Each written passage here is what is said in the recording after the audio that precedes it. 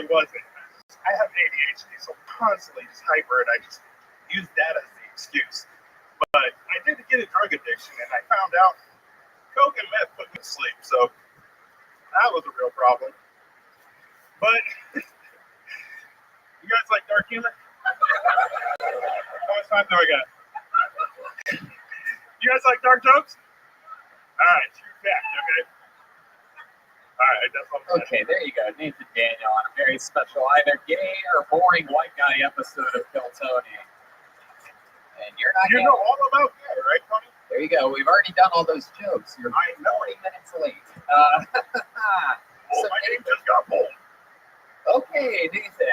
Again, this is very, very good. Welcome to the show. Maybe take a breath, Nathan. Take a breath.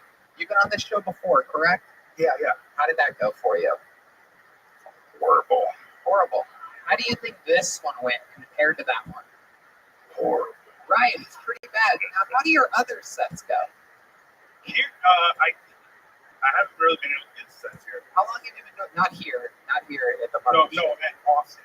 Why have you not been able to? Because I live all the way up in Waco. Okay. And, all right. Yeah. That makes sense. And Waco makes sense because your sets are indeed a house fire. Yeah. All right. So what's the best joke you've ever written in your entire life? How long have you been trying stand-up? I literally just started last year, and I had 15 sets in Seattle, and that was doing really well. And so I was like, I had a traumatic life scare. I was about to die. Tell us about that. Now I'm interested. Yeah. So 4 months ago, I was actually 320 pounds. I lost 120 pounds. How did you lose the weight? Just literally just stopped eating, smoked a shitload of weed, and played video games. Okay. What was the ailment? What was the ailment? Fatty liver. Fatty liver. Is that from drinking a lot? No, I don't drink. That's the funny thing. It's just because I eat so unhealthy and I didn't drink water or anything. I was just like, fuck it. So I put it's got water, like Gatorade, Powerade. It's good for you, right? Who does this sound like, Red? Well, I suggest liquid IV. I just started doing liquid IV since I've been listening to Kill Tony. And promo, Kill Tony. Oh, wow. Thank you. What a great ad read. I always like to get the least funny person to promote products on the show. Thank you. I do believe we just lost a sponsor. Thank you so much. I'm sorry. I tried to do what I can. But it's better than what we had on earlier, a lot of liquid HIV. Am I correct? Oh, goodness. Okay. So here we are. You've been on the show before. Where were the interviews on your last time? What were the most interesting? Dude, I was so high that I was like, it looked like I was. Were you kind of unbearable? Did I get rid of you pretty early? Probably, yeah. Do that again. I'm going to do that again right now. Okay. Did I give you a little joke book last time? Yeah. I did? All right, there you go. You already got one. There you go. It's Nathan Daniel, everybody. Cool name, but you know what? Let's do something again. We're about to clean up this mess again. Before I sage the gay away, this time I'm saging the boring white guy away. Ladies and gentlemen, we have the return of one of the greatest golden ticket winners in the history of the show. In fact, I can honestly say right now that he was discovered on this show for America's Got Talent, and he is indeed an AGT finalist. This is the return of the legend, Aaron Belial, everybody.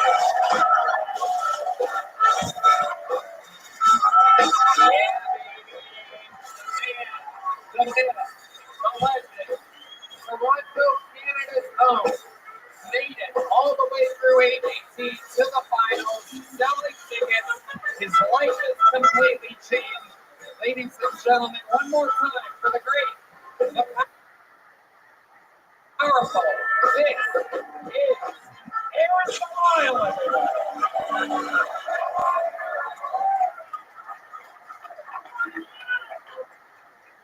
I might be retarded, but I don't like rocks.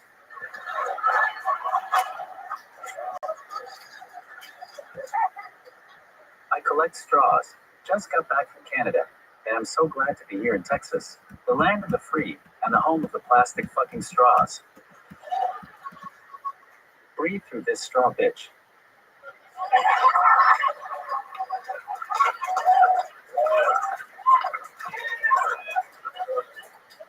Because of my disability, I need a plastic straw to survive, but now the Canadian government is banning them, so I've been dehydrated since 2020. Look at my arm. It looks like someone put a watch on a piece of beef jerky. My hand isn't even a hook. It's just like the plants at my house, dehydrated and dying. The 6th Street junkies flock to straws, like pigeons to feed, so anytime I'm getting harassed, I throw a bunch and run.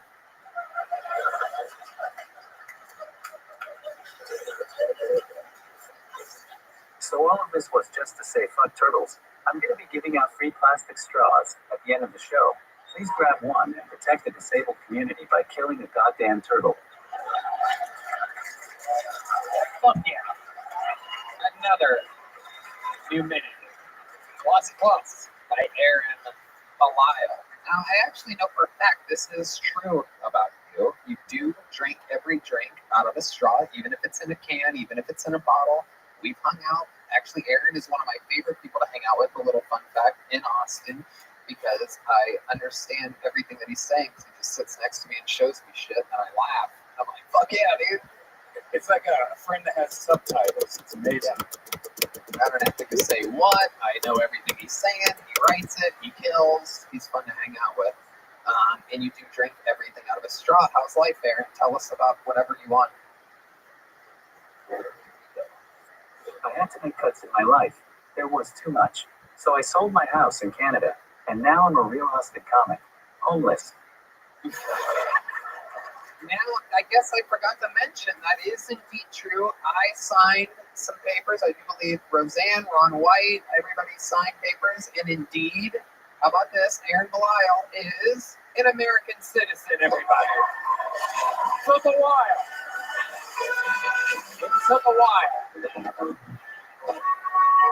Those feisty Canadians have a real problem letting go of their talented people, but we fucking got another one here.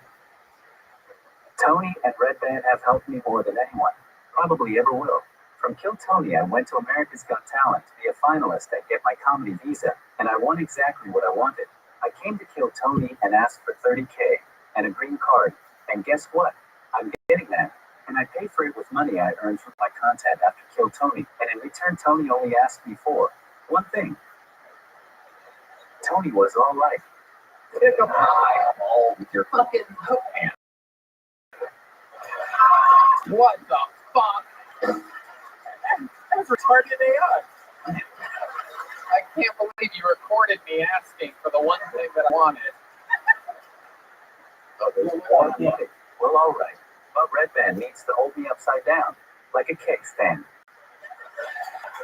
That is true, and it was worth it. I'm into weird shit.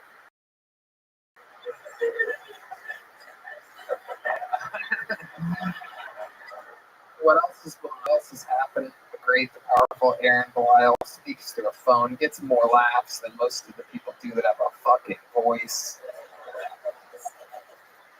America's Got Talent was great for the most part. It got me the visa I needed. I'm starting a tour. And best of all, I got a free psychiatrist when my audio got cut in the finals, and they thought I might kill myself.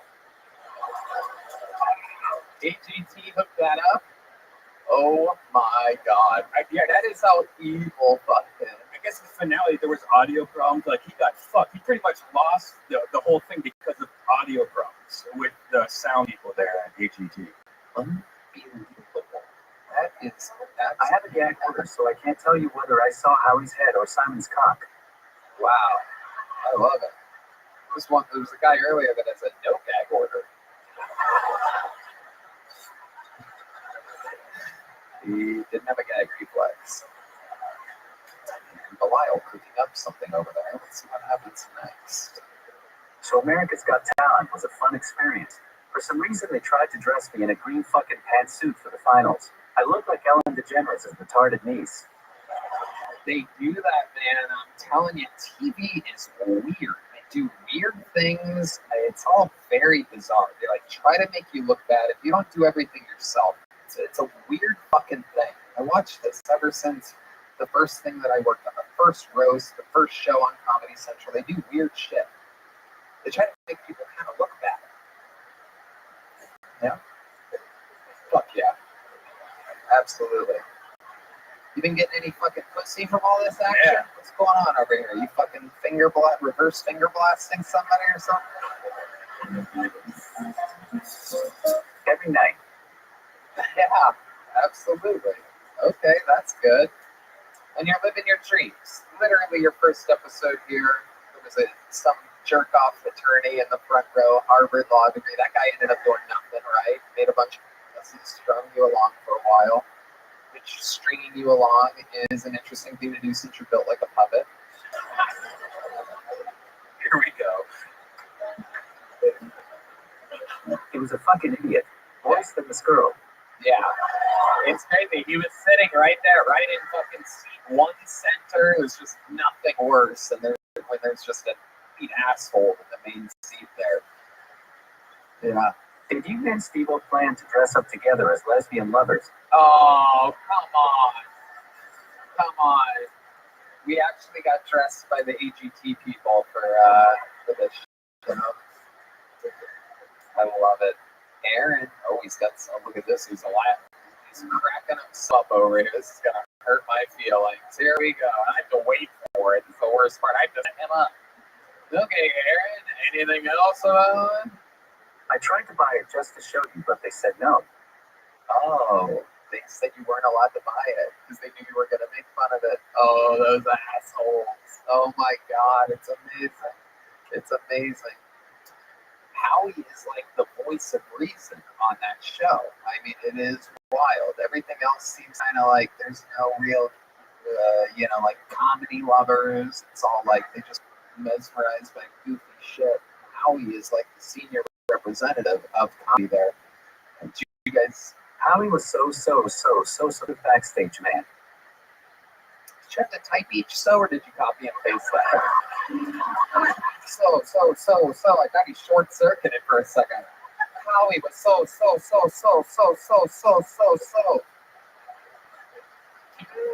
Fuck yeah, dude. Steve-O, what do you think about the great Aaron Belial here? You haven't enjoy, dude. Like, it's just the smile, it's great. And the way your mouth is so wide open all the time. Like, are you sure you're not gay?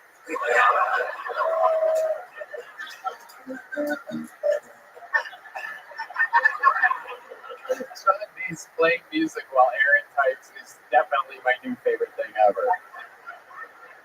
Some typing music here. Hey, 2, 1, 2, 3, 4. Oh shit. Well, he's coughing up. He's got pockets full of straws, this motherfucker. Cancel. I have no gag reflex. Can I be in one of the Insane Clown Posse videos? Wait, what? Sure. You're bringing your referee over, right? That's right. I fucking started rapping again. I wrote this great song. I love my woman, but except for 1 week a month, my girl is a cunt. Well, this got awkward.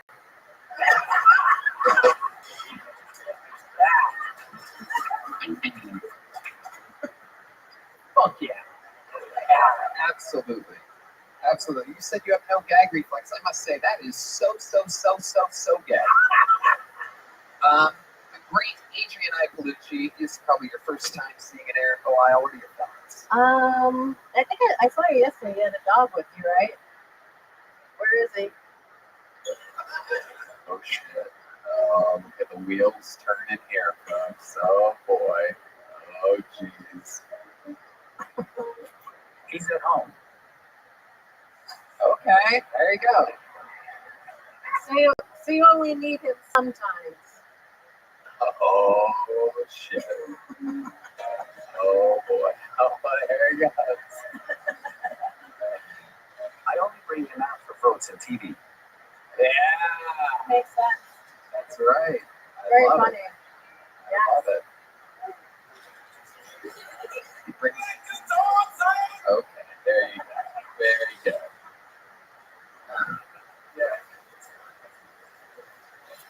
I might look retarded, but I'm smart. I don't know exactly what's wrong. Cerebral palsy that has affected his voice box. Oh, okay. Got it. So it's the dog for. Just Are you asking him or the guy that brought an actual dog out to the show tonight? You fucking idiot.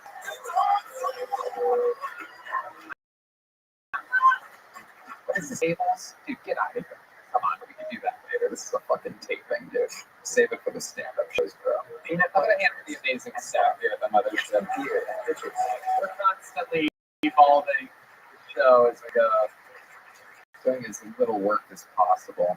Yeah, we're gonna contain her to the back, so this guy's gonna grab her purse. Yeah, how quickly that happens. Yeah, it's fucking magical. That's how that works. Very sly. Almost nobody noticed whatsoever. Yeah, dude. Yeah. you should try I have the dog for peanut butter tricks and stuff. And he gets me beer and bitches. That is true. Absolutely. Aaron, we absolutely love you. How long are you in?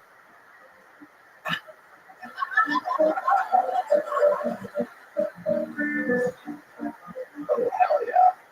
Seems like for the rest of eternity is the answer here. Wednesday, I start my tour. Okay. And then what about the 30th and 31st of December? You going to be around? You want to do an arena show? There you go. Okay. Baby Boy's first arena. But more importantly than that, right there? All right, check out his website for his tour dates. He's traveling all over on the United States. That is true. AaronBelial.com. Oh, I'm going to be at Tacoma and Spokane Comedy Club Thanksgiving weekend. After the show, I'll be teaching people how to read. And in December, you can find me in Hawaii handing out plastic straws to turtles. In January, I'm going to be in Florida. After my shows, I'll be doing my new job, helping fishermen get their nets back onto the boat. Find tickets at viewcomedian.com. Okay. Awesome. Fuck yeah. Aaron Belial, everybody. There he goes. Woo! The return of Aaron Belial ramping up to his first ever set in an arena, everybody. All right, back to the book we go. I know this next comedian, very, very, very talented local comedian here in Austin, Texas. Make some noise. This is a brand new minute from the very funny Colton Dowling, everybody. Colton Dowling is back on Kill Tony.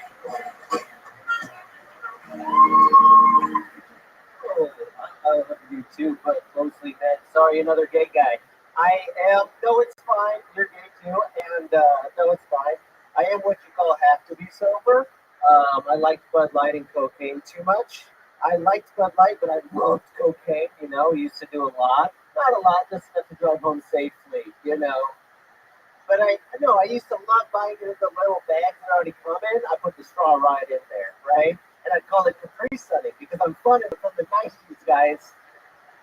Yeah, no, I used to love doing cocaine around my dad, though, because it would make his politics make a little bit more sense. I mean, yeah, more people would have more money, dad, more money, dad.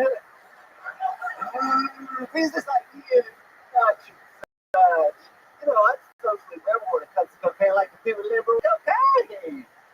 But I am fiscally conservative when it comes to cocaine. I'm like, who the fuck is going to pay for all this cocaine, you guys? Where's it in the budget, you guys? That's going to pay for this cocaine. Build that wall. Oh, do. Thank you, guys. Fuck yeah. Colton Dowling. Very, very, very punchy set. Lots of jokes in there. I fucking love it. Thanks. That is the Austin Flex right there. A lot of jokes in 1 minute. A lot of punchlines. I fucking love it. Absolutely incredible. I brought you cocaine to a set, guys. It's like painting. It's just incredible to hear a gay guy talk about something other than being gay or their skin color. It is hard. You can do it every single day, you know? It is what's on the table. Anal. I love it. So let's talk about this, Colton. So, when did you stop doing cocaine? About 2 years ago. Yeah, I had to go to rehab. They locked me up. It's pretty fun. How long were you in rehab for? 40 days. So 40 days, and they put you in there with a bunch of like trying to stay off stuff. What's It's fine, but the methods are a whole different level of like they need to be there, you know, because they're on Suboxone and we'll be like picking up rocks and like trying to paint them. I think Cam's one of those people. Sorry, it's okay, no, we like it.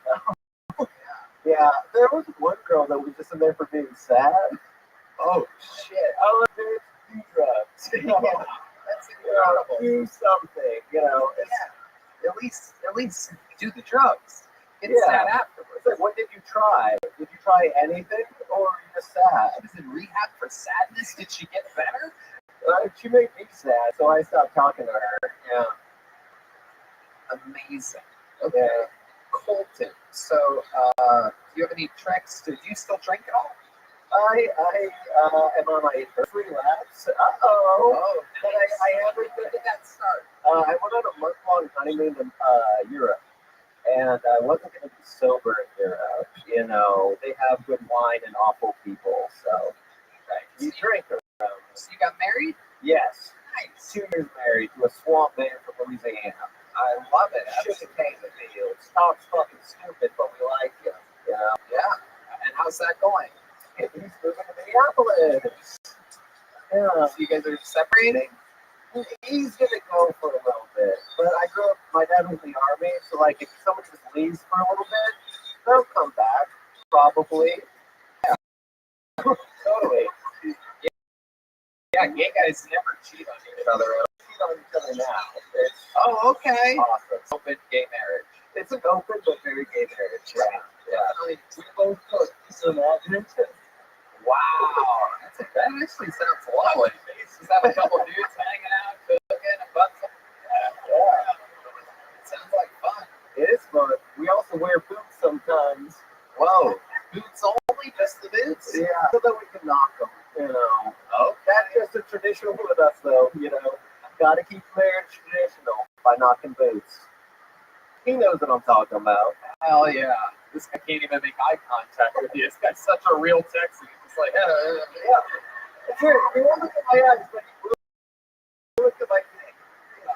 yeah, this you can tell the homophobic people never look at the gay guys. D Madness doesn't look your direction once. It's absolutely incredible. D cannot believe it. Can you believe this, D? 3 gay men tonight.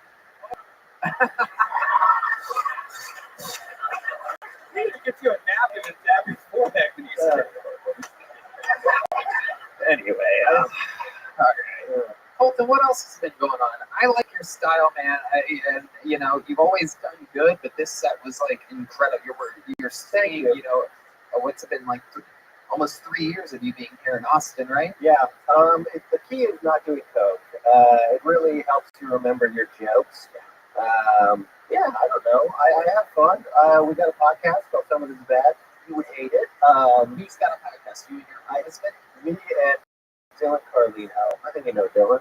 You know Dylan. Everybody knows Dylan. You know Dylan. Right. Here's a Dylan. Sorry, you got really gay there for a second.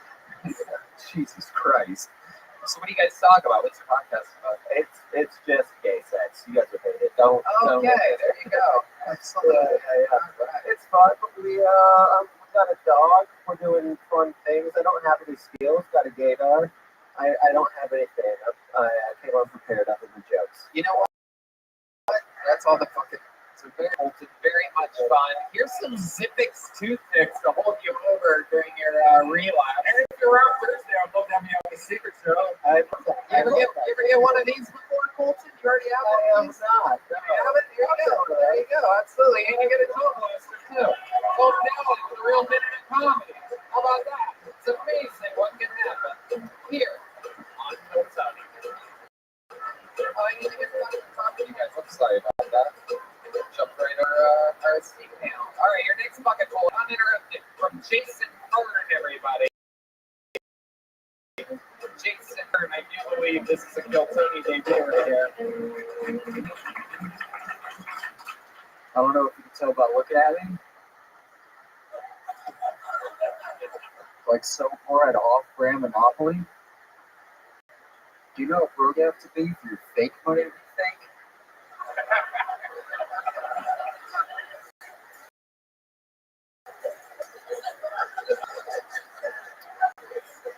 Three weeks high school, I joined the military. Sensor operator on an MQ-1 Predator drone. Then after the military, I worked for Subway.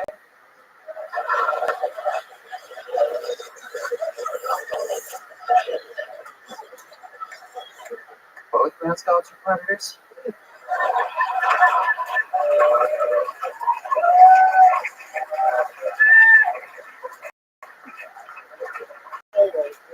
On the way here, I got in a car wreck. Burn,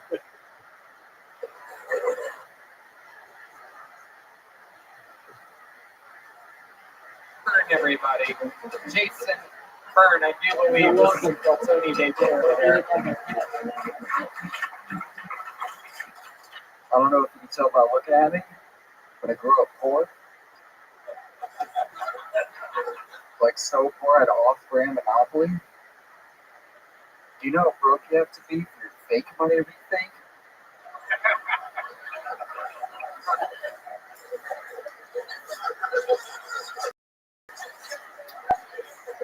Weeks out of high school, I joined the military. I was an operator on an MQ-1 Predator drone.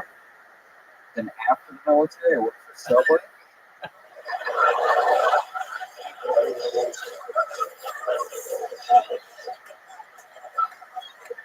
Both mascots are predators.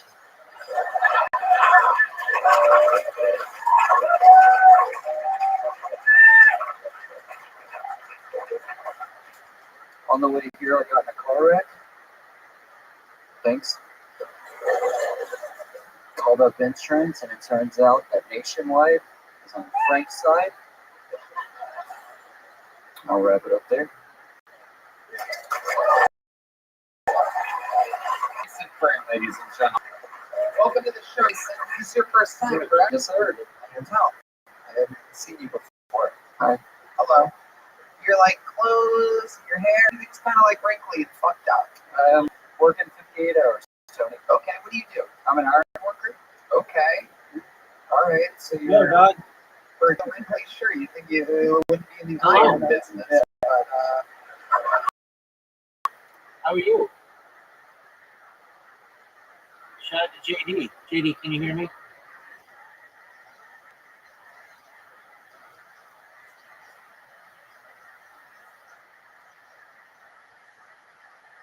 Absolutely. Just one moment, my friend. Let me change devices. Just because my speaker on this device is really different from me. It's very difficult for me to hear you on that device. But don't worry, I have a lot of devices. I'll hook you up.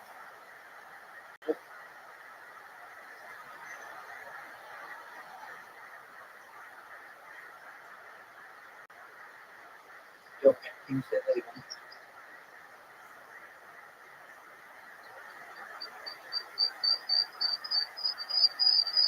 Why does it do that? JD, can you hear me?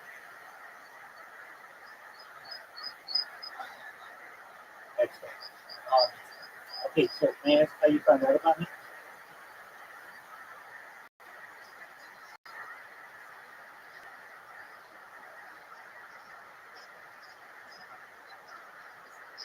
Yeah, exactly. Oh, excellent. Oh, wonderful.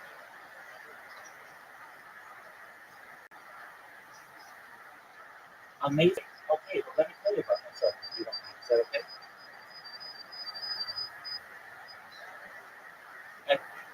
Excellent. I'm Rabbi Rothschild. I stream my life 24 hours a day, 7 days a week, 365 days a year from Northeast. I've been doing it for more than 3 years. I have more data archived on the internet than any person ever. My stream goes back to the pandemic. We've seen the death of a queen, the birth of AI, the coronation of a king, and everything in between. I have now still live on 16 different YouTube streams simultaneously right now. But in addition, I decided to live my life on Twitter Spaces. So I'm going to be like that guy, the Truman Show, live on Twitter Spaces. I've done this now for 24 hours. This is like my fourth doing it live on YouTube for 3.5 years, so there's no end in sight. I talk about things that I feel are going to help the world, like ending world hunger through the use of technology, such as agricultural drones, floating greenhouses, saltwater greenhouses, vertical farming, hydroponics, and cloud seeding. I want to help end world thirst. I'm part of Haircut Obama's Plant Renewal. We've built wells in Syria and will continue positive projects like that. I'm also a major advocate of the Rothschild project, and additionally, DC, where we pump rich seawater onto land to make a drink for people. I talk about other things like anti-gravity, antimatter, travel faster than light communication, things like de-extinction. People don't know this, but the first successful de-extinction has already taken place. It took place in the year 2003 with the Pyrenean Ibex, which was a goat that was located in northern and southern France. Fast forward to the year 2021, a company out of Dallas, Texas, known as Colossal Scientific was founded. They've made it their goal that within the next 3 years, or by 2028, to reintroduce the woolly mammoth into the Arctic Circle using African surrogates, which is just like mind-blowing technology. Within like 2.5 years or so, we're going to see that as well. Following the reintroduction of the woolly mammoth, they want to reintroduce the Tasmanian tiger, followed by the dodo, which has been extinct 1652. Additional things that I talk about that are important, not just to me, but that are going to be important to you and everyone who you know, is the fact that I have more data on than any person ever, and that's going to make me a very influential person today. According to the Economist magazine in 2018, data overtook oil or petroleum as Earth's #1 resource. You have more data than anyone. What does that mean for you? Well, I'm going to make sure that you're able to take care of yourself, your friends, your family, intergenerationally, and additionally, I'm going to make it so that essentially you're going to be able to start charities of your own, philanthropic organizations, and that's going to be sooner rather than later. So you should be excited for that. I also want to make so that you live longer. I'm an advocate for life extension technology if you want. Basically, you can warn JD, the average life expectancy for you is probably about age 80. I want to increase that to age 100, 120 for your friends and family if they want, through technology such as oxygen therapy, human growth hormone, stem cells, things like perhaps cryonics, cryogenics, things like cold shock therapies, and perhaps things like ambrosia therapy to increase your life expectancy to maybe age 120. And then, if you want at 120, you may say, all right, Rabbi, well, my body's starting to break down, but I'm living a really nice life. What do I like? And if you don't, if your consent, this is all of your consent, I'm a libertarian at heart, I believe in personal freedom. If you want to continue, then there's another type of technology known as non-network technology. That this is if you want, but we can scan your brain like a CAT scan or an MRI, knowing where every atom is in your central nervous system and your peripheral nervous system, and later download as an android, an avatar, a cyborg, a cybernetic being, a clone of yourself, a robot, an ethereal being, whatever you want to be. But essentially what I'm saying to you is that there's a community for you to experience digital immortality in the future. What do you think about that, JD?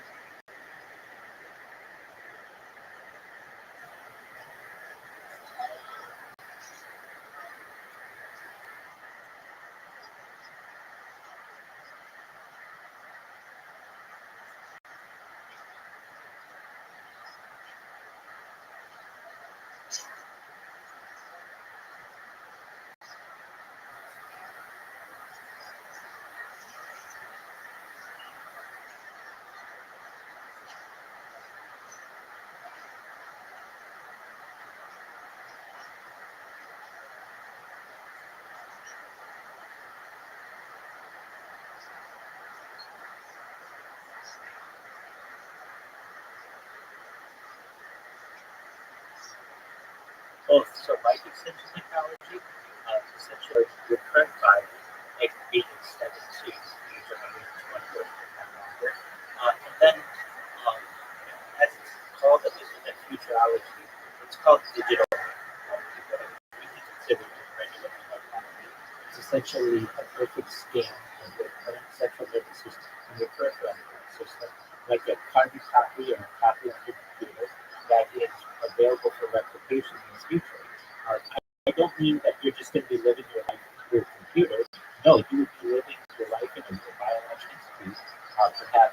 yourself, decide what being, a real being, a robot, a great avatar, whatever you want to be.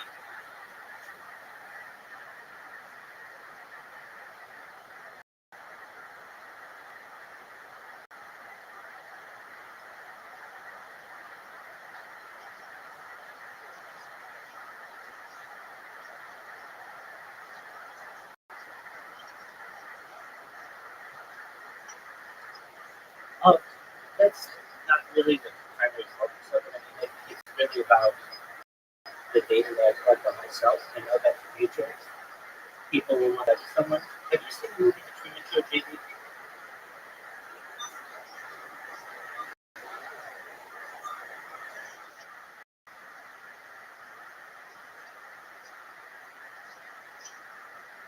It's essentially like a very long story, 1.5 years of um, video.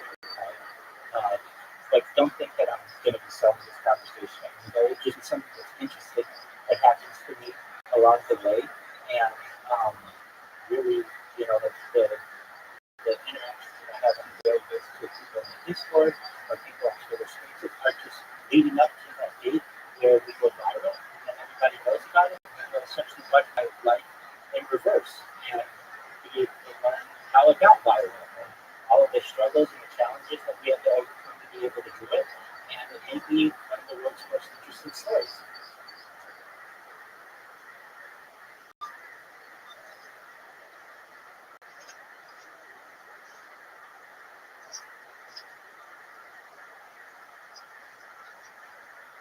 So, I've seen so many people in Discord. That's our family. That's been a big success. I have like one post on TikTok that has like 160,000 views. So that's really great as well. Seeing that other successes that I've had, I'm the number one streamer for Aiden Ross's. I'm the number one streamer in Aiden Ross's Discord, the number one streamer in Amaranth's Discord, the number one streamer in Tyson Knight's Discord, and the number one streamer of all time in Aisha Screen's Discord. And they all know about me, that I essentially have a live stream. Aiden Ross has been in my YouTube, and it's really great interviews with some people on Kick and the owner of Kick, his name is Reagan. He and I are friends in Discord after he saw some interviews of mine. And so those are some definite hits. Some other ones that I would say are really just that I do on a regular basis. Certainly with the people within the Harry Potter Motorcycle community, if you know Jahan, you know that community, it's really a bunch of really great individuals, and I can live stream in their Telegram, now YouTube for like 3.5 years. Just like basically at any given time, people have been able to ask me questions. We've seen ups and downs. Then it's essentially a cryptocurrency that's backed by data. Literally being able to go back in the story of the Harry Potter Motorcycle Coin and know every single day what was going on in the community simply from my Telegram conversations with people because they're all recorded and everyone in there knows about it. Additionally, I see this as being very cheap valuable to people in the future. I think it's a great story, but because of the value of data from a biological standpoint, we've never had the ability to have AI be able to study individuals to such an extent, have so much data on them from so many different angles, that people will be able to study my movements, my blinks per minute, my swallows per minute, my breaths per minute, heartbeats per minute, my temperature, what the dew point was using augmented reality, and I think they're going to spend perhaps from an academic standpoint as well. And just really probably would be very influential to not just understanding what life was like in 2021, 2022, 2023, 2024, and now 2025, but also how the human body operates. We've never had so much data on a single individual to be able to study, so I think that'll be beneficial as well.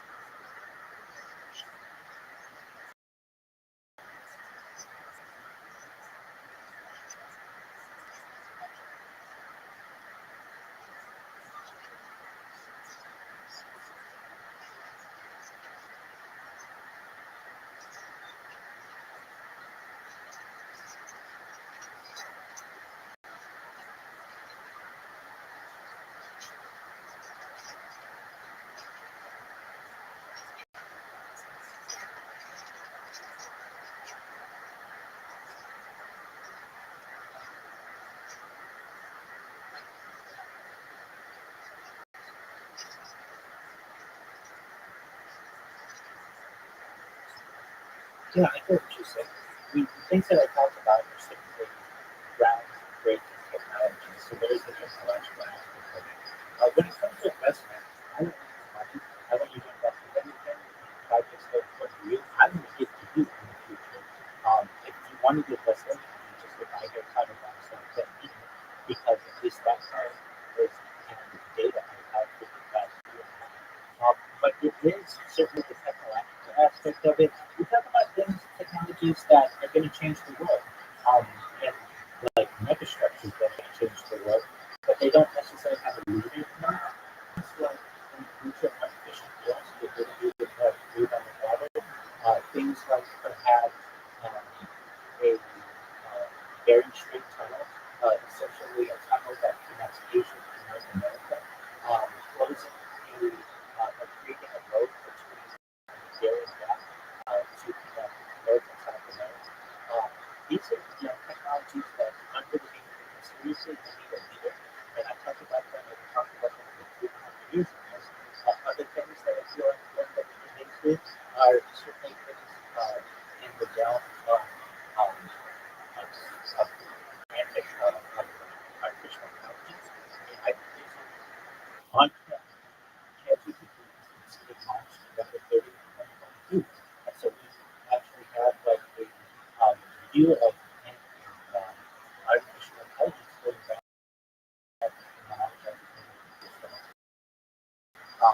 and we've seen this from ChatGPT 1, 2, 3, 3.5, now 4, and moving on to its other gens. I've literally had that with every single day. But as far as like from an investment standpoint, you don't really need the money. I just really need people with my awareness is the most important thing. And if you did want to invest, I would tell you that investing in the Harry Potter box scientific the best bet. Because when people find out, oh, like every day of this for the last few years, I've been merch, and in the Telegram, all of the conversations I've had with the people in there, they're going to be really excited. No other cryptocurrency has that. You go to any cryptocurrency, and it's like, okay, tell me what you were doing on June 4th, 2024. Well, a lot of people can't tell you. Okay, well, not only do we know, but we have our conversations, all our of this. And you can see when we were planning, what our goals were. No other cryptocurrency has that. So I would say from an investment standpoint, it's about Harry Potter, but really it's about much of the technology that I discussed as well. If you would, just bear with me, I can actually give you a list. I was reading this with people last night, but the technology is really pretty important here. And so I have a nice list that I like to reference. This was my list. There it is. Things like, okay, well, in terms of like biology, okay, megastructures. A sea scraper, an underwater skyscraper designed to maximize space and ocean environments for local research. We also have floating skyscrapers. There are floating airports that we may have in the future. Things like a vertical city, a high-rise city design that stacks living and working spaces vertically to conserve energy resources. Things about nanotechnology. Great do a hypothetical scenario where self-replicating nanobots consume all matter to create copies of themselves. A nanocomputer, a computing device built for nanoscale components vastly decreasing process design. The nanomatrix skyscraper. A skyscraper constructed with nanotechnology for enhanced strength and energy efficiency. I talked about Bering Strait crossing. Other things like a flying submarine, a vehicle capable of operating both underwater and in the air, enhancing military and exploration capabilities. A gravity vacuum transit, a system leveraging vacuum tubes and gravitational forces to transport passengers efficiently. A big one is a tunnel. A proposed undersea tunnel connecting North America and Europe from air for new transport. Rothschild airship. An airship that uses vacuum instead of fuel for buoyancy, potentially reducing efficiency. These are the kinds of things that I talk about, and I know that when the general public hears them, it's going to be very exciting for them.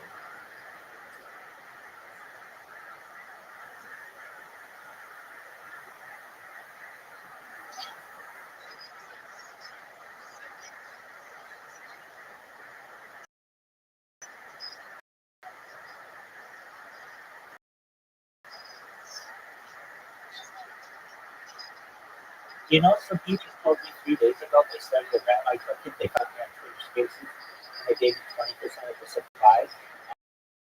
I would tell you, Harry Potter Box Scientific is the way to go, because I don't know about that token.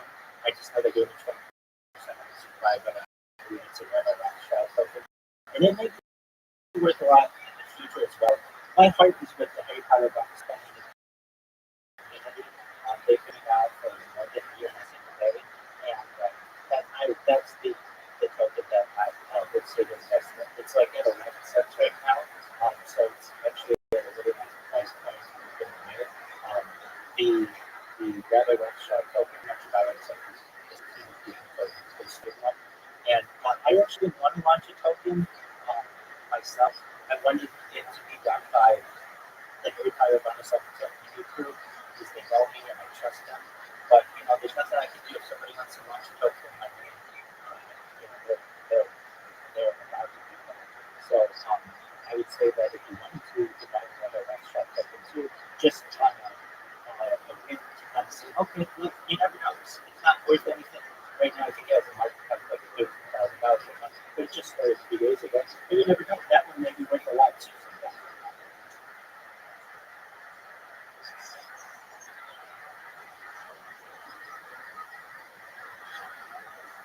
I am.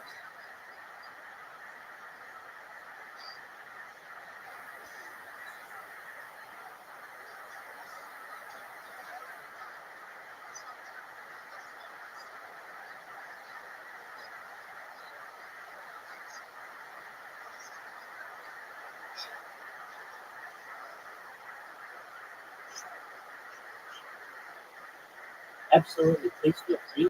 And the thing that makes my space different than anybody else's 24-hour space is mine's on video. So you'll be able to watch me on camera, and nobody else has that, that to their name. I've never seen somebody do 24-hour speak on camera. And I think that would be really exciting. If people are bored, they can come on in, hear what kind of conversations we're in, learn more about our community, and you watch JD over the course of a few weeks and perhaps a few months. This will be one of the most famous Twitter Spaces on, because it never stops. I mean, it stops every 24 hours because I have to restart the stream. With this device, Twitter only allows you to do like 24-hour spaces. But basically, there's always something going. And when I have to sleep, I keep on like stand-up comedy or some kind of interesting documentary, or interesting podcast. So there's always content. And in addition, before you go, you should know as well that from a time capsule standpoint, this is essentially what people would have done years ago as a journalist or as a diary, someone who would write a journal or someone who would write a diary. I'm just doing it for essentially with a video mode. So we watched the UFCs, we've watched like 3 different Super Bowls now, we've watched 3 different Olympic Games, 2 summer, one winter. We've watched all of the major the Women's World Cup. We watched Little League World Series. So I'm basically also throughout every single moment of Central Lake, I have 24 hours on the radio that always has the news going. So you know at any time what was going on in a given day. So it's essentially a giant time capsule. And I think in the future, you will have this will be one of the conversations at the beginning of my journey on Twitter Spaces, and you're going to do a really big thing. So, no, JD, I appreciate you giving. I would follow back, and I would retweet all your stuff and do all that. And I get my account spammed when I have too much interaction with people. So for right now, I'm not doing any follow backs or anything like that. I'm just doing what I can to keep my account in good standing. But just know from a personal standpoint how much I appreciate you spending time with me and just listening to my story. And if you ever need anything, this is the most important thing. No matter what I say or do, I'm here for you. I'm here to be a positive person in my life, a positive person in the world. I'm very optimistic, and I want to give people hope. So if you ever need anything, you ever need anybody to with them to speak, I'm here for you. Okay, JD?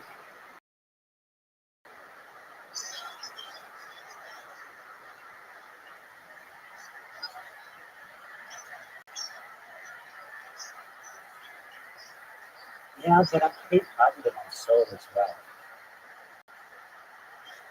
Yeah, yeah. I think that Solana has a lot of potential, especially because when this goes viral, not everybody's going to have $3,000 to buy Ethereum, but they'll have a couple $100 to invest into Solana. So the price point of Solana is very attractive.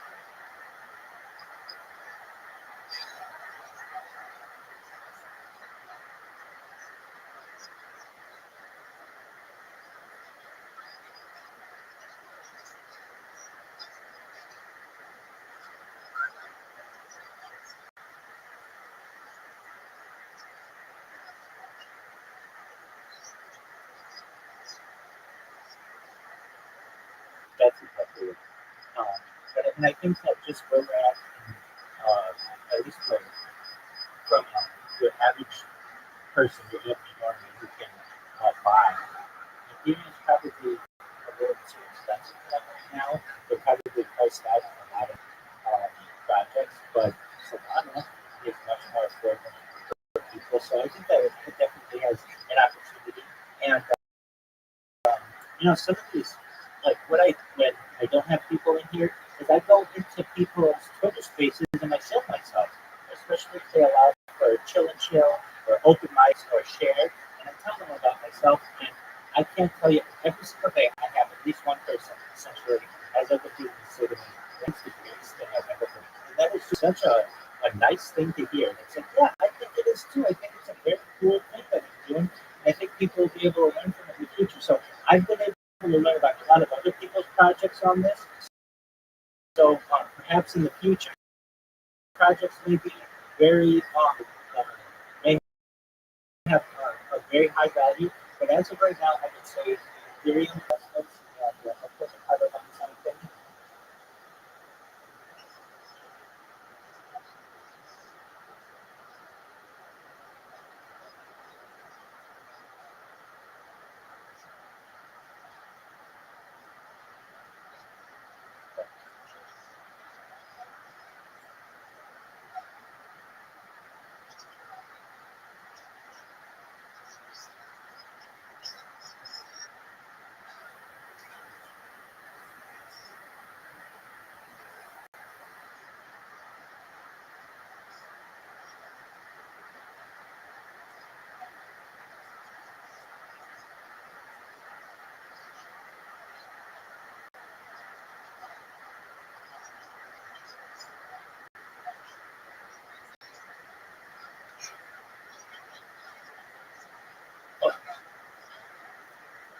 Actually, I'll tell you what they've given me.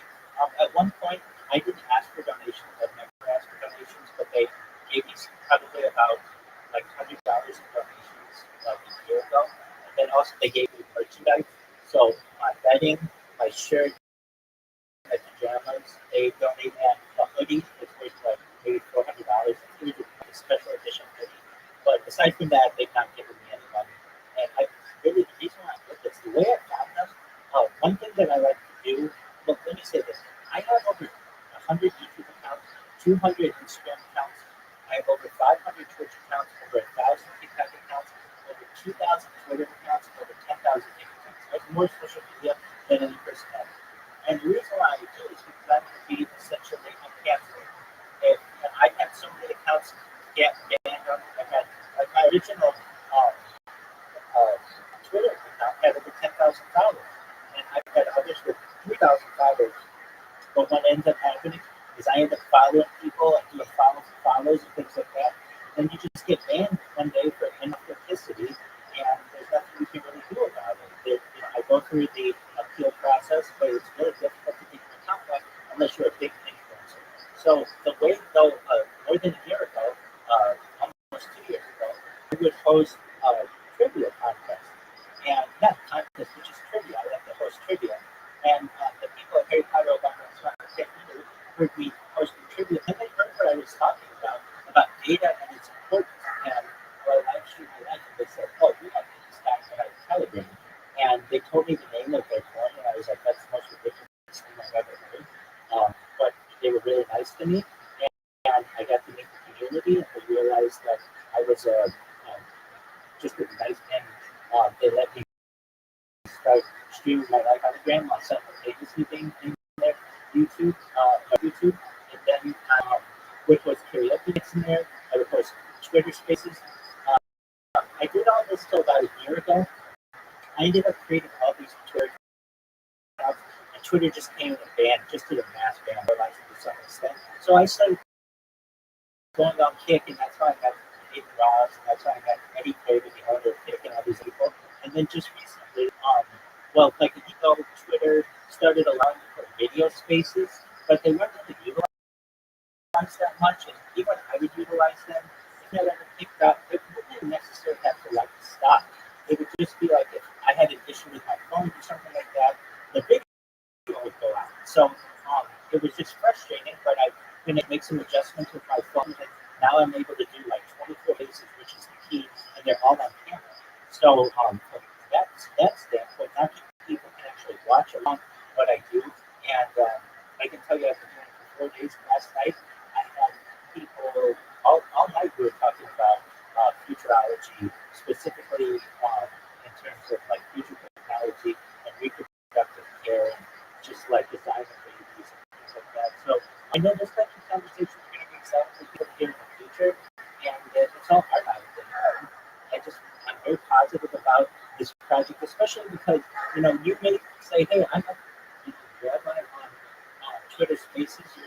I heard about him from Jehan, and he's live streaming his life. So other people will tell people, and we're going to start doing trivia spaces again in this space tonight, perhaps, or at least this week. I'm just working on it because that's what the best night is. And then once we have a couple big events, a bunch of people know about it. Then whenever they're bored, they're going to come in here and post up just to see what I'm doing, because they're just bored on Twitter. And when that starts to happen, it's going to be very exciting. So JD, I can tell you this: you're on the ground floor of something very special.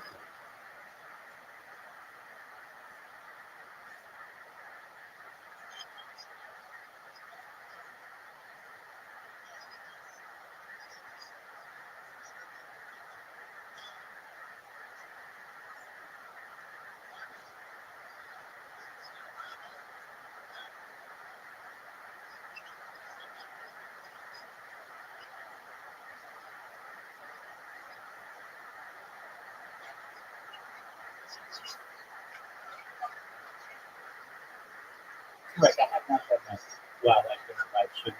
I have a technical background, so I'm a certified project management professional. I've launched apps on the App Store and Google Play, so I have security contracts which has allowed me to finance all this. Prior to living my life on my way, I would actually do. I would every single day, never miss Shabbat services, attending so much Torah classes during the tomorrow, which is Talmud classes during the week, taking Hebrew courses, and so I have transitioned as much of an Orthodox lifestyle as I can have. So that means I don't have to fill in on camera, which I fill out the boxes that you wear as Orthodox Jews. I daven, I pray on camera, I say blessings on camera, I do my best to be kosher on camera, and just in my life in general. I do everything else that a Jew would do, more specifically a modern Orthodox Jew, knowing that what I'm doing may have a very big impact on the future of society, and so I have a balance between my secular life and my religious life.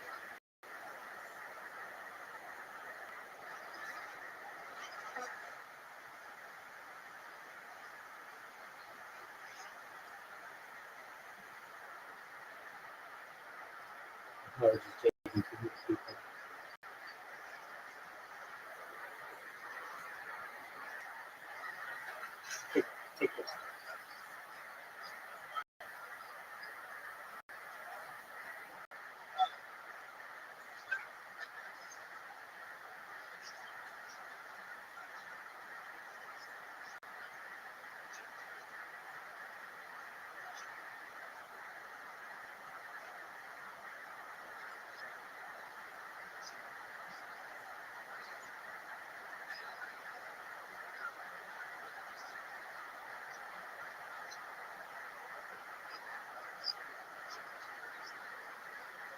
So I generally avoid talking about in-depth religious topics and political topics on my stream.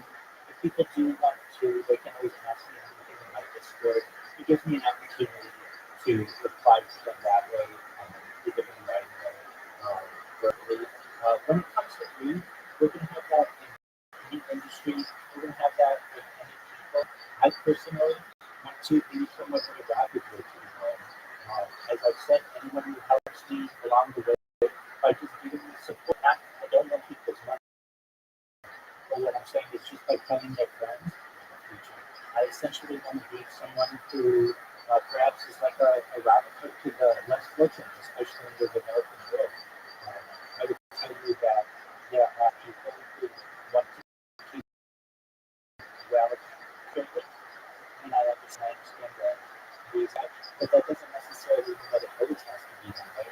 You're an advocate for universal basic income for the less fortunate, certainly, and just in general, I do my best to be a lead and a stand up for the underdog.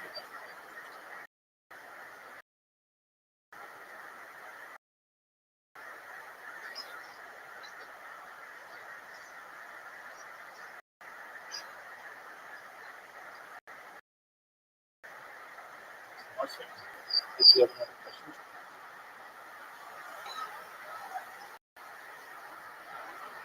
Yeah, so here's why. I'll explain. I have multiple devices, and I turn on my so okay, so the way Twitter Spaces works is whenever a person is talking, it shows their camera. But because I don't have my other, I have the one with the camera muted, just so I can hear you better. It is, and so that you can hear me better. It isn't going to show it here. I'll turn it on just for a minute. Okay, you should be able to see me better now.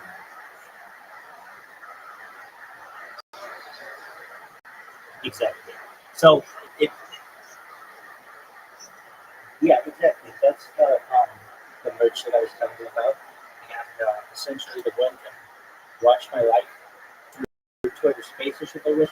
I'm also the world's biggest multi-streamer, so I'm on like 33 different platforms, including Twitter and Twitch, and of course YouTube on 18 different accounts and 60 different, actually 18 different, simultaneously. But I'm live on some that no one's heard of, like Trovo, Billy Billy, that's big in China, Africa TV, which you would think would be big in Africa, but it's not. It's big in South Korea, and just a bunch of others that way. And so essentially, when people start to find out about me, it'll be like a huge treasure hunt of where I stream and where you can find my stuff, and as uncancelable as possible.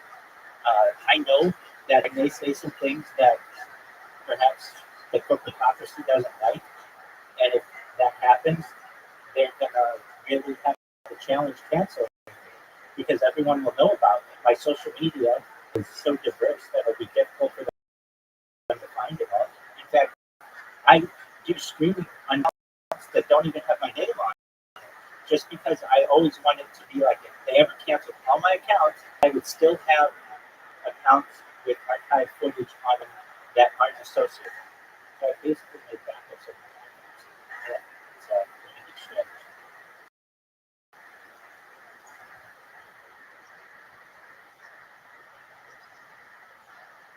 Definitely.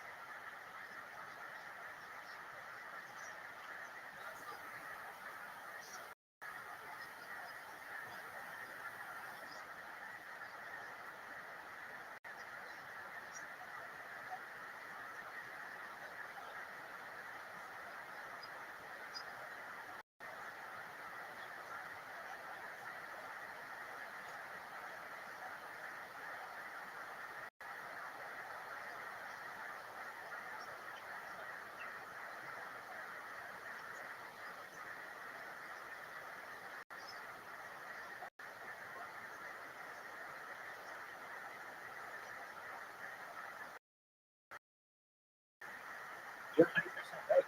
I influencers with this. Essentially, I go studio, or you can also use OBS or Restream to be able to do this. I do it all for free. I do it all free, though. Even the only thing that I pay for essentially is the Wi-Fi. Aside from that, all of the all of the services that I use are free, and I could really, I mean, I don't understand why if I had a cryptocurrency, the thing that I would be doing is 24 hours spaces. It creates a community. It ensures that you're always visible. It's, as someone described it in Harry Potter Obama Simultaneous, it's essentially a 24-hour commercial for your coin. So, and the ability to do video spaces is such a game changer that I don't understand why more coins don't do it. But the fact that they don't is really an opportunity for people to learn about what I do. And I think I give people the opportunity to show their coins in here or any projects that they have because I know how important those projects have been to me. I'm just about any show space, night or day, and they know who I am. They didn't know that I was live streaming on Twitter Spaces. That's the new thing. I was basically making people platform hop, and that's very difficult to do. Basically, if somebody's on Twitter Spaces and they like Twitter Spaces, for them to watch me on YouTube is not that exciting to them.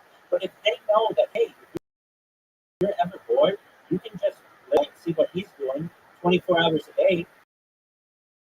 That's much more exciting because I'll go to my Twitter space. They don't even have to log out of their account or go to another app. And now that people are starting to know that I do that, it's really exciting. I know with the Harry Potter Obama stuff, we're developing strategies to keep accounts of their up so that it just continues to grow. And if anything, JD, I know you said you're going to keep an eye on me, and I'm glad that you do. You watch 1 month from today, we'll see what kind of growth that I have. I know that I've been live streaming 24/7 for more than 3.5 years on YouTube, and so I know I've got the grind in me and the fortitude to be able to do this long term. And when I start, I've been doing these 24-hour spaces. We'll see how many people are in here in a month, and hopefully by then we're viral. But if not, then we'll see 2 months or 3 or however long it takes. But basically, I'm going to become a staple of Twitter Spaces. One of the reasons why I've chosen the profile picture I have, in addition to all the other ones I have, it says type Truman Show in X Spaces search. Why? Because if I ever get my account banned, I can just create another account and put it in the X Spaces search, or just name it the same thing, and people can always come back to it. And I can essentially be this staple, this reliable, this person who's always on Twitter Spaces to discuss whatever you want, or to make you laugh, or to just hear your story, or allow you to show your project, whatever you want. And I think that'll give a lot of comfort, and it's a great opportunity for many people who don't currently have that right now.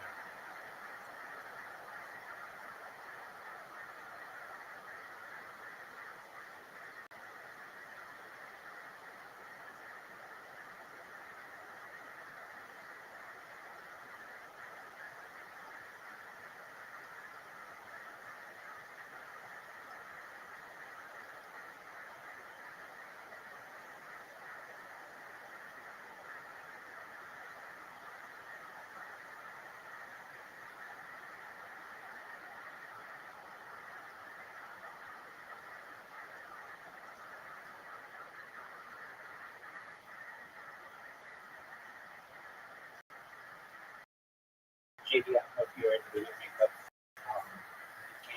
You can't help it now. You completely understand.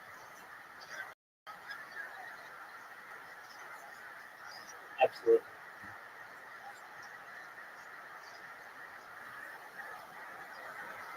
Okay, excellent.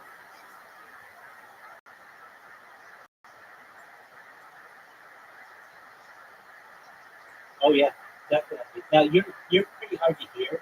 I'm sure that you can hear it, but in the future, audio suppression to be able to hear your stream uh, directly on YouTube.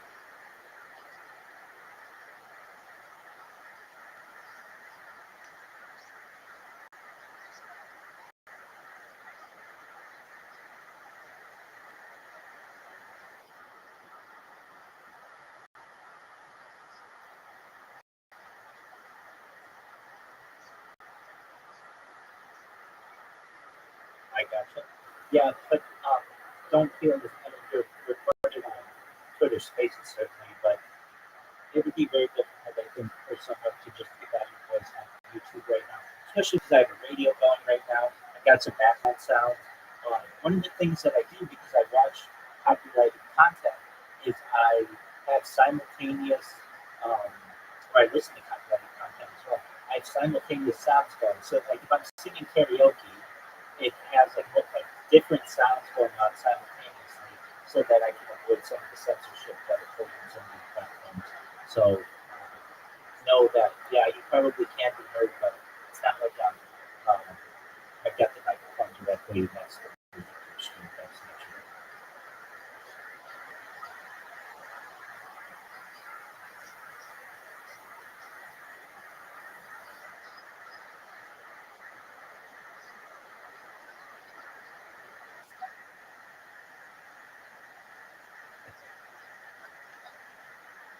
Most certainly. Most certainly. But I think that you'll be happy that this conversation is captured in the future. And just as I previously said, I've become a staple on Twitter Spaces, and people are certainly going to know about me. They're going to get comfortable with me. I had people who I met on Twitter Spaces in my Discord, and actually last night, one young lady, and we talked until the wee hours in the morning on, as I said, like futurology and reproductive health and all kinds of really interesting topics. And so I think as well, there would be people who enjoy speaking to me on Twitter Spaces, but then people who join my Discord as well. And if you ever want to know more about what I do, or ask questions, or like ask me anything, if you click the View More section of my main account, the X Truman Show, you'll see I have the largest biography that you can have on Twitter Spaces. It's 50,000 characters. So you can take a look in there and learn more about me if you ever want to. I've got my biography in there, and just like how you can help me. Just know, GB, how much I appreciate you taking the time out of your day to learn about my project. And all I ask for you is just tell your friends about it if you would.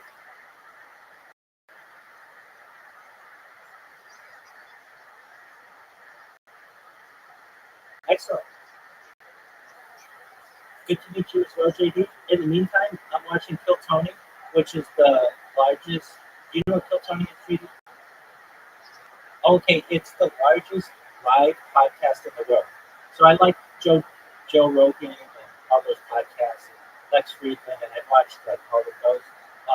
But Kill Tony airs every Monday night from Austin, Texas, for Joe Rogan's Comedy Mothership. Basically, amateur comedians who come on.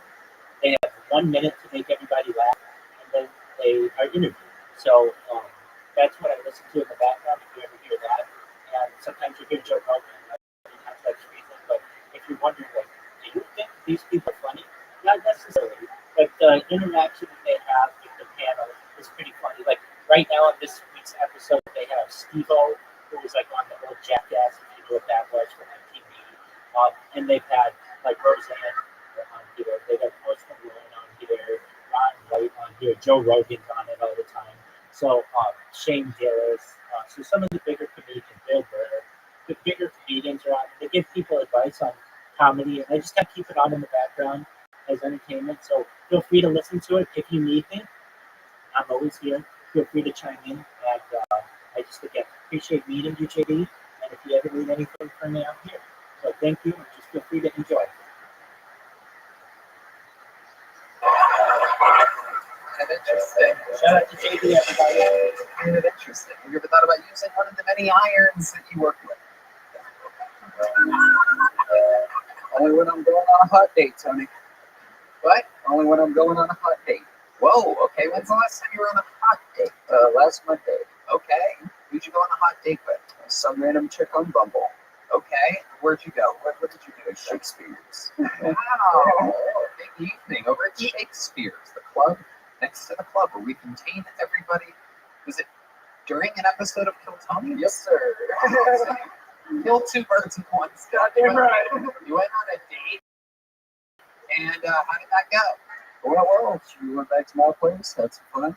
What kind of fun did you She was on birth control, so. Whoa, look at that. Oh my goodness gracious, just busting loads inside of women that you just met. Yes, sir. Absolutely. Very good. Very good. When did she tell you she was on birth control? I asked twice, once before, once after, and I texted to confirm after. Absolutely incredible. Plan A, Plan B, and Plan Fucking amazing. Stevo, what do you think about all this? She asked after. That's awesome. Yeah. You're sure, right? Did you see her take it? The IUD, so, yeah. Saw it. Yeah, we felt it. Oh yeah. So you're a skinny guy. Yeah. Yeah. Fucking Stevo. Absolutely. Yes, sir. Yep. Working the old pipe iron industry. Look at you. So what exactly do you do? Do you know the famous photo of the guy sitting on the beam in New York City? That's my job. Okay. Yep. The thing that climbs columns and gets out about. Right. Yeah. Stevo did. Yeah. I could die one day. Yeah. You're like latched on something, right? Yeah, safety. You seem like an unsafe guy. A little bit, Tony. You ever have any close calls? You ever like forget to latch yourself or whatever? No, I always latch off, but I did go in the hole. That means falling off the building. That was a fun. Wow. When you went in the hole, did you come inside of it? All right. Okay. Wow. Redban forcing a fart noise into that. For those of you keeping track of Redban's immaturity, that made no sense whatsoever there. He had to hit the fart board once an episode, and he did it during a come inside of a hole joke. That was a fart sound effect. For those of you that have the dumbest sense of humor, congratulations. You must be laughing your ass off right now at the fart noise inside a cream pie joke, everybody. All right. Jason, do you have any special skills or talents or anything? Pilot. What? Pilot license. Okay. What are you flying? Just single engine Cessnas. Okay. Very good. How often do you do that? That was back in college, and I haven't flown since, so. Yeah. Okay. A long time ago. Wow. Fake monopoly money. Growing up so poor. Going to college, flying planes. Yeah, they'll help you with that. I liked your jokes. Thank you. I thought that for the first time I killed Tony, that was absolutely fucking fantastic. Thank you so much.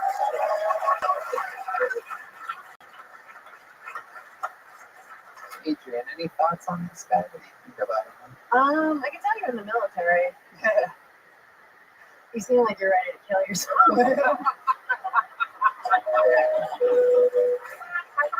Well, hard working.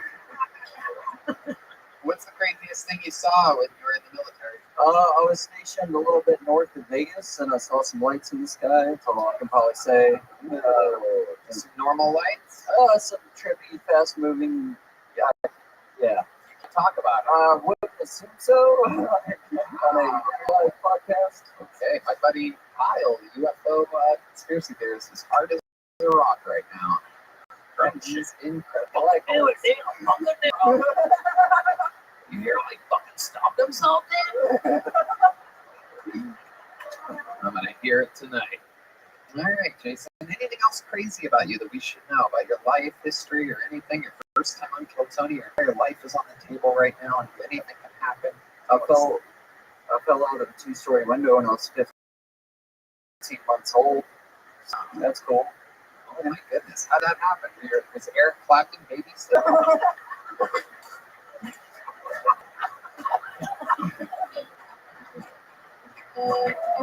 Two-story window at 15 months, and you survived that shit. That is fucking incredible. How does that happen? Who's watching you? My older brothers, so. Wow. Yeah, I got up on the couch, the screen open of Texas, make a basis. Shit gets hot out here. Screen was cracked, and I looked through, landed concrete. Steve-O's coming up with ideas for his little special. I was just thinking that, like car crashes, they say that people and babies do best. Yeah. You know, and like that just checks out. Yeah, that's true. There's a very, very famous plane crash. I can't remember what it was called, but like 200, I think, some people all parked around there died, and some little fucking. No, that's a different one, I think. Lockerbie. I thought that was. Yeah, it was probably good. Oh yeah. But anyway, yeah, little baby survived from fucking an obnoxious height. That's like you. Yeah, you're like a baby. You think you suffered any brain damage from that? Oh, moment? definitely. Yeah. Do you remember it at all? No, 15 months. No. Do your brothers remember it? I don't know. I'd ask him. It's weird that happened to you as a kid, and now you do that for a job, though. That's kind of Yeah. weird. It's like you're not afraid of heights or something. Nope. All right. This is a big joke book, my friend. Congratulations. Here's some Zips Energy toothpick. Sip more, smoke less. There you go. Yeah, Steve-O. I want to know, are you going to see that girl again? No, she gave terrible head up. Whoa! Man, full head. Incredible. What an analysis. I would think that a girl that would let you come inside of her on the first setting would get a second date. I can't imagine how terrible that blowjob must have been. Yeah, well, once this comes out, who won't you be able to get? Make some noise for your next fucking poll. Bill Carroll, everybody. Bill Carroll. There he is, everybody. Make some noise one more time for Bill Carroll, everyone. What's up, y'all? How's everyone doing? What's up, Steve-O? Yeah, so I lose stuff all the time. I lose my wallet, my keys. I'm the kind of guy who's got his passport out with him when he goes to the bar. I recently got an air tag for my girlfriend's clitoris. Caught her running errands last time we were having sex. He's hanging out with his friend, the G-Spot, who I haven't met yet. The other day, I saw a sign. I was driving, I saw a sign that said Free Palestine. Read the sign, Free Palestine. I didn't even know it was for sale. Not bad. Hey, I'm a cisgender male. I'm getting tired of being a cisgender male. So I'm changing my gender to Gmail. And my pronouns are send and receive. If you don't accept me for who I am, I will archive you. Yeah, last up. Got the sound? Is that the sound? Yes, it is indeed the sound. Bill Carroll, I do believe this is your first time on the show, correct? Yeah, first time doing stand-up. Wow, congratulations. There it is, the goat of the first time. Bill Carroll, one of the surviving members of the Murdoch family. Congratulations. Unbelievable. Look at you, you doofy, normal white guy. Look at you. You just plain as it gets. Just a fucking normal old planet. Absolutely. Parents are still together? No, sir. Really? Yeah, They break up. my senior year of college. Okay, yeah, that's pretty late. That kind of explains it. Okay. The younger you are when your parents break up normally makes you prettier. Okay, sorry about that. Yeah, no, it's okay. But it is your first time. I liked your set. You put an air tag on the chorus, but you seem like you would never be able to find that. My guess is that the air tag is on the belly button of the girl that you were talking about. Yeah, I think it's got a battery. Uh-huh. Yeah, okay. Bill, how old are you? 31. 31 years old. That is incredible. You are very young looking. You drink a lot of water, don't you? Yes, sir. You drink tons. Tell us how much water. Tell the audience how much water you drink. Like a liter or two. Yeah. Definitely one of the most interesting things about you is your water intake. I can tell already it is absolutely incredible. What else is a normal day for a guy like you look like? You eat oatmeal for breakfast? You eat the same breakfast every day? Nah, I work at a factory. Oh, what factory is it? We manufacture parts and rockets. things like that. Fuck. All right. For the Challenger or what exactly? The what? Nothing. No reason you should know what a Challenger reference is. School is in session. So how long have you been doing that? 2 years. But yeah. What was that sound, by the way? It was cool. What did you do? But that wasn't what happened. It was No, like a magical thing. Oh, okay. Because one of the teachers was in the challenge. It's a challenging trip. Oh boy. But I kind of heard like a ring, like that. No? Maybe D's got a key or something like that. Okay, over here, buddy. Stop looking at D-Matt. He's trying to fucking read D-Madness's lips over here. So Bill Carroll, what's interesting about you? Tell us something. You seem like a real fucking normie. I think I present normie. I think behind closed doors, maybe. I like this. Let's hear about closed doors, Bill Carroll. How many of you want to hear about closed doors, Bill Carroll? Let's hear about the wild side of a mild man. Well, I mean, yeah, I think some of my coworkers are maybe watching this. Oh boy, I mean, he sees this. Hey, whoa, look at, I'm not getting in a hot tub or a while. I gotta tell you, a pretty wild life behind closed doors, Tony. Once those doors close, I chug extra water. Tell us about your wild side, Bill Carroll. Well, I think the stand-up part's gonna. I think I'm thinking about. I thought years working. I'm thinking about just quitting probably. But it's very daily process. What's your plan to do if you quit? It's just like there isn't a plan. I think that's the thing. I think I'm at my wit's end and thinking. I tell you what, Tony, I am on my wit's end. This factory job has me by the bones. I'm telling you, we're taking a walk on the wild side with Bill Carroll here. I do jiu-jitsu and comedy basically. So yeah. YouTube will copyright strike us. Just play with these. Oh. Okay. Again, this is the wild side of Bill Carroll. This is a segment we've never done before. Completely improvised in the moment. Tell us more about the wild side of Bill Carroll. Come on, really, just share with us the honest truth. Behind closed doors, what goes on? Sometimes I sleep for 12 hours a night. Whoa, 12 hours of sleep a night. Whoa. Wild, ladies and gentlemen. Come on, give us a little bit more. We want more. Who wants more wild? Oh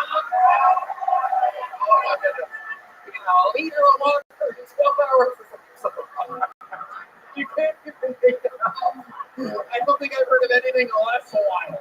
But let's go. The wild side of Bill Carroll. Come on, Bill. You got this in you. Sometimes I'll stick a finger in a girl. Whoa. A solitary finger. Whoa, I nailed it. Okay. I accidentally guessed the next wildest thing. All right, come on. Let's go one level wilder, Bill. Oh, he's struggling here. 12 hours of sleep. He starts scratching his head. Here we go. Come on, Bill. Wildest thing you've ever done in your life. The music is getting a little harder, Bill. No. I want to give you guys something. All right. Stop that music. Come on, Bill. There must be something wild about you. Come on, Bill. Think about it. He's trying to take suggestions from the audience now. This has turned into a Price is Right episode. Have you ever gotten that? Adrian, what do you think about that? I feel like lacrosse player. Yeah. Lacrosse and Jason, my friends played lacrosse. I played soccer.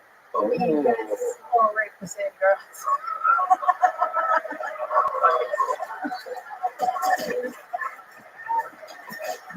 Yes. Are you in a relationship? Yes, sir. Whoa. Tell us about Her name is Selena. Whoa. That sounds wild for you. That would have been the wildest thing about you. Yeah, I should have I mentioned that. accidentally found that out. Yeah. But I'm guessing, believe it or not, and that's what I was thinking too. So here we go. I'm going to take a wild guess here. And I'm going to guess that she's not actually Latina, but that she is a white girl named Selena. Am I correct? No, actually. She is Latina. She claims she's half Asian, half white. I didn't have a joke. Her dad's name is Rico Suarez. I might have the last name. I swear to God, but she's Filipino, and you don't know if this is crazy. It's unreal. Well, if his sentence ends the relationship.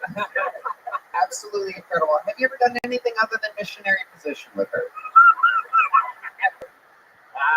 Actually, I rarely do the missionary. It's too.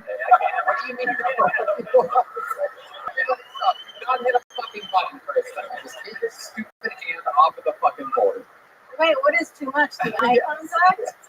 And the eye contact is intense. I think it's the thrusting part that I don't like. Is anyone with me? I feel like. Wait, the thrust. I get it. It's a lot of fucking work, man. Is so funny, dude. This is your brand. You're like in it. This is like you. Like you would have talked about that on stage, right? Well, yeah, I don't think enough people are talking about this. That's hilarious. You have a little something in you there. Thank you. It's a little fucking glimpse. So, no missionary. What's your go-to? Right, I try missionary. I do a couple of the things that are good measure. Hold on a second. I'm about to die from the inside out. Like I'm not even of laughter. Like I'm just gonna faint or something. Like someone is on one of those like rides at a festival. I'm just gonna die right now. Internal combustion is on the table. What are the things that you try if missionary is too extreme? My guess is through a glory hole or something. Yeah, there's a sheet involved. Oh my goodness, absolutely incredible. So, what are the things that you actually try? Let's not bring the truth here. This is funnier than fiction with you, friend. That's what we're finding. There's no joke. Totally falling in love with this guy. You're amazing. You're getting good. You're getting more comfortable up here and sharing the truth. What are the things that you try that are not missionary? Because missionary is too extreme. Eye contact, reload. What's the longest you ever lasted? 7, 8 seconds? The missionary, I really don't think you can thrust. I won't do more than 7, and I kind of right. I'm pitching myself, trying to distract myself. But then this is the average. I'm sorry, but Is she here? No. She comes tonight at 5 a.m. And she had no idea I was. She's gonna come for the first time ever. It's incredible. She comes at 5 a.m. You come at 5:01. That's incredible.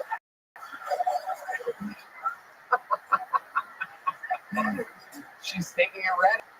Indeed. From Los Angeles. Yes, sir. You gonna pick her up? Yeah, I got an alarm set. Wow, goddamn right. Maybe I drink a liter of water and get as many hours of sleep as I can. I want to be well rested for this before I get my Chevy Wagoneer and go pick her up. Wait, I have a question. Yeah. Do your pants have elastic? Yes. Oh, wow. Is a zipper also too extreme? The zipper, strangely, it's like Oh, he just came, everybody. He just came, everyone. He came in his pants. He touched his own zipper and busted a nut. It's like a stunt zipper, though. Have you seen this? It's like, what is the point? Fake zipper. There's no zipper there. Who needs that? So you just pull down the whole thing. Yes, yeah, below the body. Wow, that's incredible. Oh, you don't even pee missionary position. Looking at the urinal is too extreme. He's sitting down, everybody. Absolutely fucking you are the mild child. Bill Carroll. Even your name. Even your fucking name. You just stage name, maybe. Is your stage name? If you have any. Why? I just Wow. How about old Bill? maybe.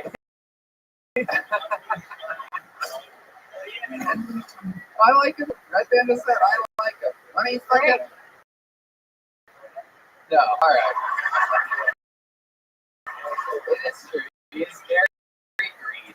We're very green. Is this something that you've always wanted to have comedy? How did you end up here? Yeah, actually.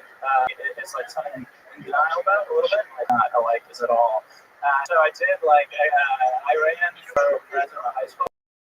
Just the whole spiel as sorry, I used the spiel as like a stand-up bit. So it was like good students and just did like this whole You there? What's the funniest part of your speech? for it all. It's not gonna get the words out, but I'm not here to answer all these questions right now. I'm watching the show. Either enjoy it or Nothing that you thought was going funny tonight worked. And the stuff that I brought out of you worked. So maybe this will work. Just give us a little tidbit. So the idea was, I was like, hey, listen, I'm not going to be like these other candidates. No, not me. I'm going to really shake things up around here. That's why I'm installing vibrating desks in all the classrooms. There you go. You were right. The stuff that wasn't supposed to be funny was funny, and your funny parts weren't funny. really, really quick, right? Intuition I'm is watching not. the show I right like what happened here tonight. now. You can I like enjoy this. This was a rock solid first appearance. Everything from the it got better, Okay. and better, and There's from an then area on. of my discourse that's a job I can You you have have one in there, and and I will think answer that that you are. There were a lot of boring white guys up on this stage tonight, and for a first timer, you actually have a thing. You're not like anybody else. I think you keep writing. This is something you want to do, Yes, sir. right? Okay. Keep signing up, dude. Thank you. Wow, thank you. Oh yeah. You like going to arenas?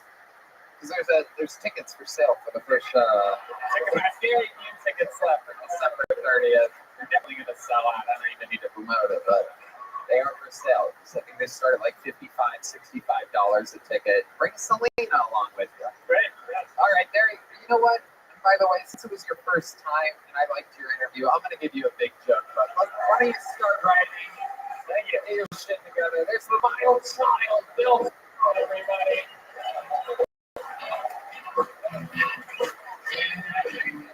Wow. The missionary position being too extreme might be one of my favorite things of the entire night. That guy's accidentally funny. All right, I'll tell you who's not a mild child, and that's one of the wildest children that have ever come on to the show, from the show, living in Tony Hall of Fame member. You know him, you love him. I can go on and on. The Tijuana Tarantula, the St. Louis Suffocator, the Memphis, the Vanilla Gorilla, Big Red Machine. Ladies and gentlemen, this is the great and powerful William Montgomery, everybody.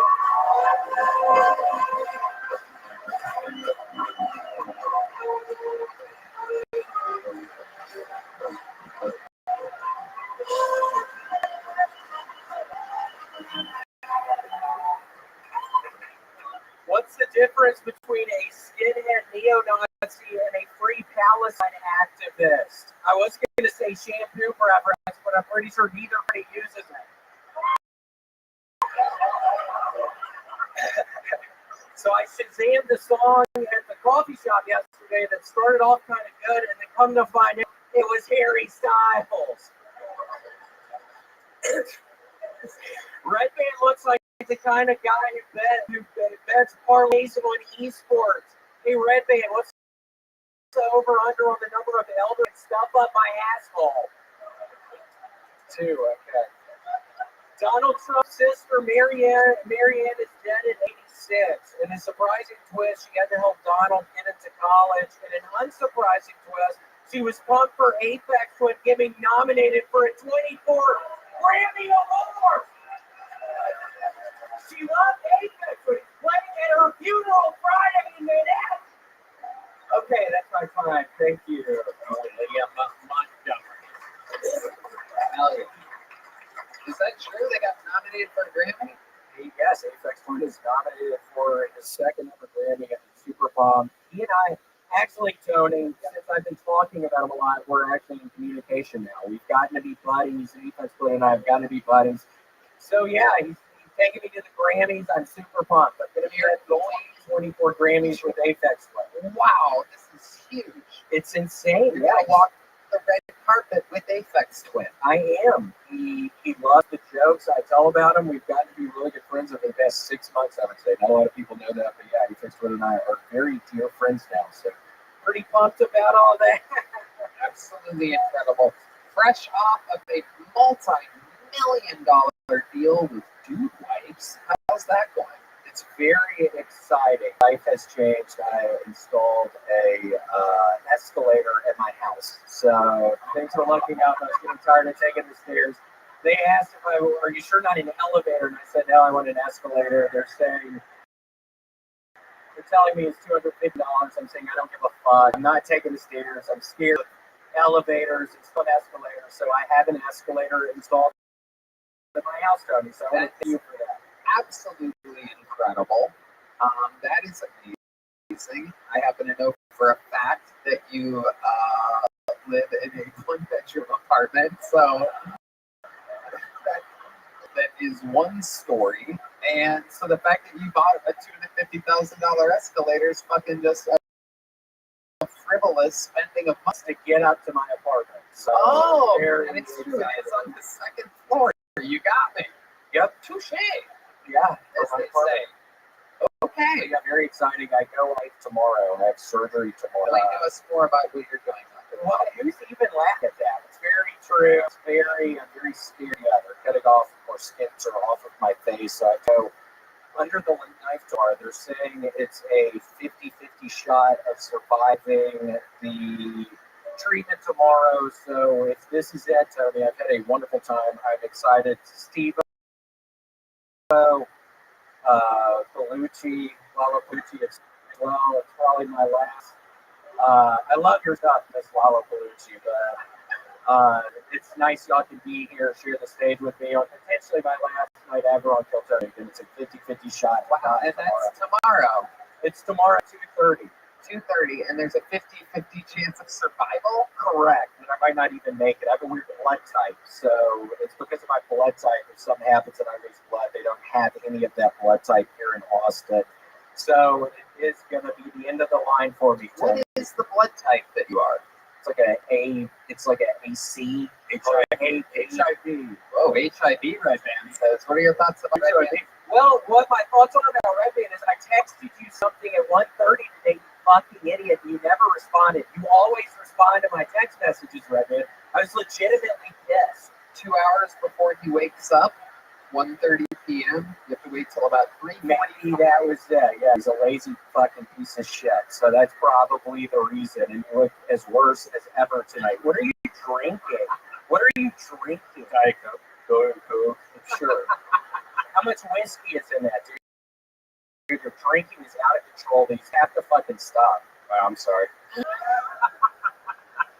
What did you come and ask him? Yeah. What did you text him? Yeah, see how that goes. Wait, what? What I texted.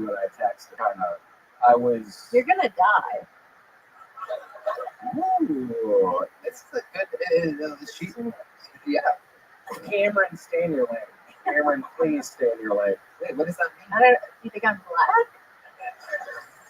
What is your name? Cameron Lalapalooza? What is your name? That's it. Okay, that's it. William. What are you doing? Saying so, go under the fuck here. It doesn't matter. It's none of your concern. What I text. Oh. I want to know, William. It's not a. William, I want to know. Stop Adrian Iapolucci like that. Look at me. Look up here, William. Sometimes William misbehaves. Hey, I'm mad. This is no.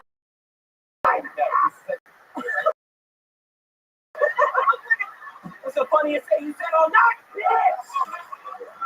Oh, William, stop. No.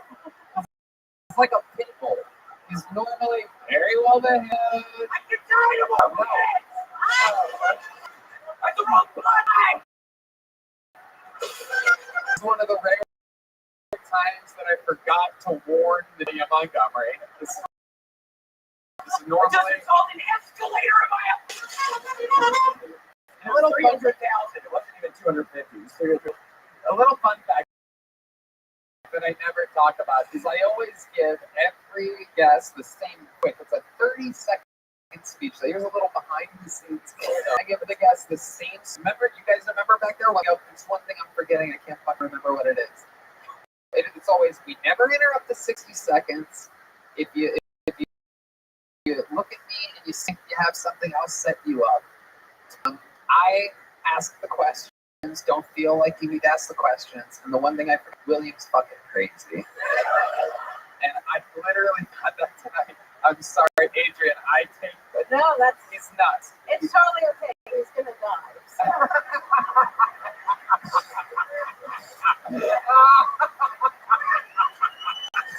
I'm gonna remember this scene tomorrow as I'm dying. There's everybody laughing in the bucket. What a nightmare I'm making now. Oh my god. Come on. You really think your heart's going to stop? They're giving me a 50-50 shot. You think your heart's going to stop tomorrow? I don't think my heart's ever gonna stop. William Montgomery has done it again. An absolute fucking shooting star. Tour dates available everywhere. The cameo's blowing up. New Wipes endorsement. Absolute. What's the name of the company? What's the company that makes the basic shit? Kirkland's looking up, and Adidas. I'm back with Adidas. I'm talking with Nike as well. I'm one of the first people to ever be sponsored by Adidas and Nike at the same time. That's true. Adidas, Nike. I'm talking with Reebok too. I mean, I might try to make it 3. Wow, that would be all agreed to sign you tomorrow while you're dying. That would be amazing, wouldn't it? Oh, we hear that's the Grim Reaper is around. Grim Reaper, right? Big, I'll be in Rosemont, Illinois, middle of December. So Maybe.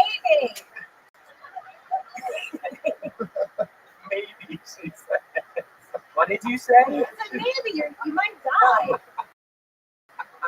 There's nothing funnier to end a chaotic fucking interview that, by the way, I'm going to be at the Zanies by the Chicago airport.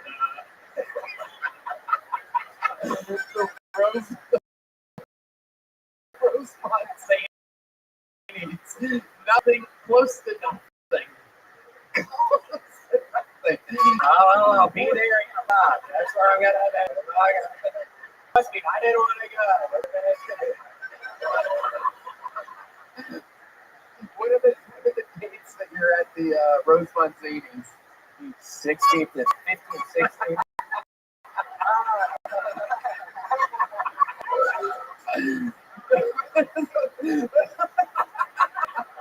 The 15th, 16th, and what? I think it's just that. Of what? November? Like you're not even. December. Oh my god! You know what's so funny about that is I used to do that fucking gig, and they would always book me in the fucking middle of December. I mean, it is the absolute. You have never had a more cold, bitter gig than Rosemont Zanies in the middle of December. It is amazing. It's one of those things. And you know what? It's fucking great because it goes to show that you're on some fucking trajectory.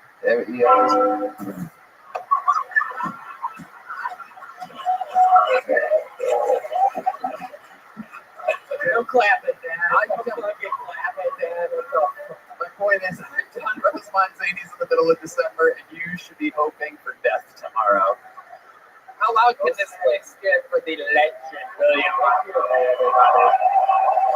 The drawing is in from Ryan Shahiba while everybody else sat there. He drew tonight's episode. That's Steve-O and Adrian Iapolucci. Check out Steve-O's new special, Bucket List, the worldwide digital premiere tomorrow, the 14th of November.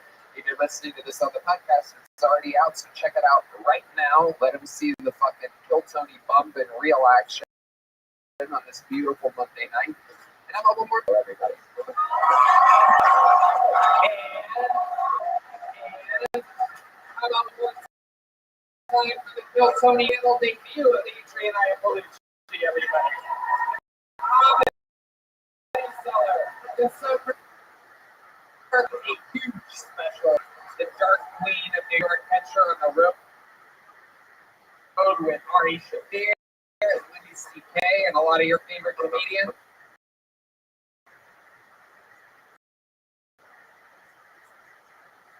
Thank you to Joe Blaster, Red Rose, Yellow Rose, Austin.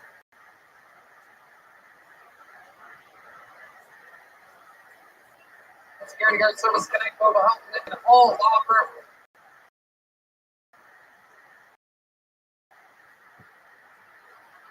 These golf clubs. How about one more hand for the amazing staff here at the mothership? Mercedes is back. This is full of effect. I'm going to handle Chris Rogers with his drawing up. Uh-oh. Wow, that's about to be worth money tomorrow night. How about one more time for the best stamp man in the land? That's Michael Gonzalez. Oh, Beaver on the horn. Steve Magnus on bass guitar. Matt Fielding on the electric. John Beatty and the great return, always, of royalty. Jesse Johnson.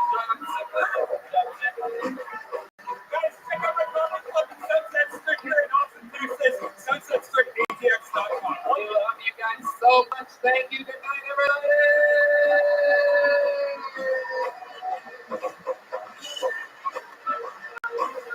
So much fun.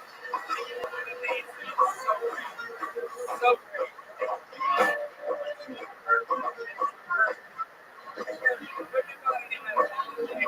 Because it's like a reveal. And I really do always say, if I don't tell you, oh,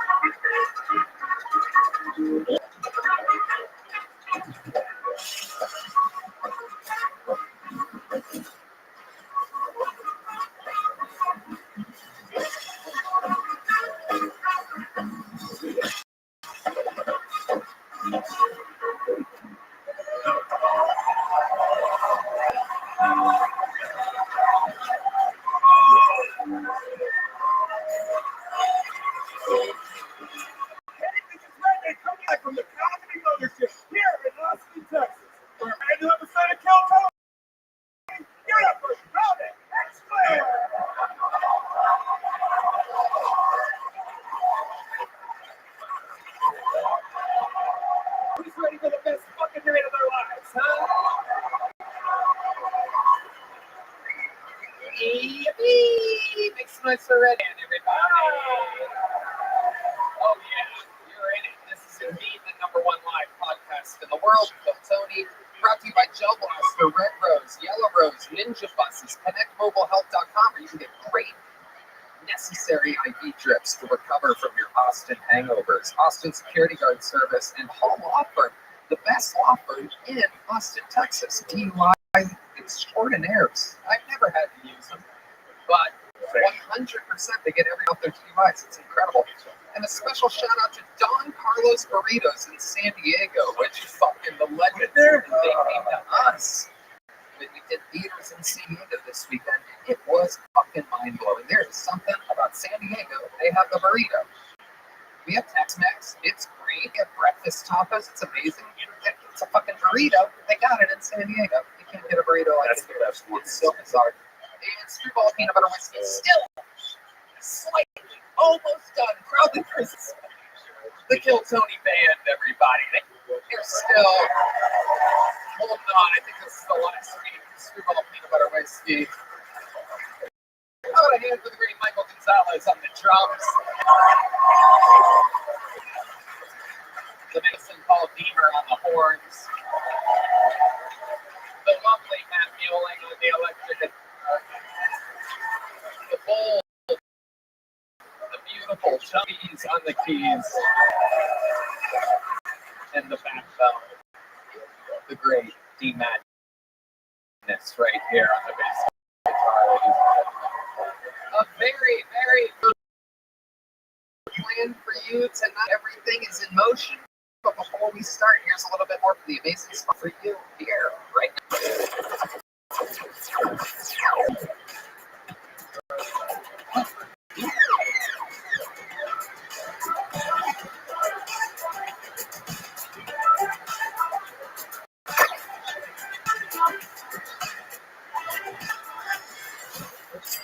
You know, after a long night of being one of the funniest stand-up comedians in the world, but I just want to sit back, relax, and unwind. And no one makes unwinding easier than Freeze Pipe, the old way of taking your medicine under harsh clouds and coughing fits. Freeze Pipe cools things down by over 300 degrees, so you can breathe clouds in and exhale like Godzilla. Red Air Freeze Pipe has the best gear in the game, from full-size pieces to a tap. Pop in your freeze pipe into the freezer for an hour for a night of icy cold hits. Be the best host in town and always have a freeze ready to go when company arrives this season. Shop the newest pieces and more at the Freeze Pump and use code Tony for 10% off your entire order. That's thefreezepipe.com. Code Tony for 10% off your entire order. Shop today and start fighting fire with ice. Hey y'all, when you're the parent who packs the lunches, chauffeurs the kids, and gets everyone out the door on time, you need a calendar that keeps up with you. That's right, the Skylight Calendar is a smart touchscreen calendar and organizer for all your chores, groceries, and to-dos. It automatically syncs all of the different digital calendars and events your family uses and shows them all together on one beautiful touchscreen display. Skylight Calendar is the best way to give your family peace of mind to enjoy the things that matter the most.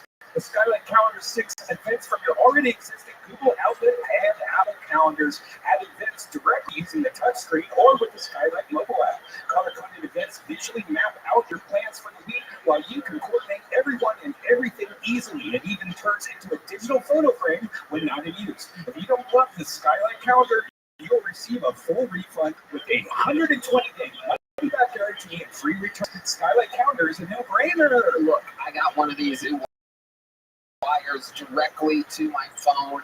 It's a big, giant, cool picture frame. It is awesome. It's huge and amazing. And it's a special limited time offer for Kill Tony listeners. Get $15 your purchase of a Skylight Calendar when you go to skylightcal.com/Tony to get $15 off your purchase of a Skylight Calendar. Just go to skylightcal.com/Tony. That's skylightcal.com/Tony. Hey y'all, the lines at the grocery store are already ridiculous, and it isn't even the holiday season yet. It's only going to get worse. Save time and skip those crazy lines with HelloFresh, America's #1 meal kit. They deliver pre-portioned ingredients and recipes straight to your door so you can get right to cooking. If you need to save even time, they have 15-minute meals. They get delicious food on the table faster than you can order. My mom just sent me sauce from Youngstown, Ohio, and it thawed out. And I got home the other day, boiled some noodles, threw it on, and I couldn't see the difference between HelloFresh and my mom's spaghetti. 45 weekly recipes to choose from, and over 100 curated picks from the HelloFresh market. You'll never run out of incredible food to try. They even have easy breakfast, lunches, and snacks that can be delivered along with your weekly box. So you never have to stress about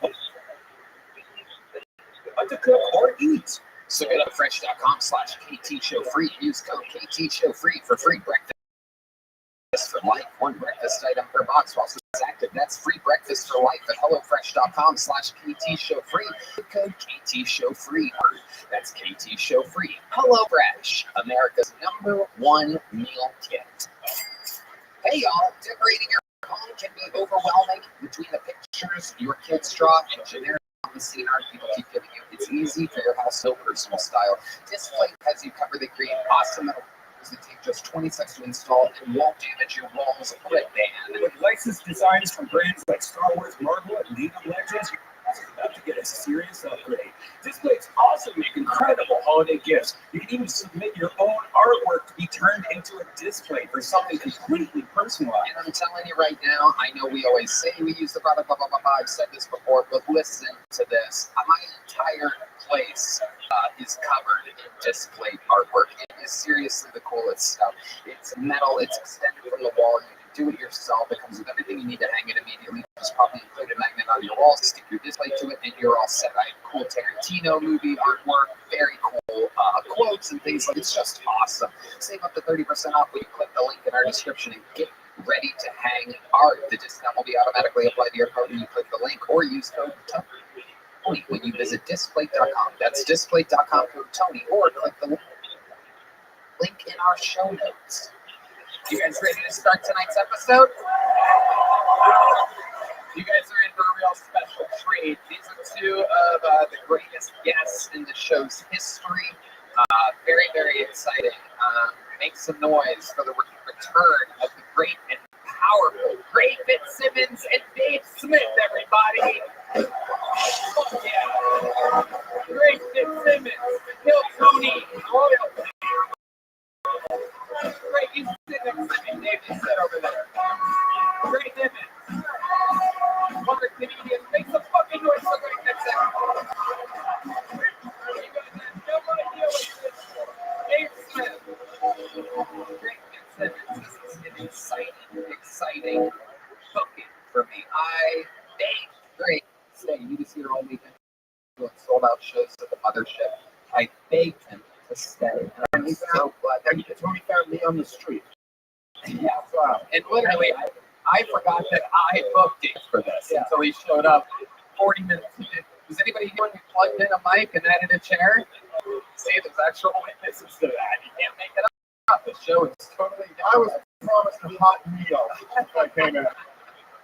But Greg, seriously, probably one of the record holders for all time appearances on the shows. We always have so much fun. And the last time you were on, there was, and his biggest is by Gary Falcon, who looks a lot like Nick Swartzen.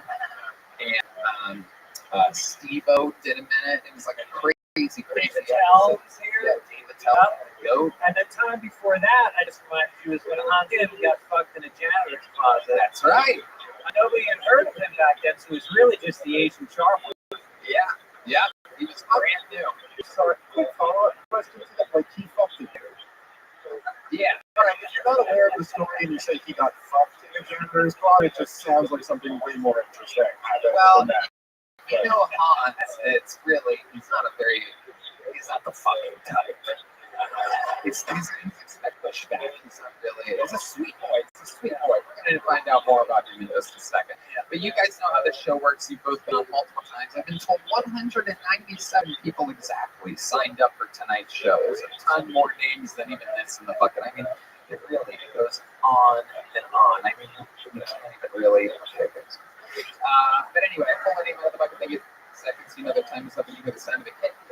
That means they have to wrap it up then, or else they bring out the Angry West Hollywood Bear. Shut us interrupts their set if they've gone over their time. And that's how it works. Then it's followed up by an interview. We find out more about them. The entire thing is improvised. Anything can happen.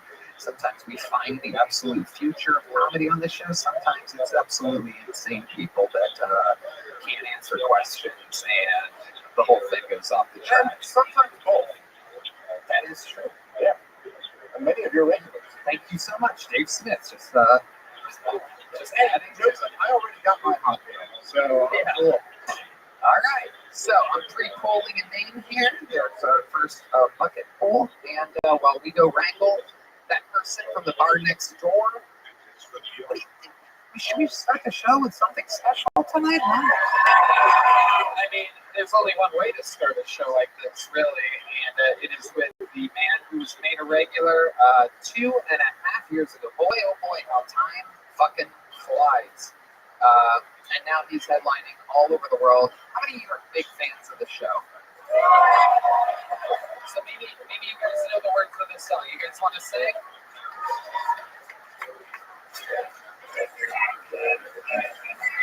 This is Rothschild, everybody! This is Rothschild. This is Rothschild.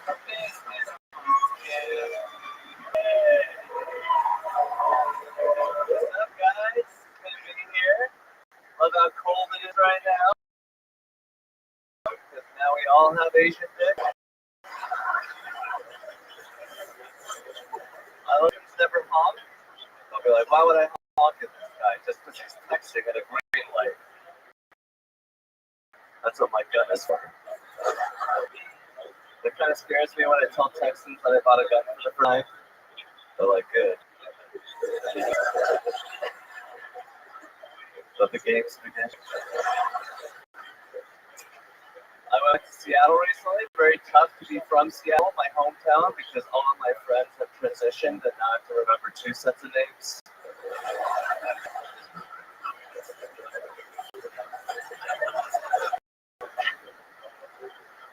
Alright, that should be about 60 seconds, right? Yeah, 55 seconds from Hans Kim. Alright, jet lag. Red Man waits until the initial applause die out. He waits until you start talking. So whatever you're trying to milk over there, I don't know what's going on, but we got through it. How about one more time for Hans Kim, everybody? Cold Asian dicks, checks out, absolutely. The honking thing is a weird thing here in Texas. That is a thing. I remember when I first got here, it was like I was doing something. I was at a hotel or something, and somebody wouldn't move. I was like dropping somebody off, and I remember like, so, exactly, that's the horn on my. Thank you, Red Band. This show is so stupid. There you go.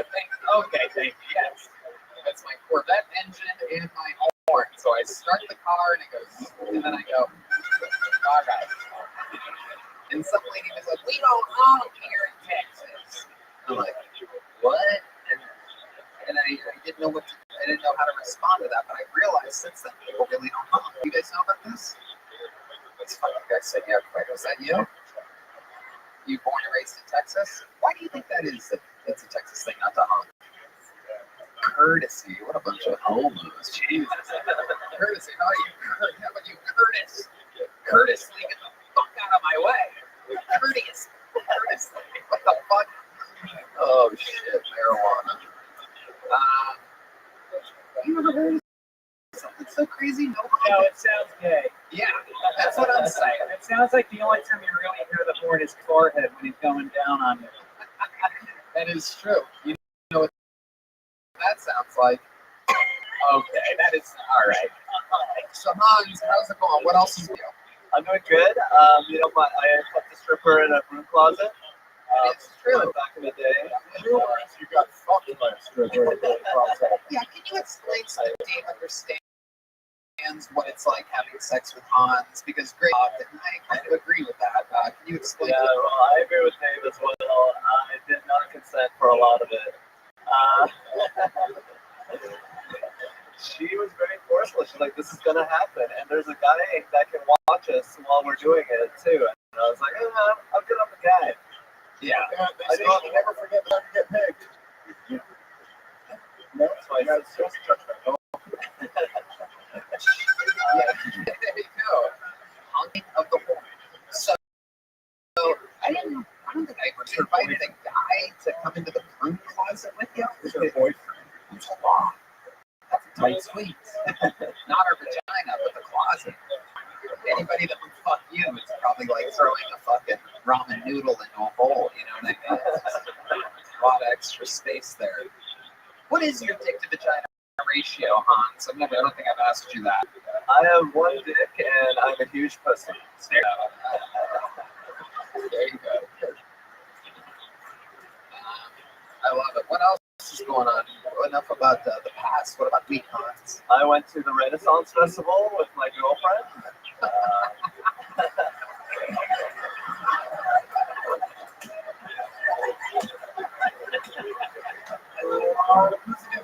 There's an awesome human being that comes to every show, and it's fun to hear what he laughs at. It's not necessarily punchline type of stuff, but our friend Chief here, when you said I went to a Renaissance, he just started cracking up. It's like he can foresee what's about to happen.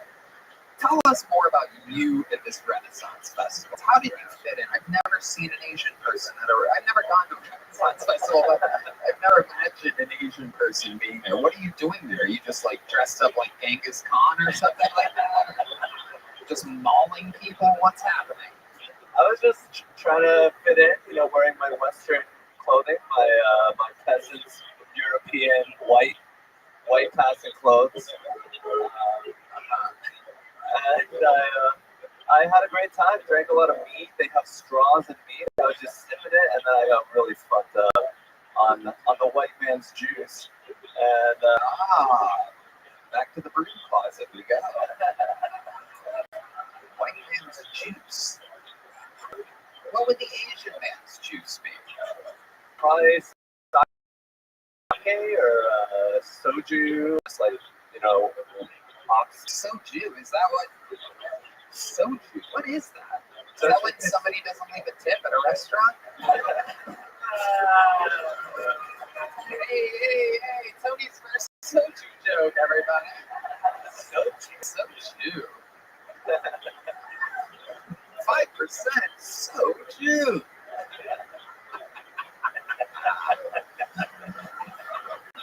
That's really sake. What was the third one? Ox juice? What did you say? Milk. Ox milk. What the fuck is ox milk? The milk of an ox. Isn't it? I've been milking the males on accident. How do you milk an ox? Can you show us how you milk an ox? You're Asian. Oh, Jesus Christ. Holy shit, Hansi boy. My Hans Cameron is a wild animal. How's your relationship going? My girlfriend is great. She is, starting fewer fights with me now. I know we never plan any of these videos, so I don't want to get you in trouble, but can you give us an example of what a fight was this week? Maybe just bring her to a Renaissance fair with a nose to rape the women. I was actually on this show. I actually said that I wanted to have a threesome with their friend, and she really didn't think that was a cool thing to say. Right. That'll do it. Yeah. So, did it last long? Do your fights last long? Do you solve them completely? We solve them pretty quickly. I usually try to end it with a little sex. Hopefully that helps. That's true. Okay. You guys have a lot of sex, am I correct? Yeah, we had a lot of sex. But I took her to Tacoma this weekend, and we didn't really have that much sex. We only had 1.5 sex. Oh, 1.5 sex. Explain to us and the people listening around the world what did it count for half a sex? That's when I cuddle her, and then with this hand I jerk off to her.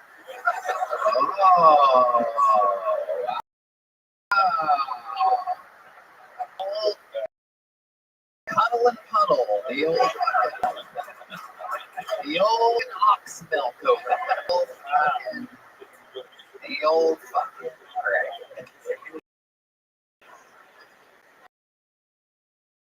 Oh, it's so much fun. Way to started. Anything you want to say? I had a great time at the Renaissance Festival. What did they let you in for free? Like, just give us a shout out, dude. Come on in. Come on in, bro. We need some Renaissance Festival. A shout out. You'll never hear that on like a black radio station where they actually get out. It's like, yo, shout out to my fucking Rothschild on the Renaissance Festival on Martin Luther King Drive. Did you just stand up at the festival? No, I was just a projector. I wish that was some white guy.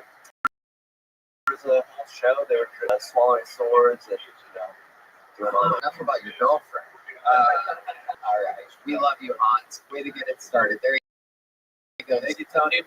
Very regular, Hans. Okay, there we go. This is another thing. And so we go to the button. I mean, this is where shit gets crazy. This is where anything can happen. Maybe I think you guys get it. You're all fans of the show, right? Try to whisper the person's here next to you. Catch them up. This is where things are a little bit off the rails. Make some noise for the Kill Tony debut. A minute, one minute uninterrupted. Going to Zach Vandergrift.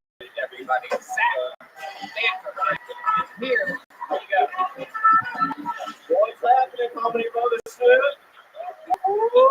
Not energetic at all. This lady, nice to be here. Just got back from hunting.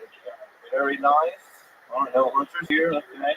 I'm just trying to meet a lady, a lady that'll rub my back and I'll wipe off hers. I like a good job. I am trying to hit her off with the ladies. Last time I hit her off with the lady was at our friend's funeral. And not to her. His casket was on that closed. R.I.P. man. I'm here at middle school to try to guess my race. They deserve that. These just trying to guess my race. They go, are you mainly Mexican? Or mainly Middle Eastern? Mainly Caucasian. Okay. Hispanic and Native American. They go, Native American? What tribe? These surviving ones?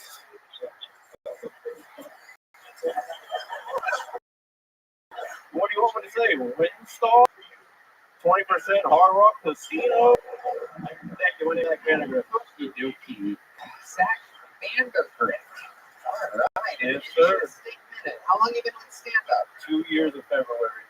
Throughout the week. 2 years in February. Throughout the week. What does that mean? Just more than once a week. Have you ever I've done it, no, not that I know of, no. Yeah, everybody does it throughout the week. I'm interested to know why you do that throughout the week. Sometimes you gotta say things that other people can understand different ways, and I didn't say it the right way.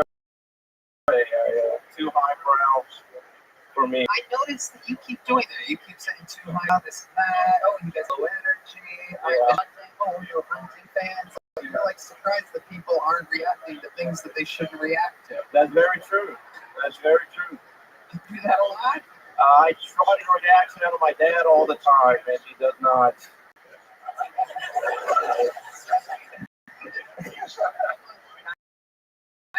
It's a little bit. No, we have a great relationship. I don't have a great relationship with my mom, so I say dad until my dad on the bus. Yeah. What do you mean? My mom. Choice, right? Yeah, that is nice. It's a little my mom left and came back twice. So that's the kind of relationship we have. But I love my mom. I love everybody in my family. I don't carry hate or. All right. We're not your fucking. Jesus Christ. Jesus. Holy shit. God damn. What made her come back? If I was your mom, I would have stayed. I know. But she brought her stepdad back the first time. I guess she's trying to show off or something. I don't know. Was this sometime throughout the week? Yeah, this was, this is when I learned what a week was, yeah. Right. I started learning that from left. How old are you? 24 now. Where are you from? Fort Worth. Fort Worth. Born and raised? Born and raised. You still live there? Still live there. How do you from work? During the week. Oh. Okay. What? Well,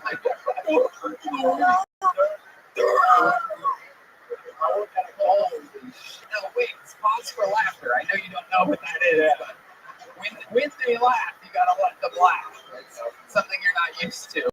But you accidentally said something funny there. Yeah. It's unbelievable. I don't know if that's just Fort Worth or just straight up retardation. I mean, that was fucking incredible. Yeah. Wasn't it perfect? No. Wow. Wow, that's incredible. But to answer your question, I work at a call center, and then on Saturdays I change tires. Why do you only work 1 day a week changing tires? So I got a better job at a call center, and I still love the talk telling jokes at the in the back of the boys versus an office. Right, absolutely. On Saturdays, you're Tire changer. right. So you're tiring. Yeah, tiring. That's what I thought when I first heard your joke. So I'm like, this guy is tiring. And now to find out that you're tiring as well. Yeah. I'm tired of you. Oh, damn. Okay, tell us something about your life, Zach Vandergrift. Your Uh, game does not match your look at all. not at all. So I don't know. Like Vandergrift is a known name at the Vandergrift Hall, and I got to break the news to him a little too brown for the Vandergrifts over there. And so there's not, nothing interesting about my life here,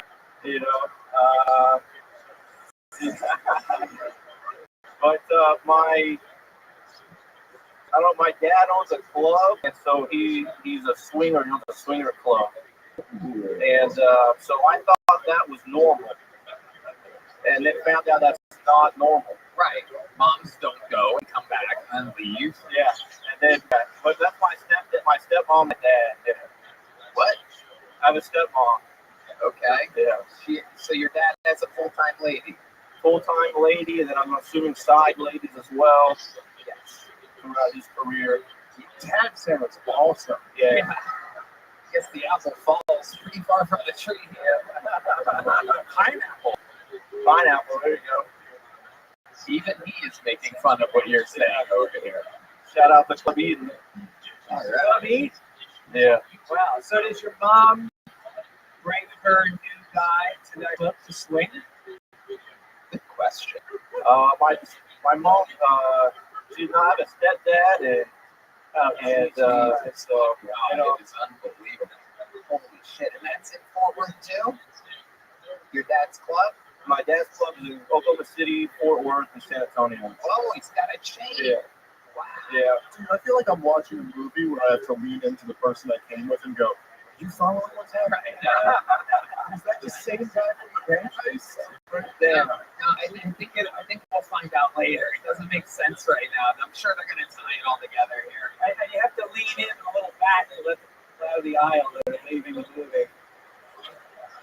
Amazing, Zach Vandergrift. This is really, really incredible.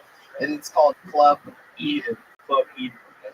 You were eating it on stage. Yeah, it is. That was pretty Yeah, it's worse than my hunting trip. What somebody did you do? Like, is that a good minute? Do you have a better joke than any of the ones that you did here? Or are you like, I'm going to try some new stuff on Kill Time? That was going to be more the better half, the better minute there. And then I said some things, doing some other things, and now I, gonna go back home and take a hard look in the mirror here with a joke book, and yeah, Absolutely. Yeah, you died harder than your friend in that joke. Right? yeah, I did, dude. R.I.P. man. I don't think the mirror is what you need to look at. I think pen and paper might actually be better than a mirror. For sure. Absolutely incredible. You're a good-looking guy, though. What's your love life like? Non-existent. Wow. Wouldn't it really do for personality? I guess so. Yeah. I gotta. You're a good-looking guy. Like, if someone looked like that, it was funny. Like, you fucked the world. Definitely. I got no confidence to fuck the world. That is incredible. Yeah. Like, last time you hooked up with a chick, what was that like? Thanksgiving Eve. Wait a second. That's like tomorrow. Yeah, that's tomorrow. We got Mexican, the arcade game. What? We had Mexican food. She wasn't Mexican. We got Mexican food. And then we went to play arcade games, went to a bar, and then, you know. Dude, that makes total sense. But what you said to us was Mexicans and the arcade stuff. Yeah. And how were we supposed to deduce from that what that could possibly mean? Yeah. Absolutely correct. Absolutely. That's probably how my dates go. And they're not nice enough to tell me what I'm doing wrong. Dude, for the record, I agree with Tony. I think this guy could get tons of pussy if he wanted to. And I think it was wrong what you guys did on Israel. But Yeah. you think that you could get laid off. I have a question. You just need confidence. I have a question about you. How come Israel just didn't No. There's no Mexican. Okay. I'm sorry. So you went going to the arcade with this. I got a question about you. How did that whole country get founded? Like, what's the history? That on my part? Horrible first date question. So before I let you go, I want to know, like, how did the arcade lead to getting laid? So you want to? What were you? How does that go? It's funny because your mom was like, "I've got a pack, man," and then she left you. Gosh, the Pac-Man. Yeah, but then pack away. There it is. That's Right when you think of mom, they fucking sneak off. I just hit a bar afterwards, and then from the bar, I asked if you want to go back to my place from the bar, which is my grandma. It's not really my place. Right. Yeah, this is enough. Zach Vandergrift, I'm going to give you a little chunk book, though. You could write something in on your long drive back to Fort Worth. Thank you. There he goes, everybody. Zach Vandergrift, the Kill Sony debut. So Zach Vandergrift, and back to the bucket we go. This is the real deal here tonight, Greg. We're in the storm. Make some noise for Talha Usman, everybody.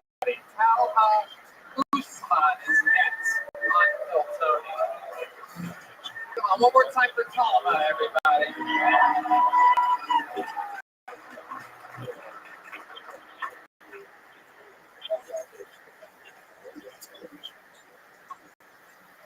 There's a guy at work. He's trying to convert me to Christianity. Dude got me 2 books, got me a bike. And then the second one read Seeking Love but Finding Jesus.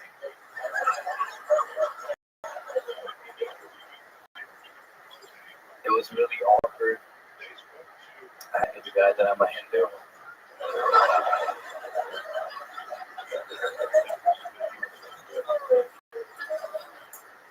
Which really am not. But I wanted to see if he would go back and get another book.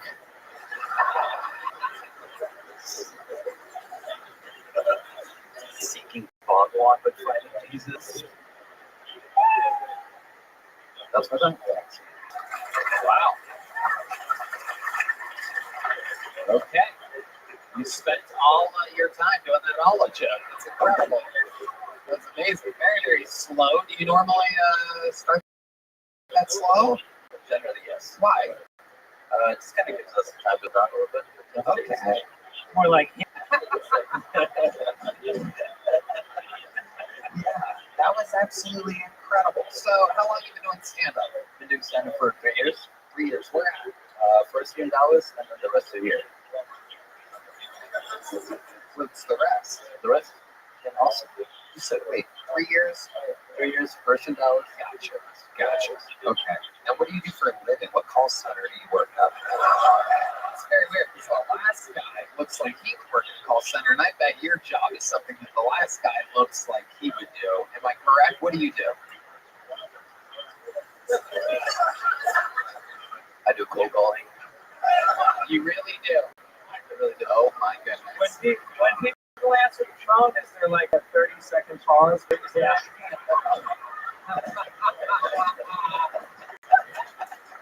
A lot of hang-ups on this guy. Money for what you really do cold calling. What kind of calls do you colding? Yeah, so I'm trying to sell internet servers. Wow, that is so you. That is you. That is like everything that your people do. That's cool. Do you sometimes give people some doctor checkups or anything like that? I refer them to the right people. Right. Okay. So what ethnicity are you exactly? A Pakistani. What is it? A Pakistani. Pakistani. Pakistan. That's what white people call it, but you call it like Tupac. Pakistani. Yeah. Okay. It's cooler. Have you ever thought about calling it Tupac Pakistani? There's the two of us.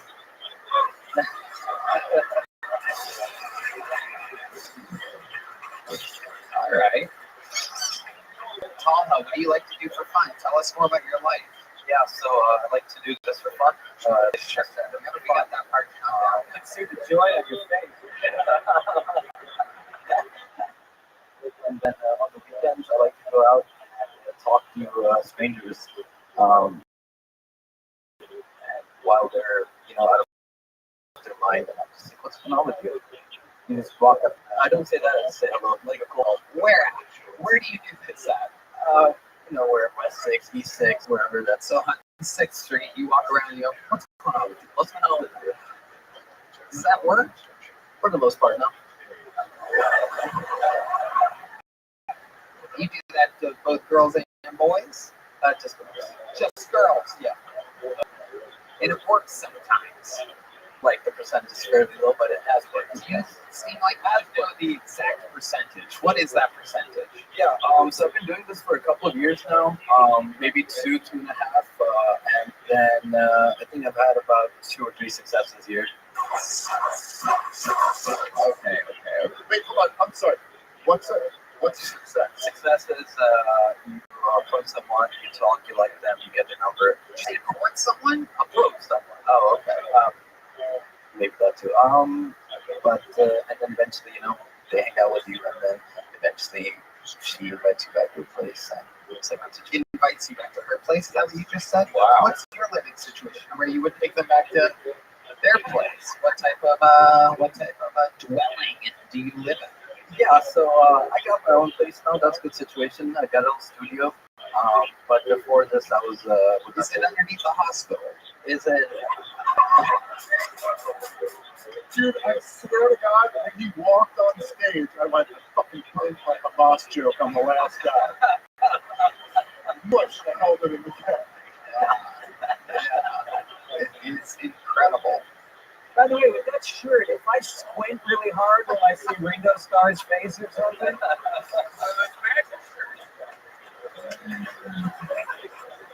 Yeah, that is an incredible shirt. Where do you do your own styling? Yes, I did. I found Where do you get something like that from? Where do you get that from? Yeah, so actually I got this from Sweden. A friend gifted it to me. So yeah, that's where it goes. Where did you meet this friend? I met this friend in college when I started doing the random people thing. And when I was approached, I told him the first time. What's up with you? Yeah, right. Yeah. Okay. Do you have any special moves in the bedroom that you went perfectly well for you? No, generally, my special move is to pretend like I didn't.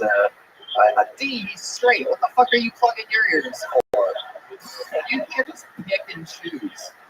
You're homophobic, goddammit. Your character is that you're homophobic. Wait, why are you plugging your ears for this guy? I want to know. Why? I just didn't want to hear that.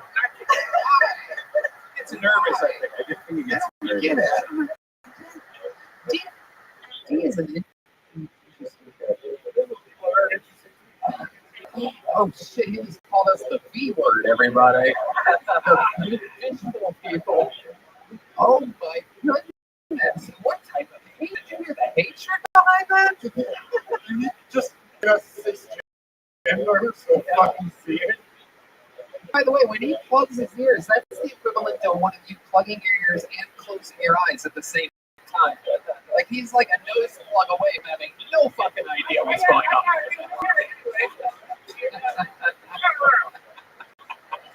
How'd you know I was turned around? That's fucking crazy. Have you been fooling us this whole fucking time?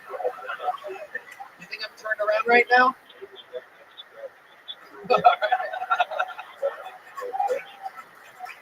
All right. And one quick There's a game I like to play with the guests sometimes where I ask your last name and then Tony gives you what your nickname was in 8th grade. What was your last name? What?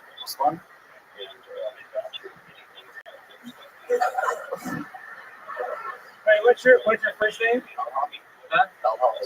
Maybe go with the first name. Yeah, I think I would go with the first name on that. And what is it again? It's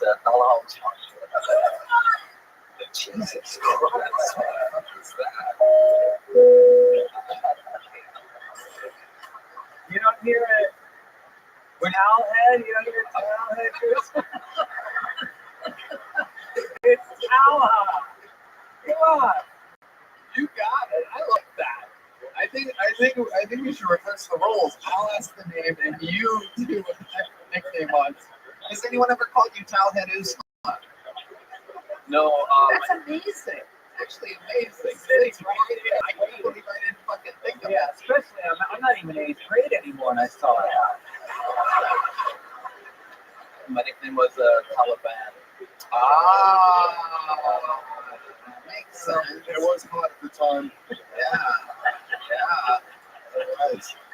There's Al Qaeda names we could call you, but all right, you're leaving with a little joke book. There you go, my friend. Talha Usman, ladies and gentlemen.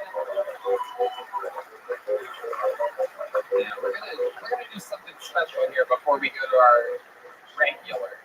We're gonna do something real special here. This is a very, very exciting moment because we have a ticket winner that's here tonight, ladies and gentlemen, and this might be, in my very humble opinion, one of the greatest golden ticket winners in the history of the show. This will mark his 3rd ever on the show and his 2nd as a scheduled golden ticket winner. I do believe you are watching the future when I introduce to you 21-year-old Keith Portis, ladies and gentlemen. I just got off tour this weekend with Tony. Yeah, it was fun. Could have been better. Told me we were going to Disney World, but it's fine.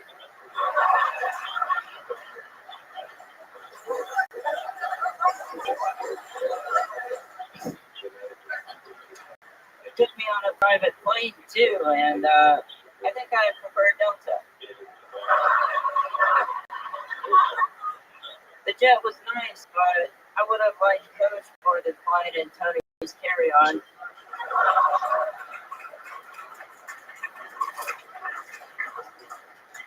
When we got to our hotel, it didn't take more than 30 minutes till some freak was hitting on me with a belt.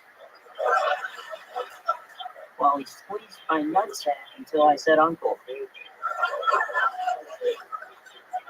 It was my idea, actually.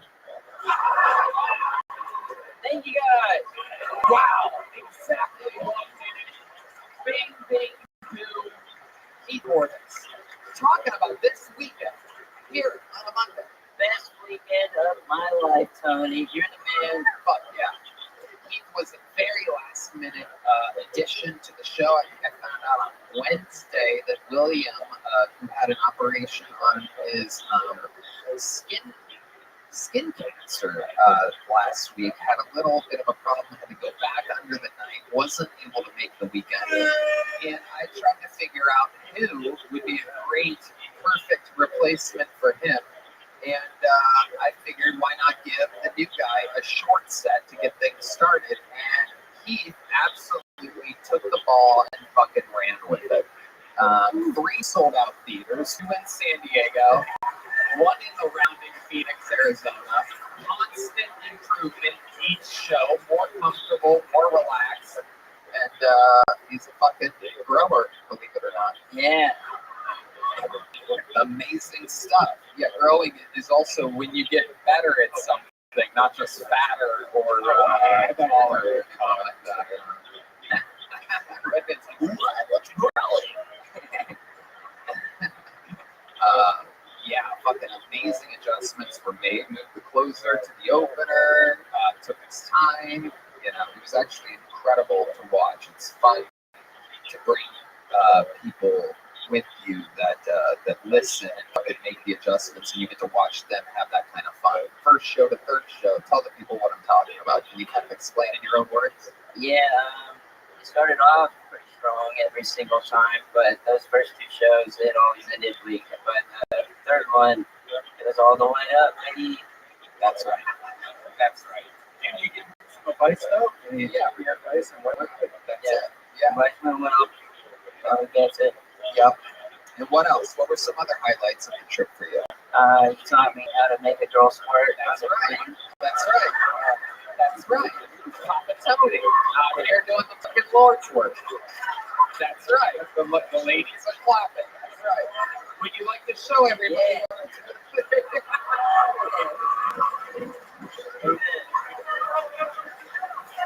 And then he speeded up. You're gonna have to go faster than that, son. Still working on it. General technique was right. Oh, we got some squirt music on here. Hey, there you go. There you go. That's right. The old Tickle Me Elmo. Sesame squirt, everybody. How adorable. This is the cutest episode of Blue's Clues I've ever seen.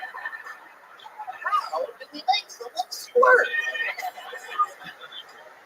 Wow, that is hilarious. That could be your new gang sign or something like that. Fucking, what's up? That's right. Raise the roof. The old top of the morning to you. The old fucking. All right. What else? What else stood out to this weekend, Keith? Big ass grown up fucking gigs. Yeah, I got to sleep in a king size bed. That was cool. I didn't need any of it. That is amazing. You were in king size rooms, really nice hotels. Did you do anything weird in the hotels? Nothing particularly weird, but I did the normal and it went off. But I picture you doing like some Home Alone 2 style shit where you throw on robe and some fucking slippers, start ordering too much ice cream at the end of the night. I don't know why I pictured you fucking misbehaving out there, but I'm a good boy, Tony. You know that. I only used the big bath out just as a fuck you to the staff. No, I never did. I didn't even think about it. I dipped into like the candies and stuff. Like all the candy. Oh, where was the candy at? Oh, in the In thing. the hotel, yeah. Okay, well, I'm gonna be getting that call from my business man. That's good candy. Thank you, Tony. Didn't really tell you you could do that, but that's okay. Yeah, you told him about moving items off that thing that counts the Yeah, it's price. all good. You're a naughty little boy, aren't you? Yeah. Kind of a little misbehavior, huh? I take you on private jets, I get you fancy hotel rooms, but that's just not enough. It's just had to get some candy. It's like Adam and Eve over here. I'm sorry, Tony. If Adam was the size of an atom. Stupid. Got him. All right, Keith, what else? Anything else we should know about? You're a fucking cold-blooded assassin. No, nothing I can think of. You absolutely killed, dude. It's fucking incredible. It's so much fun to be on the road with people that are appreciative and gracious and having a fucking blast and wowed by everything. And we're definitely going to do a lot more of those. Right. How great you do. So I'm very excited. Make some noise for Golden Ticket winner, Keith Corbin. Yeah. And now, with no hesitation, some Home Alone music.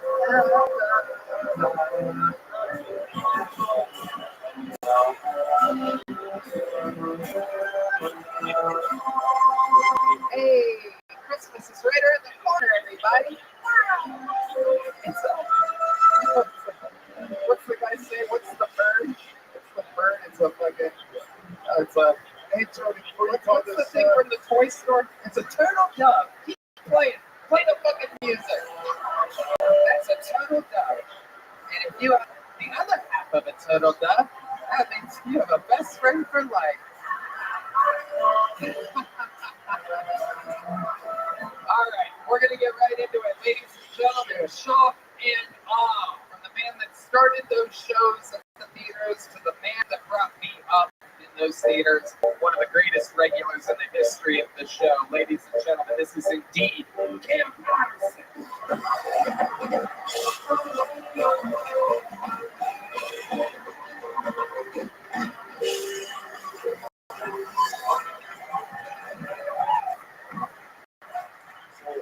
Getting used to white culture now, so I'm around so many of y'all, and I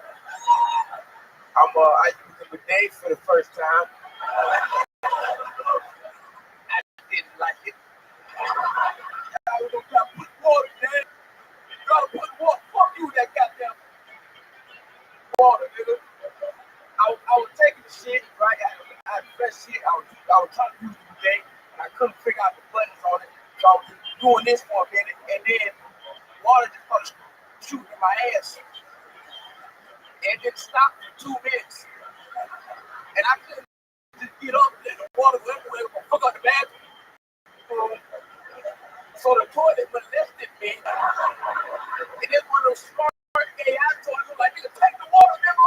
Take the water. I said those to my cousin. She was like, you around too many white black over the game.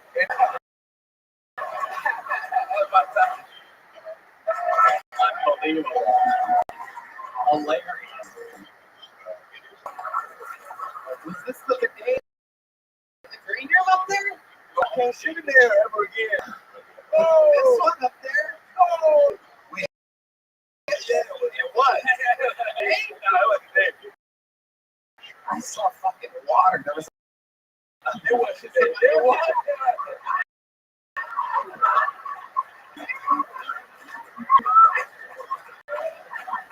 That is so crazy that you could take the bill and just fucking be in front of whatever, however a million people are gonna see this. But right before we came down to start the show, I peed, and for the first time ever, and there's a fucking, it's a Joe Rogan strength bidet, by the way, to let you know, like this is his plan, is his bidet. There's literally a button called defecate. It's just like it's red and it has like a red X over it for some reason. Like That one was different. That was different. I'm not even kidding. There's a button called defecate, which I don't have on my bidet at all. It's like a fucking Rogan strength bidet. Anyway, but there's like there's a wall right across from the toilet. It's so real. Like this is all fucking. I never Like the show needs a spinning back kick to the asshole. And it is all over. He is in big trouble. It just sends things in your ass. And you clean Rogan test, you left to watch it go. And here we go, the start of the 5th round. Holy shit. But anyway, there's literally a fucking puddle. And I thought to myself, because I'm like, I look at this place as my home too. I thought to myself, I'm like, man, I need to mention to somebody that needs to be cleaned up, because I don't want the fucking Kill Tony crew being blamed for anything, and to find out that it's you and you're out here confessing it to the world. Not only did you take it, but you turned it straight into material. I saw your fucking butt all up there. Yeah, the toilet tried to touch me, man. That is hilarious. Fucked up, man. A forced molestation by Rogan's toilet. That is absolutely incredible. Common mothership for. Okay, listen, in my client's defense, it was hilarious.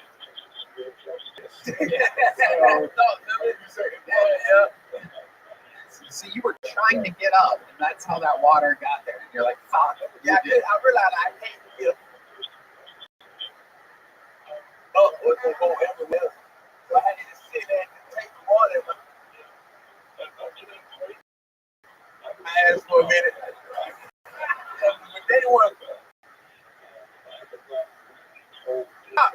It just kept fucking. Why ain't over that long, bro? Oh, yeah. Why you keep wanting to ask for that? Oh, that was a long time. You just gotta let it No, do. fucking don't. See, here's the thing. Stop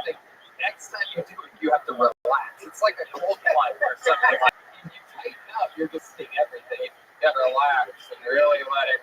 You have to let it go up there. You have to fucking let it. You want to say that, Tony? You have to let it. I'm a huge bidet guy. Huge.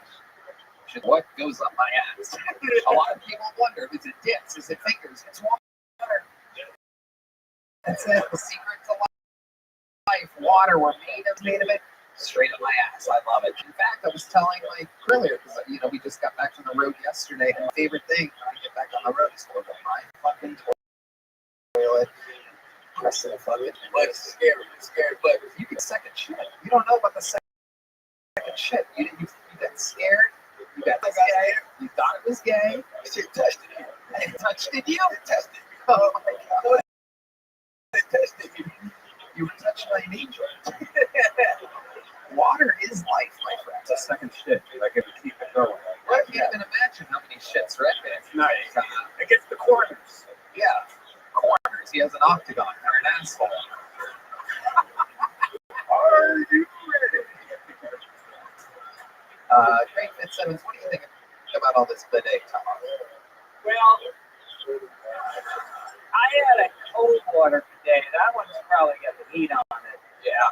I didn't try to break that, but I feel like lukewarm was.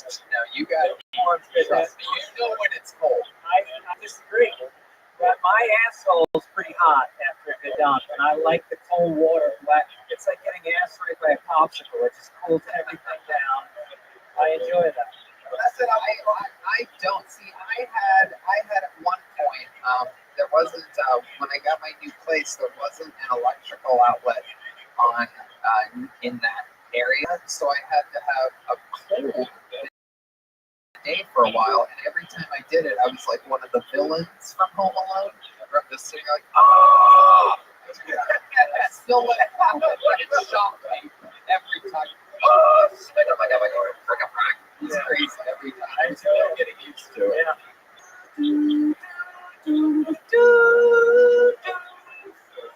Home Alone references. Yeah, do that shit. It never gets old.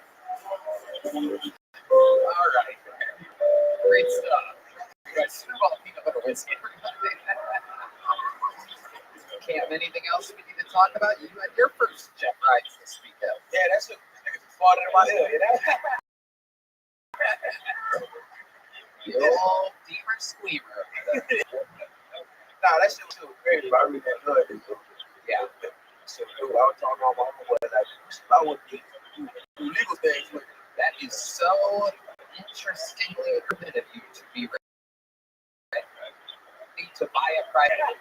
I've opened up 9 theaters. Time to go past the jet. I was talking about the future. I'm going to do legal things with it. I know they stay there. That's right. Yeah. Absolutely. 100% legal thing. 100%.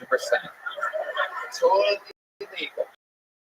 100% legal thing. No one's checking for it all. Oh, you Yes. lost it? You lost. With 12 pounds, you go. That's right. 12 pounds. Yeah, because I carry heat in my I'm sorry, I'm just trying to get this straight. So your plan is to get so successful that you can buy a private jet and then start selling. I didn't say that at all. That wasn't at all. You made it already, dude. I didn't so good at it. I didn't say that at all. When I said it, all right. What did I get inside? I said nothing like that ever. You don't know what those things, sir. I feel like candy or not. You don't know that. All right, please confess. Very good. Very good. He's getting too close to me. Let him go. Guilty. Thank you so much. I love it. Having unbelievable from having an incident up in the restroom to bringing it on stage and a fantastic interview. Great, powerful. Oh, wait. My mama here. What's up, mama? Oh yeah, that's right.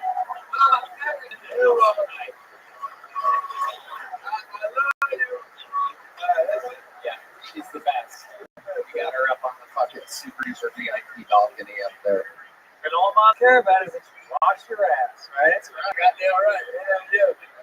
And don't be gay. Don't be gay, 100%. Oh, you can be gay. That's right. Okay, I got it. That's right. There he goes, Dan Patterson, on his way to buy a jet. He's the best. My man.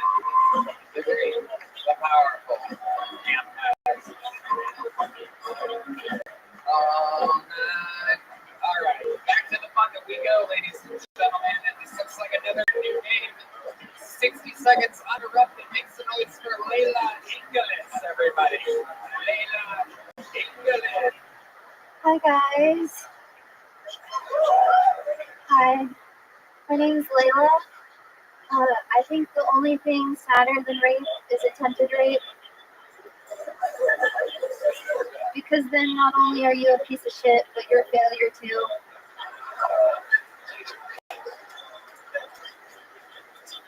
I know I sound like a girl that might do eeny, meeny, miny, mo to decide what kind of gas to put in my car.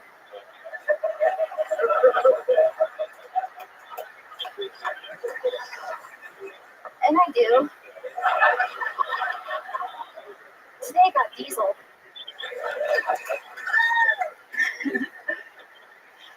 When I first started my period, I treated pads like diapers. I know. I thought we could just let anything go in them.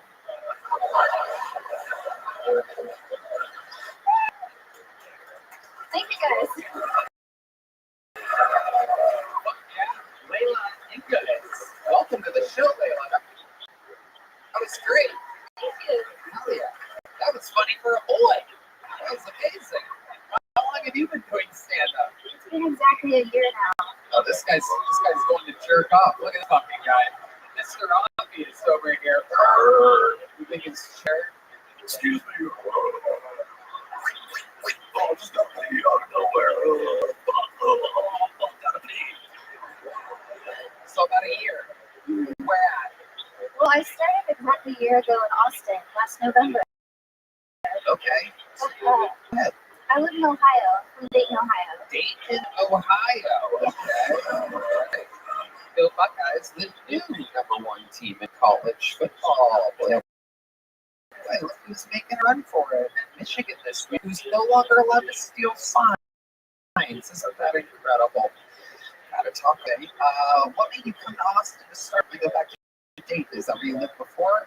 Yeah, I was born and raised in Dayton, but I was so scared to do it around people, so I was like, if you come to Austin, I don't know anybody, so if I bomb, it doesn't matter. Hell yeah. Now here you are on the most watched comedy show in the universe, so everybody in Dayton, as the internet, can see it. Oh yeah, that's true. Yeah. Good thing you just realized that now. Oh, yeah, I did eeny, meeny, miny, mo between this or another open mic. Oh yeah.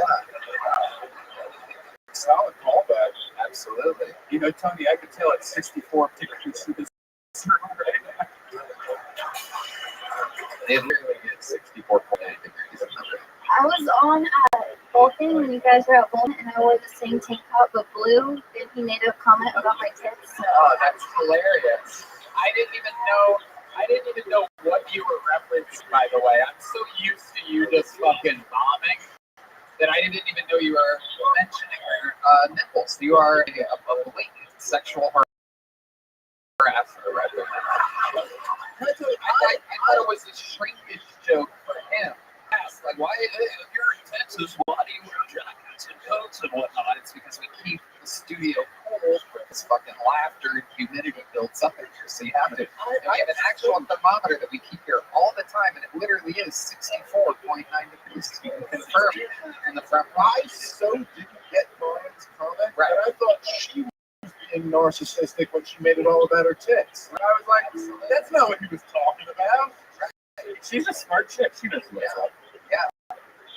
That's right, I sound really smart. Yeah, absolutely. So, Layla, what do you do for Dayton? What keeps you in Dayton, Ohio? I work at the Dayton Funny. Wow, what do you do there? I serve. Okay. But why?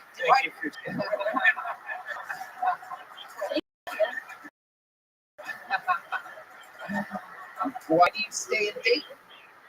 Well, because I don't have a lot of money, and it costs a lot to live here. And I'm not like one of the people people that are okay with it. Right. Have you ever thought about saving a few $1,000s and starting here, and then you could start the economy and less taxes, and then I have my brother got a so I can my brother got a house here, so I could live with him. But I don't know. A lot has been happening in Ohio. I know Austin is so much cooler than Ohio. I'm getting a lot of opportunity. well, don't you think you would get a lot of opportunity where there's more opportunities? Yeah. Hey, Antarctica's great. A lot of opportunities here. You're right. Maybe any meeting might know about it. That's probably a better idea than nothing at all. Any go Austin or slowly. Dayton is actually one of the worst places in Ohio. It is. It's horrible. Yes, it really is. A lot of people don't know this. People think Ohio is like a farm city because it sounds like Iowa and shit. Like it's like people get it confused. Ohio has a lot of major cities, and one of the worst ones, maybe the 7th or 8th best one, is Dayton. Yeah, I'm the only other girl that does comedy there. Right. There's 2 of us. Right. Absolutely. And I mean, look, I thought you were great tonight, but if you're telling me in an entire city there's 2 female comedians, the odds that one of them would be funny is so low. And the fact that you are funny is pretty incredible. yeah. No? Yeah. I'm saying, It- you guys don't know about the odds of female comedians. No, that's exactly what I'm saying. And these opportunities that you're getting, do they tend to be mostly from male comedians that want to hang out with you? Well, I would not, but it probably is. Well, I mean, it's you're funny, so we got that out of the way. Like at least you have one fun. We know that for sure. But don't you like? I'm asking you when you get the things that they offer you, these opportunities, do they tend to make a move on you in some kind of way? Yes, and I've learned that hey, do you want to write? It's like, hey, do you want to fuck? That is correct. Yeah. Amateurish, yes. Amateur. No one randomly write to his people. Yeah. That also applies to being a dude ass. Right. Yes. And in any industry, exactly. If you work at a gas station, it's like, hey, do you want to drink coffee and talk about stuff tomorrow? They don't really want to talk to you. They want to do things. As boys and girls. Well, that would happen here too, right? Yeah, that would happen on top of other things. There's just no taping it, I guess. That's true. That's true. You could buy a coat. Yeah, that is true. That is indeed. That's how Red Band covers up his tits. So I did it. I just see if you would make a comment about it. yeah, incredible lawsuit. Layla, I want to know more about you. Tell us some interesting fun facts about your life or anything like that. I have weird talents. Like I can talk with my mouth closed. It's not like ventriloquism. My cheeks get puffy. It's something. Let's see it. Absolutely. How many of you want to see that, huh? Okay, I've never done it into a microphone, so hopefully it's okay. Hey guys, what's up? What's going on? Whoa, that's amazing. Oh my goodness. Do you ever think about that? I seem to have a bit of that. That's I've been trying to make a bit about it. I'm not sure exactly how to work it out though. You try. Hear you say, "Don't come in my mouth." While you do it. We can meet at a coffee shop and kind of okay. All right. Yeah. Maybe Red Band's first time writing in 8 years, so it's going to be pretty exciting. Can you actually write with Red Band, please? It'll be good for him.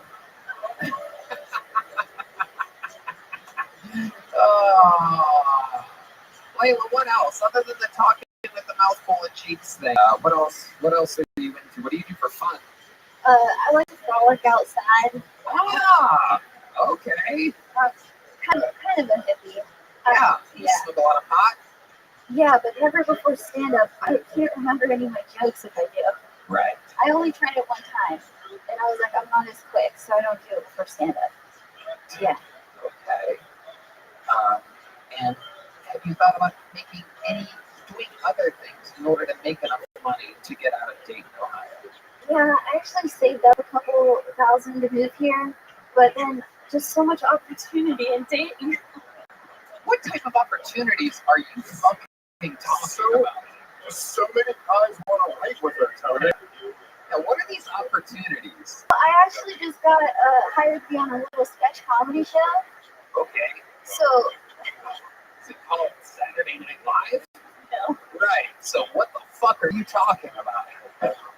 What little sketch comedy show is being filmed in Dayton, Ohio? It's called Slapstick Comedy. It's actually out of Columbus, Ohio. Yeah, no one knows about it. No, not there you go. Very good. Thank you, Red Band, for the pointless sound effect. Thank you. Look up the fucking thing. Jesus Christ. Slapstick comedy in Columbus, Ohio. I don't think they have anything out yet. So what are you fucking? You're like the writing thing, right? Okay, I guess you They're got gonna slap their stick against you. It's what's happening. Yeah, it's come do some sketch with us. It's a slapstick. It's a what the fucking thing? Oh, there's nothing. There's really nothing. It's the verdict. So there really is nothing on the internet. So you're starting a sketch group in Dayton, Ohio. all right. Okay. All right. What are you scared of? Well, I'm afraid. Well, in Ohio, I'm afraid of. Oh my God! All right. So here's the first step. Not going that good in Ohio. All right. It's really not. Okay, let's talk about it. I'm afraid if I come here, maybe it won't go well. My way, I guess. Tony, I have breaking news. I found Slapstick Comedy. They have 58 subscribers. That's not the right. Is that it? Can you see that? Yeah. Now go back to the fucking main page right there. Yeah, Misha. Oh, that's Misha. 91 views 1 year ago. Is the promo video for Slapstick Comedy. 91 views in 1 year. Tony, you're wrong. You're gonna have to ride this thing out. Yeah. It's a no-brainer. Absolutely. Absolutely. No money, eeny, miny, no problems. You know what I mean? It's an absolute no-brainer. This could be the gateway to doing improv in Toledo.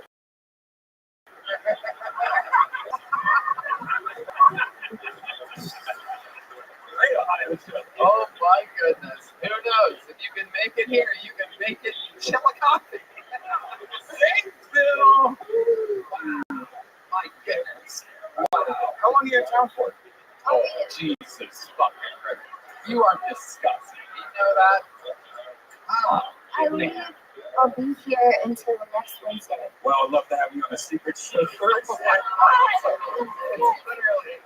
It's becoming a punchline. It used to be like an opportunity for people. She had a great set. She's from Ohio. She did have a great set. You're right.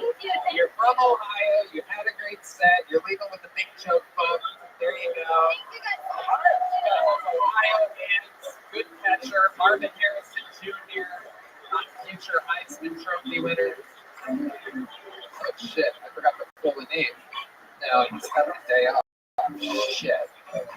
We're a fucking pull behind. I did one. Oh, jeez. There you go. Take that one. All right. We got another bucket full. You having fun out there? Make some noise for your next comedian. This looks like a new one. Filiberto Gomez. Everybody. Here we go. Filiberto. Oh, shit. Oh, get excited. Get the horn. Filiberto Gomez, everybody.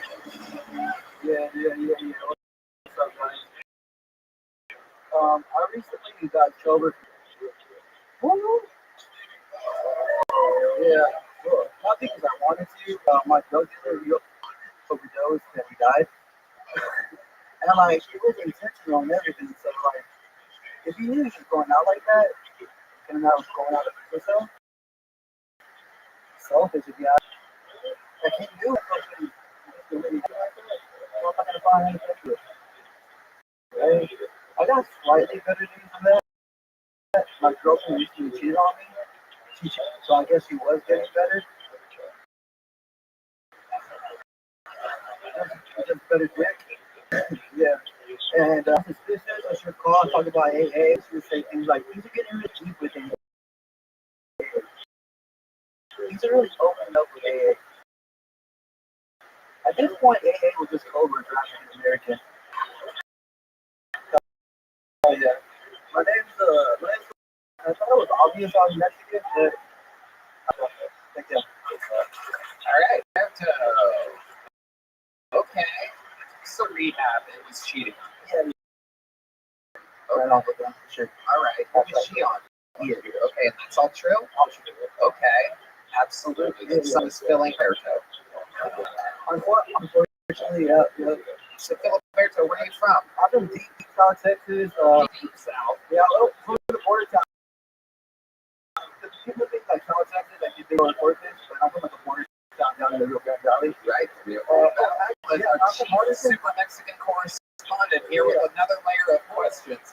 We're wondering how South he is. He's from Mexico. Yeah, he was actually at a wedding that I was in. Oh, wow. It's the most Mexican shit ever. Yeah, CJ, I was in that wedding. Yeah, he's my best friend.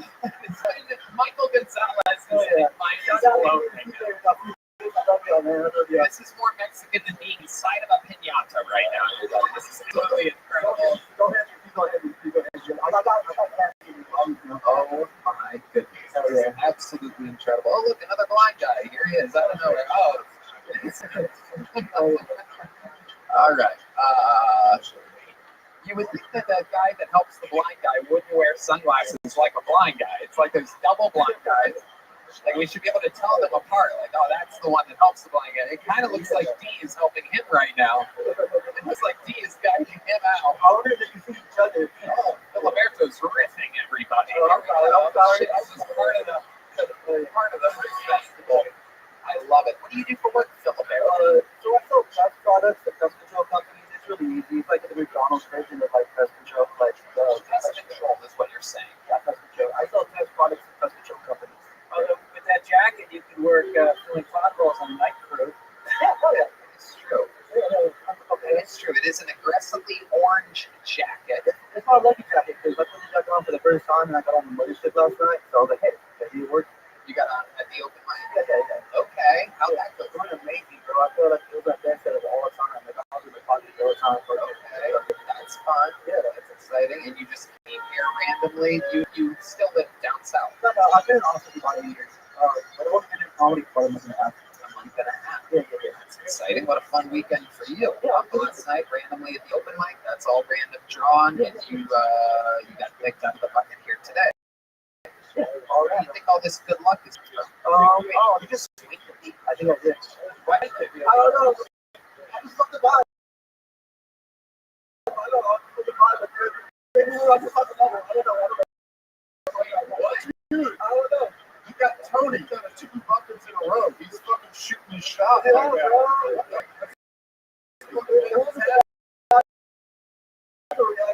I thought I was going to put on to the type of level or something. Tony, we all saw it. You were coming on this. Was it an accidental wink or was it real? It was like subconscious. I don't know. I didn't do it. Well, I guess I did. I guess. Look right at you. You know what I mean? I'm sorry. Shout out CJ and Andy. I love you. What the fuck is going on here? A lot of things are going on, Tony. All right, what do you do for work, Filiberto? What's up? Oh, that's control. That's right. Yeah, it's all good. It's all good. So what kind of Dude, that wing got okay, Dan, with the what? same question. Yes, okay, thank you. What's going on right now? I don't know. I think you're vibing. Yeah, I just think you're vibing. What? I think you're vibing. That's what's going on. Okay, I have here a random bucket full. I don't really. Okay. There's a ton of names. I gotta say, it could have been fucking anybody. I don't know what the fuck you're winking at, dude. I'm sorry. Creepy. Don't be creepy. I'm sorry. That's my number one Are you kind of gay? Is that what's happening? Oh, no, maybe. Have you ever done anything with a guy before? Not yet. Right. What's the gayest thing you've ever done? To be honest, it was for me and my homies just like that shit off. Shout out CJ, Rob, the life out there.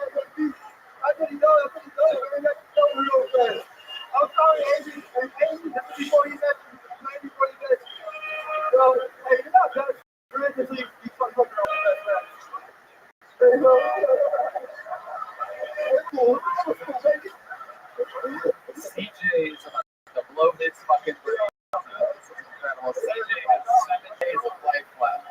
Now, wait, you know CJ from the oh, shit. Wait a second. This is all crazy. This is like Mexican Jerry Springer out here. Holy shit. We are finding out. There is a lot going on. Wait, you know CJ? Do you shut the fuck up. Time to shut up. You have CJ's number?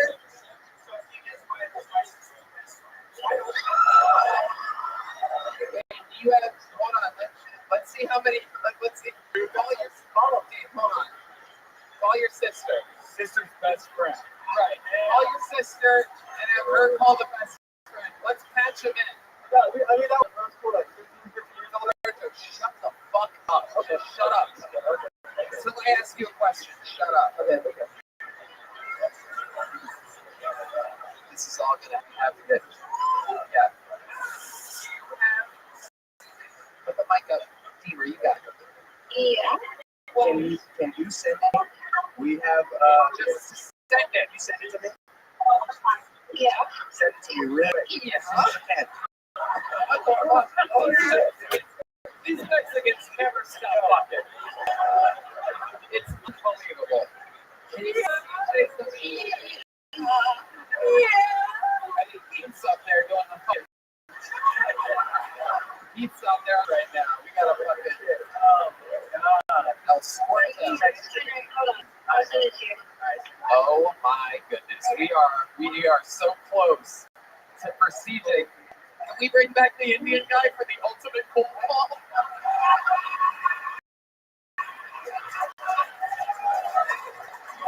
Just a long pause. Oh, CJ.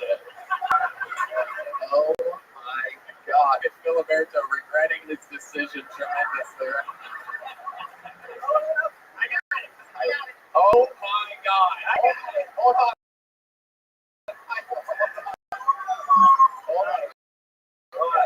Okay. Wait. Don't hit it. Did you already hit it? Okay. That mic isn't on the right? No, is it on the podcast or not? It is. It is now. But you're sure that's on the track for the pod? You're 100% sure. Okay. All right. You know what to do. Here we go. Right This to is the it. front of that phone. Woo. Here we go. Kino on the lighting. Filiberto, take a half a step this way.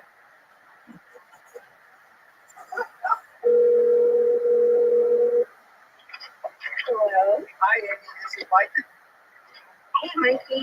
Hey, is CJ around? You know, he's at work. He'll be here. Wait. Where did, It's okay. We can bleep it. you're on text right now. I need. Can you send me CJ's number? Can you offer me CJ's number? Do you want to write it down? I'm busy right now. I can't write it down. Can you text it to me? Yeah, I'll try. Hold on 1 second, though. Before you go. Hold on, Amy. Hold on. Tony's got a question. Hi, Amy. It's Tony Hedgeput. You're on Kill Tony right now. How are you? I'm doing good. So, let me get this right. You're CJ's wife. Is that correct? All right. Okay. I'm going to have my friend here describe his penis to you. And then I want you to confirm if that's correct. This is Filiberto. Right? What? I didn't hear. Oh, yeah. Two. What? Filiberto. Two. What do you think the mic's going to Ding. What's it? all in? Oh, okay. Yeah. So CJ sits on a call, right? I can't hear. He can't speak properly. This was a middle school, so maybe he agrees with us. Yeah. Everybody in middle school. Hold on. Let's call CJ. We're gonna call CJ. Thank you, Amy. We are wonderful. Couldn't be of more help. No, you did great. You did great. This is like Who Wants to Be the Person Doesn't Know the Answer. Can you just, here's the question. Can you describe, yeah, can you get that music out there? We'll wait a second. He doesn't know how to spell billionaire. All right, send me his number right now. No, come on. Come on. Come on, Red Band. M-I-L-L-I. This is Music. You have to get the theme music, not the fucking show. Oh, yeah. All right, I got it. Here we go. Keep it going. Keep it going. Keep it up. Who wants to be a middle school jerk up? Yeah.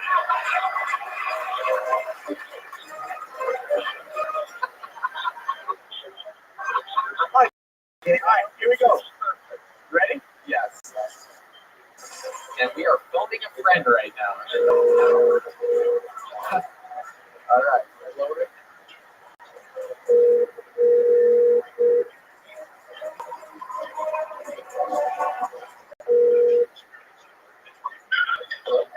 What's up, TJ? This is Mikey. This is Bree's brother. How you doing, man?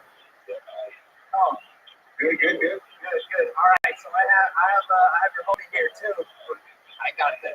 Mike, tell him he's on with. So check this out. You're on TV right now. Cody's got a couple questions for you. Well, I'm at work right now. I get off for like 2 minutes. No. It's okay. You can take this question. You have 30 seconds. I can't hear you. You got 30 seconds? Yeah, 30 seconds. Okay, so, you know what? Yeah, give me the phone. Deemer, give me the phone. Okay, can you hear me?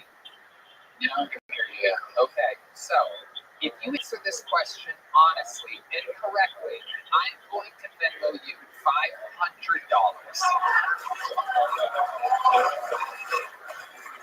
But if you lie or answer correctly, you get nothing. Do you understand?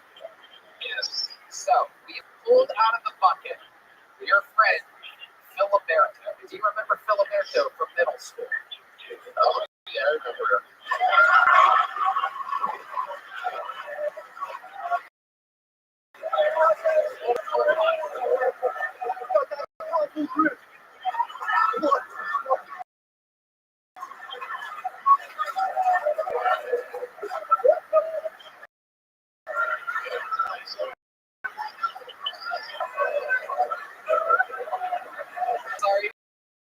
I'm sorry to bother you while you're 20 more seconds. Okay, so, all right, so here is the question. Middle school, you and Filiberto did something to one another. This is your chance to win $500 if you answer honestly. What did Filiberto do to one another that's kind of naughty that you might not want out in public, but you can get $500 Venmo to your account this evening, right now, if you tell the truth. Now, so what's the answer?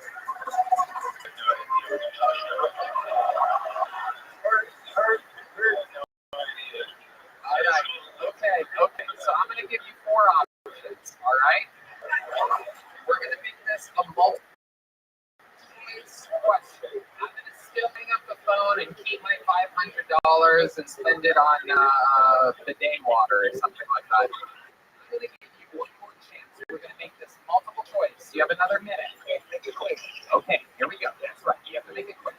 So the multiple choice options are: did you and Filiberto, when you were in middle school, comb each other's hair, brush each other's teeth, jerk each other off, or make each other breakfast every day for a year?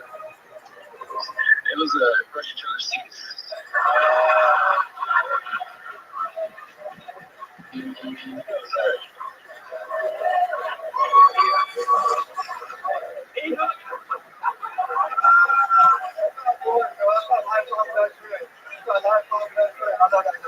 Oh my God, and I am $500 richer. Holy shit. This hit the fucking music. Oh my God, give me that who wants to be a millionaire. calling him back? Okay, let's call him back again. All right, $200 if he answers honestly now.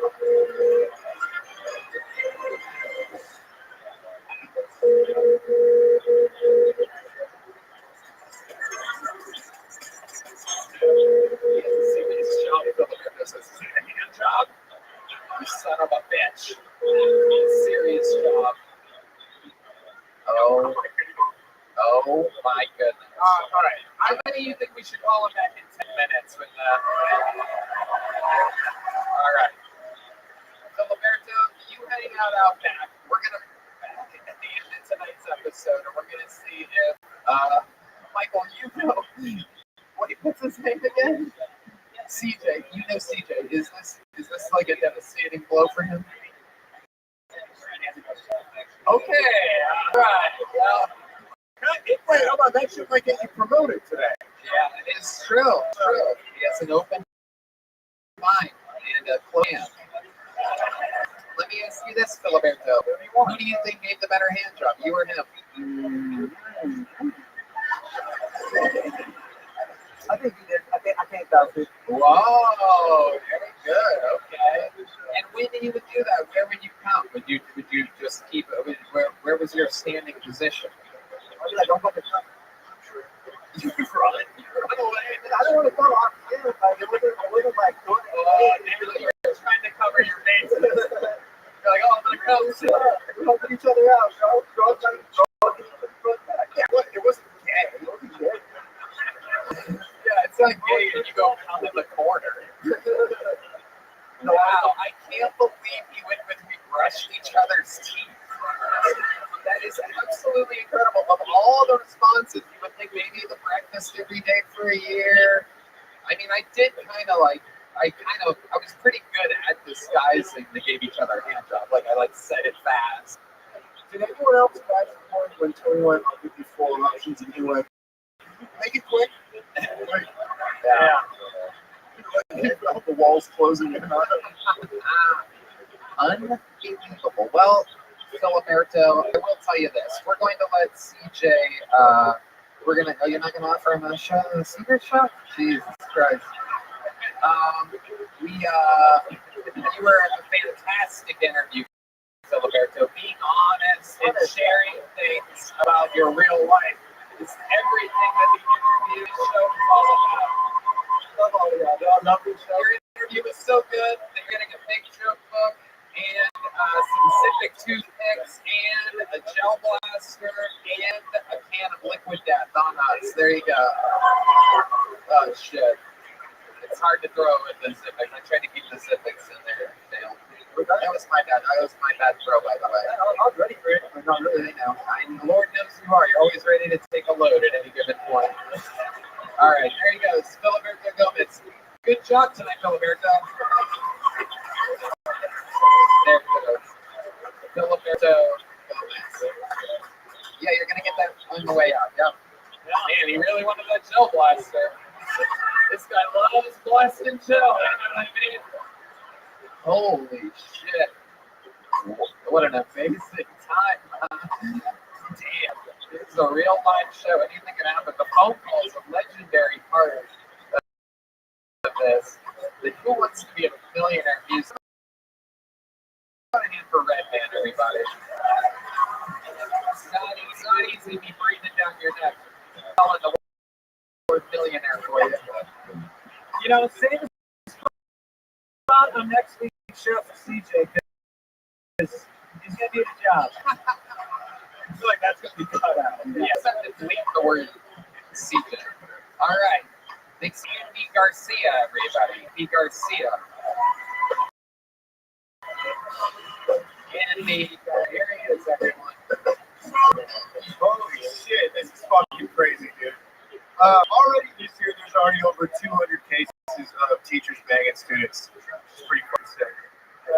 That's slightly concerning about that is out of all the years I've gone to school, I've never heard of a single one of my teachers that wanted to fuck numbers. And I'm not saying that I've been up with a teacher back then, but my chances were way higher when I was 16. Just saying. Crazy thing about that though is like, I don't know, man. I'm not saying that wasn't a possibility for me. I was failing chemistry pretty bad, but every guy that ever begged his teacher knew exactly like how that form was supposed to go. Kid comes in after school, trying to get some extra credit, worried about his financial and his educational career, and then boom, he's getting a hand job from his teacher. I'm just saying, man. I don't know. That could have been me. I probably missed an opportunity, but fuck it. That's my time. I'm a guacamole sad boy. Thank you so much. Okay, wow. Andy Garcia getting absolute 0 laughs throughout the laughs. I mean, that is incredible. Holy shit. Holy shit. Indeed. It's a shutout. It really is. Show us back. Absolutely incredible. It's whatever our version of a hitter, a no laugher. Absolute 0. I mean, nothing based on cadence alone, nothing based on the moments, the windows that you open, and opportunities. It'd be hard to follow a guy throwing his best friend under the bus for giving him a hand job. Yeah, but there's no reason why your teachers would want to fuck you, and there was really nothing funny anywhere in between or around the middle of it. Although you've been doing stand-up, Andy. Well, okay, that's a good answer for a set like that. That's that's pretty harsh, man. I drank a little bit before this, didn't think I was gonna get cold. What before this? Rumplements. Oh, yeah, you got it. I don't have a good relationship with my dad. I'm sorry. Yeah, but you gotta say Rumplements. You gotta say those nasty cheap liquor for after the show. Yeah. Rumplements not a sponsor of Kill Tony whatsoever, as you can tell. Absolutely incredible. It was insane, yeah. But this has been fucking. This is weird coming up here. We're sitting in a room with 75. I don't know what's happening. You're sitting in a room, you're waiting, and it says it's you, and then here you are. Do you do this a lot with unbelievable opportunities that you're given in life? No, I don't. What's another amazing opportunity that you've had in life? Do you ever have a chance to completely change your life like this? No, I didn't. No. This is it. Here I am. This is literally the biggest opportunity. How old are you? I am 31 years old. 31. So you're even older than you look. It's been a long time. And this is it. What do you do for a living? Actually, I'm a bartender, bar manager, stuff like that. Okay. Bar manager. Rumplements is the choice of industry people. Industry people love Rumplements. One of the best bar backs in the world here in the mothership is a Rumplements guy, the great, powerful comedian, the owner of Vulcan. Nick is a Rumplements guy. It's a very big 6th Street drink, disgusting to people that have been drinking since they were 21. When did you start drinking? Probably when normal, like 18, 19, like normal people. Okay. But when did Rumplements start? Just a few years ago. Probably like mid-20s, 25. Yeah. No one shows with Rumplements. It's a backwards thing. Very interesting. Very interesting. What do you do for fun? I don't really do much, man. I bartend. I fucking come down here to 6th Street. I live in Austin. All the same bullshit. I coach boxing and kickboxing. Okay. All right. Are you good at boxing? Yeah. I'm never won a fight. Okay. Have you gotten in any fights on 6th Street? Oh, yeah. Yeah, I mean, it's 6th Street. It's fucking pretty easy to do. Yeah. How many fights did you get into on 6th Street? 0. Me too. Yeah. No. It's, yeah, I broke up a girl fight on a Wednesday when I was managing the library. So, I mean, Did you see the midget that got arrested this weekend? Yeah. It's a pretty big deal. I saw it on fucking Instagram. Shogyoni. I'm like, is this fucking Austin? And it was. It was. I'm like, there's so much shit that happens here that I can't believe it when I see it on the internet. I'm like starstruck. I'm like, is that fucking around the corner from us? It's like everything happens here. It's so exciting. And then there's you. yeah, it's me. All right, not your entire life that we find interesting. Fuck. That fact that I fucked this up heavy. Come on, you can still turn this around. You jerked off a friend in middle school? So funny I did it. That makes me feel like I'm just a shitty friend. I've never even thought about jerking off one of my friends, dude. Really?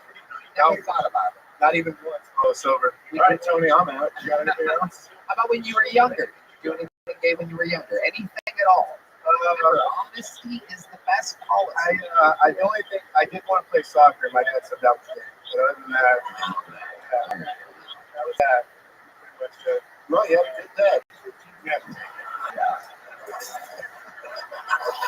So, see, round Has he been around your whole life? Yes. And your mom's also been around? My mom's also been around. See, this proves the theory about people that have both moms and dads in their lives being unfunny.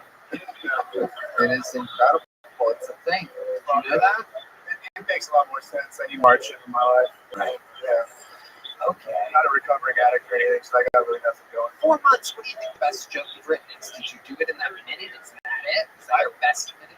No, dude, because there's a Okay, lot let of me hear your best joke. fuck. How many you want to hear is best? Still have a chance here.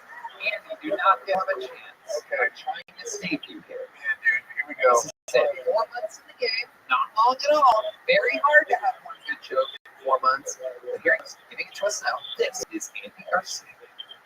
Okay. Fuck. Well, me and my girlfriend were the other day. We're watching 50 First Dates, classic movie, and my thing is that we need to stop romanticizing movies because, like, any girl who watches 50 First Dates with her man, they're gonna ask you this question: would you do that for me? Would you make me fall in love with you if I lost my memory? Probably not. You know, it's really hard to be that honest. I don't feel like ruining the rest of my day. Like, I'm not gonna say that. I want to be like, yeah, of course I would make you fall in love with me, even though I have a full-time job.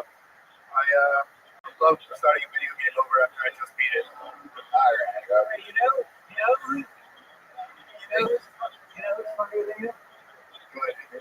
Andy Garcia. The dramatic actor, Andy Garcia. Andy Garcia. Absolutely. Is it weird having the name of someone talented? Yes, it is. Yeah. Okay. Do you like your job? Do you like work? Yeah. What do you want to do? Man, well, I was gonna say comedy, but this isn't going fucking. That is correct. Yeah. Probably just keep doing bartending until I have a better performance than this. You're 31. You're 4 months in. Hard to start at 31. Is there any job other than bartending or comedy that you would like to have? I go back to selling weed, maybe. It is much longer. That is true. I'm really scrambling on how to give this little storyline a happy ending here, and you're really leaving with nothing at all. No options whatsoever. Every opportunity that I've given you from the second that I called your name, you have completely floundered. I know, dude. It's pretty insane. Do you have any other special skills or talents other than boxing, coach? Man, no. Did you teach yourself how to box? No, that comes from my Your dad taught you how to box. Your father was very close to you your whole life. yeah, like most Hispanic fathers teaching their son how to box. Michael, did you there's Michael, very talented artist. Michael saying no, his dad did not teach him how to box. What did your dad teach you, Michael? Shoot guns. Yeah, that'd be the second thing your Hispanic father would teach you as well. Right. Shoot guns. Okay. You can shoot a gun, you don't need to unlock, Stan. There you go. Cheat code. Absolutely. That is true. Oh, yeah. When he was teaching you how to shoot the gun, was he showing you this way? What's the last thing? Okay, Andy, you're going to a little joke book here. Can you catch this, Mr. Rumplemans? Rumpleman. Z Energy, B12 and beet toothpicks, peppermint watermelon flavor from Civics toothpicks. These sober up a little bit. Get your light together. Sign up again sometime, Andy. This could be the beginning of a cool story. It could be like, wow, you don't remember, I don't see them all the time. Could be a good story. No, we can't call CJ back, right? You said it, Michael.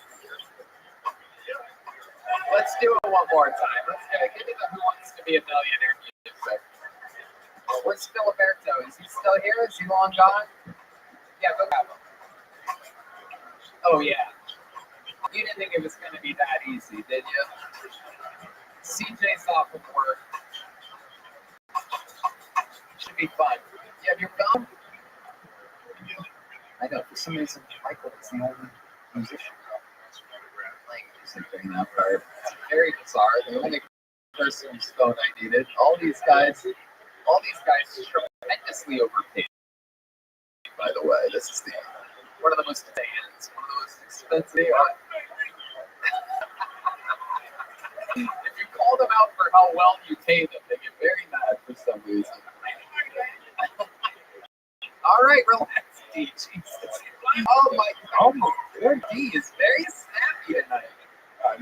He's sticking with that toothbrushing story. Well, you can give me a little bass drum because I am indeed about to do the unthinkable, ladies and gentlemen. I present to you, I mean, how do you close a show like this? It's incredible. I was worried that this part of the show wouldn't even possibly be here tonight. Coming off of 2 operations, actual, legitimate, fully verified skin cancer, and yet here he is, a man of the people, here for you. As he has been, more sense than anyone ever in the history of the show. The only the Kill Tony holiday, the Tijuana Tarantula, the Manila Gorilla, the New Orleans Saint, the Memphis, the Big Red Machine. This is indeed William Montgomery.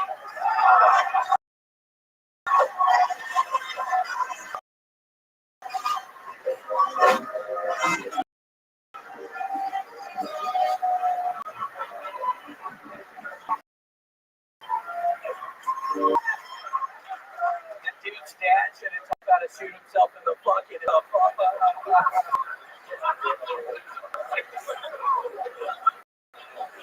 I'm very excited to be here tonight after having cancer removed from my face twice last week. But I think y'all would like to know that the doctor said I may be the best pound for pound cancer fighter he's ever seen.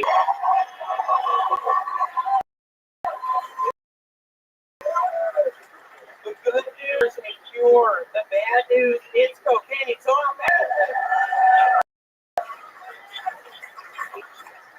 I just found out that Barry Manilow came out as gay, so I'm so pissed because I'm going to have to throw away all of my shirtless Barry Manilow posters.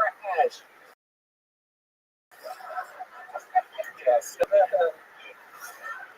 I had cancer ripped out of my face. I'm not doing good right now. What I did, I saw a condo last night. That industry must be in shambles. Zoomers don't have sex. Straight people realize you can't get AIDS if you're straight. Gays are on PrEP. You know, condom companies about to be saying, we'll make your dick bigger, promise. And if that doesn't work, they're going to start saying, ladies, if he doesn't use a Trojan, he's a rapist. Okay, that's my time. Thank you. All right. There we go. The powerful William Montgomery. I love that cardigan. Real security. So much. Again, I had a 50-50 shot at living or dying before surgery. Y'all don't know this, but I had a 50-50 shot. So after I came out on the other side, I think I'm going to get into sweaters. So I got this sweater today. I swear to God, life is too fucking short. I'm going to start getting nice fucking sweaters. I was on my bed. Tony, I literally saw the light on Tuesday and Thursday. That is true. So we had the operation last Tuesday. I get a call on Wednesday saying I couldn't sleep with the pain the night before. The doctors called back saying that they looked at what they took out and they didn't get all of it, and they had to go back in and do another operation. Yes. For the cancer more out of you. So you were able to make it this weekend. Tell us more. So did they put you out for these? Yeah, no, Tony, when earlier, my heart literally stopped. Right? People need more anesthesia with too much anesthesia. I do remember hearing doctors kind of yelling off to the side, but yeah, no, I was dead. I was clinically dead for a couple of minutes, Tony, and it seems like they would use a local anesthesia for that. I can literally see I can see the stitches. It's about a 1.5 inch wound. Yeah, you should have seen how big the hole they cut out of my face. I mean, Tony, it was brutal. I know liquid gels. Fucking. Oh, liquid gels.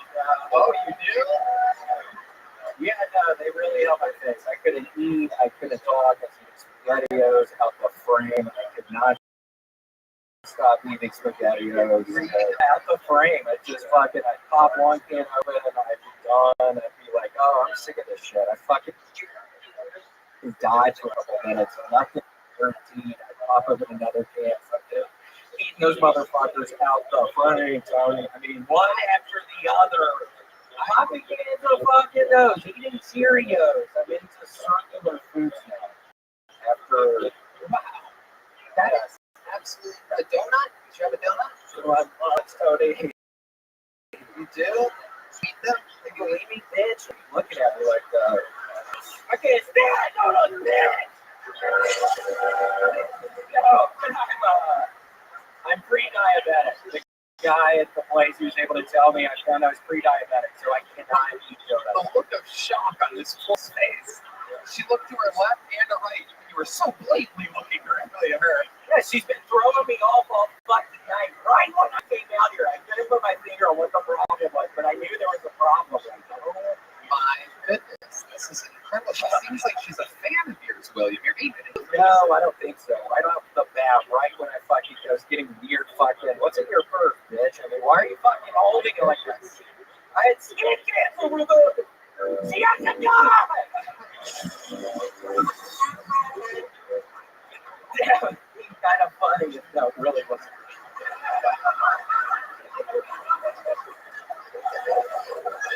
Wow. Amazing. The presence of the great William Montgomery here. Again, the sweater to the bearded hair, and you are a stunning specimen tonight, I must say. I think that skin cancer did you pretty good. Thank you, and I think it was a really cool scar. I'll be like a battle scar after this, so excited about that. Things are looking up. I think I'll see y'all Thanksgiving. Yes, thank you. We're going to give thanks together indeed. So I have the liquid gels, and what type of are there any circular Thanksgiving Day foods that you're looking forward to having? The tough one. I tried to think of it. I already tried to think of Thanksgiving. It says cranberry jello. Yeah, cranberry jello. Red band. It's red band. Whatever, Sidney Crawford. Oh, he called you Sidney Crawford. He called you Super. Thanks, dude. But yeah, I don't know. Pumpkin pies, kinds of pies. Yeah, I'll be doing all kinds of stuff. Maybe some sweet potato pie, maybe some apple pie, maybe some. You like sweet potato pie, do you? Oh, wow, look at that. I found something that D loves. I love it. I didn't know. You know what? I want to bring you a sweet potato pie next week. I got $500 extra. All because somebody brushed each other's teeth for a whole year. Well, it's the same motion. Same motion. Little foam at the end.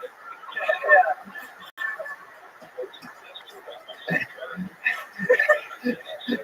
Except one you spit at the end.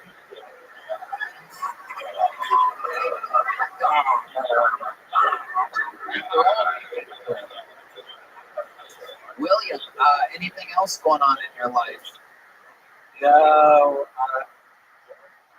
What, Reggie? Well, I don't know why. There's a little dog in here. Yeah, you should throw the show off all night. I've been watching it. We gave him an opportunity to talk about anything. Red Band wants to talk about the little dog. 10 minutes away from you two hanging out at a bar together, but I guess we'll ask them, how's your little doggy too? My God, y'all. Wonderful. We've been kissing each other. We've been hugging each other. We've been giving each other butterfly kisses. Ooh. You know, We got a small dog, you go back on that one, Tony. Wow. That sounds out of frame. Did you make that up? I've never heard that before. I've been eating SpaghettiOs out the frame. Yes, I made that up. on the fly. I think honestly, getting the surgery, seeing the light earlier in the week, I think it has made me smarter. I think it has made me. I've been having these weird psychic abilities. I had this one dream I vivid on Thanksgiving. Us three are together and we're all having a really good time. At one point, I swear to God, it was last night. This very vivid dream. Redman just grabs his heart and he falls over. Wow. I swear to God, I didn't even want to bring that up. Ever since I was put under, I've been getting these very vivid dreams. They're all about you, Redman. I mean, one is you falling down some stairs. It's crazy. I think you were having mine. Those are my actual dreams. I dream of that when I'm awake and not seeing a light at all. I dream of him one day grabbing in between those sweet tits. No, it was a lot more dramatic. You were dying. No, you were turning the color that he is now. Am I green? Yeah, little dude. Wow. So what else did you learn when seeing the afterlife? What else? I want to go to heaven. I think where I went was heaven. I used to go to an Applebee's and I was walking through this Applebee's with a tray filled with drinks and food, just wearing my gear, having fun, seeing different relatives at the different tables.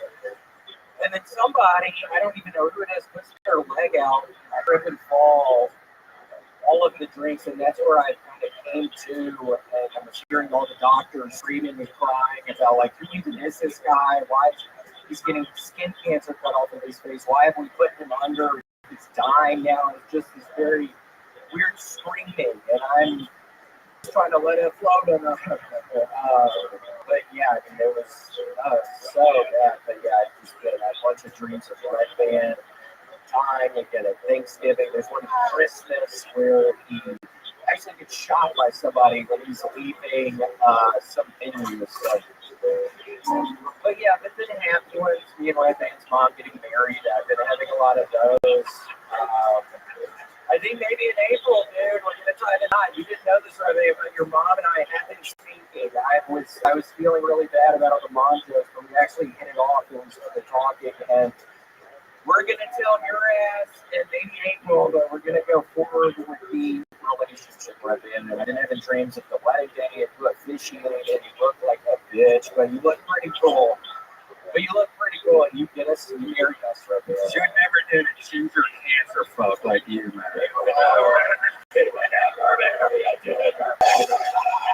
God, you sound like a monster.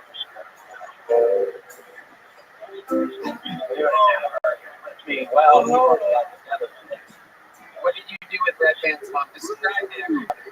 Describe it to people. Yeah, you right when I got in her fucking place, and then she just spreads those things wide open. What I get out of cucumber. Wait, what? Yeah, and then I put it in her pussy. Yeah, it makes a noise like that. And then what do you put it in her butt? Oh, good. No, stop distracting him with buttons. Put a fucking cucumber in her butthole, put fucking living on Starburst in her pussy. You put a Starburst in her pussy? What flavor?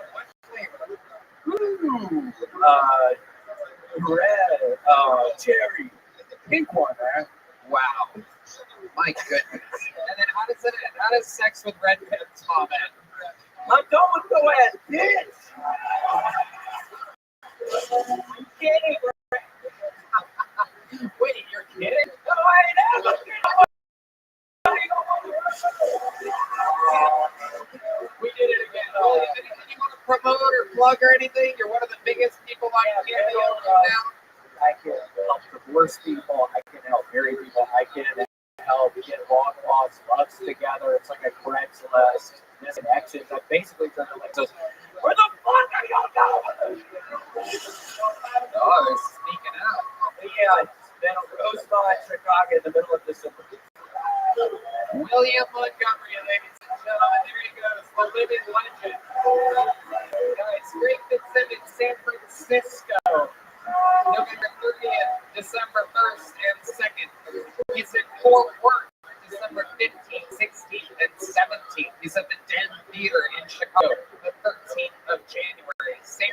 Francisco, Fort Worth, Chicago. The website is Fitzdog.com. Fitzdog.com. That's FITZDOG.com. One of my favorite comedians of all time. Big Swiss and Great Fitzsimmons, everybody. Dave Smith on YouTube. 30 Minutes with Dave Smith. The new special is out. I do believe he is the future president of the United States of America. Make some noise for Dave Smith, everybody. A lot of common sense. If you're into politics and fucking humor, follow his shit. Very, very, very smart man. A lot of fun stuff happening. The drawing from Ryan J. Evelt is in. It is absolutely incredible. The drawing from Chris Rogers, local artist. Look at that, a new Cam Patterson. Oh shit. Gosh, we might have to give that one to Mama tonight. How about a hand for Mrs. Cam Patterson up in the balcony tonight? Thank you to Joe Blaster, Red Rose, Yellow Rose, NinjaBuses.com, Connect Mobile Health, Austin Security Guard Service, Hall Law Firm, Don Carlos Burritos. How about one more time for the best damn band in the land? Michael Gonzalez on the drums, Paul Beaver on the horns, Matt Fueling on the electric, John Dees on the keys, and D-Bandits on the bass guitar. We did it again. Check out the Sunset Strip Comedy Club, SunsetStripATX.com. I love you guys. We love you. New York City, I'm with you December 1st. 2 shows at the Town Hall. Florida in December, Clearwater, and some other places. TonyHitchcliff.com for very few tickets remaining for those shows. I love you guys. Thank you so much. Good night, everybody. Some exclusive Kill Tony merch for sale on your way out. Thank you. Go enjoy Austin, Texas.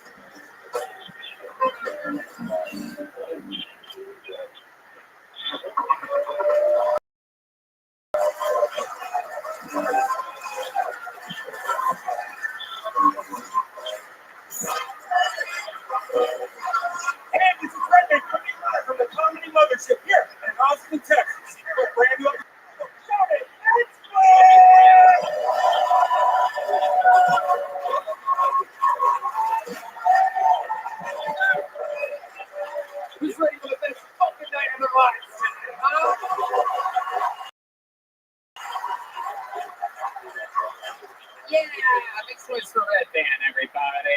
You did it. You made it. You're the #1 live podcast in the world. Kill Tony. Brought to you by Gel Blaster, Red Rose, Yellow Rose, HealthHelp.com. Use the promo code KILL10 and get 10% off my feature. Full recovery here in Austin, Texas. Ninja Party bus ride to the arena on the 30th and 31st. Sold out shows in Texas for this. How about that? It's great. It's pretty cool, right? And you're here. And a fucking place of us. A law firm, Austin Security Guard Service. How about a hand for the best name band in the land? That's the great Michael Gonzalez. Horns. The guitar. Great John D's on the keys. And the undeniable P-Magnus on the bass guitar. Live in the flesh. A lot of fun stuff happening tonight. Before we get started, here's a little bit more of the amazing sponsors that made tonight's episode available for you here right now.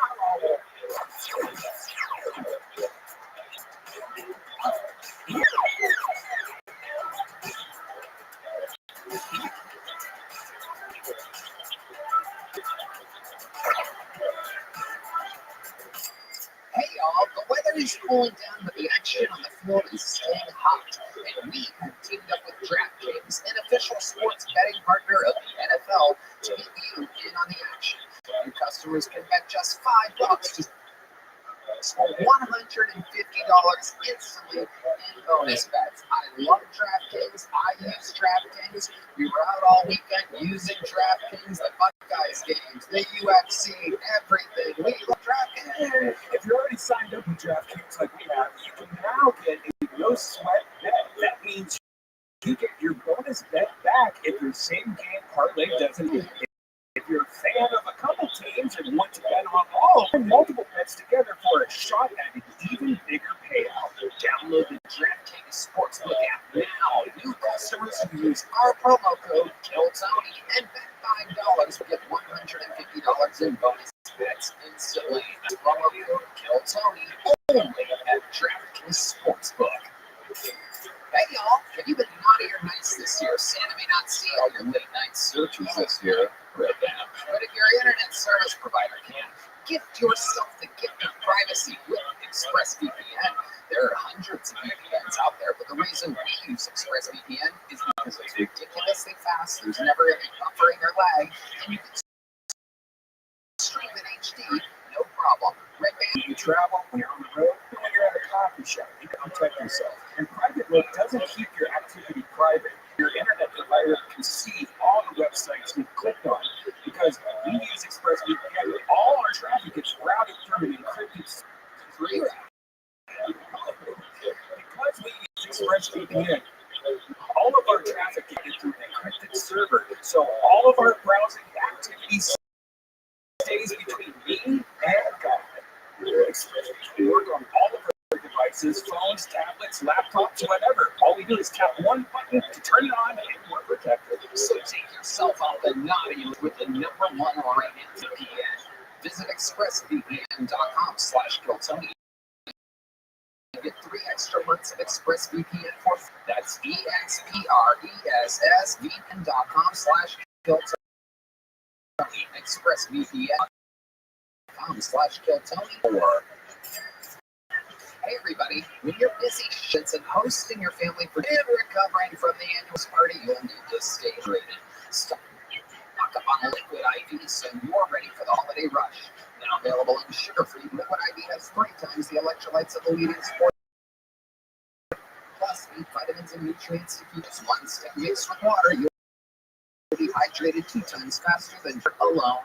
Red Band. Oh man, I always keep a couple on me. You just have that little pack in a little water bottle, shaking. Yum yum. It has no artificial sweeteners, 0 sugar, dairy, soy, or GMOs. You're making a great choice for your health as well as your hydration. Grab your liquid IV hydration multiplier, sugar-free, and bulk nationwide at Costco, or you can get 20% off if you go to liquidiv.com and use code TONY at checkout. That's 20% off any You order when you shop Better Hydration today using promo code Tony. LiquidIV.com. Hey y'all, keep yourself out of the kitchen this holiday season with Factor, America's #1 ready-to-eat meal kit. Factor delivers chef-prepared diet meals straight to your door. They're always fresh and never frozen. Just heat them up for 2 minutes. Dinner is served. Choose from over 35 weekly meal options. Enjoy premium ingredients like broccolini, leeks, truffle butter, and asparagus. I guess I should open today. It was amazing. Yeah, it was your today. Can't you tell? Yummy. You can choose a lot of different meals though. They have vegan, vegetarian, keto, calorie smart, and protein plus meal options. No matter what your goal, Factor can help you get there. Head to factormeals.com/GilTony50 and use code GilTony to get 50% off. That's GilTony50 at factormeals.com/GilTony50 to get 50% off.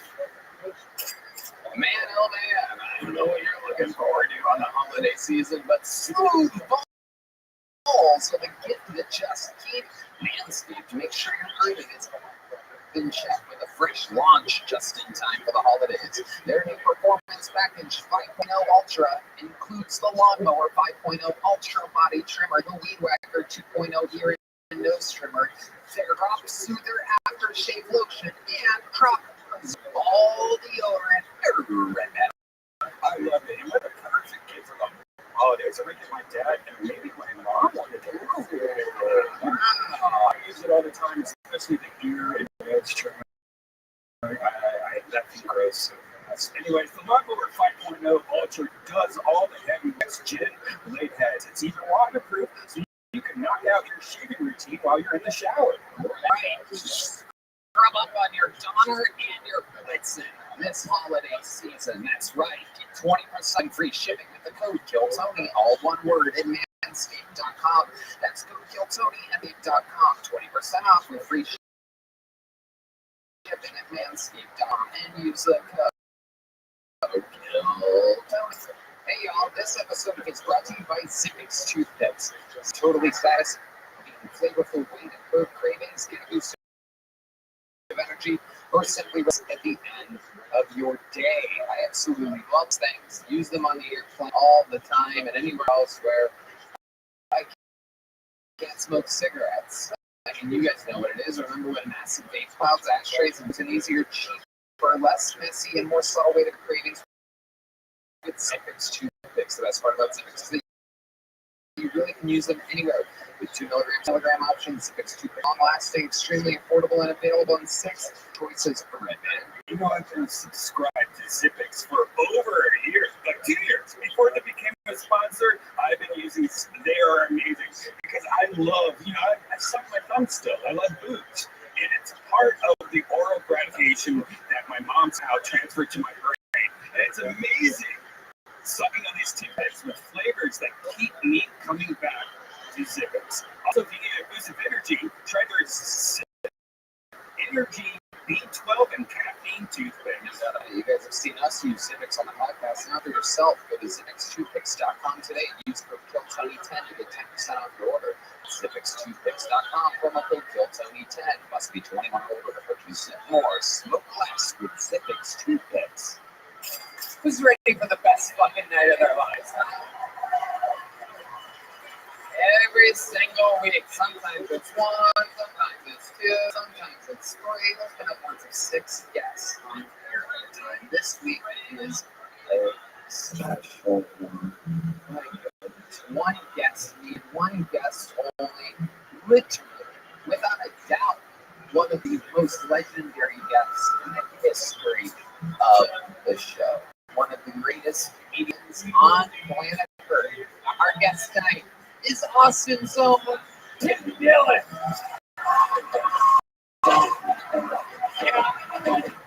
Fuck yes.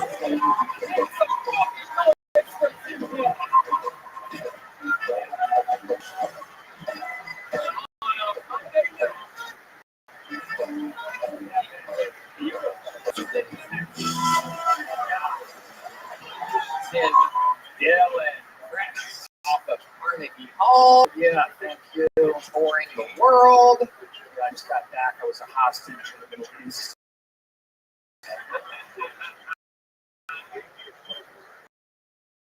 They gotta doing my part. I love it. Moving everywhere, and now you are here. We couldn't be happy. You know it well. You've done it in the belly room, the main room, fucking everywhere that we've done it in Austin, Texas, the gas company. And here at the mothership, we're gonna have a lot of fun. Look, you know how it works. I don't have to explain, but just in case somebody brought a wonky girl friend or something that doesn't know how it works, a ton of people signed up for the opportunity to get 60 seconds uninterrupted on this stage by pulling their name out. You know, their time is up when you hear the sound of a kick. They bring out the angry West Hollywood Bear, interrupts them, and leads us into the interview portion of the show where we find out more about what makes them special. You guys ready to start the show? Well, you know, I could go to the bucket, and I will, in order to pre-pick, and we're going to the person from next door.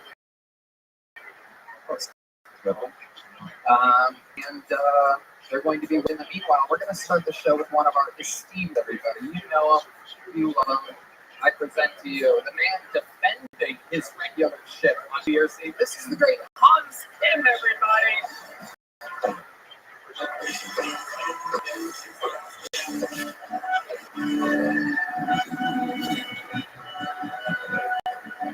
Thank you guys for being here. I love it when there's a conflict in the Middle East because I get to find out which of my friends I thought were Mexican.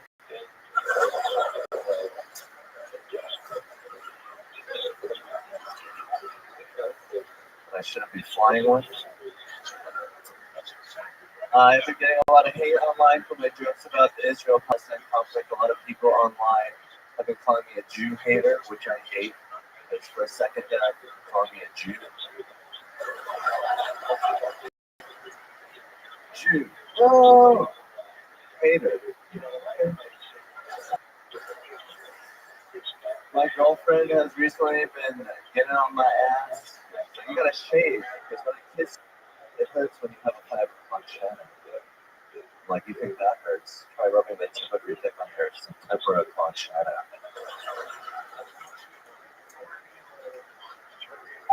Thank you. There he is. Exactly 60 seconds. Hans Kim. Very exciting. Thank you. It's very What did you say? It's very new. How'd you feel like that went? I felt like I got better inside my head, where I was just inside my head. The Mexican joke is killer. That is Right? You know, You can never tell these things. it's crazy. It's unsettling. Yeah. Those brownies. Those brownies. That's what I call them. You don't know which one's it. Yeah, it's crazy. I just went to a Thai restaurant and I thought they were Thai, but they're Mexican. Interesting. What did, how was The pad Thai would taste it a little bit Mexican. It's like a little sweet. But the curry was great, so I don't know if this is the way with curry. It's Mexican. Okay, well, this is all very interesting. Makes sense. Mexicans and Thai both have a love for rice. And this is like a Nazi cooking show. Like a white supremacist cooking. Yeah, rice, Mexican, Thai. So, Hans, you're all over the news. I can't believe you didn't really know that. Oh, yes. You didn't talk about that in your brand new minute. You forgot that for the first time ever in your life, you are in the world news. Yes. Thank you.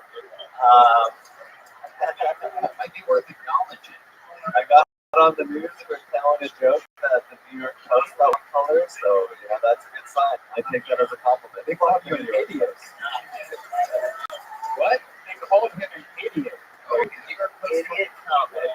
Oh, wow. And there was no one in the article calling me an idiot. They just wanted to call me an idiot to get rid of the quotes. Yeah, New York quickly becoming a TMZ. Well, TMZ is becoming more of a legitimate news source. It's kind of weird. The TMZ covered you this week today.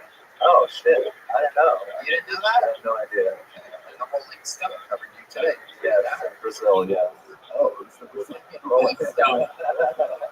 My counsel did not tell me it was the Brazilian Rolling Stone. Thank you, Nick Bader. See Hans and the Rolling Stone today? No, I didn't get a chance to read the Brazilian Rolling Stone. You fucking goofballs. Who's on the cover of the Brazilian Rolling Stone? Just anybody? The Brazilian Rolling Stone. Funny enough, written by Thai people. You never know what you're going to get. There's always a role reversal happening here. But it wasn't Matthew Perry chick, correct? Yes, he was checking in trouble. See if we get in trouble again. Double trouble. Perry. Yeah, Matthew Perry. Matthew Perry, fabulous. Whoops, Matthew Perry recently passed away. I'm very sad. For a guy on a show called Friends, you could have used a couple.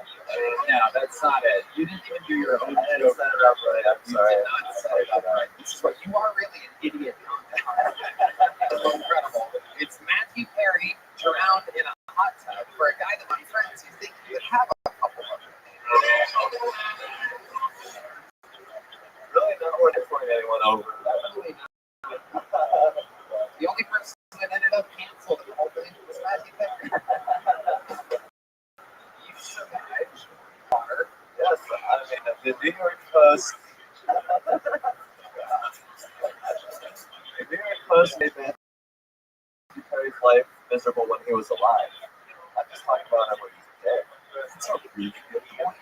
Because if you're dead, you can say anything. Like, fuck it. Whoa! Whoa! Wait a minute. Bob Barker and Triple B has been brought into the field. To play the review. How dare you? Talk about the unbelievably cool band that was there with us on all of our sick days as a child. He went straight from Bob Barker. I was Normally to eat a dog. Thank you. Oh, no. That was the first theme on the piano for everybody. Red Band. Yeah, you got it. Oh, 8-bit. That's always no, don't. Hans, anything else exciting happened this week? My girlfriend got into a huge argument. She wants me to come over all the time. She very rarely makes a drive over to see me. And I got like, you're taking away my time. I really want a podcast or not podcast. And that's for me. It's only more stuff. So what did she say to them? She was like, okay, I'll do more of what you want. And today I took off of it. Wow, you love jerking off on her. This is incredible. So when you're jerking off on her, is she fully clothed? It's a thing, like, I'm away. It seems like she's not contributing at all. You feel weak when it's happening? No, it's not. No, she's fully awake in a second. Is she clothed? I can't. She starts out clothes and then she does one of these where she like puts it up on her tits. And that's where you. That's like ejaculate. Oh my god! Wow. You're basically just the one man there. She's like, I'm a machine. Hot. Whoa. And that's how it goes. So then what? Do you get her like a towel or something like that? What do you have? Like one of those fucking little wet naps or something? Yeah, I have a little towelette I got and then I wipe it off. At her house, I just use toilet paper. Oh, this is, you ladies are really missing out letting Hans Kim be out there taken on the market. This is what everybody wants, is little bits of toilet paper in their belly button. I mean, what an opportunity of a lifetime. Absolutely incredible. Double fine. Yes, the finest. Okay, very good. Absolutely. The quilted kicker. Okay, well, Hans, way to get the show started. You did it again. We love it. That's Hans again, everybody.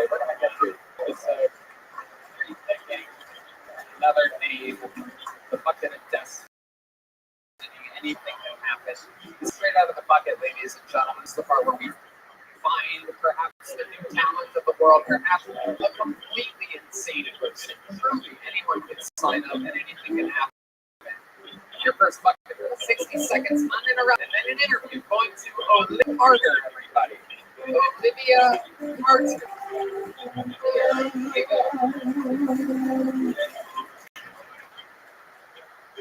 I hate my brother's fiance. She hasn't worked in a year because she's writing a children's book. And I was like, that can't take more than.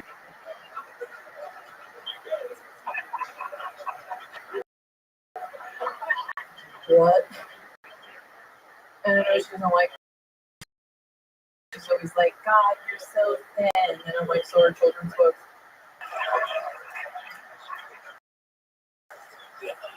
And I'm trying to figure out how to. And I think I've decided I'm earning enough weight. Like a conversation's worth. I'm going to show up like, I'm on a hunger strike. The children of America get the new book.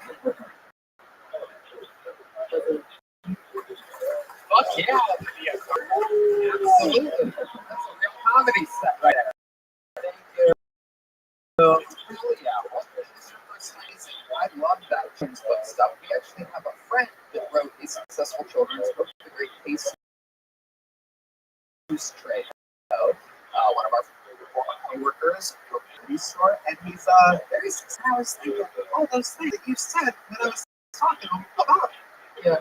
They're like showing it to me. I'm like, oh, dude. It's like really fucking worth doing this. It's like this is Gaga, and then we saw a dog, and then there's a dog. I'm like, what the fuck? How much are you making? Is she successful from that? No, yeah. Right. No children even want to read this. No, she's still working on it. What's it about? She's doing it. Oh, shit. Inspiration has to strike when it strikes. You know, I could be after she's married. That's amazing. What do you do for that? Trying to do comedy. How long have you been doing stand-up? 3 years. 3 years. Where at? I was in Chicago. I just moved to New York. Okay. What made you go to New York? I want to do the scene in New York. Right. Stay cold through the winter. Yeah, I want to freeze. Absolutely. Is that where you're from originally, Chicago? Kansas. Okay. Making progress. How long were you in Chicago? 3 years? Yeah. Right. Now you've been in New York City for how long? Like 4 or 5 months. 4 or 5 months. And how long are you in Austin, Texas? I'm here all week, baby. You're all good. Look at that. Absolutely. Good job. It's fucking awesome. Thank you. Yeah. Awesome. Thanks. Amazing. So how do you survive? Okay. How do I survive? I have a day job. I'm a sales assistant. Yeah, make dinner reservations and schedule massage for people. Okay. Don't have sales, you know. Yeah, I'm not very charming. Yeah. I just feel like you'd be like, so you want it? You're like, no. You're like,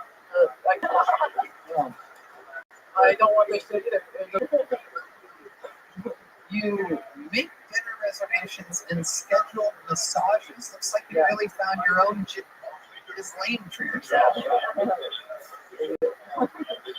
it's not too bad. It's worth some big bucks.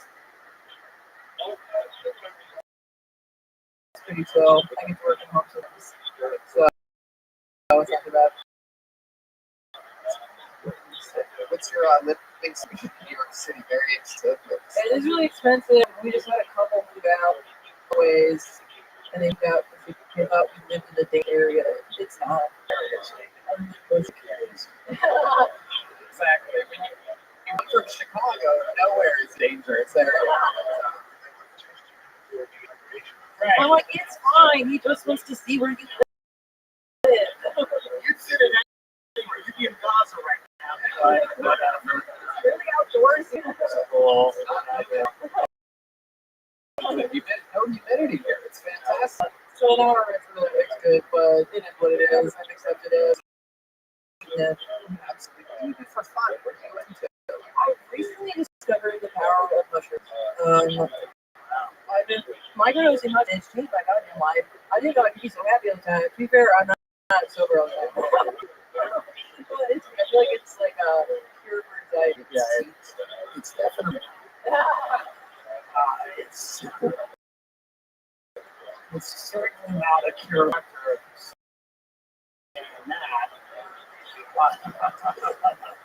But it's not a Joe Rogan thing. It's not this. You think it's a bad thing to know? No. Yeah. But you don't think it should like cure your? You should use it as like a microdose, like daily thing. Well, eventually you'll have to Just on mushrooms. Yeah. Yeah. Like it's not a problem. Yeah. Merry Christmas. Yeah. It's a lot. Yeah. I get that. You don't want to get too energetic. I'm already off the walls. Yeah. I love it. So, Mike, what do you like to do after you eat the mushrooms? I'm a runner. I like to run on mushrooms. You kind of don't feel your body. Yeah, I just sorry, I farted. I don't know. Is there something chasing you with your? I use an app that it tells you that zombies are chasing you, so you run faster. Yeah, We're like an episode of Black Mirror. I have an app. yeah. You haven't heard it's called Zombie Run. Okay. You put it on when you're running. It's like. You know what I'm talking about? Yeah. Oh yeah, big runner, red band over there. Yeah, I do know it. He puts it on to fall asleep at night. Me and Red Band have an app where it says the zombies are outside, so we don't leave the house. It's the app that we have. It's called Stay In. Amazing. And you just look out New York running, listening to zombie noises, pretending like the migrants are the zombies on the wrestling. Am I correct? No. What do I pretend? No, I pretend that you're zombies. Yeah. Hey, what's your flight like? Yes, I'll voice this. It feels weird. Yeah, it's cool. It's fine. Your dating is weird. It's like too overrated. There's too many boys, and they're all like. I think it's because the hottest. There's such women in New York, and sometimes you fuck up and you fuck a weird guy, and then that weird guy, like he deserves. It's not women. Yeah. And they don't. And so when you're dating out there, they're like, I'm better. And like, no, you're not. Right. And this is best it's gonna get. And that's just amazing. Food amazing. That's all it takes. One to throw off the whole economy. Red Band. For 2 minute massages and new. He doesn't get to. I'm going to have you on the second Thursday. Whoa! Welcome to a real show. Here's the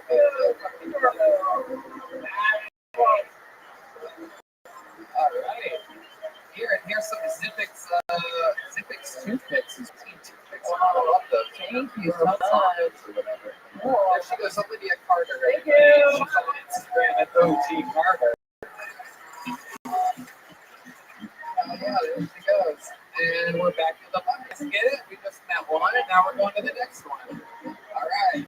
Make some noise for your next 60 seconds. Going to Matt Robertson, everybody. Matt Robertson. We're going to beat them all together. Thank you. It takes me forever to come, during sex. People have that problem. Waiting for me to come is like waiting for Jimmy Carter to die. Like, it seems like shit happened a while, but I'm still just like fine. Yeah, I'm divorced, obviously. Yeah, the worst part is Max got custody of the kid. That really hurt. To be fair, I was her daughter from a previous marriage, but I thought she got some out of it. I'm dating some moms now. That's just the limit I'm in. Dating single moms kind of like dating a prisoner, You see him like once a month for 30 minutes. You guys talking like hush tones. Okay, I love you. Just a couple more years. Kids like the work, like, hurry it up. You want SpongeBob? I can step a bit. Let's go. Chicken nuggets, no touchy. Get off my mom. Learn to come quicker. Thank you. There it is, Matt Robertson, in exactly a minute. It's your first time on the show, right, Matt? No, I was on with Greg from Greg and Singing. I wore the Superman shirt. Okay. He said, look, I had a couple Supermans that we both like we got changed also. That's right. That's good. Yeah. I enunciated into the microphone when I did that. It went boom, the whole crowd went wild. So, Matt Robertson, how long have you been on stand-up? Probably like 6-7 years. Wow. How often do you perform?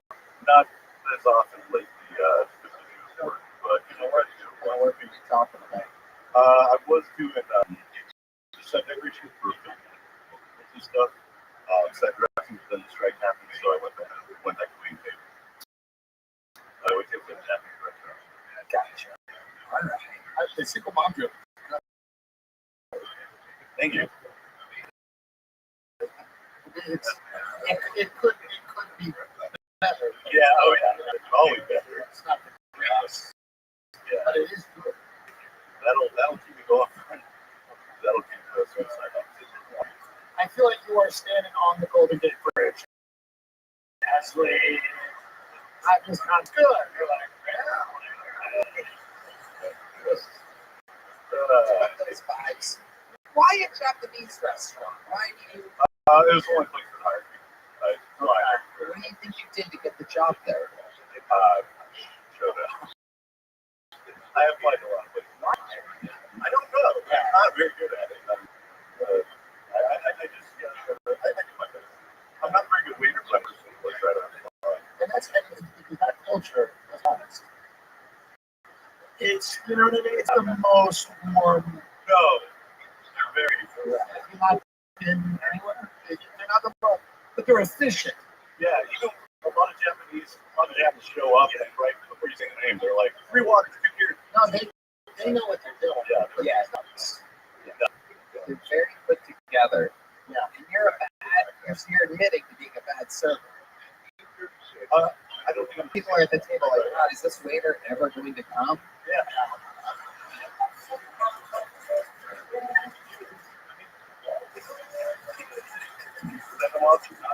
Yeah, no, I'm good at it. I do my best. And I've been fired for discipline, so you know.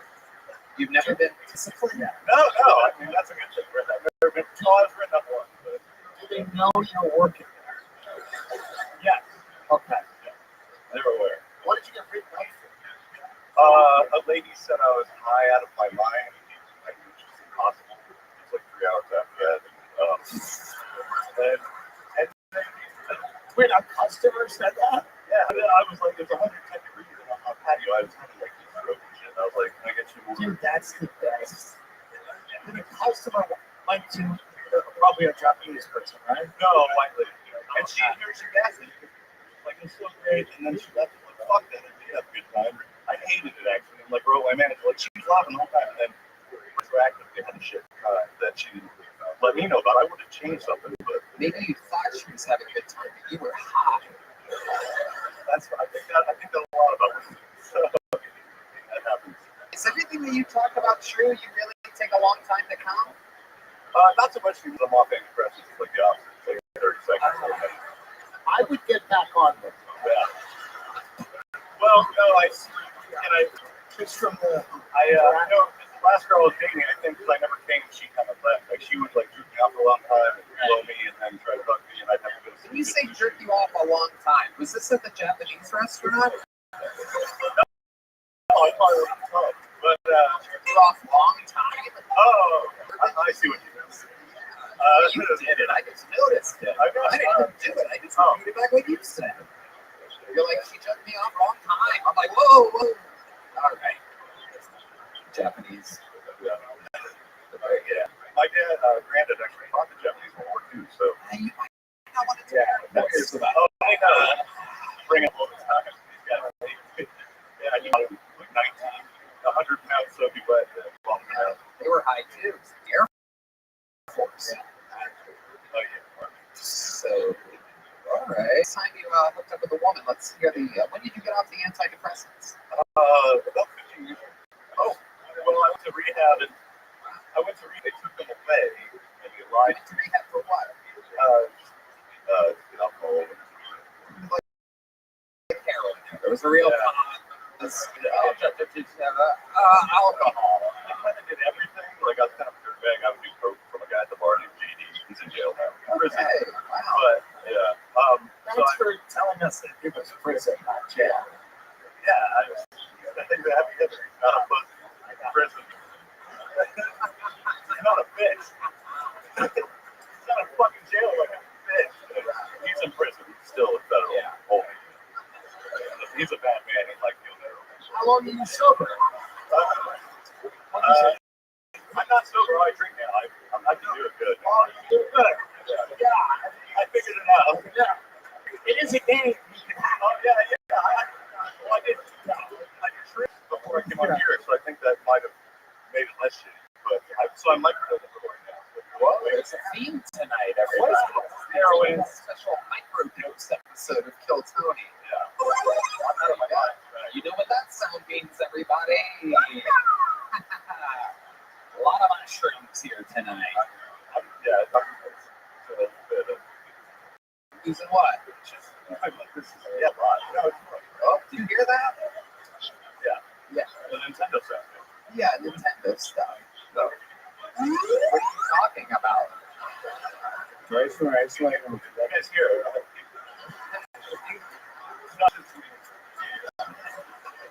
Man, I like your style, dude. You've been doing it a long time. You probably should have had a slightly better set.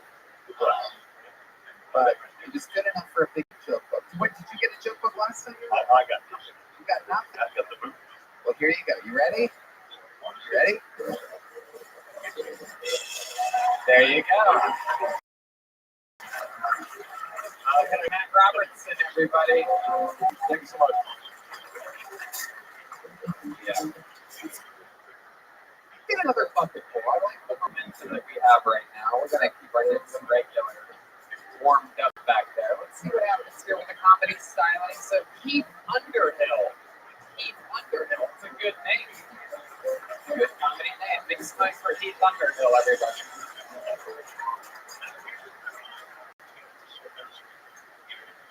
How convenient would it be to get addicted to sucking dick and crack?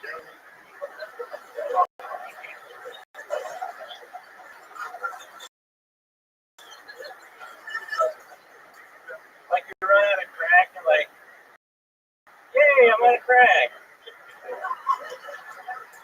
Let's go get some crack. I got broken up with about a year ago. Ever since then, I've been working on my revenge body. I started working on you fucking assholes. If you don't know what a revenge body is, that's when somebody breaks up with you, you work out really hard, eat real healthy, try and get in real good shape so you can kill your ex. Hard too, man. I feel like you're gonna like almost take her.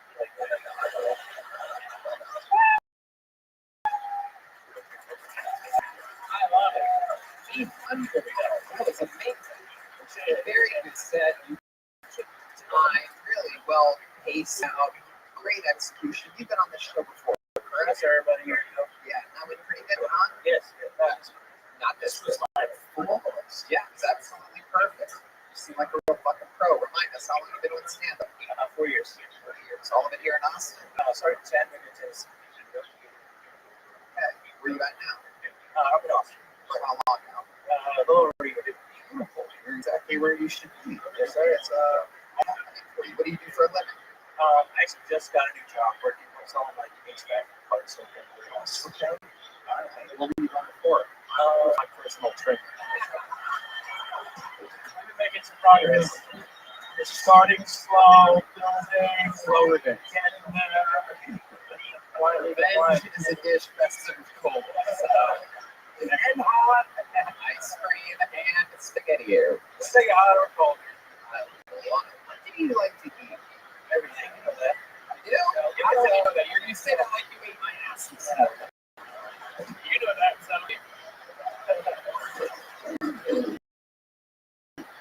Oh yeah, that's a recording of it.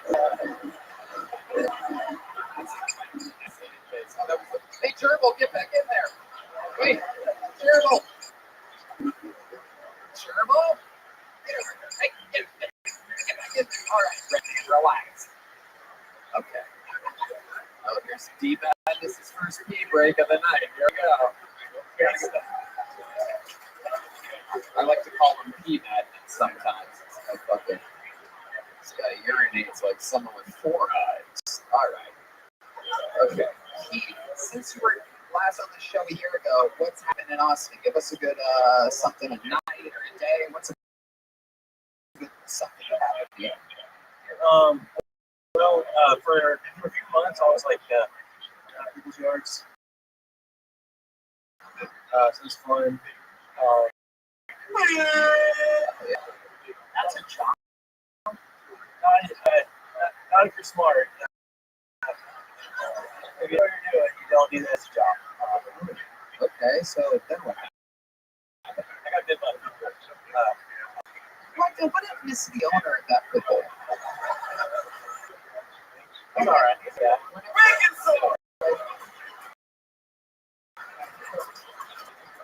Is it one of the good ones? You're holding back. She leads me to believe. You're not gonna say? It's a question. Let's just say it was a couple if you were mixed. Mixed with what? Each other. Oh, you son of a bitch. There you go. That's the official sound effect of mixed people. That is and we theme to friends. Amazing. Wow. I liked your joke about the weight loss trick. I actually did that once. I was engaged to a girl for like 9 years. I lost 65 pounds in like 3 months because I'm so pissed off. And cocaine and you were alive. She did the points. You were so alive. I remember. That's when I met you. You were like a little skinny boy. You still use those pictures of your avatars online.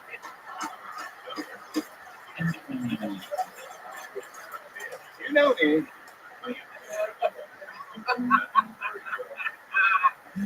Hell yeah. You ever catfish anybody? I tried. You look like. Can you explain to us how you try? You go on dates? I'm really good at gaining weight, so I'll take like a picture of it. Just get right away. It's been a month. How does a thin picture look? Well, it's thin for me, not like for normal people. And then is it fun for you to take the thin pic and then you just eat it? Yeah. And so you plan on meeting them like a month later? Yeah. Let's meet. I'm like, no. Yeah. Got a few more barbecue spots to get. So, like the last date that you went, I'm in a relationship. oh, you are? Yeah, so What does she do? the lavender store, they with the lavender field, and they make that homemade. 11? They have a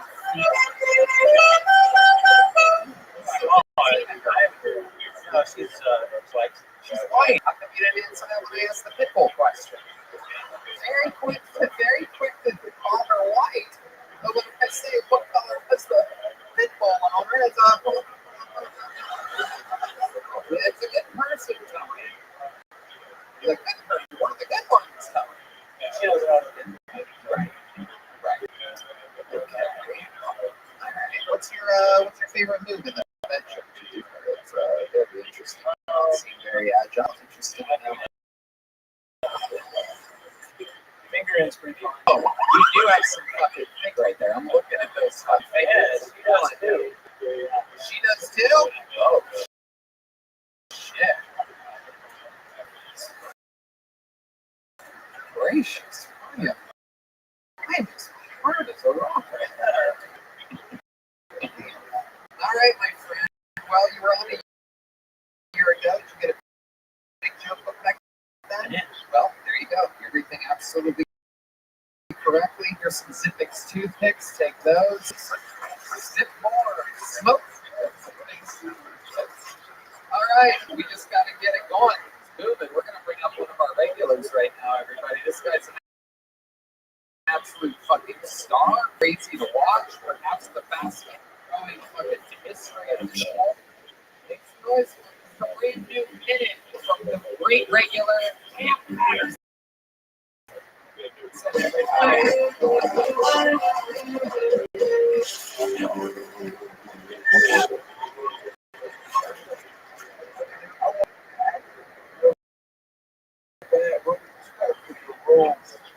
First one, you do your first roll, that's your goal forever now. Like I like your call Snowfall, you gotta rob the main character, and then the main character hire somebody to rob the back, they got to hire fuck him in the booty. He raped him, you know? And they zoom into his face, getting raped. That guy can't be Batman.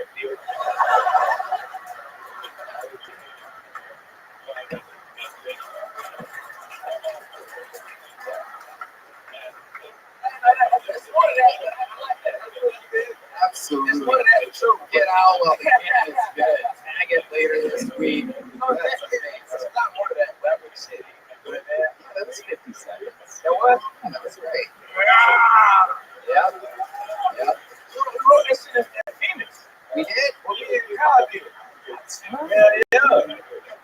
Absolutely. It happens that easily. Yeah, so cool. Yeah. We had a lot of fun on that trip. Writing. It's all the same shit when you're doing the work on it. So, yeah, who was it that played that scene for me? Yeah, I played it for you. I showed you that shit. You got fucked in the booty. I played it for you. Yeah. What show is that? Snowfall. Netflix? No, Hulu. Yeah. And they zoomed in his face. He played it real well, bro. Like, that nigga played that shit. You thought he got raped for real. You know what I'm saying? They got crazy. Yeah. Shit was insane. He was really good at acting. Yeah, man. He probably got raped before, man. He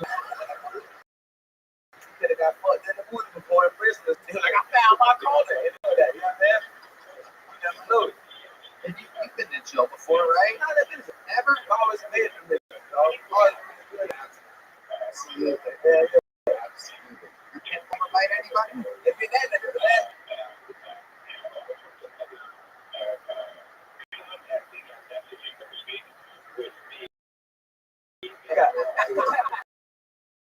Yeah.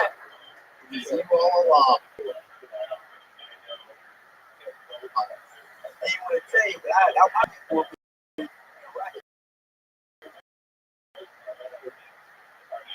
Why'd you name a rocket? yeah, so fucks people got that right. Yeah. Yeah. What? How y'all doing? Okay? Your girlfriend beautiful. Oh shit. The rockets. Oh shit. Oh, she is touching.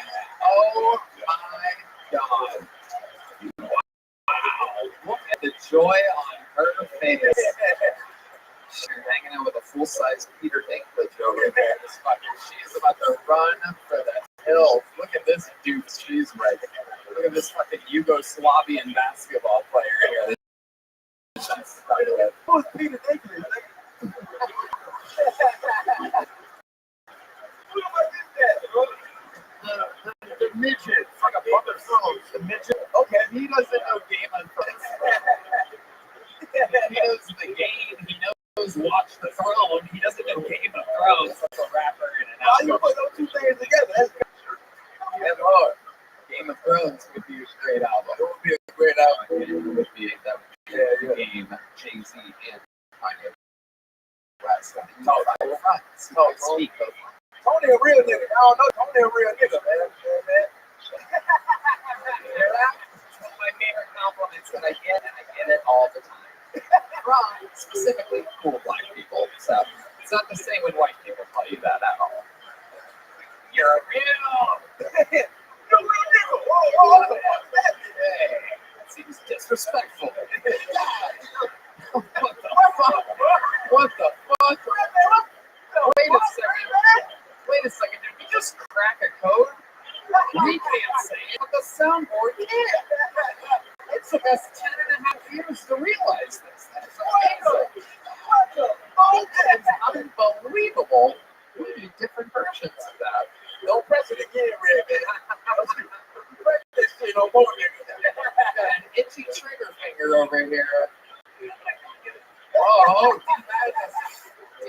threatening to urinate twice in 7 minutes. Cam, what else is going on? Anything else interesting? I went back home for Thanksgiving. Okay. I was Back to Orlando, Florida. I went back to Orlando. I like to go to my grandma's house. My mom, she is a games leader. I don't see my grandma. I love my grandma. She the best. But the only thing about going home for Thanksgiving, like the food was terrible.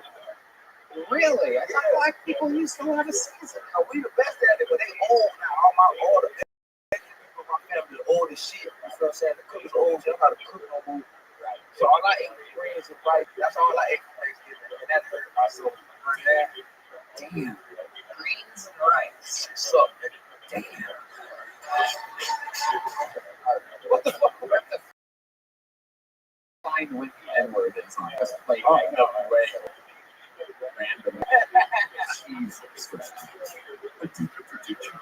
Great stuff.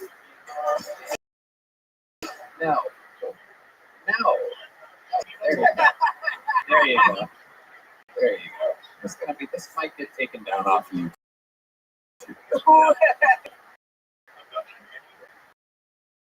Oh, geez, you're doing the N-word. We're having a conference on whether or not the Senate board is allowed to say the N-word on this show. It's very exciting. It's been cooking.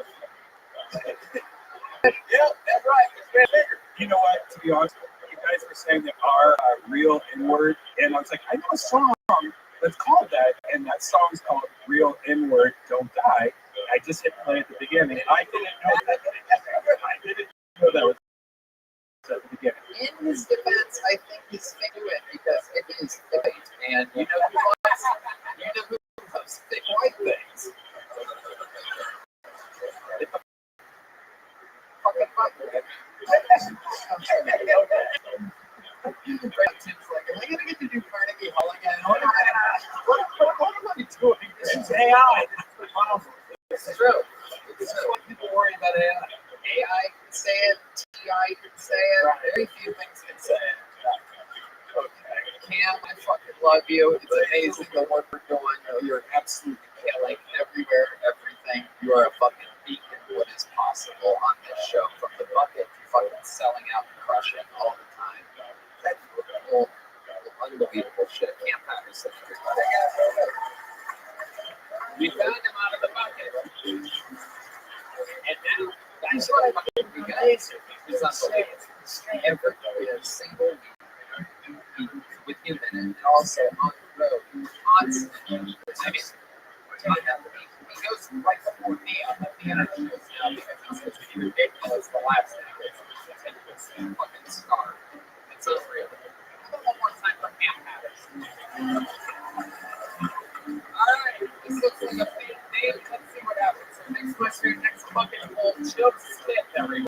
Joe Smith. What's up, Texas? I just moved here, and I gotta say, I don't give a fuck what Governor Hot Wheels says. You give me 68 Michael of Ultras, I'll punch that fucking baby out your stomach. Because I'm progressive. Y'all cocaine is different around here, too? I forgot about Orphan. Next couple right there. I didn't know we were in bug territory. I did one line. Thought I was on Yellowstone. I was like, I'm gonna fucking die for my ranch. He didn't say the slugs. You don't have to use your nipples. Just develop personality.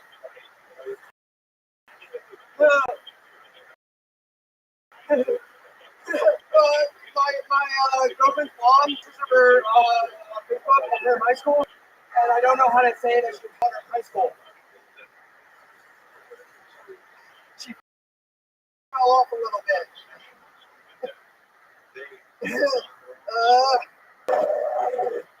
All right, there you go. Joe Smith.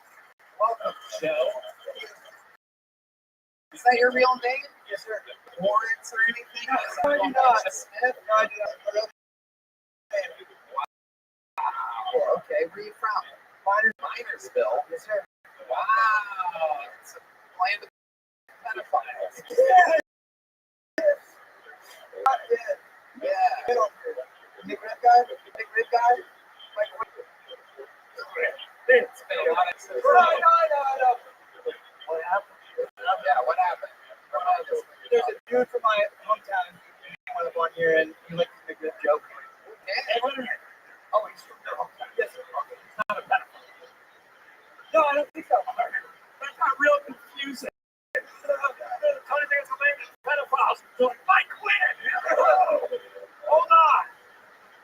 Yeah, it is. Clear that up. It was a confusing exchange, Joe.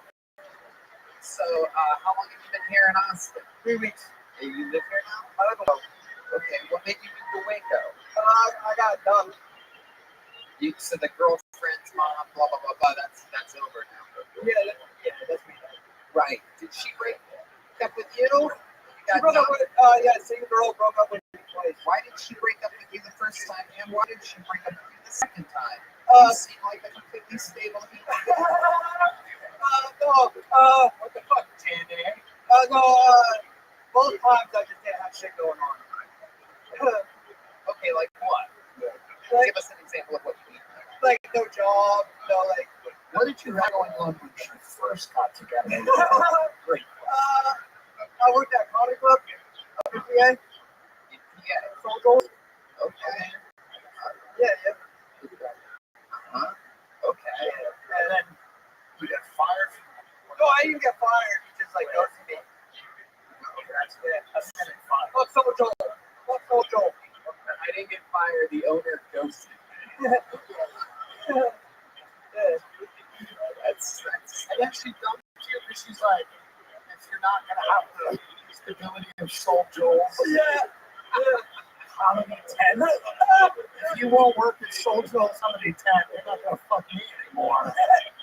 Literally, it's a 10, by the way. That's not a joke. It's famously a 10. And he fucks old ladies. I want to say that's his good. Whoa. You don't have to throw the fuck. Sorry. Maybe he got ghosted. True ghost. That's when a lady that you're banging down in old age. Okay, so you got ghosted by the owner and then you moved to Waco. Yeah, after she broke up with me the second time. Why Waco? Okay, so you live with your cousin. Yeah, and his Okay, so you're shit on the couch? air mattress. A living room? I have my own room with this air mattress. So you're an uncle. Not again. Yeah. That's cool. Yeah, it's looking up. Family shit. Yeah. It's looking up. Yeah, it's looking up. It's indeed looking up. Not just in Waco, it's that's right.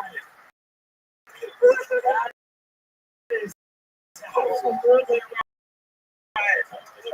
People would rather go back into the hospital than in the air mattress. It is true. I'm trying to get another job. I got a job working. Oh, yeah, okay. What kind of It's a break joint. burger joint? It serves alcohol. You smoke a lot of weed? No weed. I just look like this. Yeah. You wear that shirt. Yeah. No weed. No weed. No. No. No Waco and Waco. No. Just wake up. Okay. Any drugs? Okay. Yeah. Just cocaine. Okay. Yeah. For the most part. Okay, for the most part. By the way, It makes total sense. Yeah, we believe you, you know? We get it. Yeah. No doubt about it. Where do you get this cocaine? You get it at the bar, the burger bar? It's not good cocaine. Right. That's what I'm It's something white. Yeah. This seems like the kind of guy that would like to keep Narcan under the shirt. yeah, just Disputes up your air mattress. no, the cocaine. Right. No female cocaine salesman. Not yet. No. Right. What's the craziest thing you've done on a bender? Jerk off one time. Whoa! What a wild night. You don't really hear these cocaine people. Oh, I do the line on the 10. This snorted on the girl's asshole, not you. It's been a long time. I'm not sure how long that's been. I estimate like 2 hours, 45 minutes. Whoa, 2 hours and 45 minutes. Oh my god, you fucking Schindler fisted it? That's incredible. Did you not get bored 45 minutes in? No, I had to. Come down. Oh my god. Coming down from cocaine, you jerk off for 2 hours. Oh, wait, usually, for 2 hours? Around there, yeah. Always around 2 hours. It's off for about one of those hours. So you run through it. Makes sense. If you get on the air mattress and you're just sweating on the air mattress, and you're sticking to it like a Haitian on his way to America, what? Jerking off. It is. And it's a Cuban refugee, like a migrant. And a 3-year-old nephew peeking through the door. And it's deflating, so it's like a floating. Like a refugee. It's amazing. This is a beautiful country. It really is. It is amazing. This is where one barely surviving and find a little bit of cocaine and jerk off for 2 hours and 45 minutes. If I had to estimate 2 hours and 45 minutes for your exact words, which makes it look like you had a clock that you were timing yourself with. Oh, okay. Oppenheimer's on. That makes complete sense. That makes complete sense. And meanwhile, you're just What an intense movie to jerk off to. What a special on an air mattress in Waco. Yeah. Staring at nuclear explosions. Yeah. Working on your own Manhattan project over there. Absolutely incredible. Did you time it so the game when the bomb went off? Toby, yeah. You dirty. I love history. Bro, I can't wait to see what you do when you Pearl Harbor movie. Dude, you're gonna fucking lose your shit. Oh my god. Well, I didn't know what to do with it. But, you know, I'm gonna give you a big joke, but we're running out of here tonight, but it's okay. Oh.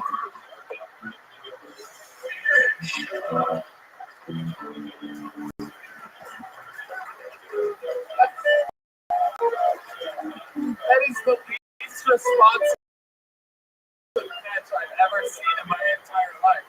I feel nervous about letting him back out into the world. It's wild. Yeah, it's wild. It's good that he's in Waco. Yeah, give us a little space. All right. You guys are in for a special treat. This next comedian is one of the top young rising door people here at the Comedy Mothership. An absolute sensation. You're going to love the comedy stylings of Ryer Hammerman, everybody. Ryer Hammerman. Here, live on Tony. Here we go. A true sensation. Make some noise. This is a minute for Ryer Hammerman. Hello! Is everybody home? The door is open. Right, relatable. Talk about the hole in the pen cap. That's what they are. I've been going to the gas station today. It's been good. I tell them, all right, guys, don't tell anybody you're scared of them. And we'll get a vitamin water on the way home. Orange, always orange. You know, if they don't have orange, I can't get yellow. But if they don't have yellow, make it red. Where's compromise? And I'm going to get a Reese's stick, king size, for everyone is asked to be royal. And the worst story for the she asked me what my pronouns were so that she didn't offend me. And I got really scared and I said he, which is not true. So now, for the past 2.5 months, I've been pretending to be a man only at the gas station. Hey, Chris. Ryan, I'm telling you, the staff here at the mothership is fucking powerful. Powerful. I say it all the time. I think some of the door people here at the mothership are funnier than a lot of the people on a lot of the lineups all around the country right now. They're really the great Anna Vegan. Hollywood.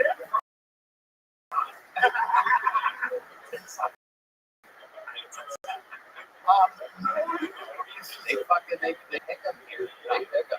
Adam is tons and Robert is even on the show before you got right About a year ago. A little over a year ago. yeah.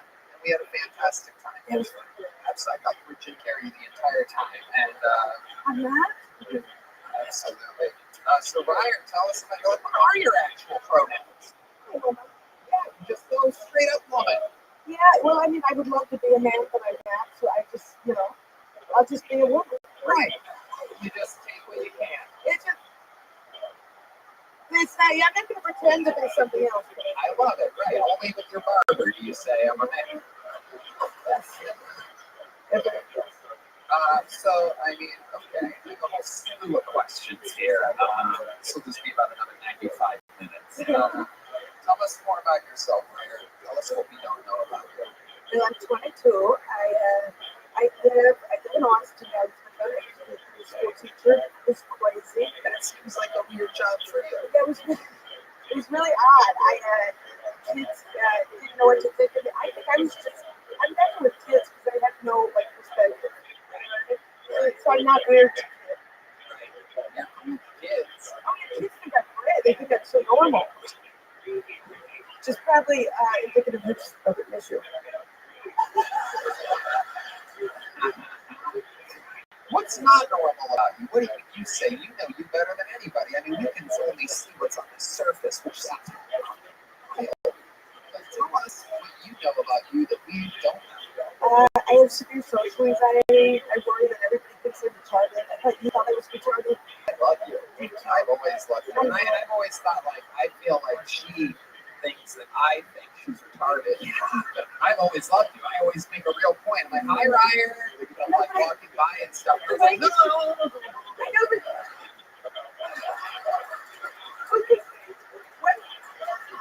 I see it. It happens all the time in these hallways. In these shotgun, I'm like, hi, Ryan. Like, that's really nice because I don't want those types of people mad at me. I go out of my way with a social anxiety people that is.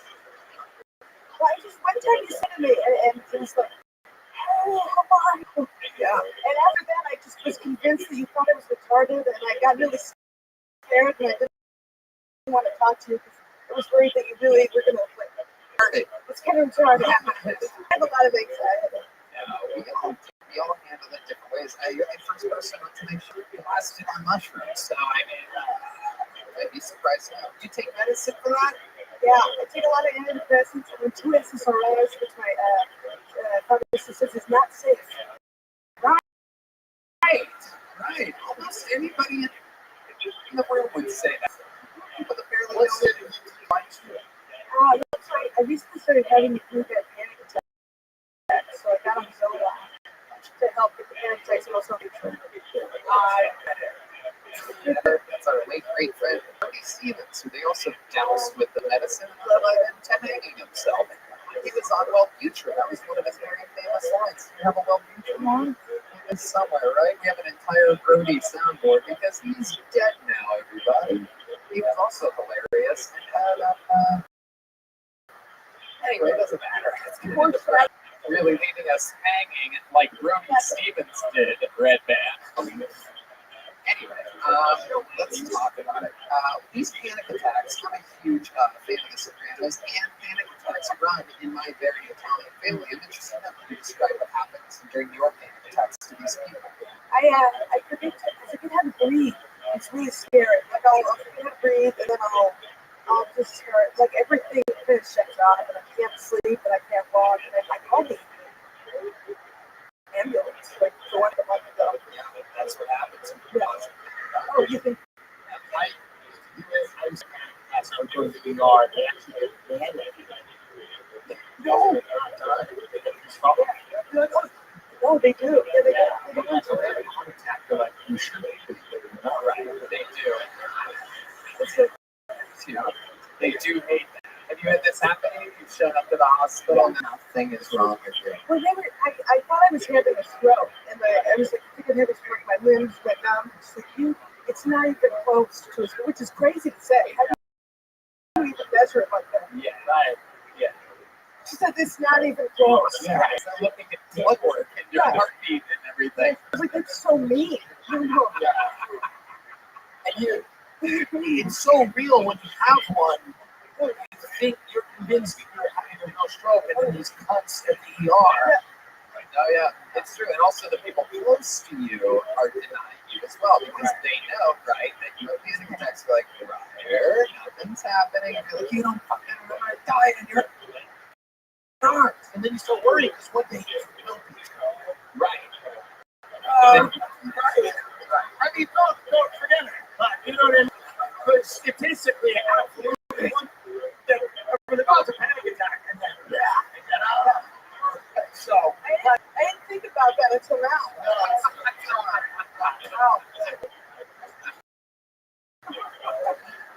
I love it. When's the last time you had one of these? Like last week. I'm on Xanax. I can really Keep leaving medicine. I went to the ER and I like it's. It's Brody talking about another medicine. And I hit on one more friend antidepressants. I get really bad sometimes. I'm really funny with it. And I just want to die so bad. So I take these antidepressants and I do everything I want. You seem like one of the riskier people here. A lot of stand-up comedians kill themselves and never the ones you want. And that would be terrible if you were one of the ones. That would be terrible. It's so funny. Yeah. It reminds me of Maria Bamford, which is the best mom. I love Maria so much. She's the best. She's so funny. She is like, please do whatever you have to do to feel good because you're like truly amazing and you want you to perform for us for many, many years. Yes, absolutely. And you're a huge part of the comedy mothership family that we have here, and everybody loves you here. No one thinks you're retarded. We all think you're really funny and charismatic. So you have to remember that all the time, even when you think you're having a stroke. I'd love to have you on the secret show. Whoa, look at that. Log it in. Look for a kid. Hell yeah. Xanax. Wellbutrin. Yes. It just keeps getting worse and worse. Instant depression activated after you're spot on I'm really Tuesday. excited about it. I mean, this thing, this is like that. It's amazing. The ceilings are so high there, you can't hang yourself at the sunset. Right.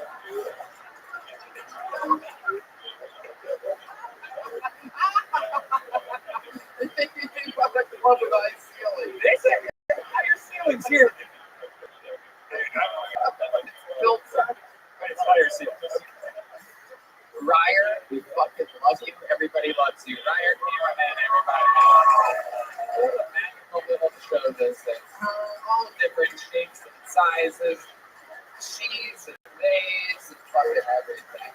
And that's just right here. All right. Well, we know this young man. He's a very, very solid local comedian. It's been a while since he's been on. Here's a new minute from Philip Garcia, everybody. I like the music tonight. You guys are fucking jamming. I'm going to amp it. And one more time for Philip Garcia. How are y'all doing? Yeah, good. I just turned 27 years old, so that means I've been listening to Fox News Radio now. I don't know what's happening to me. I got into my car on my birthday and it was just on.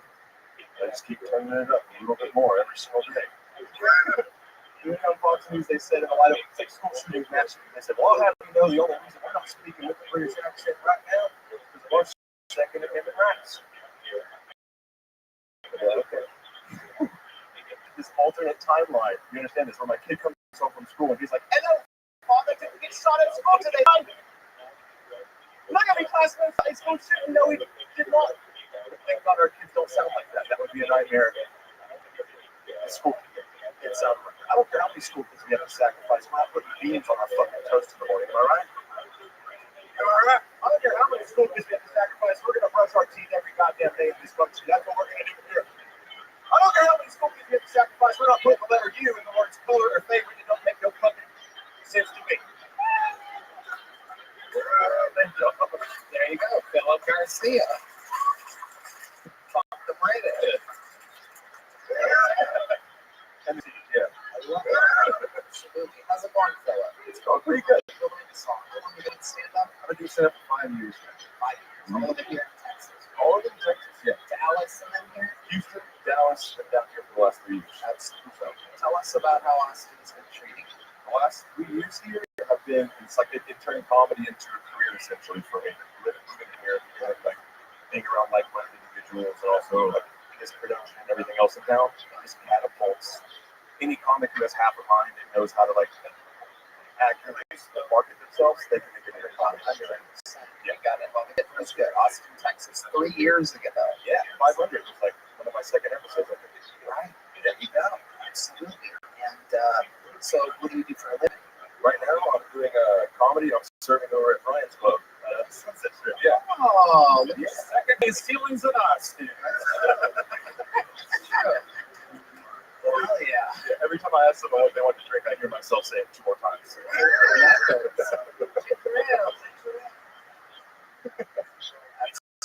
Oops. I love it. You look like a thick Weird Al Yankovic. What's your love life like? It's going great. Our relationship now, so it's pretty good. Smashing something other than watermelons. It's a fat Gallagher joke. Yeah, she's from Morocco. She pronounces it Latino, which is fun. She's Latina? Yeah, she is. Oh. Yeah. How often does she start arguments with you? I'm at the point where I put an astroturf in the living room just so she's sweet. Does that make any sense? No, it doesn't. Shit. Trying to figure that out. Yeah. No lawnmowers inside is to be what I have to say to her. No, this is bad. I'm sorry. I pulled out of it. Pull out of it. Yep. Yeah. That's my girlfriend. I have to. Yeah. I have 8 kids by now, but I pull out of it. What does she do? Singer and songwriter. Yeah. School song, yeah. She's the English or Spanish? Yeah. She's the Traeger people. It's the correct language to speak in. Philip, what's something crazy that we would be surprised to know about you or your life? Any special skills or talents or anything at all? Let me see. I mean, any special skills or talents? I have a club foot. I don't know if we were talking about this before. Yeah. How many do you think you should pull out as weird foot? It's been a long time since we've had a weird foot on this show. Oh my God, what is that? Oh wow. It's like wait, is that a weird one? The size of the legs, they're like completely different colors. Oh yeah, you have a weird tiny foot. What happened? Why is that? My mom smoked Pall Malls when she was pregnant. She smoked Virginia Slims, and now I have a Virginia Slim that is basically and she's still alive. Yes, she's still alive. You ever say mom? Yes. She told me recently that she quit smoking after she, like 2 weeks after she found out she was pregnant. Which means she missed like a period and had a whole other period. And it was like, I should probably wrap this up. She said, yeah. She's like, well, he's probably only going to end up with one. It's not horrible. No, I mean, it's pretty fucking bad. Why do you think they call it a club foot? Because it looks like something you bludgeon somebody with. So you have to ride on toes. Yes. Yeah. That's from alcohol, that's swinging. And that's why it's called a club foot. That's where you get all the alcohol. It's a club. It's a night club. Yeah, a nightclub foot. Yep. Look it up. That's why eyes are farther apart than you think. That's the rapper over here. Saying his eyes. Yeah, look at his eyes. Right, yeah. That's cool. I'm trying to keep it going. Philip, congratulations. Very fun stuff. Keep it up. Before he goes to the fixed toothpicks, zip balls, smoke less. There goes Philip Garcia. We're going to keep moving on. Let's get another, let's see what we can do here. Next list here, next bucket ball. Nick James, everybody. Nick James is next. You guys having fun out there? James, everyone. What's up? Well, it seems like a good crowd. You guys ever been to the table before? All right, Red Rose Crab, love it. I used to run down the street from a strip club. It's about as awesome as it sounds. Something messed up happened. The place got shut down and bought out by a Popeye's chicken. They went from stupid chicks to chicken strips. What the fuck is that shit? I used to go there all the time though with my dad. Ladies used to love him because he had the big D, diabetes. Actually, she's in trouble about that. He's in trouble right now because he lost his she's expensive. I don't guess he lost it. Lost it on a plane. That's the dumbest joke I have right there, but it's like homeless people. Yeah, fuck them, right? Homeless people are like cats. Every time you see a black one, it just ruins my day.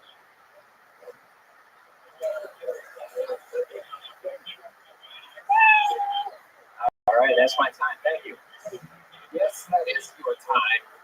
You are welcome. Let's talk about it. Why would seeing a black homeless person make you ruin your day more than seeing a white homeless person? Can you explain that to the people out there? Look right down the barrel when you see a red light down there. Look at the camera. Look at the people, the millions of people that will watch this. It really isn't a red light. I don't really know where that main camera is.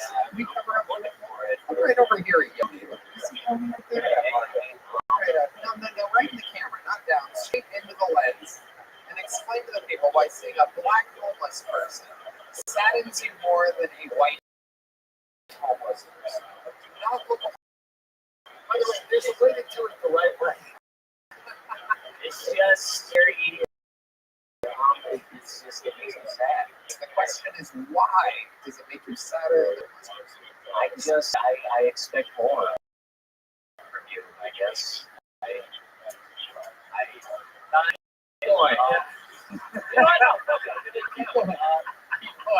gonna double down. You should know better. You could have made someone look. And skin color has nothing to do with it. It's just the way it is, really. It has nothing to do with it. Tony, forget comedy now. He can't get any job. You've ruined his entire. He's gonna get fired from IKEA tomorrow morning. How about the fun American Psycho energy? Patrick Bateman with poor. Yes. Yeah. That sweater is really something else. My favorite sweater. Yeah. Do you wear that a lot? When it gets cold. Yeah. Where'd you get that from? Where do you get something from? I got it from my mother. I asked her to give you a Cosby sweater. She gave me this. Yeah. Then you put everybody to sleep. You got half and half. That's amazing. Very Cosby-esque. Absolutely. Where are you from? Connecticut. A sense of humor. Somebody's from Connecticut. This is incredible. Did you grow up with my rich? No class. What did your dad do for a living? Genetic parts. Yeah. How about mom? What did she do? She's a CNA. She takes care of people with dementia. Okay.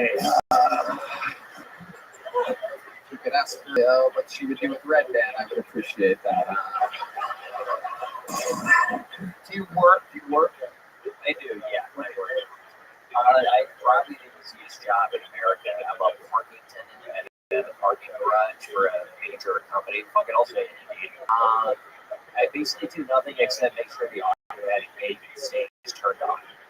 Oh, that is the job of a serial killer. There's no doubt about it. This is fucking the plot of the film. Oh yeah. Actually, you guys are gonna love this. The way I do this job. You got your finger on the pulse of what we love. this job because the last guy saw another guy set himself on fire and throw him off the top of the roof. Yeah. Hold on a second. The last guy that had your job set himself fire. He watched another guy set himself on fire and then jump off the roof. So he watched the guy jump off the roof. He watched the guy jump off the roof. Why did he quit? Right, yeah, he had PTSD. What a pussy. Yeah. Parking lot is kind of place for your work. Can't handle seeing someone set themselves. Get out of the game. And that is such an interesting way to avoid parking charge. The word I was When they interviewed you, they were like, you don't have a problem watching people burn to death. It's perfect. Michael Myers energy over there. Hey, for $18 an hour, I'll more. Yeah, maybe. $18 an hour. That is basically nothing.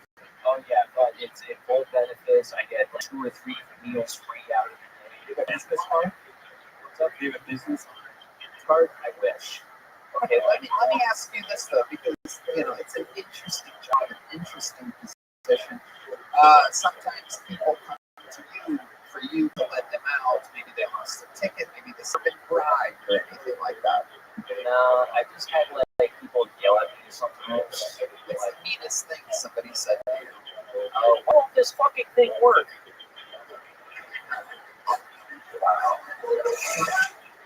Wow. And this is the time when the detective goes, you don't know anything about the 3 bodies in your house. You don't know anything about that? Not one thing? Yeah. Does Blue ever help you solve any, you live in Texas? Currently, yeah.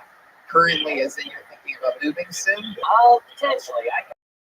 I still got another 7, 8 months in my into like if I run out of money by then. So where are you thinking about moving? Where would you go if you don't have money? Why do I feel like that context that follows you everywhere? I don't know, maybe just wait like that, I guess. What was my question 2 questions ago? Oh, where would I go? Yes. See, I think I'd rather go back home for a little bit, get back at my feet. I was thinking like Boston, maybe that's what I'm going to see. To the parents want They wouldn't mind it, but How old? I'm 29, going to be 30 next month. Yeah. Christmas parties. That's just bad. You could be a parking in the driveway.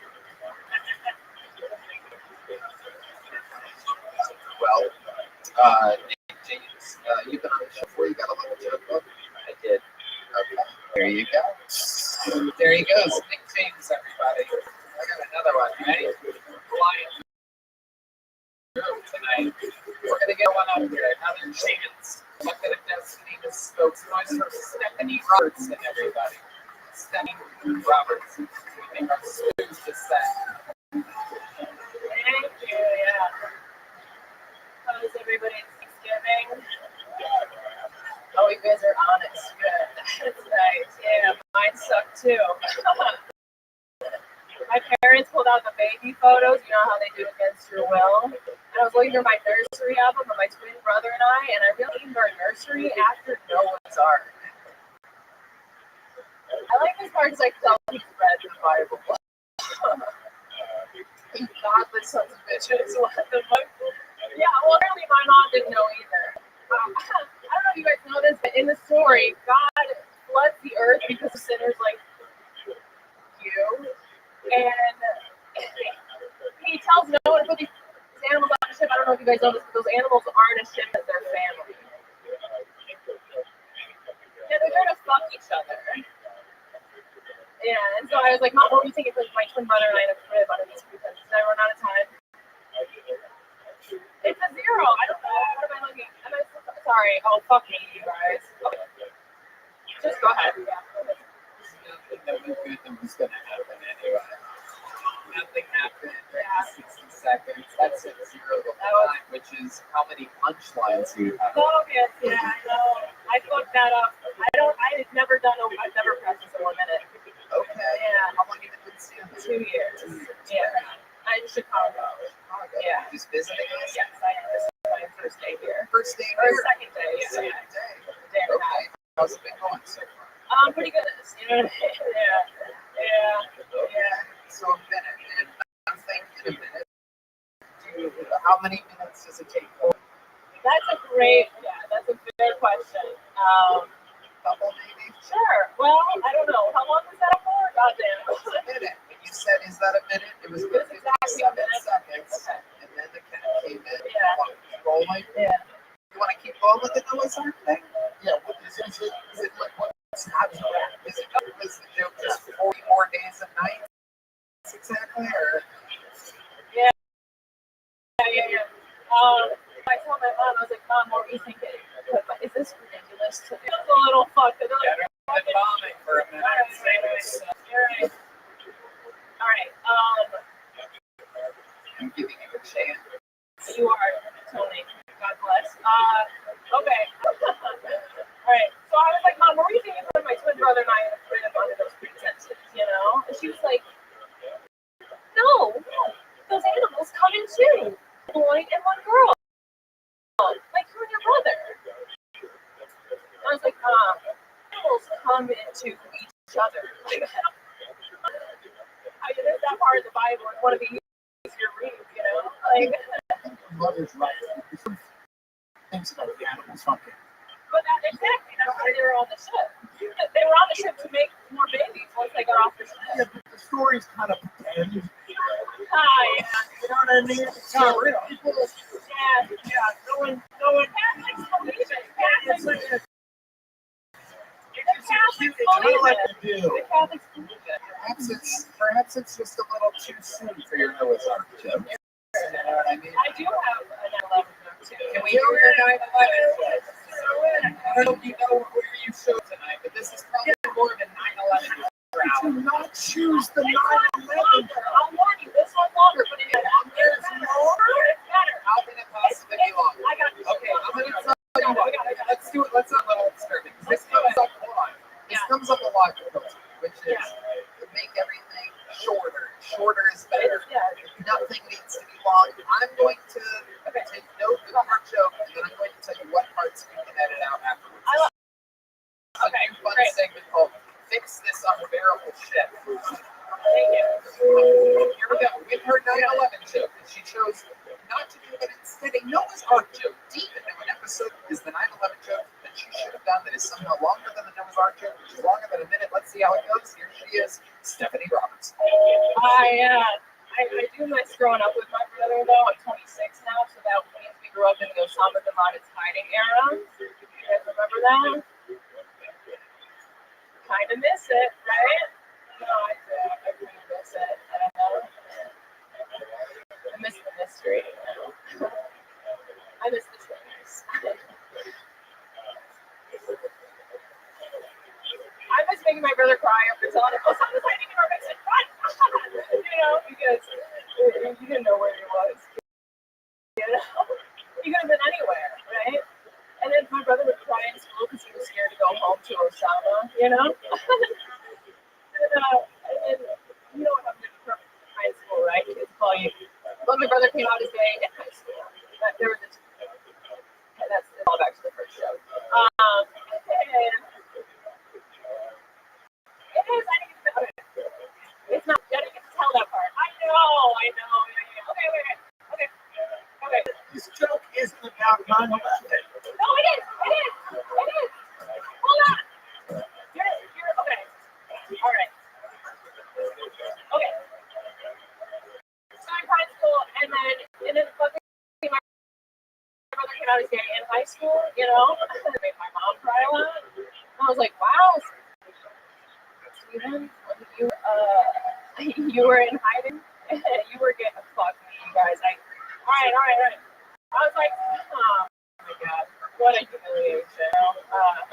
This is good. Oh my god. Keep going. Okay. God damn it. All right. Okay. So he was gay in school. It made my mom cry a lot. He made my mom cry a lot. Or made my mom cry a lot. She was crying. It was 9/11. I was hurt. Oh my god. I didn't like that she was crying. I didn't like that she was crying. And my brother was gay. And so I was like, maybe I should fuck with her and tell her I'm gay too, you know? Because my brother and I are twins. Like the towers. Stay with me! And I just love him being like, Mom, I'm gay too. And then she'd be like, Mom, they got the second one, you know? Hold on, I'm not done.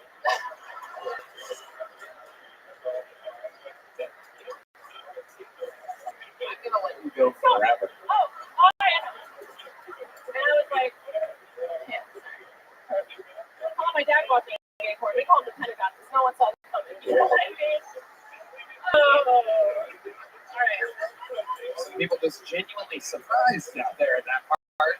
Maybe not a laugh at all, but some of the words you can edit out in that are a whole. Yeah, that's exactly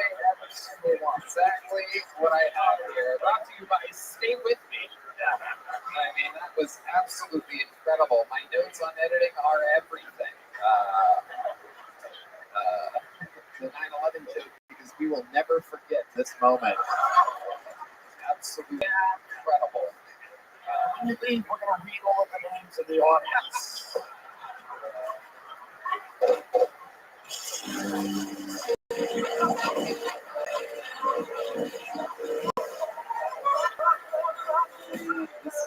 This is this risky business up here. I don't know.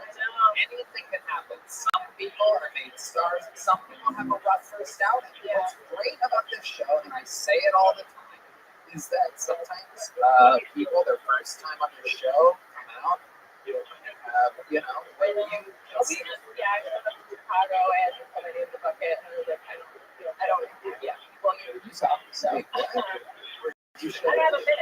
Yeah, put my name in the bucket. I had to practice for a minute. You know what I mean? right. Well, again, this is another big thing.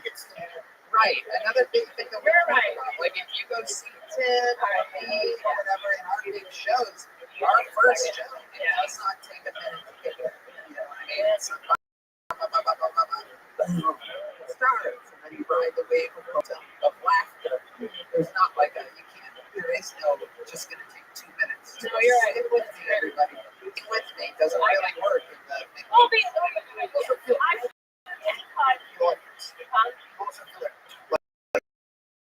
Totally your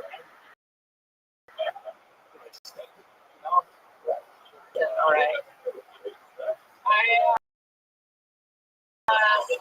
Do you love doing this? Does it make you feel good? I do. What do you do for a living? I worked at an entertainment. Okay, this is a comedy. Okay. What do you do there? I have a Okay. What do you do? I go outside. I like nature. I like swimming. I like the lake. Who cares at this point, right? No one. I'm the host. You're right. I get to decide when this is for you. Yeah. It's unbelievable. It's a real power.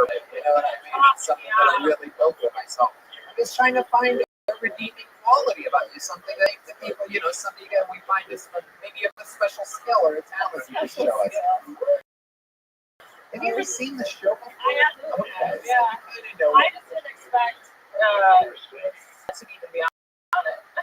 Right. Yeah. Why would you not expect it on it if you signed up for it? We hear this all the time. I guess so. Just, what can draw. Draw.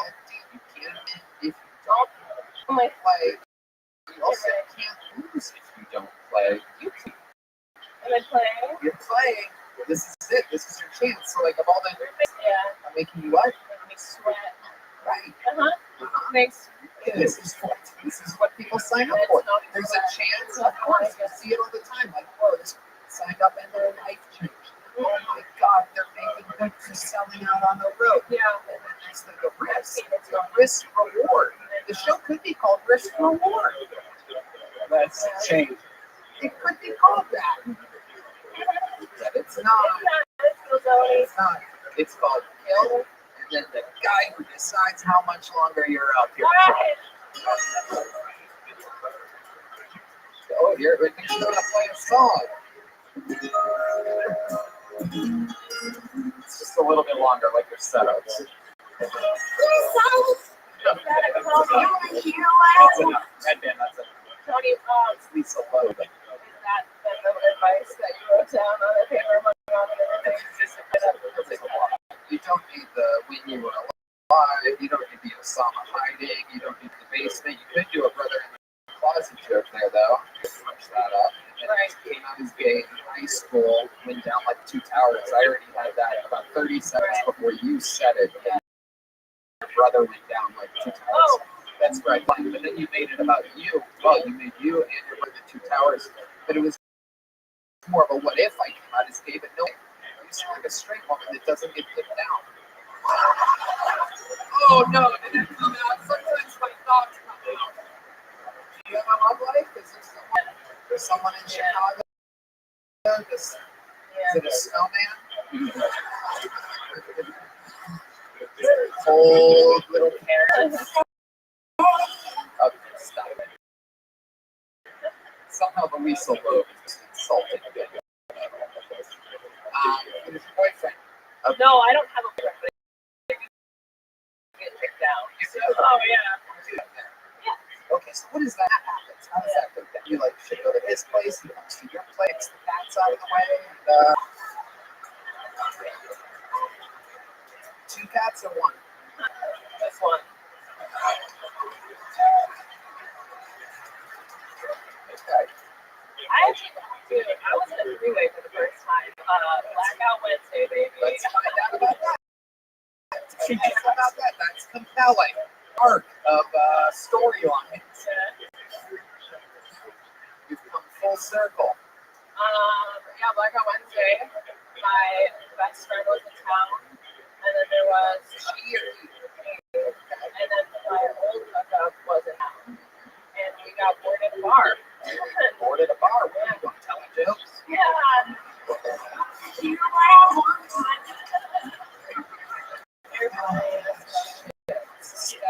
I don't know what to do with you. I know, Tony. It's upsetting, isn't it?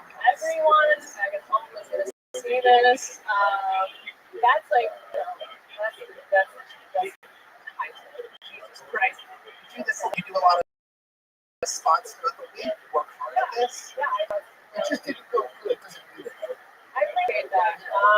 Yeah, I mean, I'm Just in this one instance. it's the most important. I've watched this show. This is the most important instance as far as Well, let's hope. Well, no, not for me. I want to skip next week's Not episode. for me. Yeah. Oh, I fucking know, dude. But whatever. It was a learning experience. Thanks so much, Tony. Well, it really should be, you know. Yeah, I mean what I said, you know. I mean, it's guys that write a brand new minute every single week on the show. It's an incredibly hard job.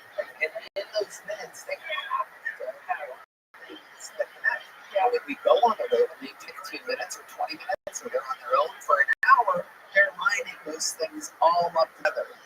And those minutes become longer sets. So you should have more up to laughter in those minutes.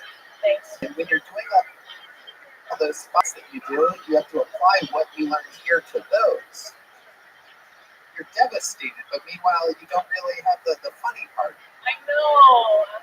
I know. That's all they're doing over Goddamn, I know. people's heads in here. Yeah. You could put your location on ExpressVPN as North Korea next Monday around 8. You won't be able to see it. ExpressVPN, official sponsor of Kill Tony. Go ahead and give us a drop.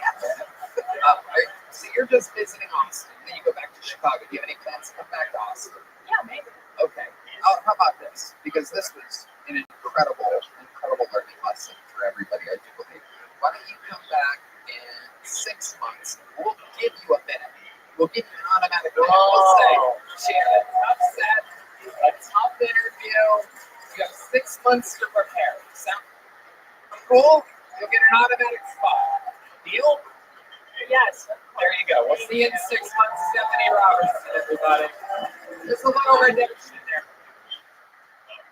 At the end. A shot of opportunity.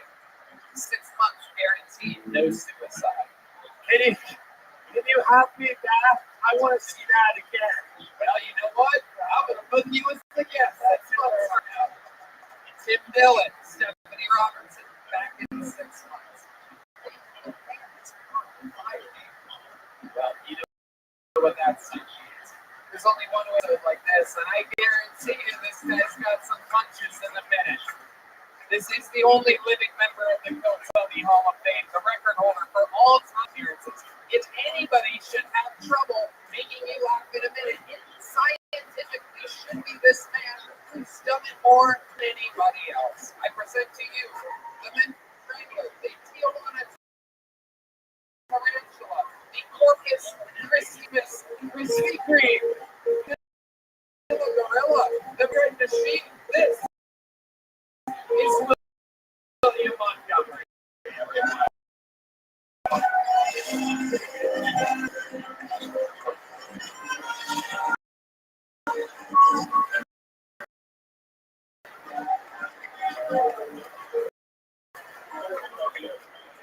I was born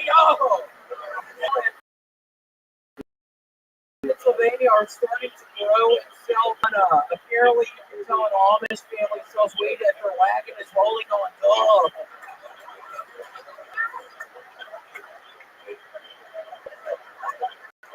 But seriously, I bought some. The only problem seems to be the delivery time to Austin is 8 months.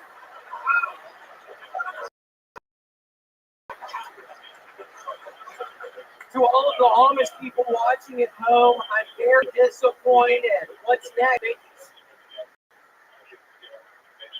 Golf course? Instead of it being on OnlyFans, you can watch it on Mostly Cousins.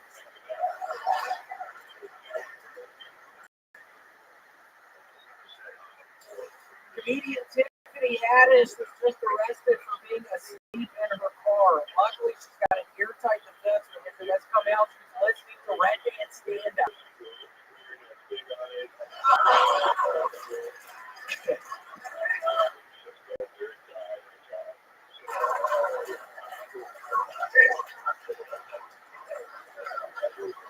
I'm starting to think we should let the police go back to our civil rights. For a while there, I said about the next stop things, but with all the violence and crime, it's probably worth a few riding to exhibitions to get society back on line. Okay, that's my time. Thank you. Boom. Boom. Boom. Boom. Again and again and again. Somehow, never disappointing. Always coming in over the top. The great. How about one more time for William? Thankless job. Closing these fucking shows with a start laughing. Yes. Yeah. You said with the woman. Tony, I swear to God, I am a changed man. This past weekend, I swear to God, I discovered a cereal called Kellogg's O-Brand Buds. Tony, I took 4 shits earlier. I feel so much better. I had so much fecal matter in my tummy area, I guess. Tony, I swear to God, I took 4 good shits earlier. Wow, how much of this cereal have you been eating? I ate a big ass bowl last night. I ate a big ass bowl in the morning. So I'm eating, it has 60-something% of your daily fiber. So I'm eating probably several servings. And it has got me. I don't know. All that shit with It's how long is it? What? all brand Buds. I don't know why. I don't know. They're just these little pellet buds. Oh, that's gross. Dude, all you eat is fucking pellets. You sick. Whatever. The doctor got at the hospital. That's what he asked for. Go fuck the bug. Go fuck the bug's fucking pretty much a lives in the hospital these days. Even know that. At least I wiped my ass after eating some great meat. He's fucking hospital with milk. Red Wipes his ass. He has a new mega deal with Dude Wipes. This is all happening. And I was thinking earlier, I was actually using the Dude Wipes earlier to wipe my butthole. And Tony, I promise, I realization last night. I think I said it in the past. I stopped wiping my butthole, but sometimes it would be wiping, and there would still be doo-doo on the fucking toilet paper. I don't know, 20 minutes into it, and I made a discovery last night, Tony. It was starting to happen with Dude Wipes.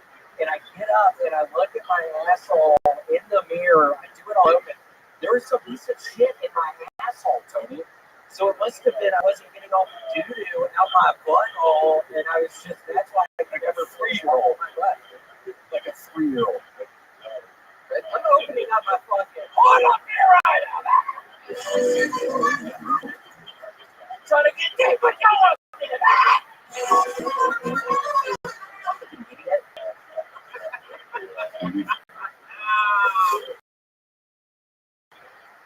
On fire. Every minute of skin cancer, you're just batting 100%.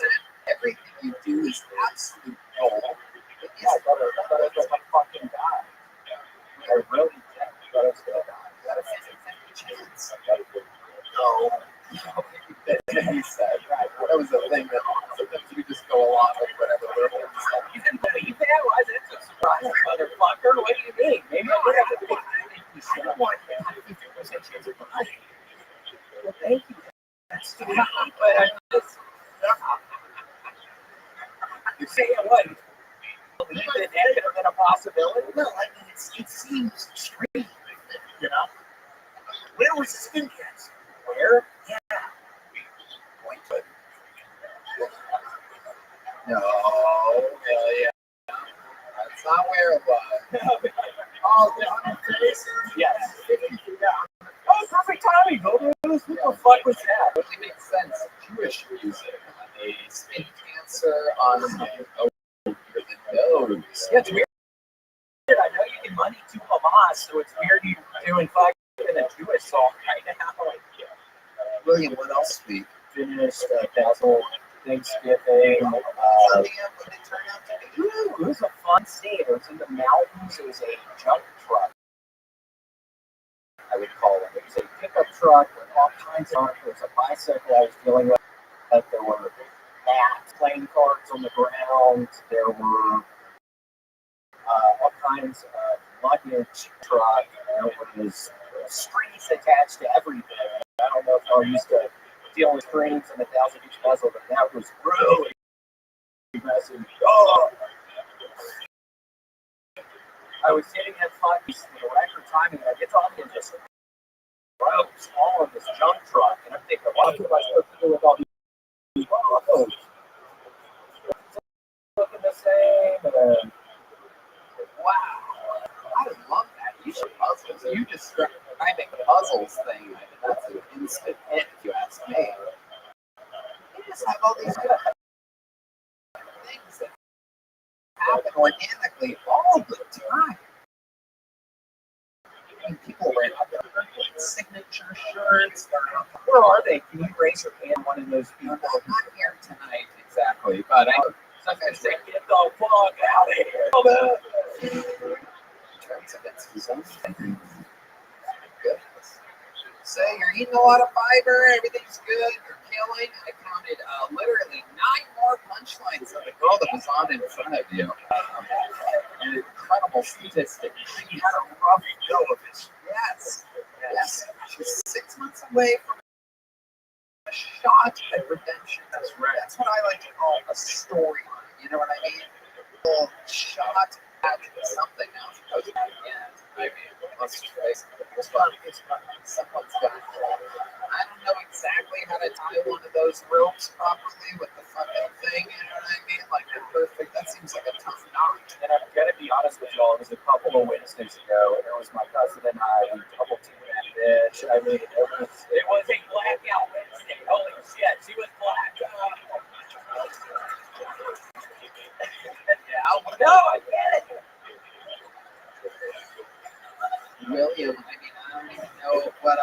possibly say? Is there, before we go, is there anything else you're passionate about this week? I'm getting rid of the escalator at the apartment. Whoa, you just got that escalator. A lot of people don't know this. He signed the Dude Rights deal. That is real, by the way. The Dude Rights deal is real. And he took the money and decided to build an escalator in his apartment. Now, this is not a joke. No, it seems like, whoa, This is $200,000 fucking dollars. Yeah. That's how good I'm doing right now, okay?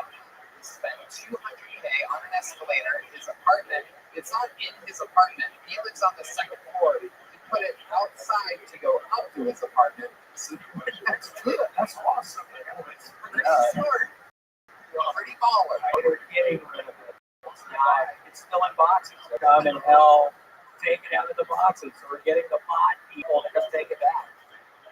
It's in pods. We hire pods. I swear, if anybody ever gets an escalator, don't hire pods to move it. It's a bunch of dumbasses working the fucking customer service up in pods. I don't even know who runs that company. Well, looks like we might have another sponsor next week. This is what happens. All it takes is one family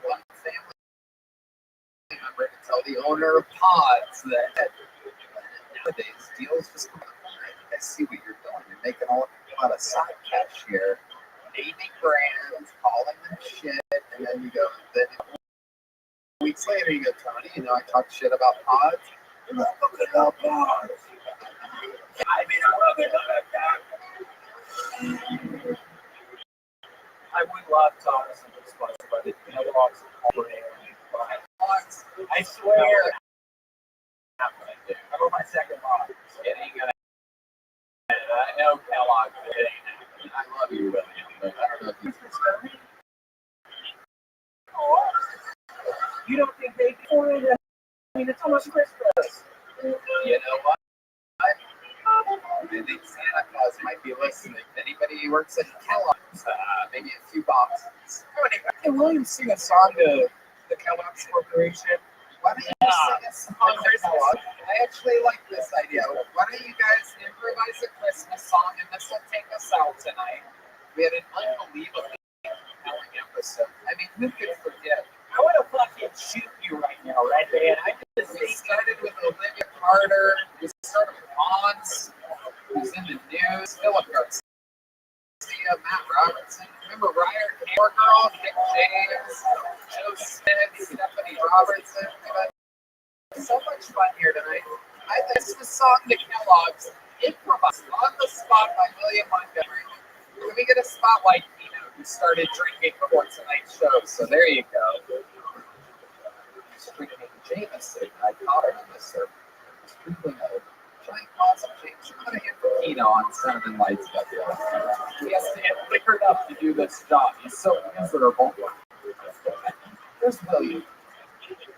I drink half a bottle of Jameson. You're singing about Kellogg's and Christmas. Oh, he's a different person that did that.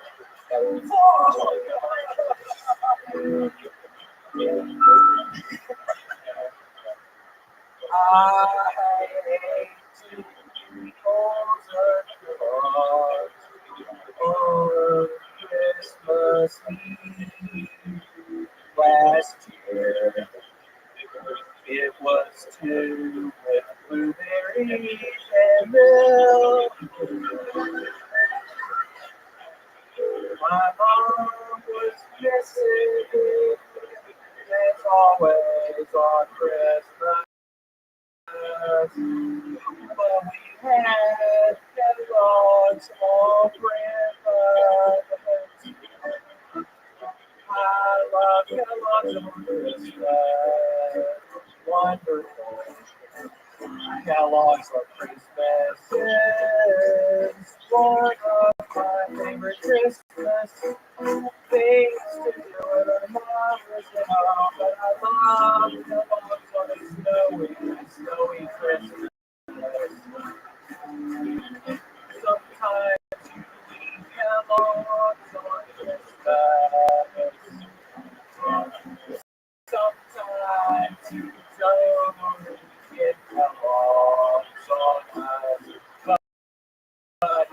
Here we break the chains of love. We will reflect Christmas.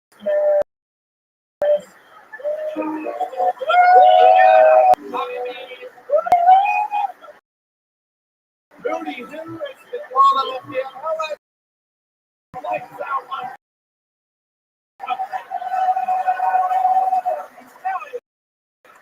And how loud can this play? Greatest of all time. Tim Dillon, everybody. Tim Dillon, Dylan Show. Available under truly one of the funniest fucking human beings on planet Earth. It's such an honor that we're really getting fucking a guy like you to go to Carnegie Hall to fucking dealing with goddamn people pulled out of a bucket. The joint where Brian J. Belt is in, it's unbelievable. Let's look at the joint with the great Chris Rogers. Oh, William Montgomery, exciting. That's up for auction. Tony merch for sale in the lobby on your way out. Very, very. It's available for December 30th. I'm on tour in New York City, Clearwater, Florida, and all of January through June. How exciting! Check out the Sunset Strip, ATX.com. See the secret show every Thursday and shows all week. Shout out to Joe Blaster, Redbirds, Yellowbirds, ConnectMobileHealth.com, NinjaBuses.com, Home Law Firm, and Austin Security Guard Service. We love you guys so much. Hello one more time for the best damn band, and that's Matt Yoling on the electric. John Deeds on the keys. Michael Gonzalez on the drums. Paul Deaver on the horns. And one more time for D Madness on the bass guitar, everybody. We love you guys. God bless you. And God bless the United States of America. Good night, everybody.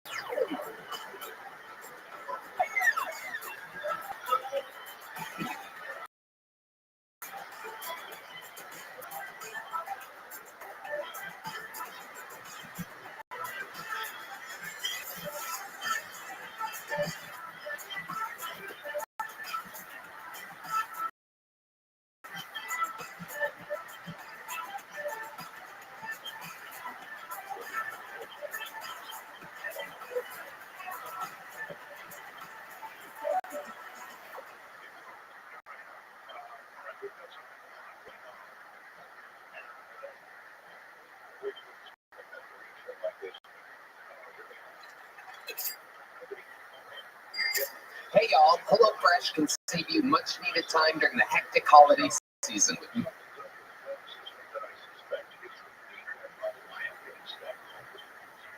meals like spicy Peruvian chicken, which I recently enjoyed. Use code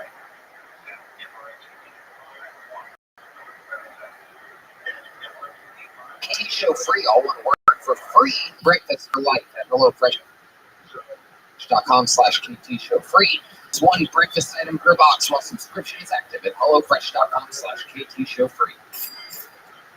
Hey y'all, it is a super duper digital event like nothing we've ever done before. A 2-night experience unlike anything in Kill Tony history. Go to KillTonyLive.com and get your live streaming tickets for the 2 arena shows. Much insanity is going to happen. As always, I always keep the guests and anything that I have up my sleeve a complete surprise for you. But if I told you what was going to happen on these 2 nights, you would be pumped. And plus, you already know all your favorite regulars. And, of course, Rick Diaz versus Hans Kim for eternal regularship on the show. A battle of 2 absolute autistic titans. Who knows what could happen? A lot of special treats, a lot of special guests. It's going to be like the 10-year anniversary show, but on absolute steroids. Super pumped. Get tickets now and support your favorite show in the world, the #1 live podcast. Started with 14 people in a tiny little room. Now we're going global. That's KillTonyLive.com for the amazing 2-night event, December 30th and 31st. You're going to be sick of your family, have some laughs, and enjoy 2 nights of me live. Anything can happen. KillTonyLive.com.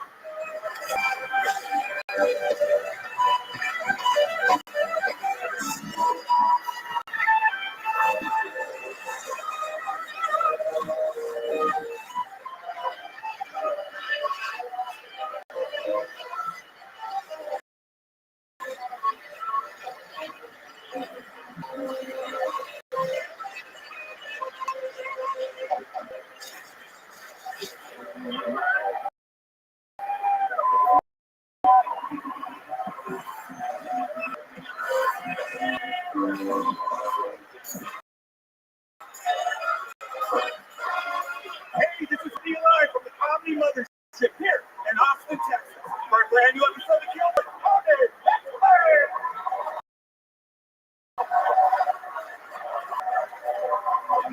Who's got the best fucking early thing of their lives, huh? Yeah! Make some noise for Red Band.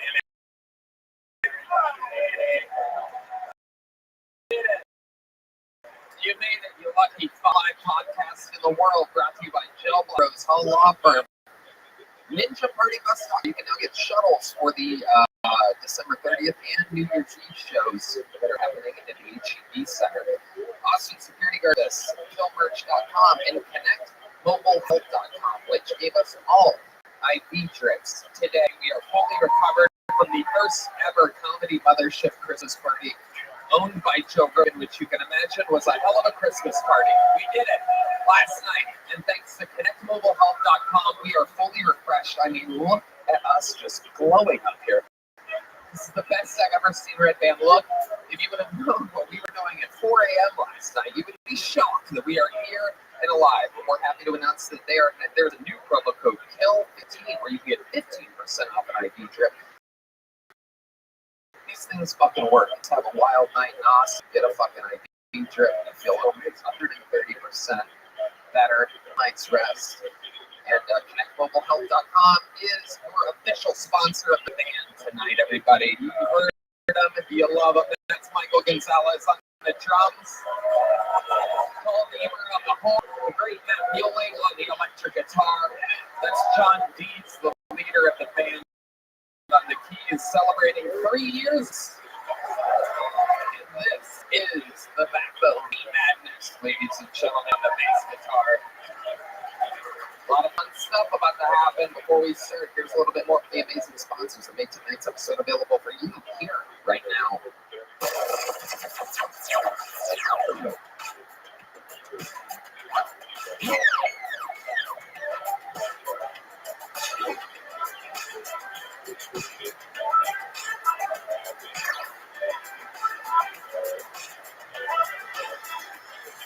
We have a retarded guy in the absolute dead center of the room, asking me how I am. This is going to be your chance. Oh, no. Yeah, you're gone. They already got you. They give a quick diagnosis here, bro. This is a real live show. I know I do. See you later, pal. Did I mention that IV drips can get up and make you feel great? Hey, all the holidays can be a lot. They used to leave a lot of people drained, but not this year. This year, a lot of people are doing the holidays thanks to the gift of their talk space. You know, they are out there helping so many people. You sign up online, you get matched with a provider, typically within 48 hours, and it's all at Talkspace.com. Right, Dan? It's really easy to use. It's fast. You just download it. You can have virtual sessions with your licensed therapist from the comfort of your home. You can even send messages to your therapist. You don't have to wait for your next session. Talkspace is secure and is end-to-end bank-grade encryption technology to store client information and complying with the latest HIPAA regulations. No doubt about it. Kilt's O'Neill at $80 off your first month with Talkspace when you go to /Tony. To match with a licensed therapist.com/Tony off your first month and support the Talkspace.com/Tony. Hey everybody, you can give someone a gift one time this holiday season, or you can gift the subscription and keep the fun going all year long. Bespoke Posts of Awesome makes an amazing present. Every single month, the lucky bastards will be getting a box packed of cool stuff that suits their interest. A ton of stuff from them. I'm talking about bags that I used to travel with, hot sauces that I absolutely love, knives that are durable and strong that I use all the time. Rabbi. It's great because it's like Christmas every month. And it's easy to get started. All you have to do is take a quick quiz at boxofawesome.com, and their experts will match you to the box you love the most. Take the quiz for yourself, or take it with your family and friends in mind for a personalized gift advice. It's free to sign up, and you can skip a month or cancel anytime. Each box is valued at around $70, but you only pay a fraction of that price. Plus, with each box of Awesome, you're supporting small businesses. 90% of everything that comes in your box of Awesome is from a small up-and-coming brand. 20% off your first monthly box when you see boxofawesome.com and enter the code KillTony at checkout. That's boxofawesome.com, code KillTony for 20% off your first box. Boxofawesome.com, code KillTony. You know, you just want to have a good time and see your favorite band, but when ticket buying is stressful, it can ruin all the fun. Game Time is the fast and easy way to buy tickets for all the sports, music, and comedy near you. They have killer deals on last-minute tickets and a best price guarantee, so you can relax and focus on having fun. You know, I left the Christmas party in the middle of it last week to see Rod Wave. Where did I get those tickets? You guessed it, Game Time. Right, man? Oh, the youth on the block are about to come in town. Oh, I want to go to that. Game Time has deals on tickets right up to the day of the event and exclusive flash deals you won't find anywhere else. If you find tickets in the same section or row for less, Game Time will credit you 110% of the difference. That's the game guarantee. The Game Time guarantee. Take the guesswork out of buying tickets with Game Time. Jeff, create an account and use code KillTony for $20 off your first purchase. Again, create an account, redeem code KillTony for $20 off. Download Game Time today. Last minute tickets, lowest price, guaranteed. Hey y'all, this episode of Kill Tony is brought to you by Zippix. Zippix brings you a satisfying, convenient, and flavorful way to curb cravings, get a boost of energy, simply relax. At the end, we love these things. Use them on the airplane all the time and anywhere else where you can't smoke cigarettes. I mean, you guys know what it is. Remember when massive vape clouds were awesome? Now there's an easier, cheaper, less messy, and more selective cravings with Zippix toothpicks. The best part about Zippix is that you really can use them anywhere. With 2 milligrams per pick and some 3 milligram options, 6 toothpicks are long lasting, extremely affordable, and available in 6 delicious flavor choices. You know, I've been subscribed to Zip for over a year, like 2 years. Before they became a sponsor, I've been using Zippix. They are amazing because I suck my thumb still. I love booze. The oral gratification that my mom somehow transferred to my brain. And it's amazing sucking on these toothpicks with flavors that keep me coming back to Zippix. Also, if you need a boost of energy, try their Zip Energy B12 and caffeine toothpaste. Not about it. You guys have seen us use Civics on the podcast. Now it's time to find out for yourself. Go to civics2picks.com today. Use code KILLTONY10 to get 10% off your order. That's civics2picks.com. Promo code KILLTONY10. Must be 21 or older to purchase. Sip more, smoke less. Civics 2 Picks. Hey, y'all, I'm here to tell you about Bub's Naturals. It's a tribute to former Navy SEAL Glenn Bub Doherty, a national hero who laid down his life saving Americans in Benghazi, Libya. No doubt about it, this stuff is amazing. Feel great, do good, and Bub's collagen peptides are the best collagen on the planet. Bub's is true, unflavored, exceedingly soluble, better than all the other guys.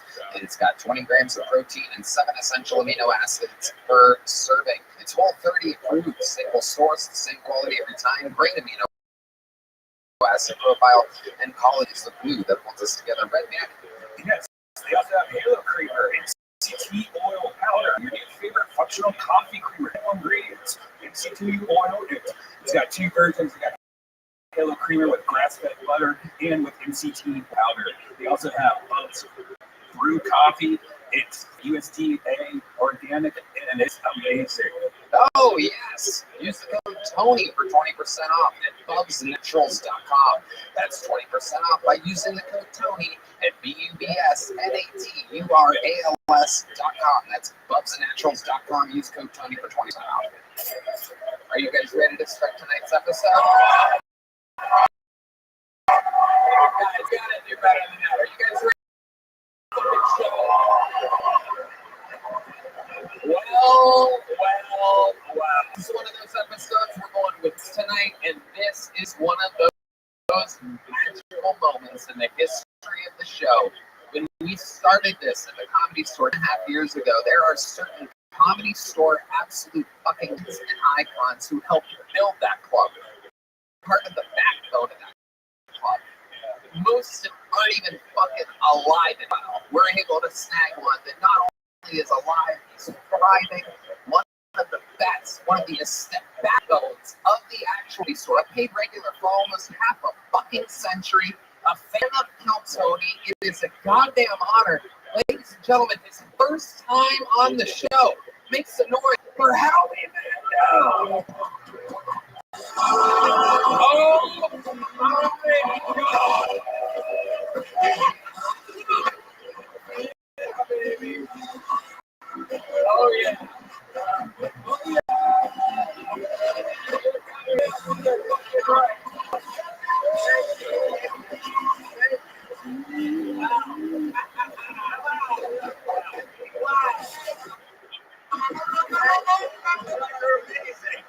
This is amazing.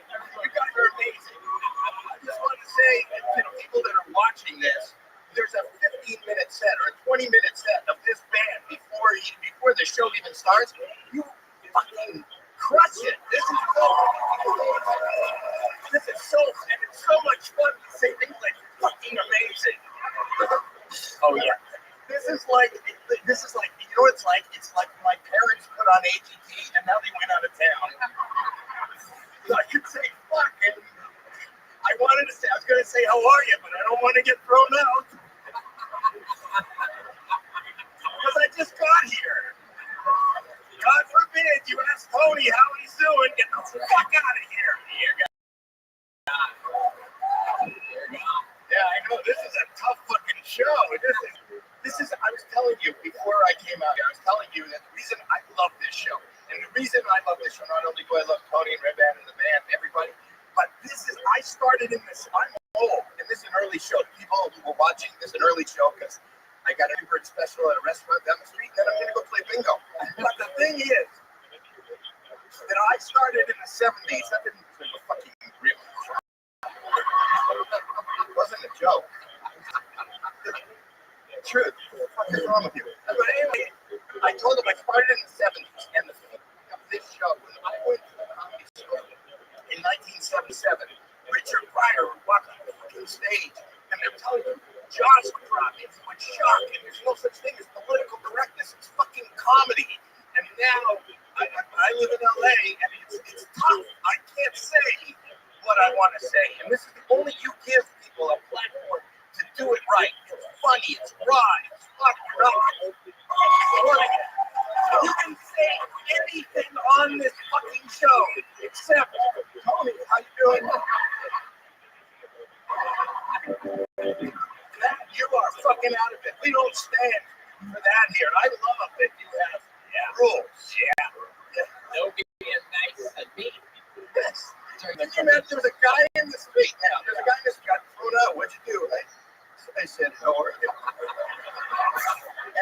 out not only me, threw out the guy I was sitting with. Yeah, they did. They threw out. Going, why would you ask him how it is?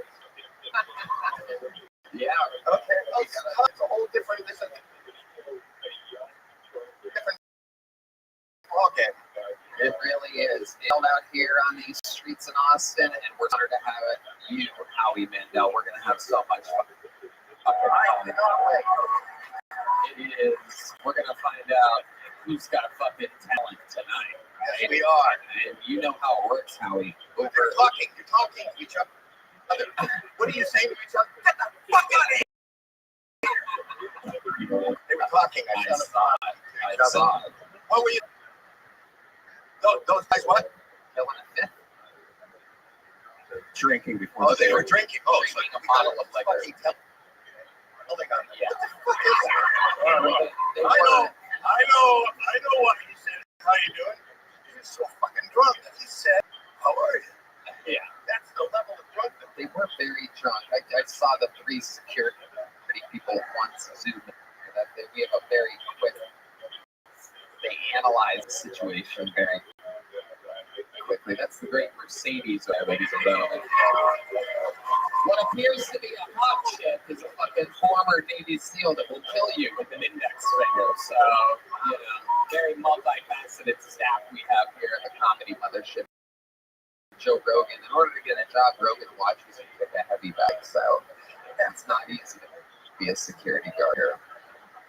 Okay, how about we have the great George Floyd here, seating people. He's alive and well. Oh, it's David Jolly. Okay, the legend of the show.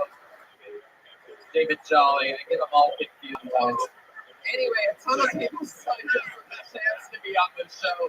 Howie, you know how it works. If I pull a name out, they get 60 seconds uninterrupted. You know their time is up and hear the sound of a kitten.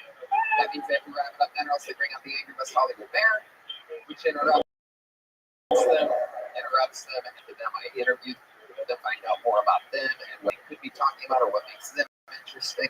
And we're going to get right to it. I'm going to pre-pull a name here, and we're going to get them to pre-pull bar next door. We are pulling, and they're not even in the building. They are actually next door. There is a dirty little bar called Shakers right next door here. We'll funnel the comedians into. They stand around, they wait. One of the producers runs over out the back door into their back door and yells a name. And one of them gets up excitedly and they double check. Is that a club? Is it a club? Is it like a bar? Yeah. So there's people that are in that bar that have nothing to do with California. Yeah. So there's a guy sitting in a bar going, they go, I just, you're hot, but fuck it, I can't stay. But I'll just be a minute and then I'll be back. Maybe later we can.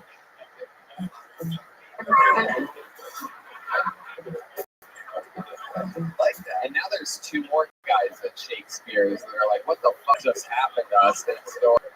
We'll take a fifth of liquor, please. Oh yeah, here they are, the replacement killers. Well, that's them. That was it. That's their replacement. It was like the Academy Awards. Yeah. You know how lucky you are? You know how lucky you are? You know what it takes to get 2 seats, center, 3rd row?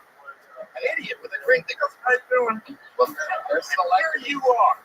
They're celebrities. That's Honey Boo Boo and Mama June right there. So there's a lot of, it is like the Academy Awards. You see out here, there's a lot of celebrities. Sorry about your sister.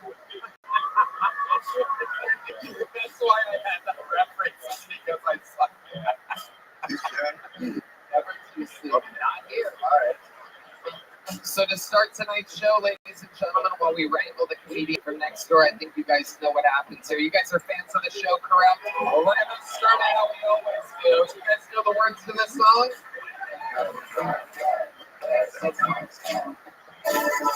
This is on him, everybody. I'm going to do 60 seconds.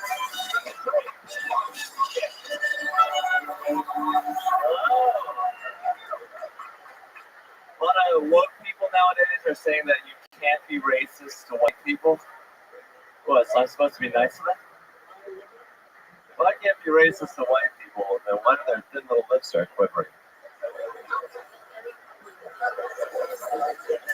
I can see their buttholes pucker up. No butt cheeks. Feel bad for white people. Maybe if they didn't kill all the Native Americans, they would have to take hip-hop dance classes to feel better about themselves. I love watching Fox News because it makes me look at Mexicans differently. Now when I see a Mexican, I just want to document that. That's my problem with Mexicans, not enough paperwork involved. Sometimes I'll just hand them a receipt. But yes, a lot of crazy things happening. I think it's fucked up that gauge is legal in Texas, but weed isn't. Sometimes I'll be like, man, I really wish I could smoke a joint, but I guess I'll suck a dick instead. There you go. Once again with a little mind eraser of a closer there at the end. One good closer makes us forget that the 55 seconds before that. Well, It was like observation. I don't think we've done any good observation.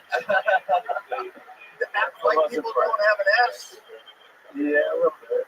All white people have thin lips, Hans. Not you, Tony. That's right, not me, Tony. Asian people have thicker lips than white people. Is that a thing? I hope so. It's very sad. No, I don't really notice lips that much. I didn't understand the answer.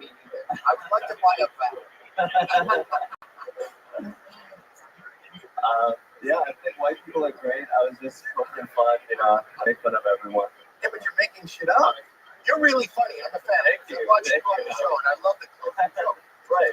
I didn't like it. If you're gonna do observational comedy, you can't just make shit up. Well, do you think it's a stereotype that white people have thin lips? I never heard that. I mean, Like Lisa Renner once said to me, she said, Howie, if you're gonna make jokes, now see, I made a reference, and I got as much laughter as you did. Maybe it's the room. I often blame the room. It's not so much the room. So thin lips, Mexicans documented. You give them a, what do you say, a receipt? Yeah, I just want to give them paperwork. Because it's a document. Yeah. But the last one, remember the last one? Yeah.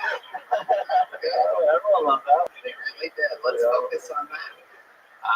You should have opened with that and closed with it. It ain't broke, don't fix it. Just one joke all the way through. People can't get enough of sucking dick. Wait while you're ahead. No pun intended. It is true.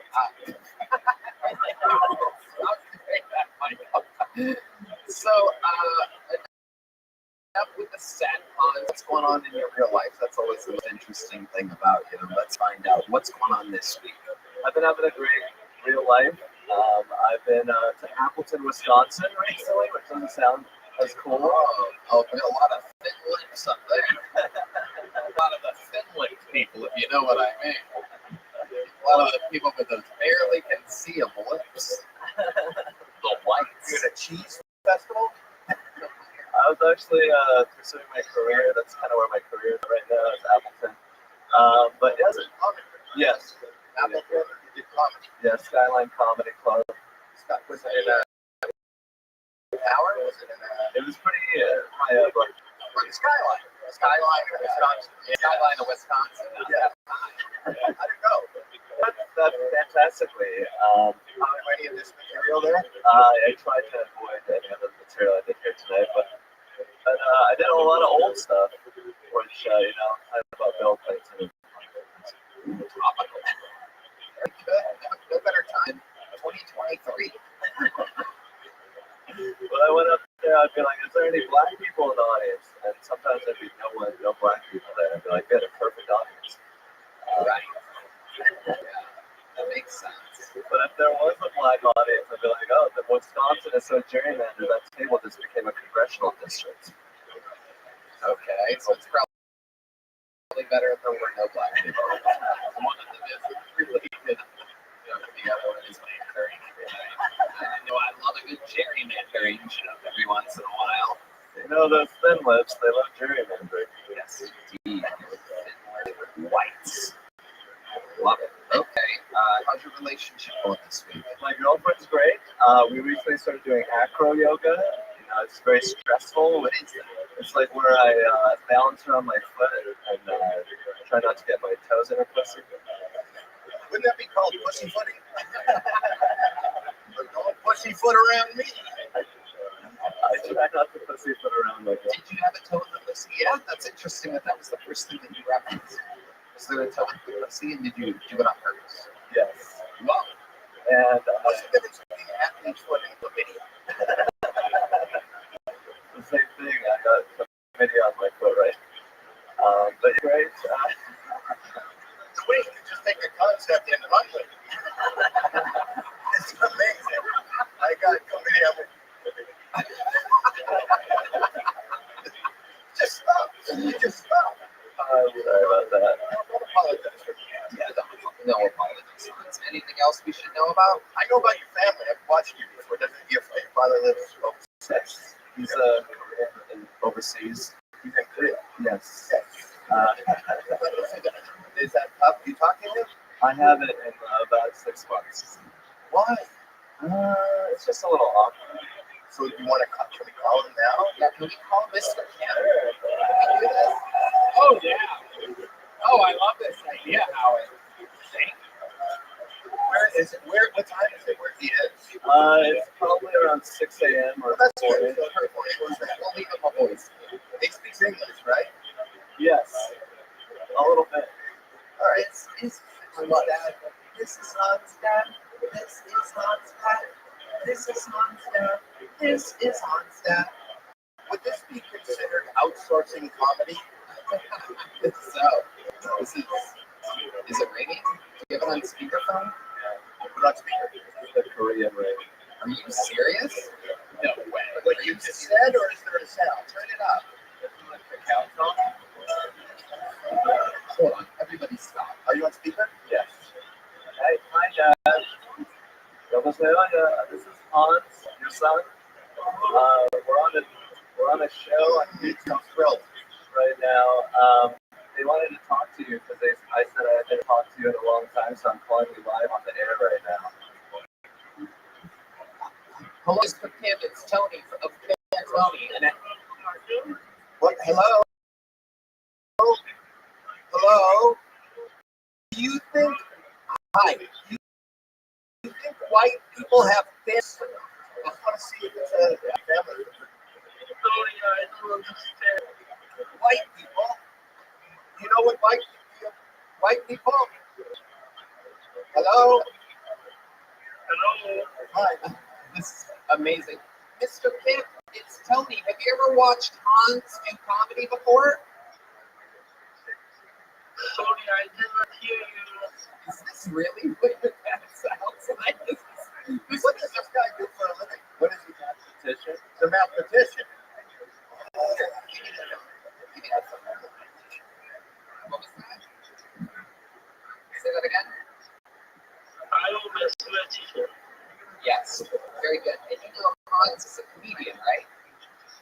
Yes, I know. Have you ever watched him on the hit show Kill Tony before? No, I don't. You know your son is wildly successful, correct? Yes, I hope that. Yes. Are you proud of him? Of course, I'm proud of it. Wow. The crowd goes wild. That was the correct answer, Mr. Campbell. Can I call you Mr. Can I call you Mr. Campbell?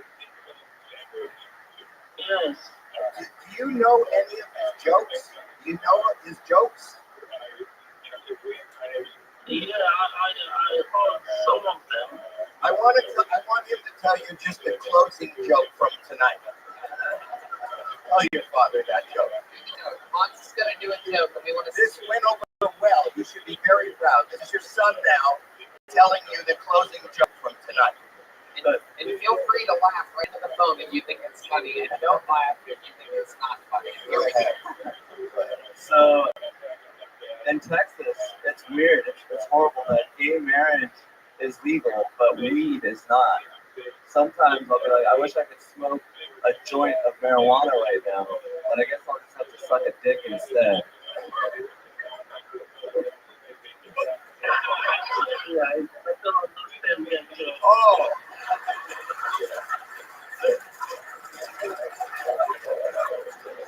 Explain it to him. Well, yeah, it's because you can suck a dick, but you say penis in Korean. Gochu. Gochu, you can't smoke marijuana, but you could lick gochu. Honey?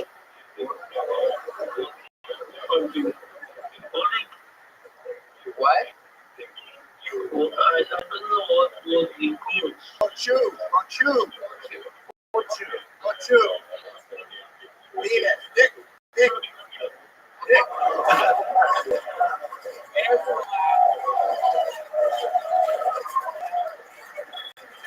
That's what we were looking for. Can we bring the world together? You can speak Korean. Yeah, we can talk Korean. Gochu to you, buddy. It's so nice. It's beautiful the way you bring mother and son together. This is incredible. This is the first time we've talked to you. We've heard so much about you before. Hans is an actor. Do you are you proud of him for having a white American?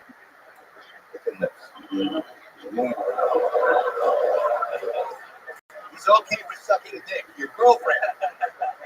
Not so happy. Fine. Especially for the times I think if he has a girlfriend, that's fine, that's good. But find other things that are important. Other things are more important. Race is not important. Race is not important. Wow. Just the culture. Wow. Race is very important to Hans. He must get his racism from his mother. How do you say vagina? I actually didn't learn that one. How do you say vagina? How do you say vagina in Korean? Chungo. So your son puts his foot in her kunjo. Chunga.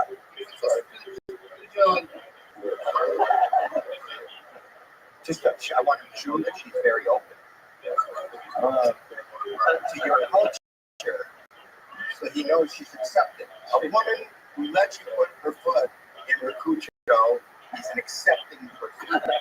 Before we let you go, Mr. Kim, one last question. Do you know any jokes? Do you have like a short joke that you'd like to do for the first time in Kiltony history? We have you here on speakerphone. Do you know jokes? The joke of art, you mean? One joke.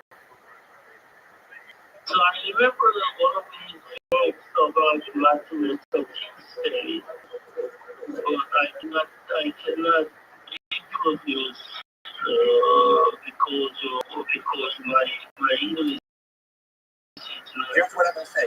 Tell the joke. You say the joke Korean, up slowly, and then your son will translate it in English for us. This is so weird. Kiltony is closed up. It's amazing.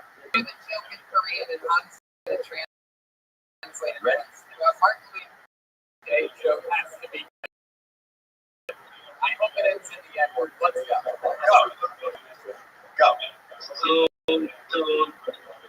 Hans went to the library on Martin Luther King's Day, and the library is closed. So he can learn about Martin Luther.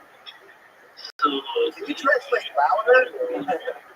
It should be opened on Martin Luther King's Day, and instead of that, what was this? The library should be closed The library should be closed. Why can I translate?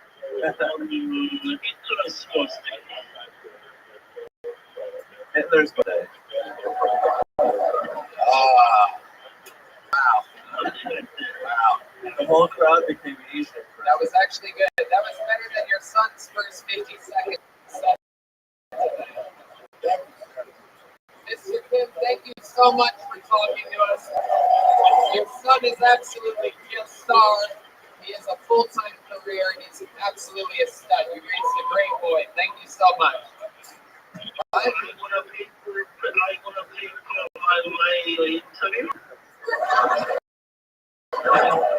Oh, see you later, buddy.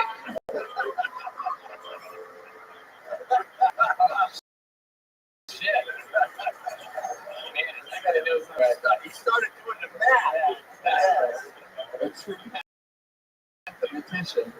In my upbringing, my lips started to quiver. I can barely tell them something. Hans, what a great way to start the show. You did it again. You beautiful, beautiful boy. Come on. A legend Smith going up against Diaz for permanent regularship on New Year's Eve. The stream is on now. TonyLive.com. Our first bucket poll has called. We're free-polling the second one. For the bar next door, it looks like a new name. Makes the noise for this set, everybody.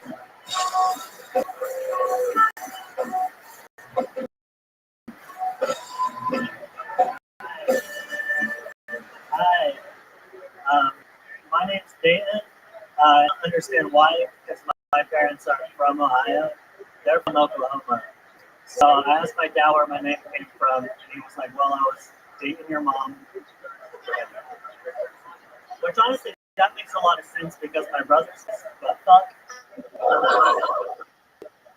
He was a miracle.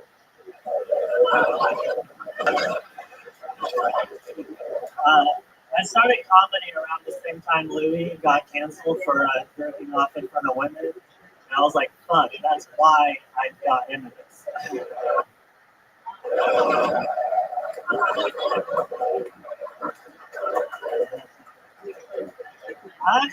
I'm not really sure why I started comedy. I think it's just because I've always been a big fan of it, you know?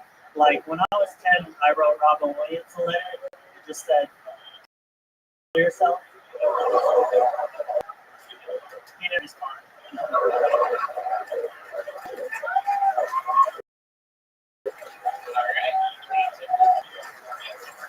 I love it. Welcome to the show. Hey, hello. This is your first time here, correct? Yeah, I love it. In Austin. Okay, wow. Where are you from? I live in New York now, but I'm from Kingston. Wow, you have that kind of laid back, kind of comfortable attitude. I like that. Thank you. You don't seem laid back. You seem like really nervous and uncomfortable. I was just, it's funny. You're so fucking funny. You really are. Have you done stand-up before? Yeah, I'm about 5 years old. 5 years. How in New York? Just a year. Right. How long have you been? I just got I drove 12 hours last night from Canada. You drove like last night. Yeah, I left at 6 p.m. Got in at around 5 a.m. Wow, look at you. Where are you staying while you're here? I stay with my pals. So you went straight there at 5 a.m. Yeah. Took a whole nap, woke up. Yeah. You've been at the bar next door waiting. Yes. Got pulled out. Yes. Hell yeah. Absolutely incredible. You're really funny. You're really funny. Oh, you got a future of this. I respect when you came out, you seem a little fucked up, and then no, but it doesn't. You don't give the impression like I got this. But that's what's beautiful about you. You keep that. Stay, no matter how comfortable you get, stay uncomfortable. No, because I like your discomfort. Does that make any sense? Yeah. Good look. You have the little star power. You look like Logan Paul from Media. What do you do for a living that you had to drive 12 hours instead of buying a flight?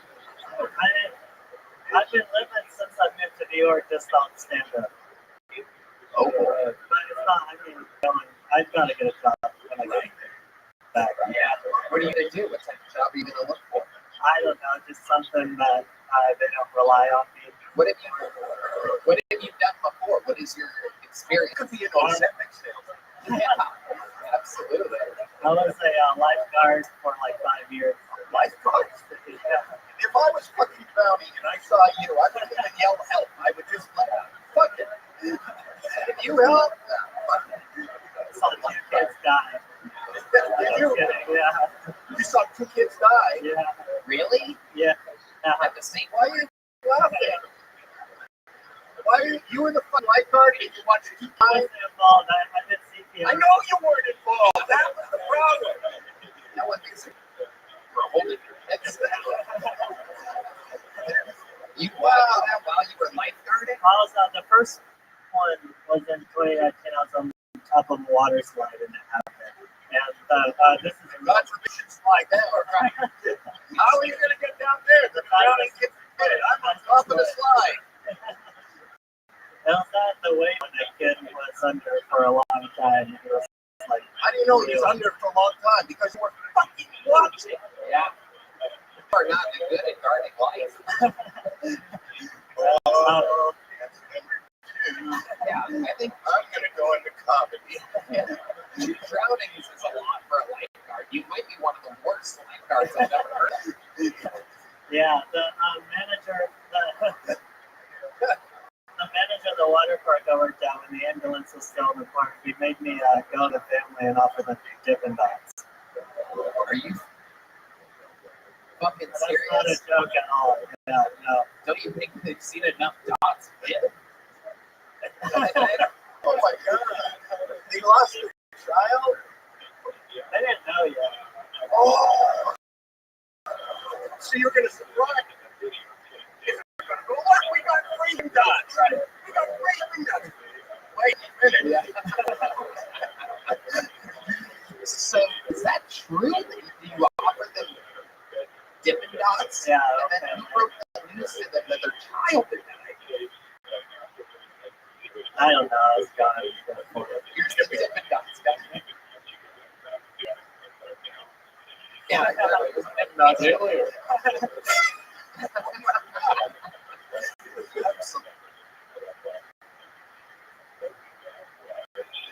Incredible. Wow, you make it fun when you're not being terrible at being a lifeguard. Doing stand-up. I sit my bed and stare at the ceiling and overthink everything. I don't know. I don't have enough money. Wouldn't it be easier to lie on the bed?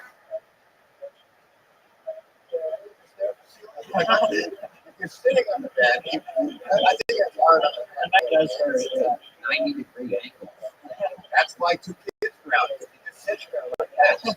Water down there. I hear a lot of splashing. What am I going to do? I'm at the top of the fucking slide.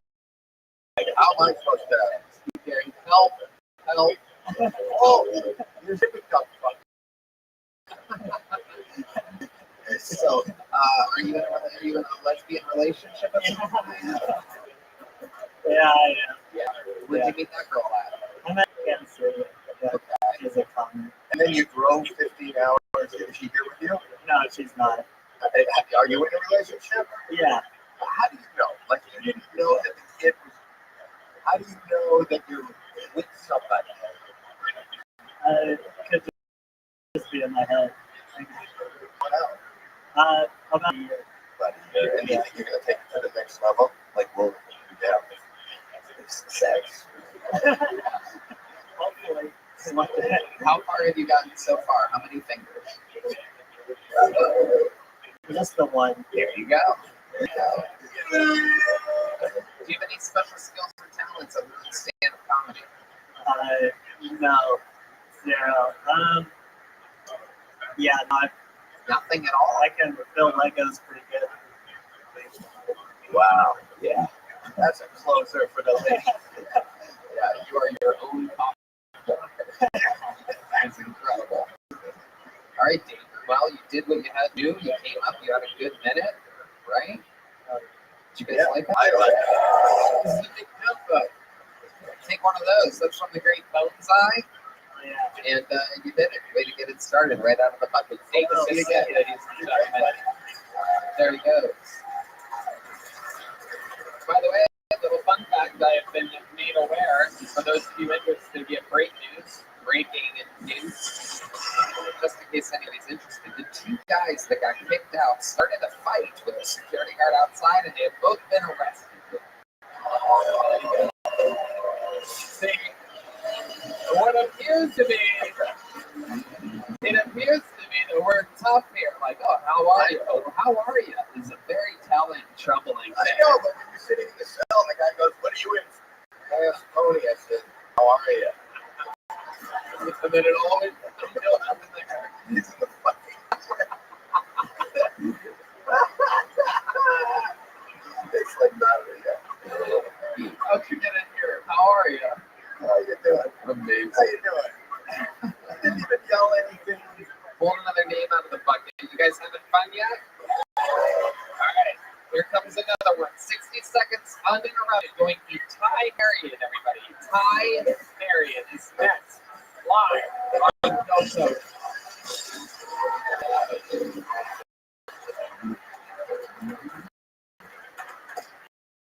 My little brother is half Mexican and a gay. But none of those are what's really annoying about him. What is, he feels like he's got to be included in everything. He's solo, bozo, homo, with FOMO. You know? I think my best friend is starting to go crazy. He just recently bought one of those lifelike sex dolls. He knows what I'm talking about. The other day I walked in and he was crying. He was holding up there these underwear. He was screaming at that doll, "Whose underwear are these?" And then when I saw this, as his friend, I knew I supported him. Especially because those are my favorite underwear.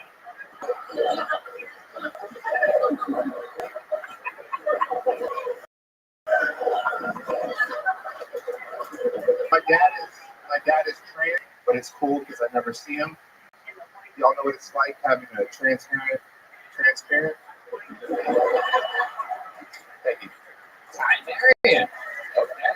I get it. You kind of have a little trademark. You're like a little wordsmith. That's wordsmith, yeah. We got funny words. Then we put words. It's English. What? They're English. I know. Majority case you can understand. You know, I know. The bozo with the FOMO and the transparent. Yeah. But Good. You don't have the face of the guy that would be a wordsmith. no, more like a blacksmith, probably. Yeah. There you go. You just did it again, you son of a bitch. You're a little trickster over there. Oh, but you've been on this show before. You have a face that's kind of memorable, like a melting pumpkin or something like that. Yeah. You made fun. Everybody actually made fun of me. Y'all made fun of last time I was on. You made fun of my complexion. What did I say? Something just being dark looking. You remember. Come on, who's that? There's got to be a word for what he said. No, he just essentially it made it sound like I was brown around and high down. Is everything that you kept saying. That sounds like one of your jokes. That's his thing. Oh yeah, that's his thing. He loves who Nipsey Russell is, but he was a guy in the '80s, I guess. That's right. Yes. Yes, you agree with me. Like a poet. Yeah. The other day I called the W word, the rigor. I don't know. But the guy, I don't know. He said it with the ER. I was really offended, guys. So somebody called you that? Yeah. What did you do right before that to where they would call you that? We were just talking. I guess apparently sometimes my cadence or voice sometimes comes off a little thuggish. You know, just like a darker. It's kind of like I don't give a shit. I took one too many Quaaludes. You just seem like really, like I just woke up. Wait, one too many. I think it was like the right amount of Quaaludes. Yeah. Just floating right now. Are you lying? A little bit, yeah. Marijuana. Yeah, it's an edible. Okay. One day, absolutely. Ty, what else about you? What can we talk about that we didn't about you last time you were on the show? Any fun facts about Ty Marion? Yeah, I used to play music before anybody makes me drum off. I used to press play on buttons, play music. I used to be a DJ in San Antonio area early in the 2000s. Doing some of that stuff for a while. That was fun. Like I had the wrong people surrounding me. They were more interested in getting their dick sucked at level. Even though I was opening for big names, doing hundreds of people, 1,000 people in the crowd, they were more concerned about who around with all the right people. You're alone. You're alone. Yeah, you know. So I figure out at this point, fuck them, I'll put it all on me. I'm gonna bet on myself, and I'm gonna do it with comedy now. And I never got to take your DJing to the next level, and it kind of bothers you. I mean, nothing wrong. Pretty much. Right. Well, he never got to DJ in his PJs on a PJ. Actually, you know what that sound means. Actually, you had something. No, I did DJ one time on PJs. You got a PJ? I went. PJ. I actually did a PJ. Got caught by the owner of the club one time while I was in the booth mixing it, and the only thing I was told was, "Hurry up!" See me in the office afterwards, and I was giving a high five. So it was a pretty good day for me. Great way, but you left everybody else you were working with because all they wanted was it. But you got fired. Yeah, getting your dick sucked. See, they wanted what they couldn't have, and I'm having it. And so they were just jealous.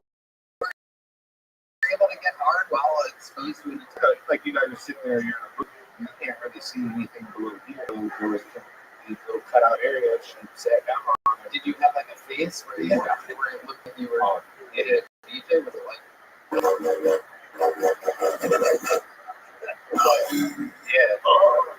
like that? Yeah, she was waiting for the drop too, you know what I mean? Oh, yeah, absolutely. That little fucking dead mouse in her mouth. It's not little. Come on. It's average. Just like you. There you go.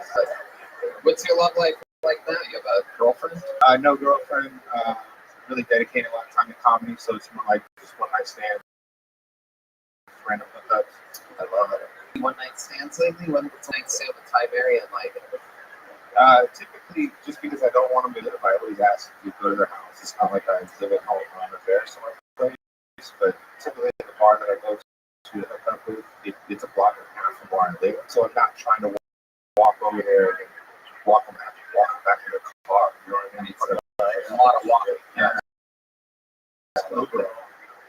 Wow, I'm telling you, people are gonna get so much pussy. No, because you didn't want a man.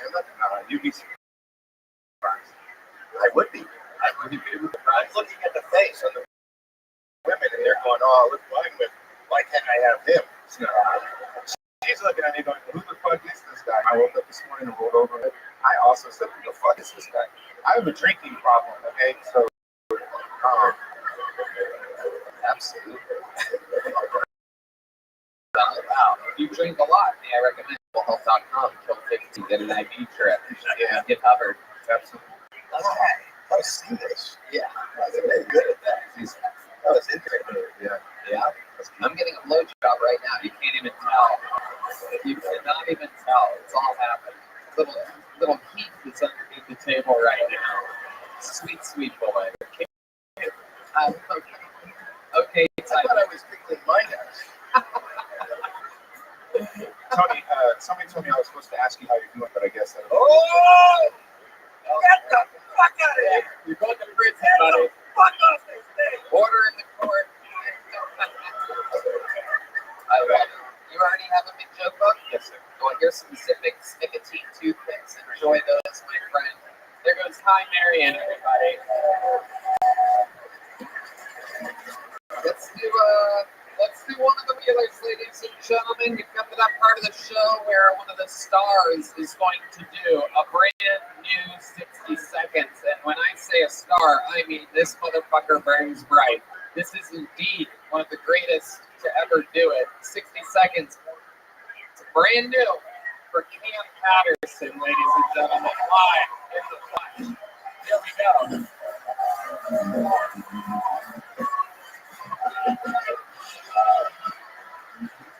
Well, this one is serious. This is my legacy. Before I started doing comedy, I was like a real deal. Go for it. You know what I'm saying? That's all I did. Like, you know what I'm saying? And I used to have those friends, and we would do every day. And we just all we do is just say it really all the time, and that's it. And one day, like, you so fucking funny. You should try stand up comedy. I'm like, no, I think it's gay. That's what I said. And then it was like, nah, but you so funny. You probably like, well, what? Like, talk to a nigga. That's how I said, you could be. And fast forward, like, 2 years later, you was still doing the same shit you were doing, and I decided, like, you know what, bro, you stand up, and you have to do every day. Every single day, for the first 3 months, I put my first set on stage. Dude, y'all my rock, y'all my best friend. And a couple of weeks ago, I did the biggest thing you ever did in my life. And I had him on FaceTime the whole time. He saw the whole show. And he was crying. You know what I'm saying? He was so proud of me. And then I started crying. Because I was never going to talk to that nigga.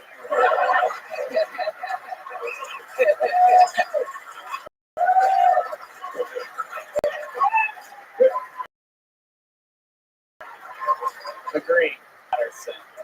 And again, I love you. I love telling you. I love you. Like, rock. I like the way they feel.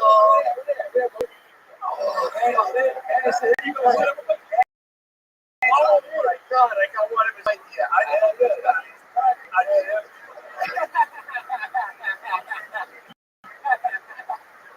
You're amazing. You really are amazing. That's beautiful. And you know, that is when I said that I came out and I watched Richard Pryor is, my God, as far as time. And he was the first guy that I realized took real stories, not jokes, not making up. He took real stories in life. He was. And he could make you laugh and he could make you cry.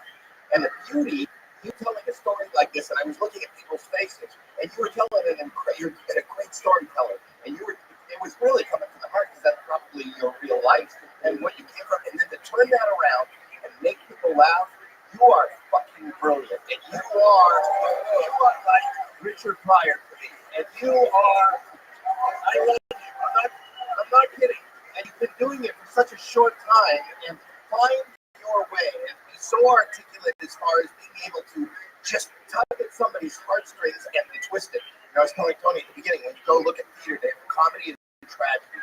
The two masks are together. And those two masks, comedy and tragedy, are very close. You can take reality and make people who are crying smile. You are a magician. I love it. I really love it. Spot on analysis. I mean, that is exactly how I feel. Yeah, man. Oh my God. It's amazing. You know, he sells rocks. And you want to talk about fucking, not only is he hysterical, but perhaps one of the most amazing, brilliant merchandising minds. It's just brilliant. Dude. Yeah, so like a road. He literally, his dad's in the same city. He'll bring a box of rocks. Literal rock. I mean, like, he gave me a rock, right? So I was like, I'd like to, you know what I'm saying? It's like, so I heard. That's hard. It's got the G. What are you doing? It's all good. I think that. No, give him his rock.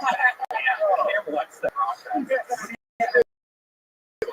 do you do it?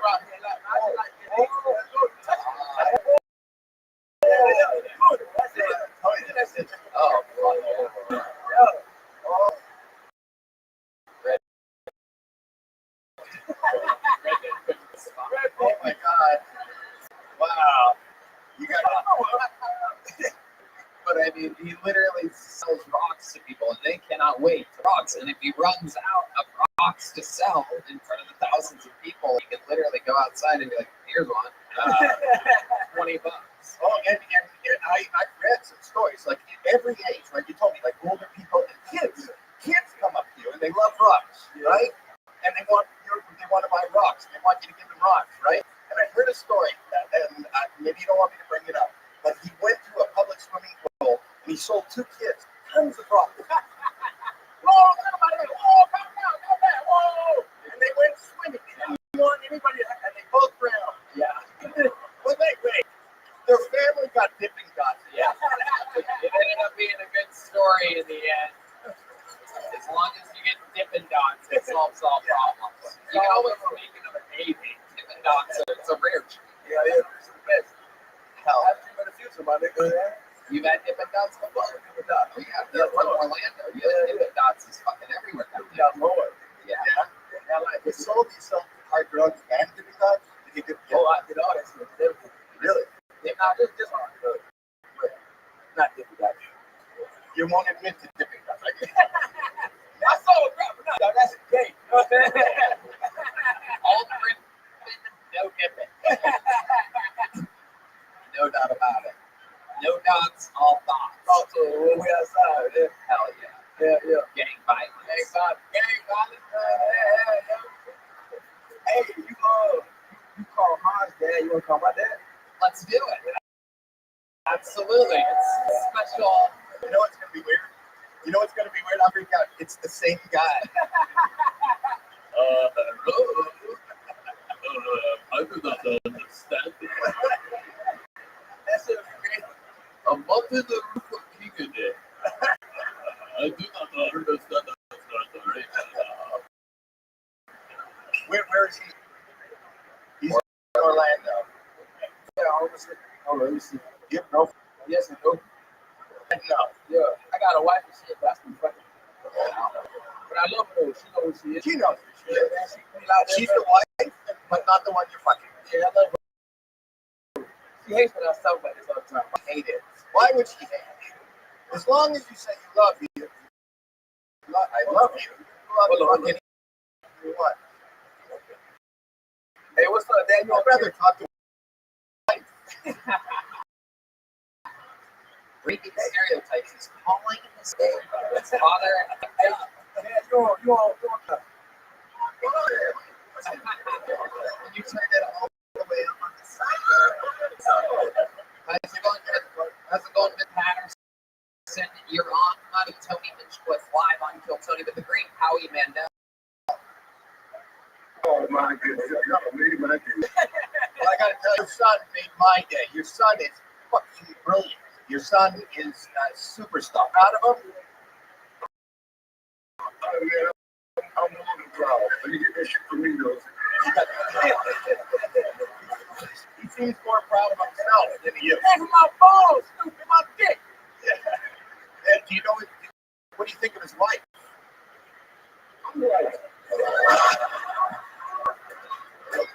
Sam said that he has a wife on this show here just a moment ago. Well, he does. I was surprised. Oh, because he doesn't fuck her, he fucks everybody else, but he has a wife. She knows who she is. You don't. Mr. Patterson, this is an improvised segment, but I just thought of what I think is a good question. Is there anything that, embarrassing from Cam's childhood that he might not want you to tell us? That's fucked up. That was a quick turn.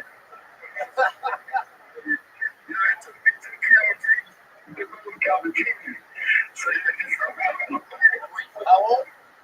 You go to camp. Don't tell me that's not funny. That's not funny. No, that's not what you said. Go ahead. Hold on. Say it again, everybody. Are you funny? That's real good. Give us. All right, hold on. Here it is. Here's the embarrassing thing. Go ahead and say it again, Mr. Patterson. The camera when he was 12 years old.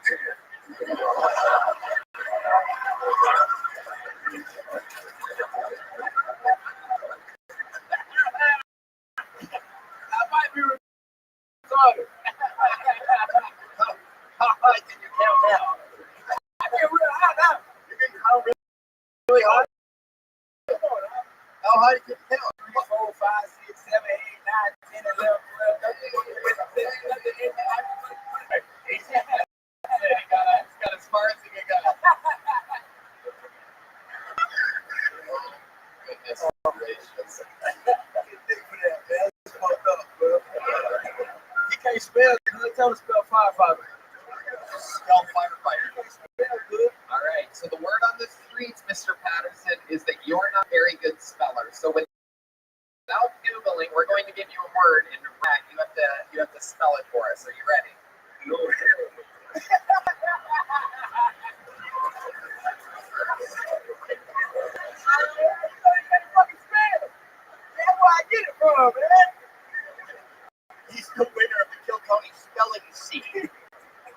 spelling bee, it's spelling C. Oh my goodness. Wow. That's what the dictionary for, Tony. That's what the dictionary Dog. Go dog. Dog. Quickly. Dog. Spell dog. Dog. Dog. Are you saying dog as in dog ass? No. I wasn't saying dog ass. That's the reference that he did. Dark as in dark ass. Someone's been called dark ass before. Someone's ass is a couple shades darker than the rest of his body. Dog. Woof, woof. Like a puppy. Dog. Yes. No. I can handle that. All right, here we go. I can hear your thumbs typing.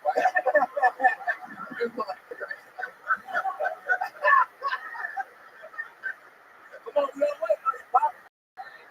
Dog. That's easy, man. I can take that one. That's no problem. It's been 10 fucking minutes. He's already a problem. He's through the pages of the dictionary right now. He's looking at Eugene and he's like, where the fuck is this goddamn word? It starts with a D, like in dark ass.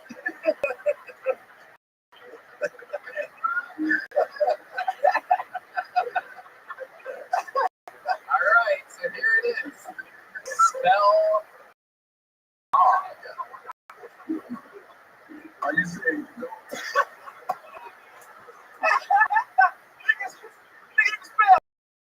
No, man. Look, man, on national TV. Dog is my brother's dog. A dog is the bark. That's barking. Yes, the woo-woo. Yeah, that's an easy one. Give me something else. Okay. All right. Be careful what you wish for. Here we go. The word in which you will spell is the word nicotine.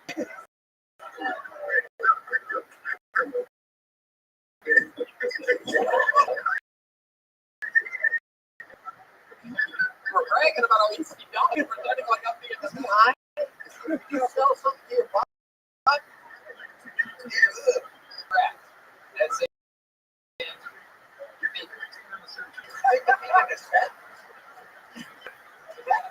Here it is. Here's a sentence. My best friend smoked a big-old cigarette With his dog.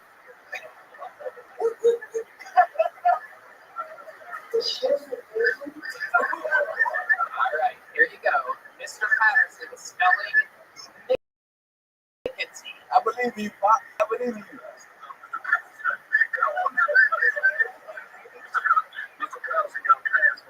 Pass. All right, so we're passing. Pass. Okay. P-A-S-T. He's passing.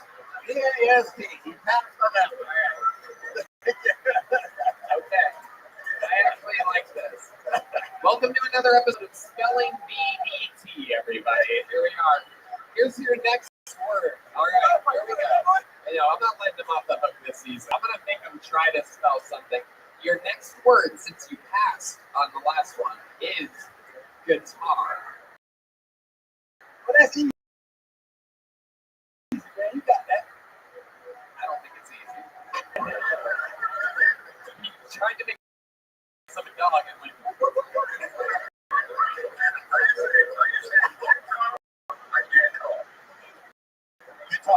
Guitar. Like Matt Dealing plays the electric guitar.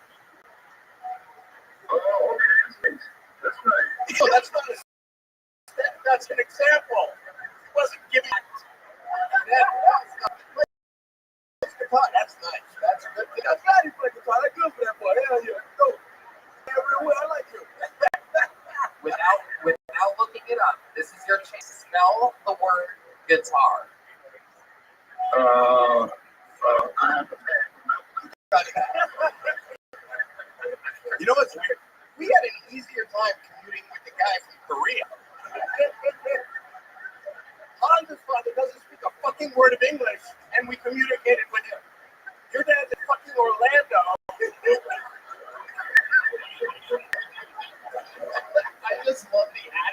idea. I was like, come on, man, dog's too easy. Yeah, guitar, I got a pass. I got a pass. P-A-S-P. There's nicotine in this stuff. Oh man, that's wow. You know the reason he couldn't count the 10 till he was 12 is your fucking fault. All right, this is just too much fun. So I'm gonna give you one last word. Leather. Spell the word leather. Oh man, that's easy. Oh, we got these. Instead of on, can you tell me too? Easy as fuck. Nothing easy. Leather. Go ahead.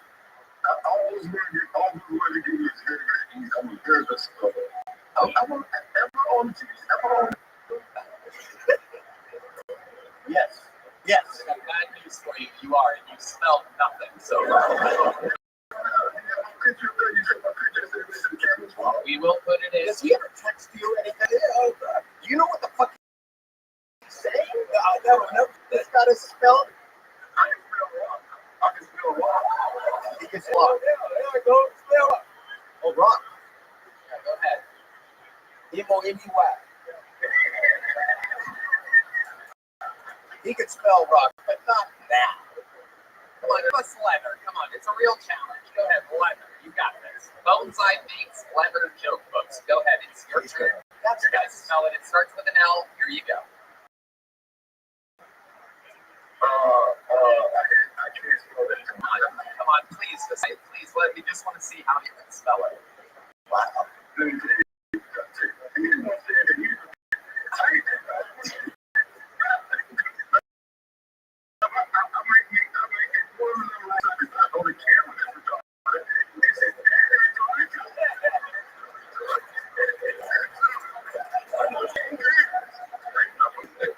This is hilarious. It really is. It's just a father and son. The father's like, my son couldn't count. And you're like, motherfucker cannot spell. So, you want to throw me into the bus? He got to get up and dial up his father and put the two phones together. And have his father talking to your father.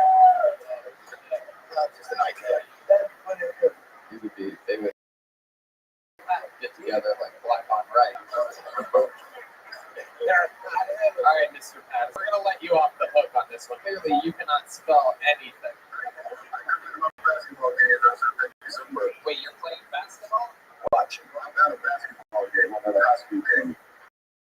Oh, yeah. Well, can you spell basketball? Young kids. Oh, that was easy too. Go ahead. Spell it. It's easy. Spell it real quick. Let me tell you, it's The flick. They never gonna get him. They ain't gonna get him. He's not gonna spell shit for you. He's too smart for us. He's got us over a barrel. He's not gonna spell shit for you. Yeah. All right, Mr. Patterson, we love you. We're going to go. Goodbye. Good night, Mr. Patterson. I think I'll that's it. All right. And very, very fun times. Very fun set. I love the idea. Great stuff. Another new minute from the great Cam Patterson, everybody. There he goes. But yeah. All right, we're going to keep it moving along. Another bucket poll. We're having a lot of fun here. Make some noise for your next person. Brand new, 60 seconds. It looks like a new name. Will Loden, everybody. Will Loden or Loden? Here we go. All right. All right. Yeah. I don't know if you can tell from all this, but I clearly front porch sit a lot. I got me two lazy boys that I Scotch guarded the shit out of.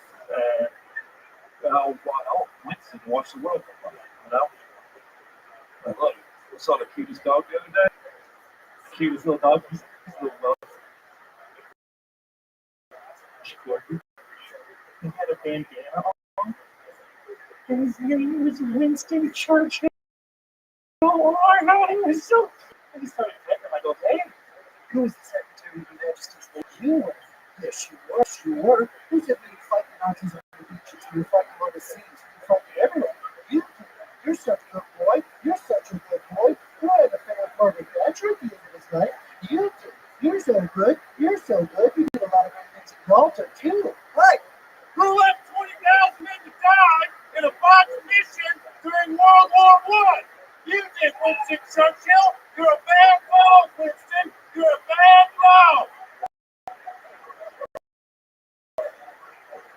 I just went to Churchill and I wanted to tell you all my facts. You know, I even after I do that. All right, here you go. Pass your time. Will Loaded. Welcome to the show, Will. Have you been on before? Yeah, like 2 years ago. I was involved.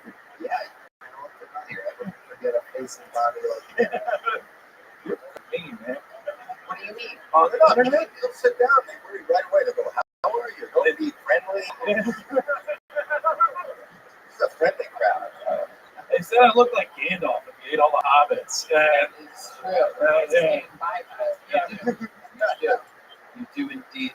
What's the book? You have a book. You got I had the one from last time. So, yeah. Oh, I want to leave it with that. You got a big one. Looks like a little one in your hand, but you got a big one.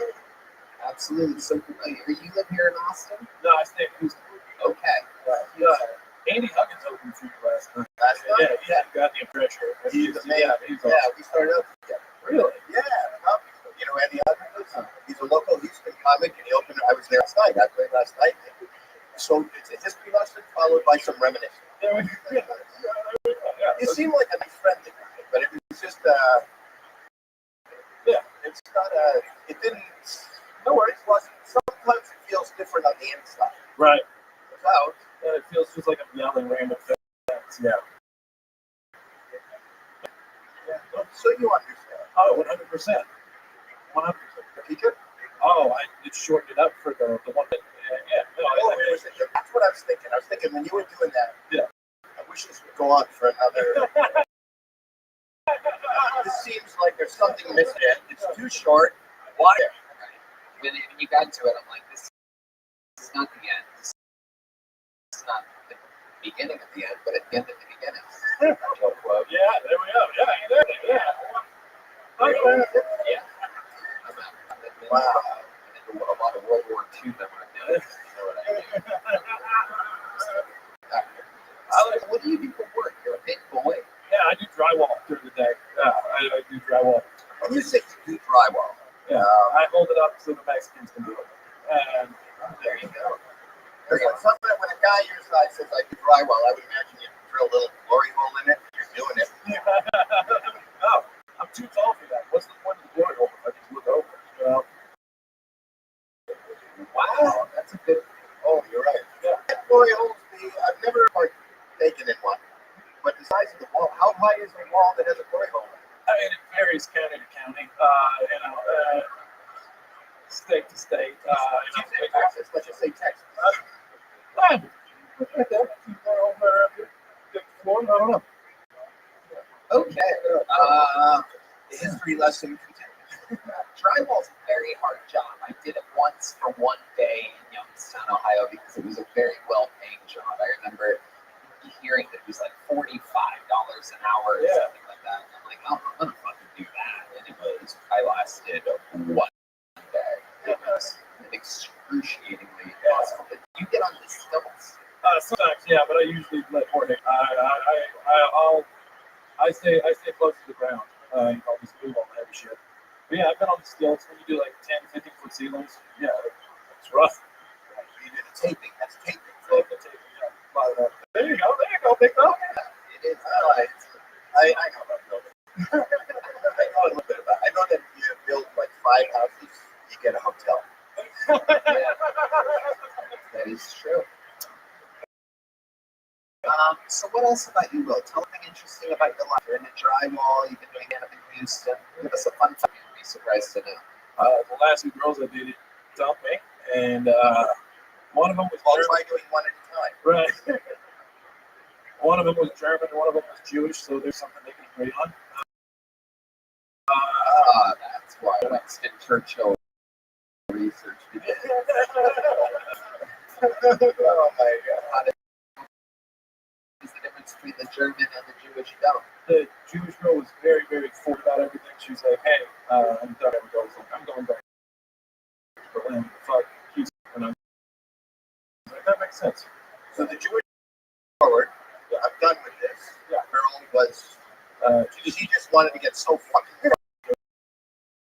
right. That's exactly. I don't understand the opposite. Yeah. give you a reason why they don't like you anymore. Drunk? I don't know. There's a lot of that. Yeah, I just get hammered all day. No. Okay, this is getting sad. All right, yeah, let's bring this one up. Yeah, He's getting sad. oh, I'm fine. I just went Jaeger and started, spouting off the hills. Yeah, I know, right? What's the worst thing that's ever happened to you after drinking? Like jail. That's fair. I don't know. How are you? Yeah.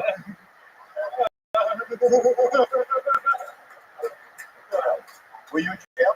Yeah. It's a couple days.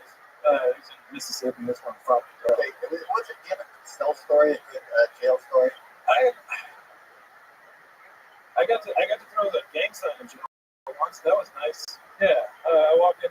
They were processing me out of jail, and so there were a bunch of guys who were there for an extended period of time, and I got picked up in March, and so they were all wearing winter clothes. They've been there for a long time, and I walked in. I was dressed kind of like this, but my hair was up real big. And they're like, look at this motherfucker right here. Look at this motherfucker right here. Like this? You like this? I don't know what that means, but thank you. And then they were like, nah, just kidding, man. Man, I'm telling long stories. Yeah, but there is a niche for boring prison. Yeah, exactly. Like bedtime prison stories for kids. Like it's boring, right? Really bad happens. And then you get shitty sandwiches and moon pies, Yeah. Just bad prison stories. This is when I watch the show, I'm a huge fan of the show. This is where I would I've had 4 Right. Yeah. Right. 100%. But I'm here. Right. I can't fast forward. Nope. We cannot, but we can move along. There goes loaded, everybody. He already has a big notebook. We're on to the next bucket full. There goes Will, everybody. And like that, we're moving along. I agree with Howie. That is the live way of fast forward. Makes my sphere neck comedian straight out of the bucket. Tom Robinson, everybody.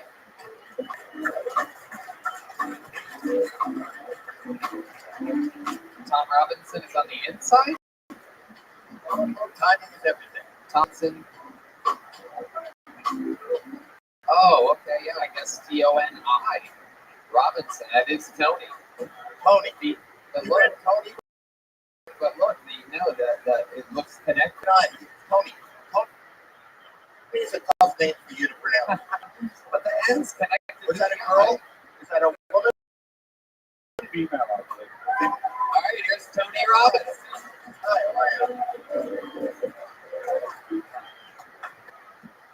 Why do Republicans go to heaven?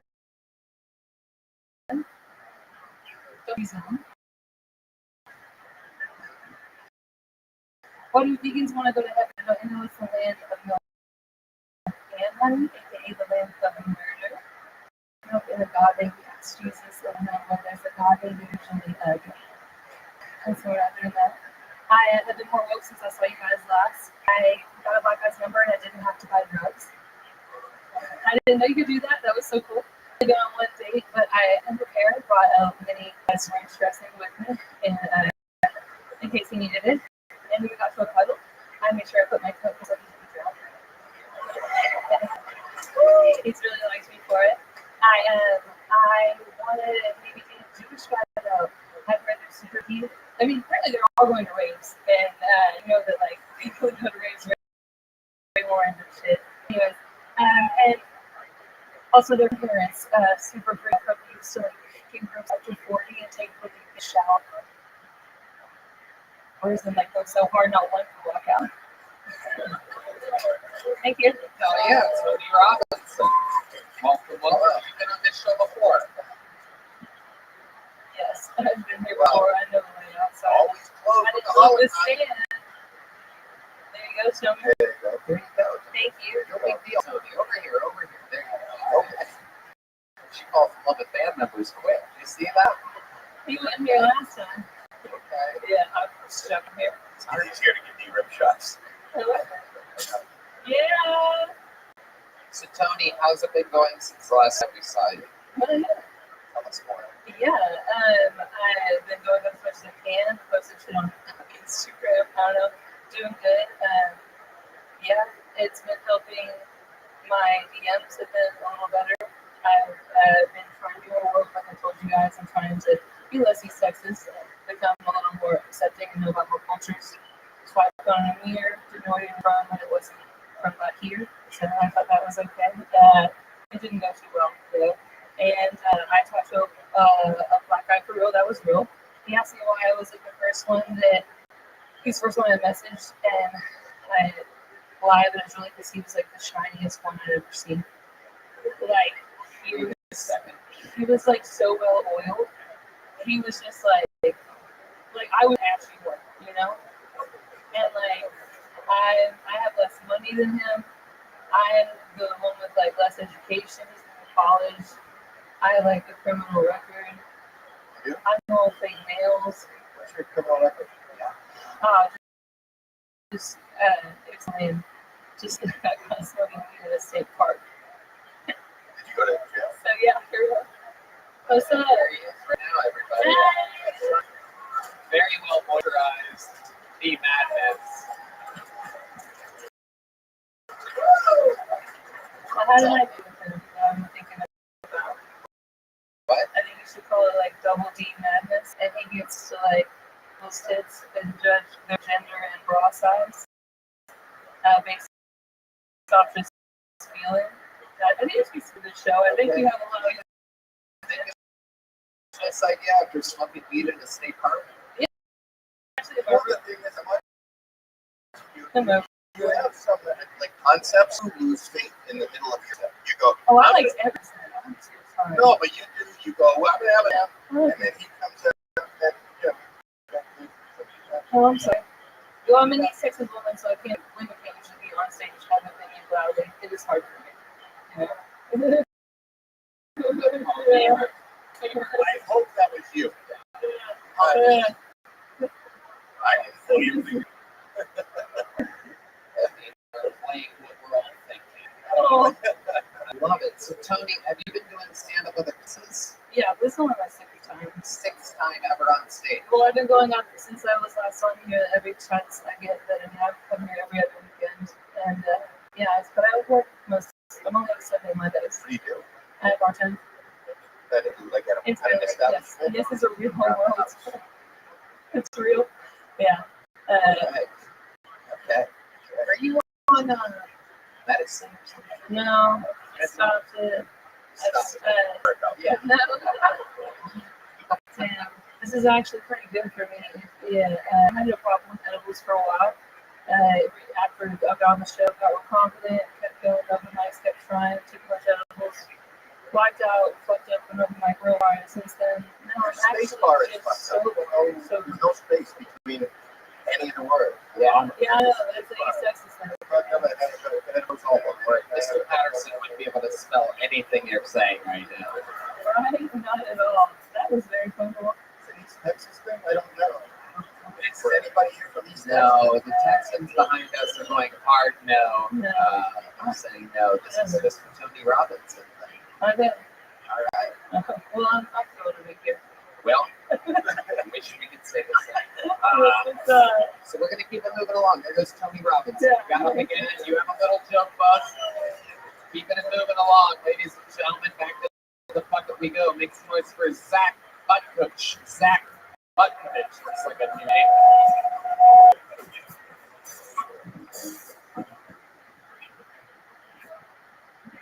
I'm diabetic. Yeah, but a lot of people tell me I don't look diabetic, and that doesn't help. But you know, it's not that bad actually. I'm a type 1 diabetic. So that means I can like eat whatever I want. I just have to take insulin before every meal.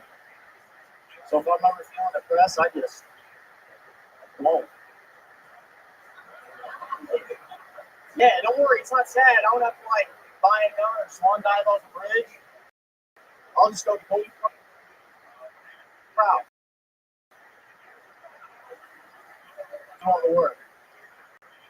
Yeah, like I'll just be at my birthday party, blow my candles out. Everyone will be like, "What'd you wish for?" You'll see. Yeah, I don't remember when I got diagnosed with diabetes. I walked in the doctor's office and he said, "Mr. Buckvich, we just got your blood work done." And we can't ship from this. All right, guys, until I clip this, thank you very much. It's like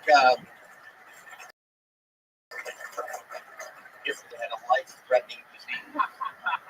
It didn't. This is exactly what it is. This is your first right side? Absolutely. How long have you been stand-up? It was 3 years in October. Where at? St. Louis. St. Louis. And what do you do for a living?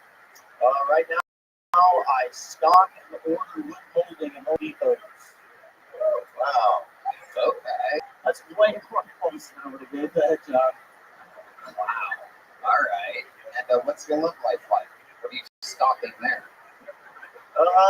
Hopefully women. You're not sure. Well, like the things I'm stalking, hopefully women. No, my love life, it's all right. It's like hit or miss, but I get a lot off charm sometimes. Off what? Charm. Yeah. That's just food. At Home Depot, is that where you meet them? Yeah. Sure. Yeah, I have like a language coach they're teaching me how to speak Spanish, and Give us a little example of some of the Spanish. oh, muy bien. Oh, wow. It's amazing. It's amazing. It's like, We're not very far in yet. Sound like you were born there. Thank you. I'm talking about at Home Depot. Yeah. Oh. This is much of a compliment. I was glad. This is much of a compliment. It is appreciated, but no, it's what I do. That's what I do. So are you healthy? Are you doing okay? Yeah, I'm trying to keep my blood sugar in order. Right. Yeah, I went to Round Rock Donuts yesterday, though. That didn't help. But I had a good time. Let's do it without a flag. Okay. I thought we were just hanging out the other day and ate a donut. Yep. Yeah. That's the end. Good day. The real hole in your donut joke there. So, what did you get from the donut place? I got like a box yesterday. Are you got some cream dish marks. Some fucking one of those things with the eclairs. That's an eclairs. Yes. Yeah. Fucking donuts. Yeah, you're really like country from St. Louis, aren't you? Yeah, I'm technically from like Southern Illinois on the Illinois side of the border. Because you're coming off really East Texas to me. Yeah. I love it. Yeah, so you got donuts, a lot of donuts. So is this a treat? Absolutely true. No, I mean like you try to, like you said, like I don't want to say the word. I don't want to drink right now. No, I shot some of some great donuts. Yeah. Good. Yeah. It's good to hear you're in good shape. Right. And this whole show is getting so fucking sad. It's weird. Really weird. We were riding. I was so excited. I'm going to tell everybody, oh, you got to see me on Kill Tony. It's funny. You'll laugh. People got arrested. We talked to fathers. Yeah. And then we took this downturn. Yeah, the first 70% was amazing. Yeah. It's like a diabetes telethon. Yeah. We'll take your pledges if you want. It's hard to follow a black father spelling bee when he passes on every word. Oh, that one's easy. Okay, well, then spell it. Little pass. It's really hard to follow that. Right. But here we are. Come on, give us something of your entire life. You're in it right now. Give us something. What do you think people would find so interesting about you? Well, I don't. Seems like you have something prepared for this. No, I'm trying to think. My dad died when I was 9. That made me. So let's phone him. Let's phone him. Yeah. Phone him. Talk to him. He still currently spells as many words as Mr. Patterson does. I was on a high school board. Okay. Yeah, I got elected as a high school board member. Yeah. Well, we're born last week.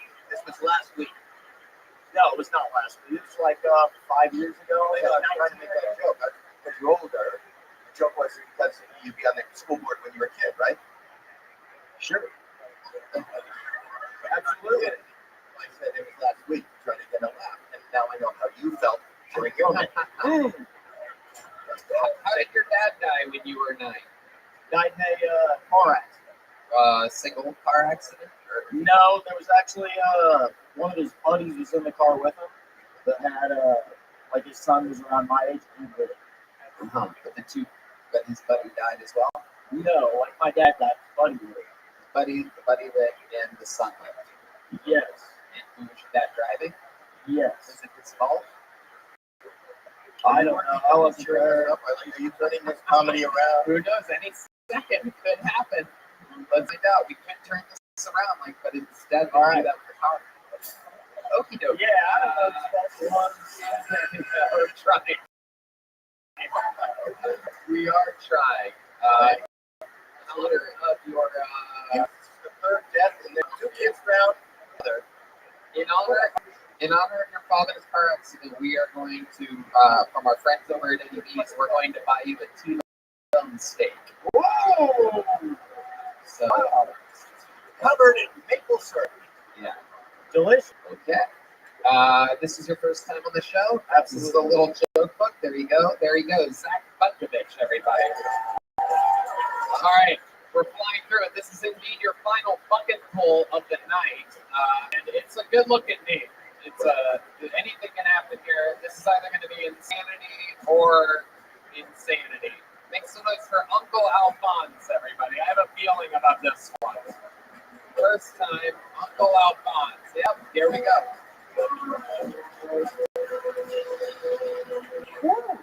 It was good.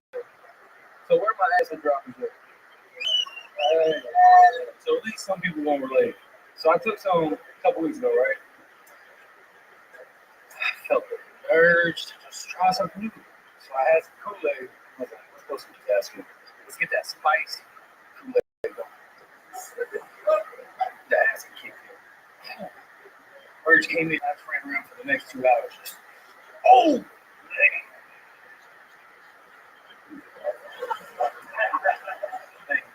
That was the acid drop forever. So I like to eat really fancy. I like to eat like really good. And something I started doing is like judging people on forks at the table. So everybody wants dinner food. 4-pronged, strong, big, ready to eat. You know what I'm saying?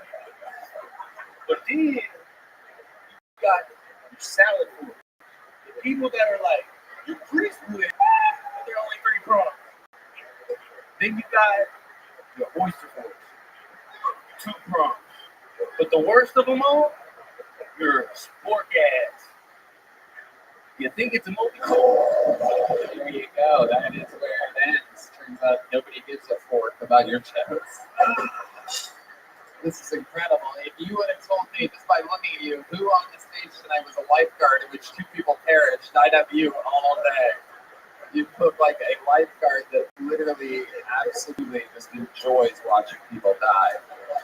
This is incredible. You look like if Lucifer took a vacation to Hawaii or something like that. This is absolutely amazing. You look like something that Snoop Dogg considered himself, or one of the like Snoop Lion or something. But like you look like you're both like a gay and gay. I like that. Is absolutely incredible. You look like a magician that went through a fucking clothes caught on fire. You're stuck finding something to wear. Together this off of things that you found on the street. This is absolutely incredible. It is. You look like the ghost underneath Willie Nelson's bed. It is absolutely frightening.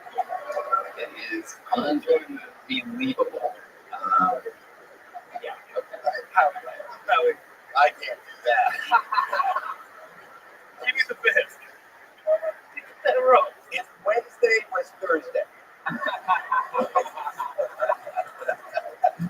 This is I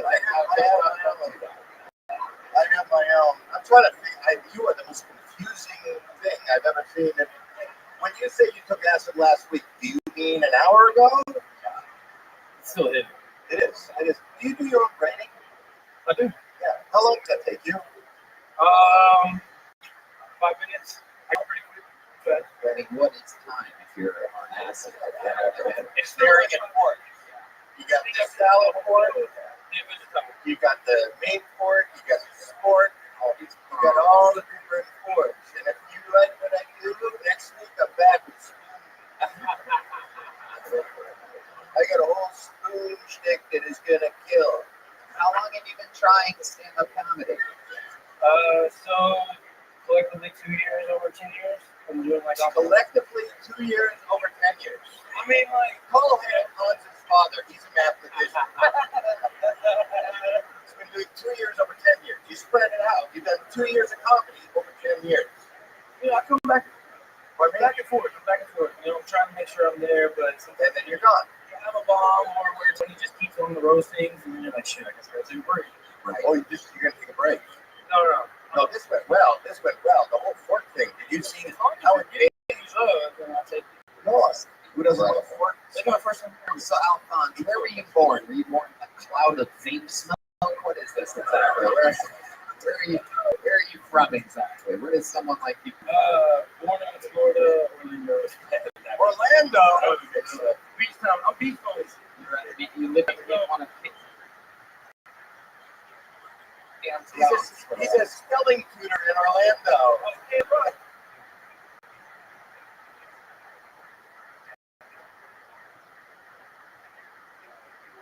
Wait, hold on. The camera. What did you reach for right now? Oh, a rock.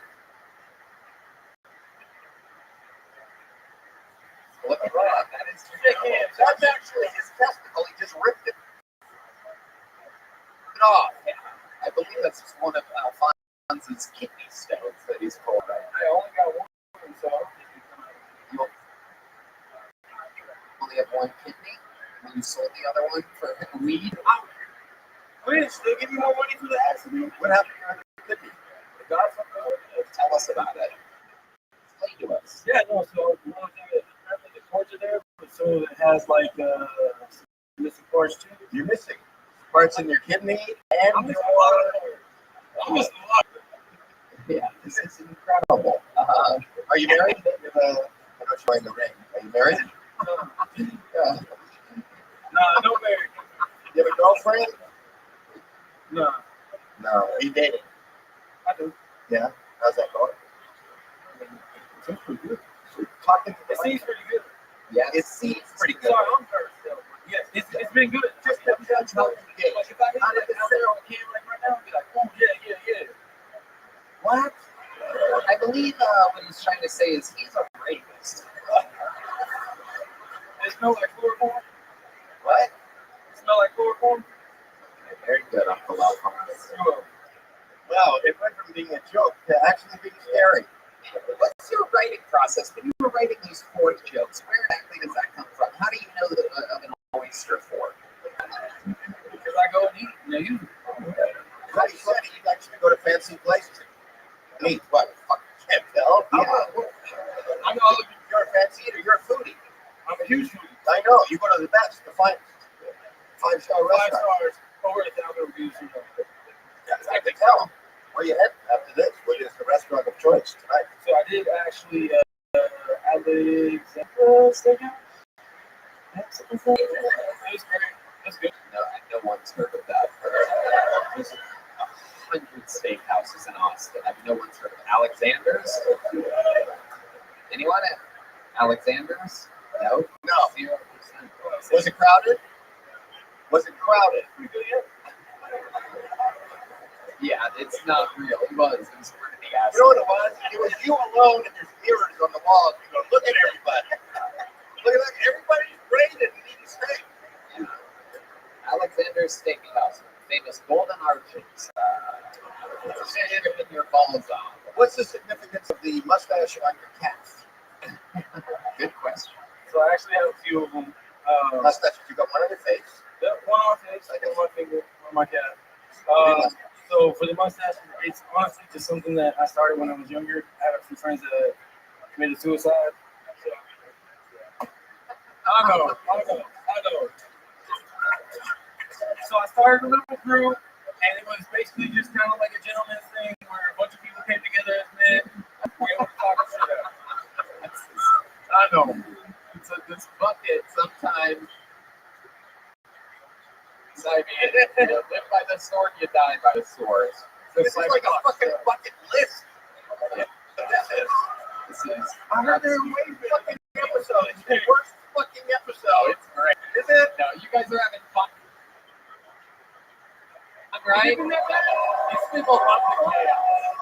It's part of the beauty of I've never seen so much death on this show. So every time somebody dies, you put a fuck on it. Every time. Every time. Well, I'm missing one. I gotta get moving.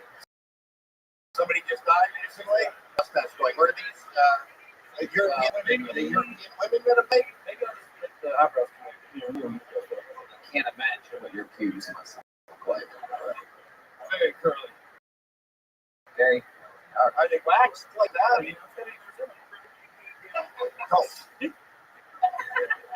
All right. Uncle Alphonse, congratulations. Here's a small joke bug.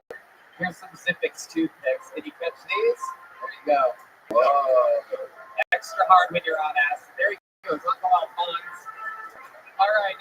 Now we're going to do something special right here, ladies and gentlemen. Of course, the great William Mongartos, but he could not make this one. I know. Very disappointing. However, we do have a very special treat. Golden ticket winner is and very famous America's Got Talent. So this is a very special crossover moment where him and Howie are going to be reunited. Make some noise for Kill Tony and Aaron Kyle, everybody. Here we go. Hell yeah. Beautiful. Go on, keep it going for Aaron Kyle. Everybody, you know what the fuck. Hell yeah, baby.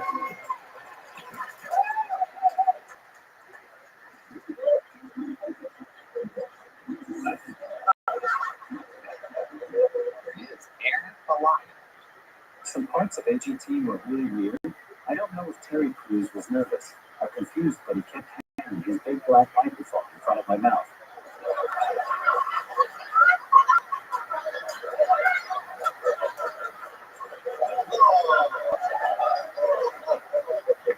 I knew this was going to happen, but I didn't think my BBC story would happen live on America's Got Talent.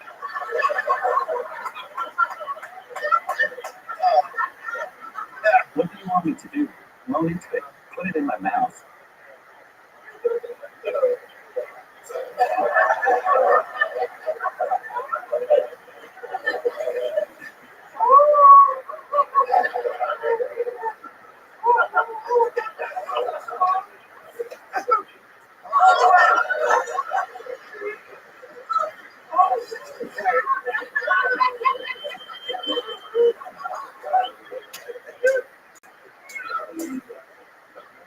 I'm just glad he didn't fuck me into a wheelchair.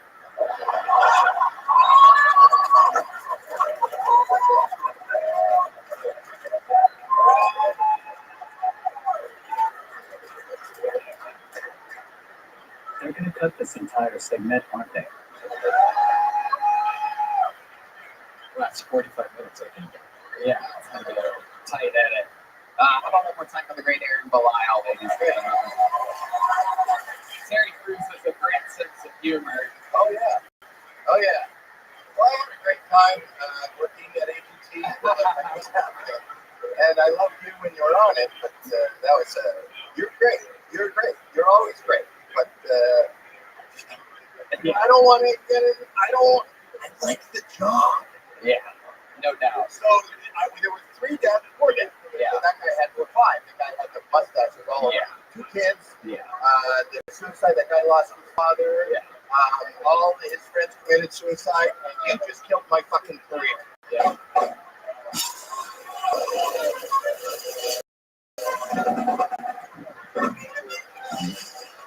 The good news is you can be a guest on Kill Tony anyone.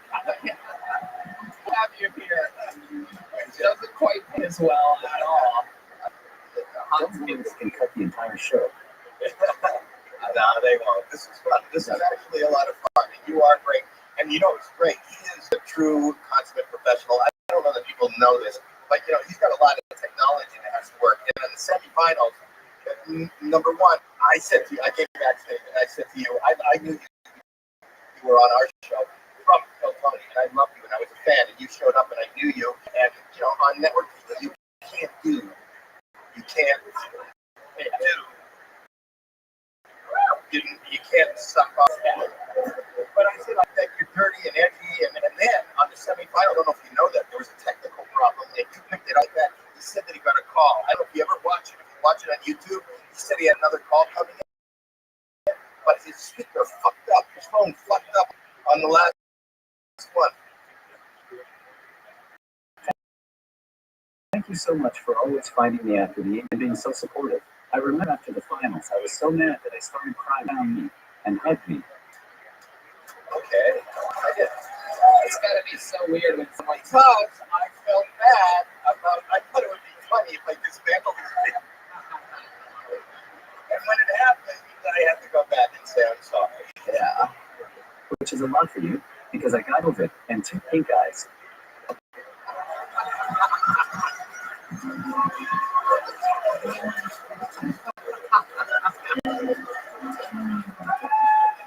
Oh my goodness. Welcome to an episode of Kill Out. Yes. So, is everybody home alive or had any deaths in your circle recently? Oh, no. There we go. They're all alive. That's good, but he's sniping. Unfortunately. Unfortunately, is everything unfortunately? He hates his family. Yeah, it is true. They are Canadian. They are. We're from the same town. Yeah. We're Canadians. Which is, if you don't understand our culture, it's kind of like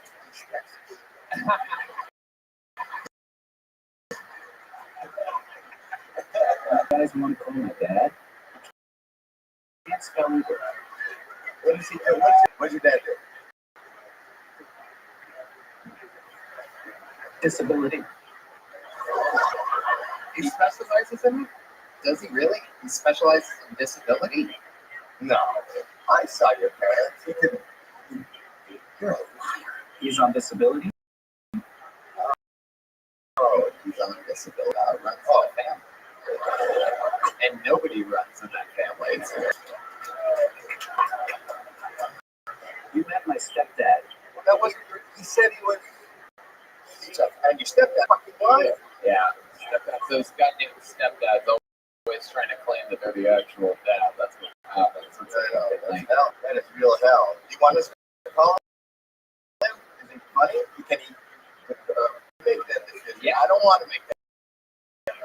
I mean, it seems like I said, Okay, let's call him. wait, you have a second phone? Oh, shit, you have 2 phones. This is where we find out Aaron Belial is a cocaine. I think you have that on ATT, man. All right, here we go. Calling Dad. Joe. It's Joe Belial. Joe. How you doing? I can hardly hear you. As you can tell, even though I'm calling from Aaron's phone, I'm not Aaron because I don't sound like God. This is Tony from Kill Tony. Your son's on Kill Tony right now, where it's a special episode where we're calling dads. You're live on the air with Howie Mandel and a million. Oh, I feel real bad for what he is.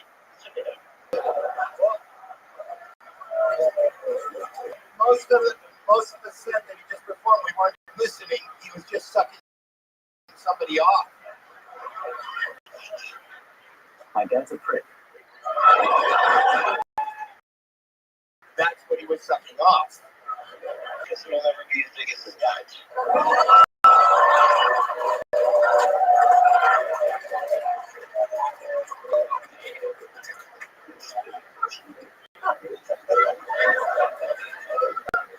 That's the apple. That's the ballpark. I've seen it. It isn't big. Oh, just said that yours isn't that big. Dad, what do you have to say about that? Well, that means he's got nothing.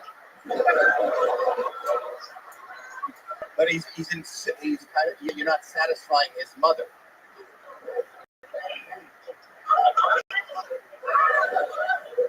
Nope. No, I didn't hear you. Sorry. Oh, satisfying his mother sexually. What exactly? What were you drinking or doing any drugs when you made Aaron? Oh no, it was mushrooms. It's all made We stayed in the woods for a long time. We had a husky, and that's why when he talks, it's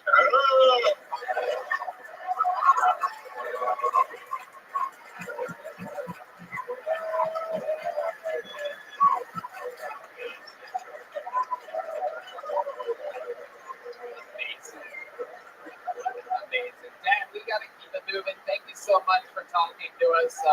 Your son is absolutely killing it. Congratulations. We'll talk again soon. Love you. Bye-bye. thank you. That's amazing. Hell yeah.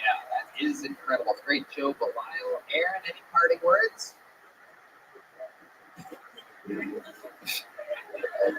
I'm going to be all over Florida in January. Shows are going to sell out, so get tickets on newcomedian.com. I'm going to wrestle an alligator on stage with my strong hand. There you go. Comedian.com. Oh, there's something else.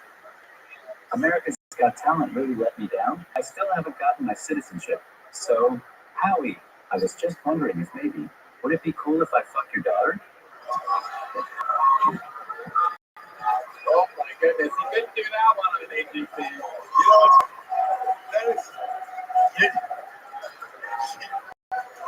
You know what? Sit in the room. Oh my God. Oh my God. Might have a chance, Aaron. We're in town doing my podcast. Wash my hands. Don't worry, Howie. I'm worse. All right. Oh, there you go. You get some fucking stuff. There goes Aaron Belial. And we get to overtime. We have a second show that we're doing tonight. We were very, very happy to squeeze Howie in and do two things tonight. This was absolutely awesome. And we have one more special treat. Even though I've had to pee for an hour and a half, we're going to extend the episode with special treats, right?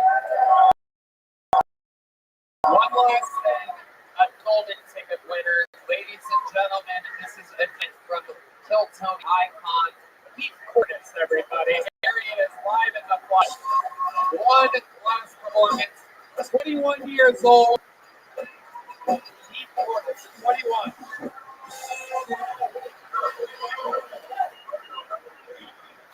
Dating's kind of hard for me because I'm like a Delta pin at a smoke shop. The people who like me prefer the illegal ones.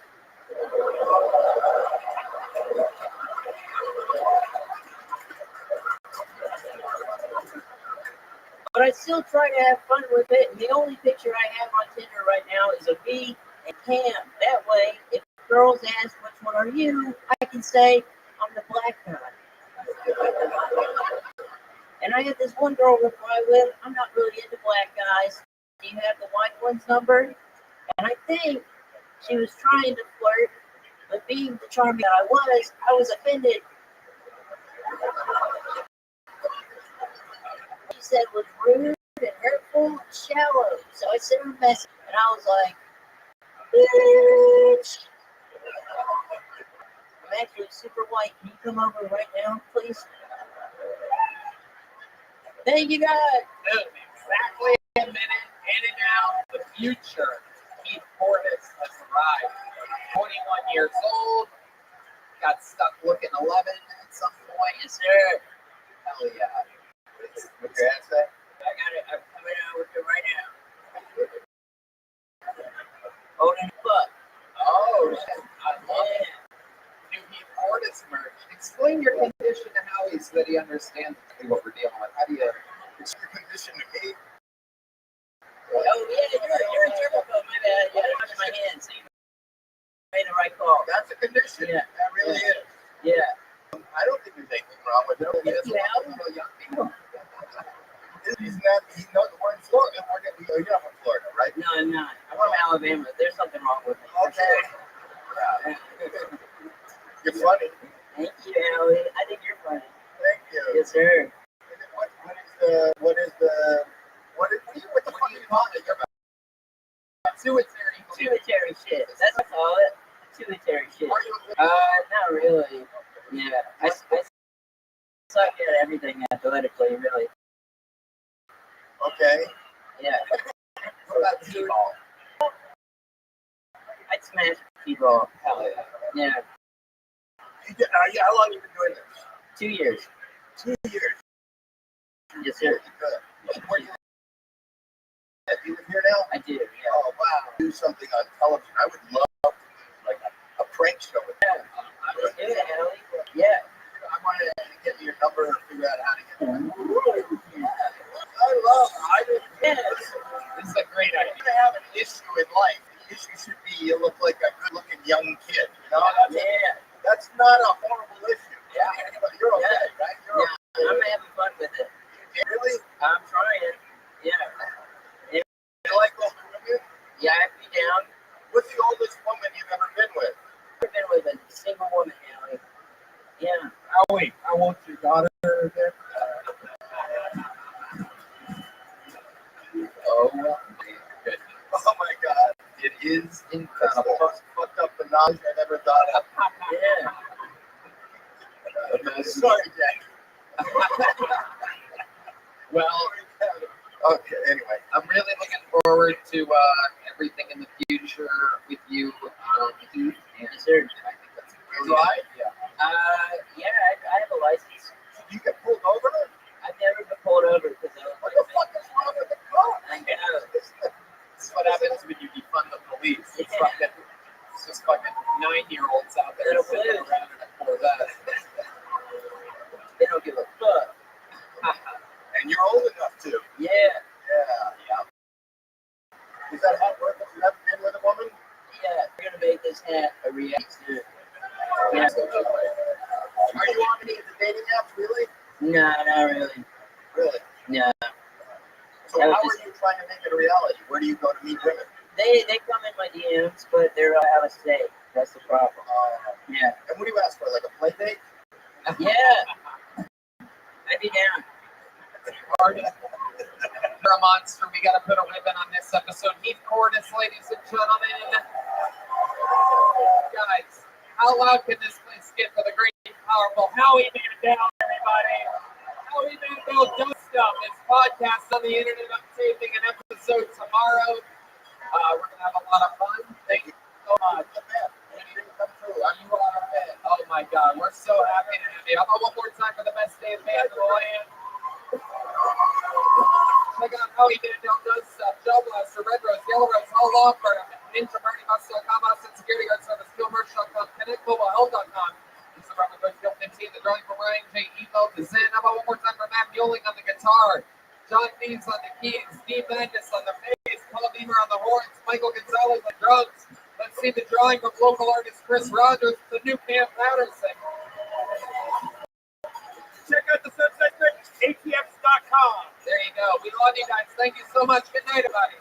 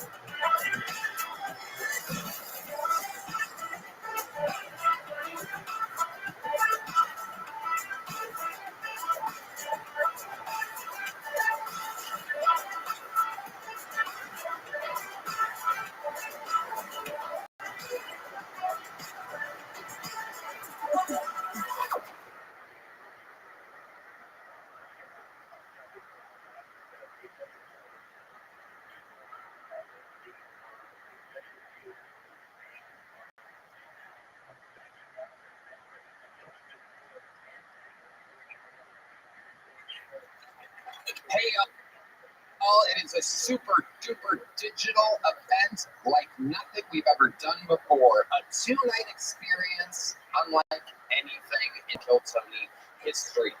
Go to killtonylive.com and get your live streaming tickets for the 2 arena shows. So much is to happen. As always, I always keep the guests and anything I have up my sleeve a complete surprise for you. But if I told you what was going to happen on these 2 nights, you would be pumped. Plus, you already know all your favorite regulars, and of course, Rick Diaz versus Hans Kim for eternal regularship on the show. A battle of 2 absolute autistic titans. Who knows what can happen?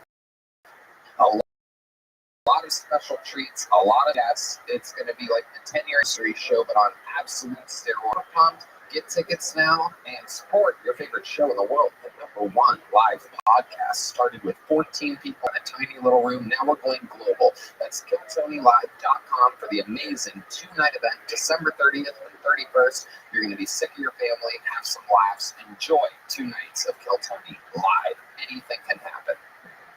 KillTonyLive.com.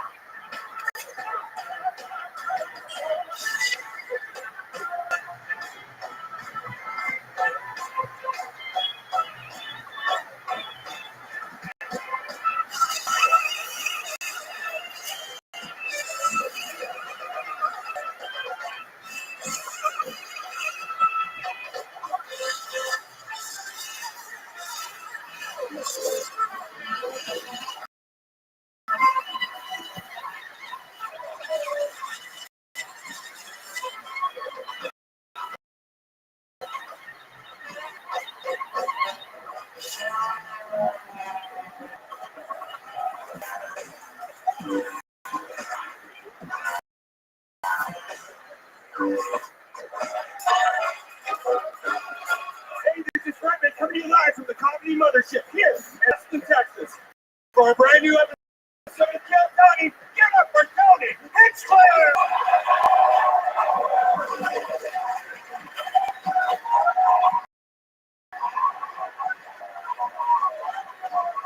The best fucking night of their lives, huh?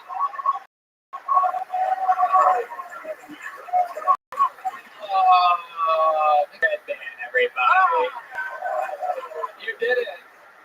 You're the #1 live podcast in the world, Kill Tony, brought to you by Gel Blaster, the Red Rose, Yellow Rose, Hall Law Firm, NinjaPartyBus.com, where you can now get shuttles for the first shows at the HEB Center, sold out arenas that we're doing, no big deal. Austin Security Guard Service, come and connect mobilehealth.com, which you can get IV drips. Look at that freshie right there. We all had the Mothership Christmas party this week and full recovery. Thanks to connectmobilehealth.com. Get an IV drip, use the promo code KILL15, save 15%. What a hand for the band, everybody. Michael Gonzalez on the drums, Paul Gainer on the horns, Matt Newling on the electric guitar, John Lees on the keys, and this is our good friend Deep Madness on the bass guitar. Fun show ahead. Before we get started, here's a little bit more from the amazing sponsors that make tonight's episode available for you here right now.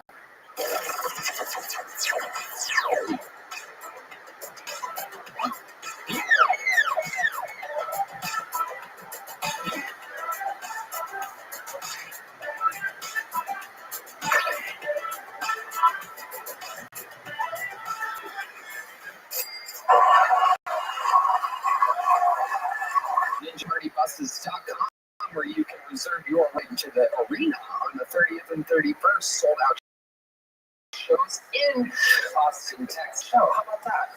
One arena. It's pretty cool, right?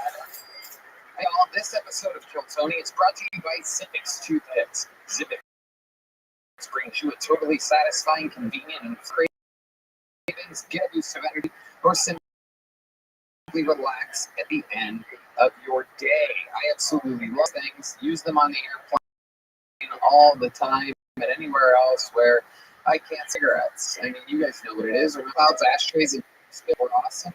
Now there's an easier, less messy, and more subtle way to cravings with Zippix toothpicks. The best part about Zippix is that you really use them anywhere. With 2 milligrams per pick and some 3 milligram options, Zippix toothpicks are long-lasting, extremely affordable, and available in 6 delicious flavor choices for Red Band. You know, I've been subscribed to Zippix for over a year, like 2 years. Before they became a sponsor, I've been using Zippix. They are amazing because I love, I suck my thumb still. I love boobs.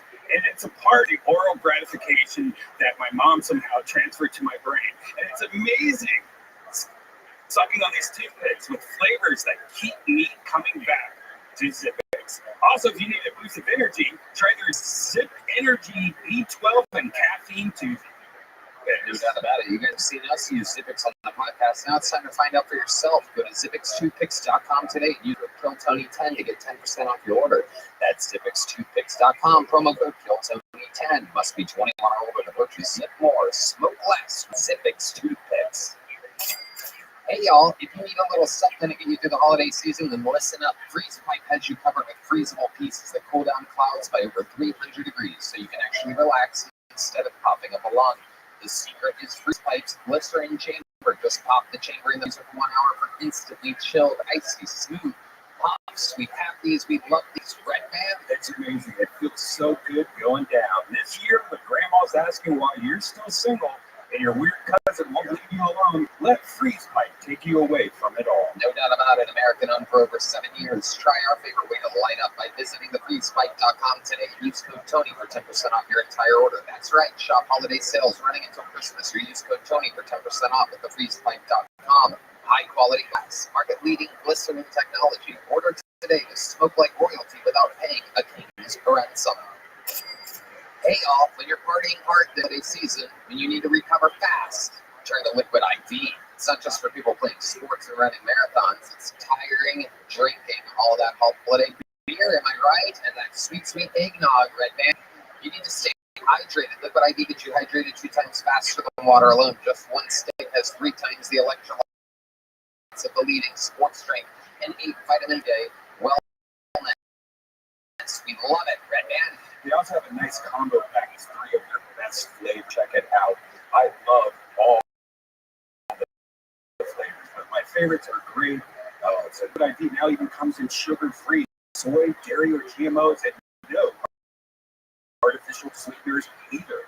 With an amino acid allulose blend, which has the same taste. Ooh, your favorite taste sugar. Grab your Liquid IV hydration multiplier sugar-free in both nationwide at Costco, where you get 20% off when you go to liquidiv.com and use code Tony at checkout. That's 20% off anything you order when you shop Better Hydration today using promo code Tony at liquidiv.com.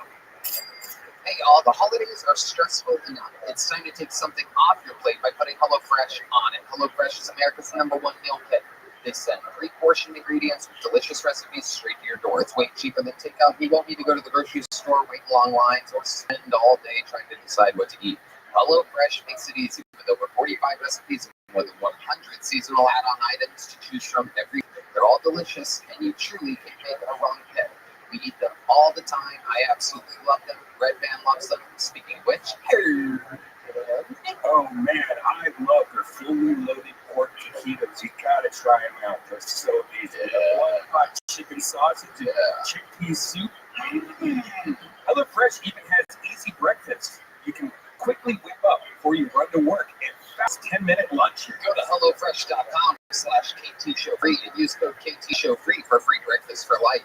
1 breakfast item per box while subscription is active. That's free breakfast for life at HelloFresh.com/KTShowFree with code KTShowFree. Are you guys ready to start tonight's #1? It is a goddamn pleasure. You know, I take the liberty of booking every single one of these shows, and we go in a specific order. Sometimes it's beauty and chaos and this and that. Tonight's one of those nights where it's everything under the fucking sun. I present to you one of the funniest guests in the history of Kill Tony. Ladies and gentlemen, new special coming out December 26th. Truly one of the best guests, one of my favorite comedians in the world. Next one to the great and powerful Sam Talent, everybody. Sam Talent is here. One of the best. If he's not already, he's going to be your favorite comedian someday. Learn to what? Sam motherfucking Talent is back. Hey, everybody, thank you for The bad to be here. Make some fucking noise for Sam Talent. We're in it tonight, ladies and gentlemen. Sam's been on a few of the best episodes we've ever had. The last one was with the amazing Doc Phil. Yeah, I'm glad Adam's not here. Fuck up everything. Yeah. The funniest guy ever alive. It's so funny. We were talking about it before today's show about how we were just halfway through, we're just setting him up and just watching. I forgot to talk. Yeah, we were watching a podcast. I was transfixed. It's like watching the clips through a piece of green bottle glass. Shit I've ever seen. And I wasn't. It was fun.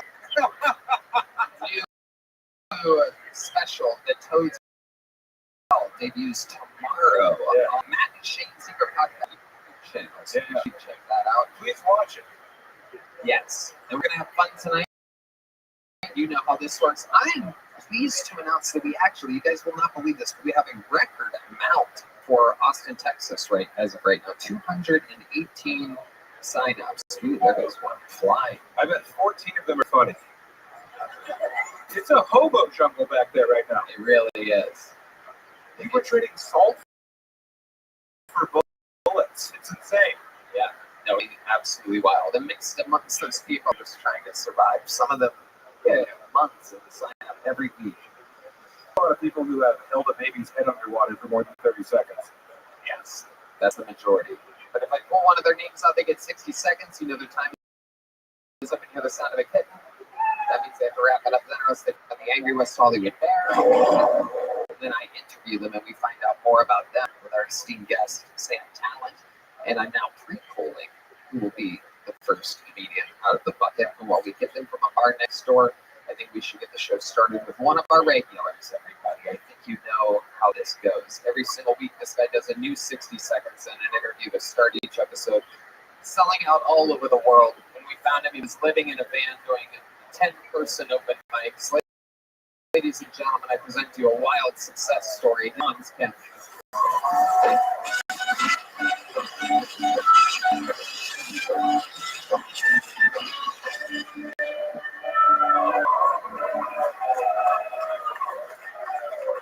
Thank you.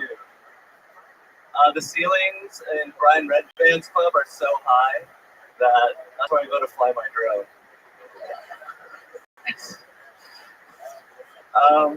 Yeah, sorry. I had to start out like that. Obviously, you don't like that one.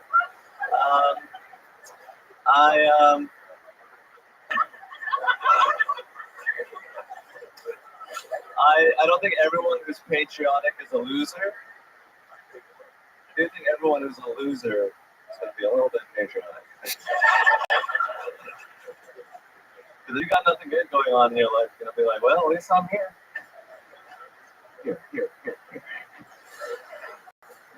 But yes, it's very sad to know that Joe Biden is still president. I hate Joe Biden so much that I'm racist against old people. Well, look at this guy walking around like he's the president. Thank you. That Hans Kim ultralight tonight. I like it. Hell yeah. How we feel, Hans? Right? Hell yeah, Sam. What do you think about this sweet performance by Hans Kim? I'm a big fan of Hans Oppich. Last night, I was at a Christmas party here, getting choked out by one of the door staff, while 8 other members of the security team were throwing $1 bills. It looked like the rape of Nan King. I got raped yesterday by a door guy. That's actually funny. I totally forgot about that. You just reminded me that I was watching on. How did that start? You, the security guard, that you could beat him in what? Was it jiu-jitsu or wrestling? Well, I saw these 2 animals. They were wrestling. Yeah, these two door animals. That's not the door guys. The door guys are comedians. Those were the security. Those are actually Sonic Jesus. Yeah, they really killers, like black belts and purple belts and blue belts, and then there's you, like I could do that. Yeah. How did you jump in though? They were just going at it, really upping the aggression level in the room. And I was like, this is just so primitive that we shouldn't be worried comedians. We should be higher than we said. And break it up. Yeah. Okay. And then one of the guys, Riley, was kind of lipping up to me. And I was like, Riley, don't make me. What did he say that was lipping up? Well, Riley, the way that he is, he's just sort of like... I literally don't know Riley. Nobody here knows Riley. You're talking about Riley like he's on like a sitcom. Okay, honestly, he really didn't do anything wrong. I was looking for a fight. I saw them there. It looked like fun. I wanted to join in, so I just grabbed the body and started going at it. It did not work out, believe it or not, everybody. To figure out what really happened, and it just keeps getting weirder. What else is going on in life, Hans? My girlfriend is stupid, I found out. How stupid is she? She recently asked me if Japan was a country. Ooh. And I said yes. And she looked it up. She's like, no, it's a nation state. That's a country, dumb bitch. It's an ethno state. They only Japanese people. The way it should be. Yeah, that's right. Absolutely. Do you like the fact that, when you find out things like that, do you respect her more or less? It means it's going to be easier to get what I want out of her. So yes, I do enjoy having an advantage over the people that I love in my life. What do you want out of her? Your passport? I just want my green card and I'm out of here. No, I'm just kidding. Have you been doing hard drugs again lately? Just marijuana. No, I haven't been doing hard drugs. No, I'm not. Why do you say it like a lot of people have been accusing you of doing hard drugs? No, I'm not doing hard drugs, Dad. I have been pretty good about not doing hard drugs. I've been doing mushrooms like once or twice or 3 times a week. Anything fun happen when you're on mushrooms? What do you like to do? I was on an airplane. I missed my flight. I had to pay a lot of money. But luckily I'm rich now. I have a lot of money. Hans is out of it, right? Did you bump your head before tonight's sun or something? You said you were on an airplane and you missed your flight. How good were those mushrooms? I love the mushrooms. They're from Nootropics. Check them out. Sorry to bring you into this. Plugging things? All right, we're going to get rid of it. There he goes. Hans Kim, everybody. He's having a panic attack during the interview portion of the show tonight. A rare treat. I've never seen him leave so fast in his entire career on this show. I think Riley choked him a little too long last night. Yeah. That was almost impressive. That was the best I've ever seen him do. I don't know what just happened exactly. But now we go to the bucket, so it's going to be interesting. We have to build momentum out of a bucket full here. Let's see what happens. Anything can happen, blah, blah, blah. You get it. Anybody can sign up. But Tony Cruz, everybody. 60 seconds uninterrupted from Tony Cruz. How's everybody doing? Took out that I'm masturbating. I stick a screw up my hand so I can feel the wrinkle.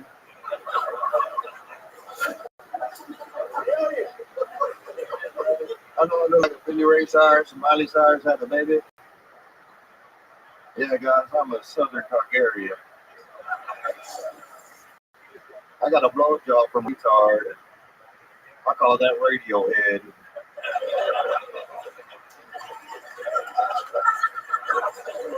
She said it so good I fell asleep afterwards. It was some real ZZ Top. I ever wondered who Joe Biden's favorite band is? It's probably the Who. You guys like Pokemon? Yeah, I was eating some pussy right now, and the pussy squirted my face. Reminded me of that Pokemon character, Squirtle. You know, squirting all over the place. I told the baby, if you keep on, you're going to make me charge hard. I'm going to blast voice your Pikachu. That's when I pulled out the old Bulbasaur, pinned her ankles behind her head, and started giving her the slow poke. Slowpoke.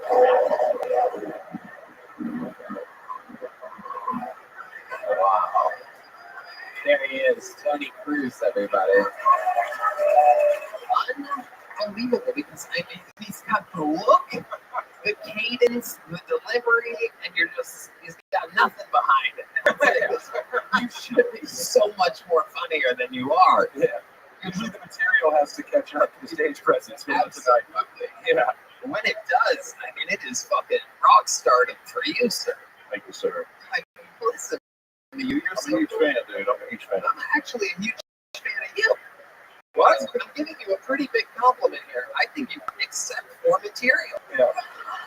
It's actually quite a bit. It's like a lot of the battle. You didn't like the radio, man? I mean, I got the Clearly didn't get it. I want to get it. radio was like a retarded black guy who was the water boy. It's the movie and the band.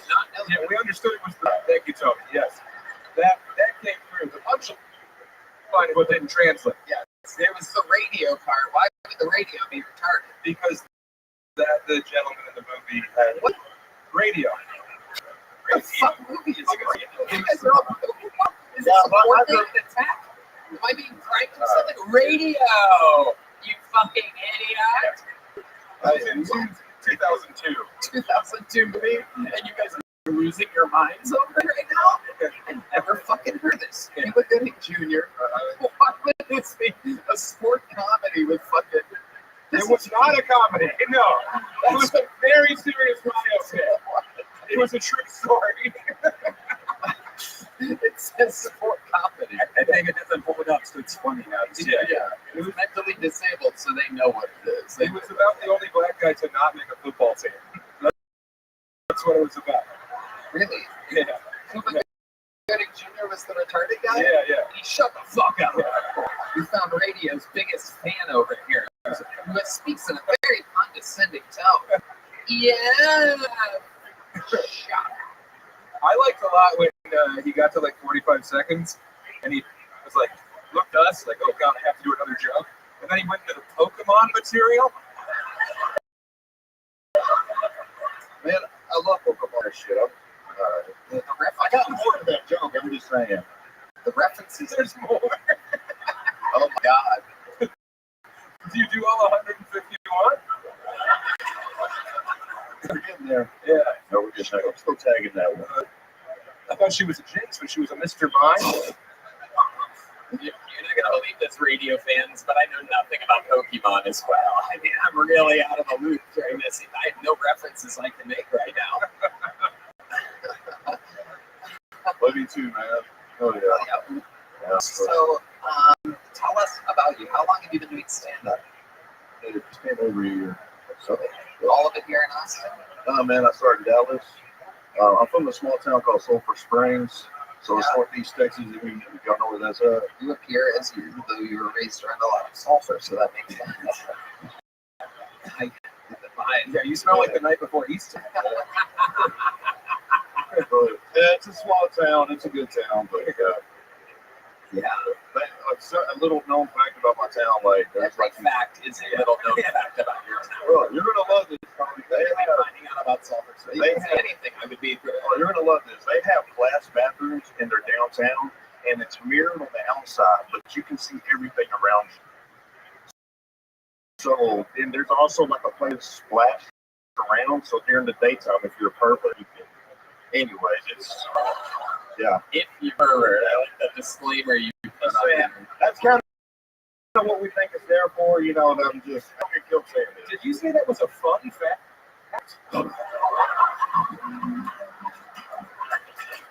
The old glass bathrooms. Not a lot of people know we got glass bathrooms. That's basically I'm on the eyes while taking a monster shit. You know what I'm saying? Because I'm using the public downtown bathrooms. I do love my own town. It's a good place. What else is cool? How many black people live there? I bet he knows exactly the amount. Sulphur Springs doesn't sound like a very welcoming. It is segregated. Like it's one of the still got MLK still has a black. You know. Who's that last part gonna be there? And then there's Mexicans.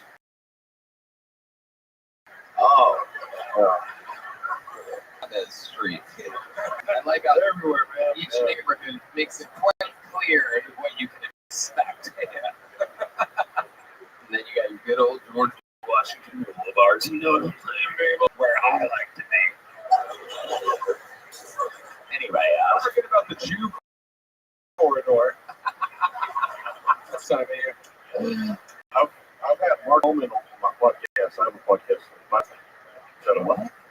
What name did you just drop? Mark Coleman.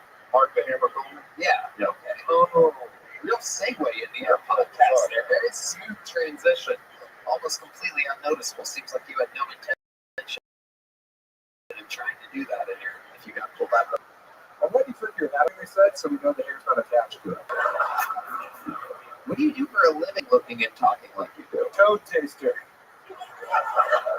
This man can lick a toad and tell you exactly how old. I do have a foot fetish. Yeah, I do have a foot fetish. I've been married for, me and my wife been together for 11 years. We've been married 4 years. But yeah, when you've been together that long, you have to get into feed and stuff. So, not if she's still tight. No. Didn't I ask you what you did? Oh, I'm sorry. Well, if you started answering questions, I'm sorry. I started thinking about feet. Sorry. Go ahead. Goodness. You know, money? What do you do for How a do you job? get it? Oh, yeah. I had a good job during COVID. I was essential, so I made a lot of money during that period. So I've been living off the savings. You were what? An essential employee. So yeah. What? What were you doing? Manufacturing. Yes, sir. I don't believe anything you're saying. Crystal meth? No, I think he was making the virus. I gotta pay you a lot of money. Yeah. I kept Sulphur Springs running, brother. That Craig powered our goddamn city. How are we going to keep the black people from going to the good target unless we're all amped out? What type of situation were you raised in? Is it like a trailer? Is it like a lot of farmland trailer? Yes, sir. Yes, sir. And were your parents together? They were together, and then my mom passed right before COVID, so she didn't have to experience that bullshit. But yeah, man, it was great, man. I'd rather be dead than have to wear a I'm glad my mother did not have to look people in the eye.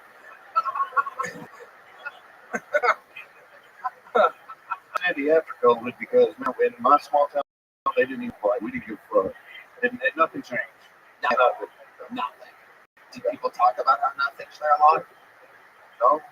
Everybody was kind of. I mean, everybody else. We saw everybody else changing, and we're like, why do we want to do that for?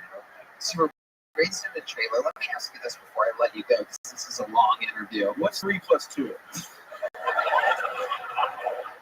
Why are you gonna put me on the spot like that? Sorry, dude. Fuck that. I want to know, Tony Cruz, if that really is your name, because you don't seem like a Tony nor a Cruz. But I want to know, what is in your life, raised in a trailer, Sulphur Springs, segregated, what's the white trashiest thing you've ever done or what you've been part of, like in your life? There's one thing that you remember like doing or being part of out there in Sulphur Springs, or perhaps anytime after that. I'm not Mexican. That was earlier. Then there was another question. The question was, I mean, that's anyway. What do you think the trashiest thing you ever did? I can't say trash. Forget white trash. What's the brown What I'm trying to say is like, being half Mexican is great, man. Have you ever answered a question before? Yeah. You know what? I'm going to go back to 3 + 2. I want to see if you have this. I was hoping to be saying half Mexican and make them laugh, talking shit about Mexico, but why would that make them laugh? No.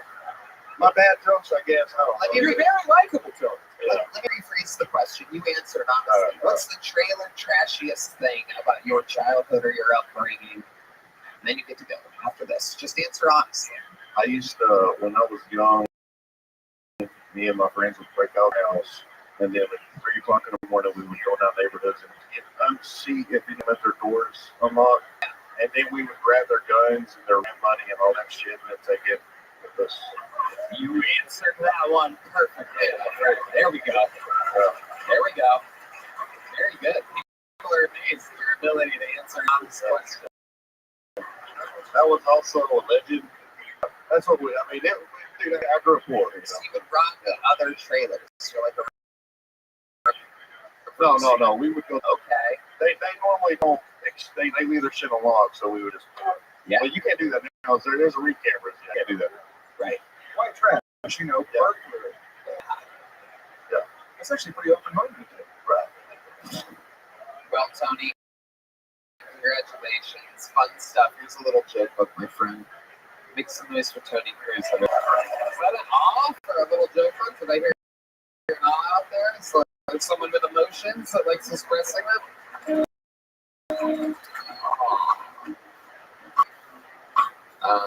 Yeah, let's go. All right, I have good news for you guys. This next bucket poll has an I in parentheses next, which means they are inside of the room. They are one of you. So that's usually like a first time or something like that.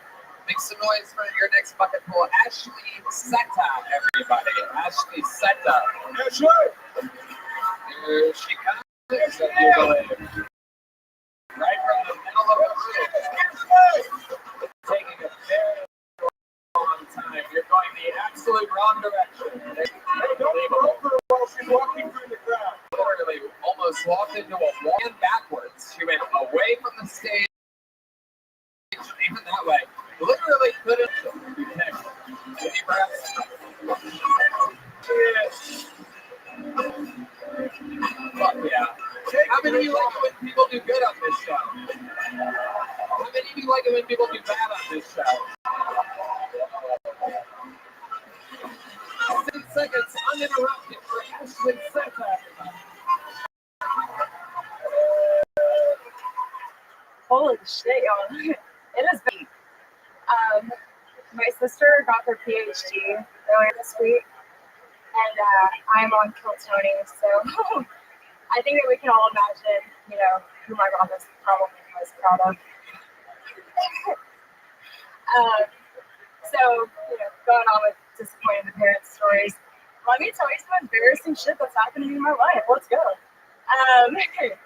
Cross-country runners, I hope there's a couple of go out there. You guys are good. All right, we got one.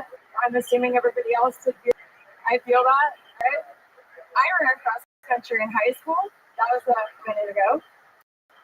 I was fucking awful. I was so bad. They made me run varsity, and the only time. And I'm running, and they have a golf cart behind you. And it is just tailgating my fucking ankles, man. And I'm like, oh my god, this shit is real. I am the slowest person alive.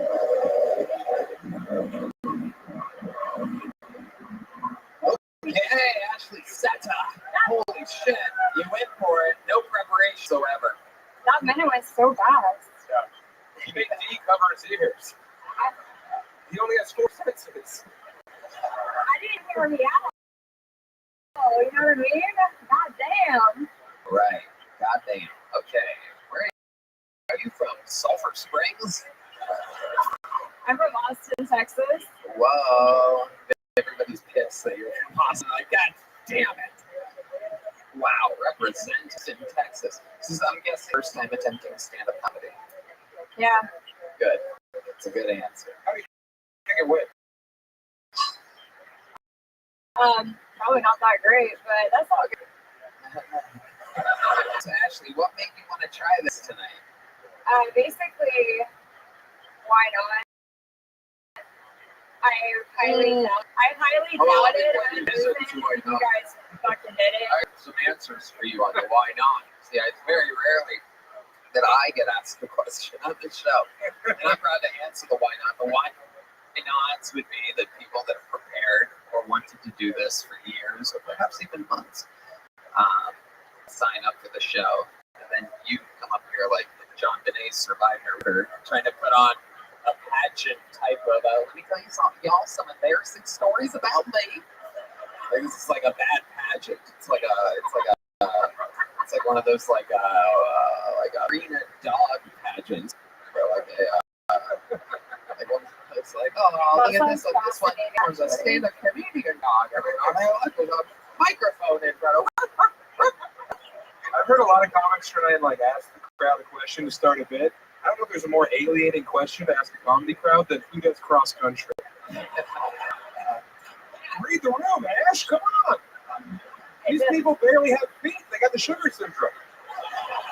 You're up here bragging in your cool sweater. Come on, Ash. You like that sweater? Oh yeah. Oh my God. Game respects game.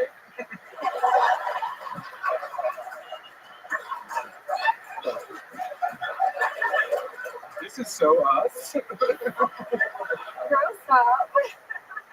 So cross country, I missed it because I was bored out of my mind.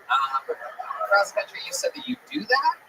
Oh, hold on. I actually would not even run at this point if it was You're more like a shot put kind of girl, right? You have the, why is that a groaning thing? Why are you groaning at that? Brock Lesnar's daughter after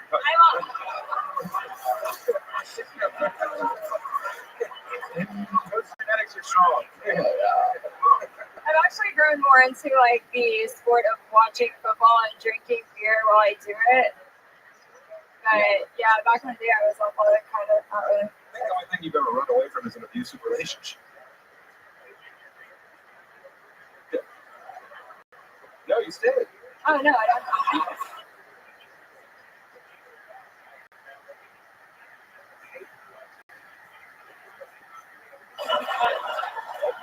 That's great. I am the abuser, so buddy, let's go. I'm just kidding. Hey, girl. Yeah. What do you do to them? You're a stand-up actor. Ear beatings. I've locked the door from the outside. You must listen to some embarrassing things about. She should have to do her act in that glass toilet in Sulphur Springs.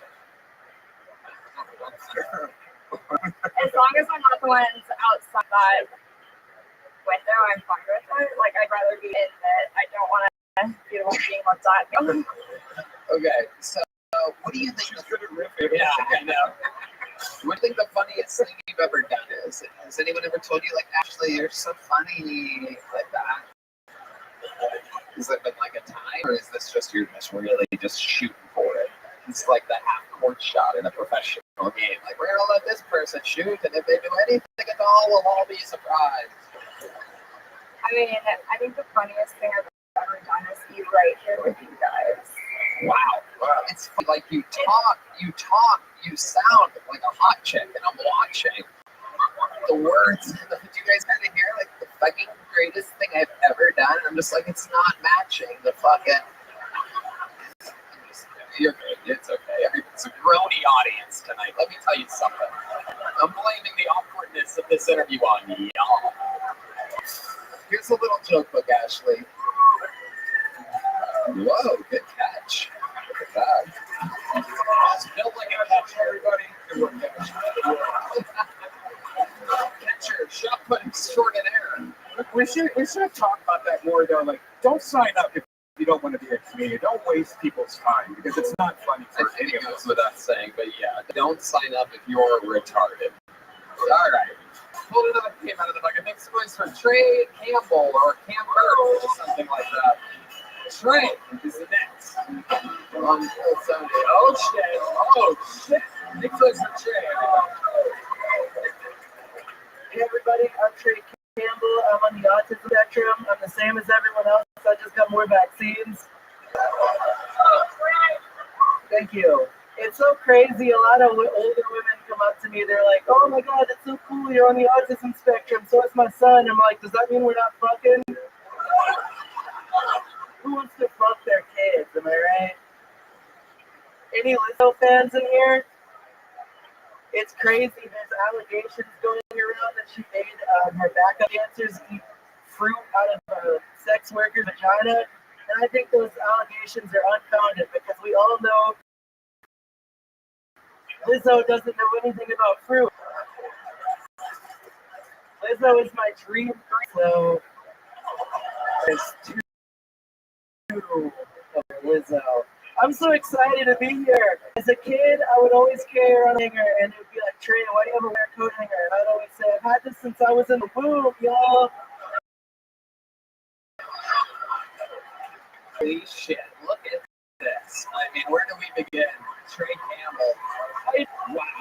I've been looking for a new William Montgomery, and I think we found him, ladies and gentlemen. I'm drunk enough, so.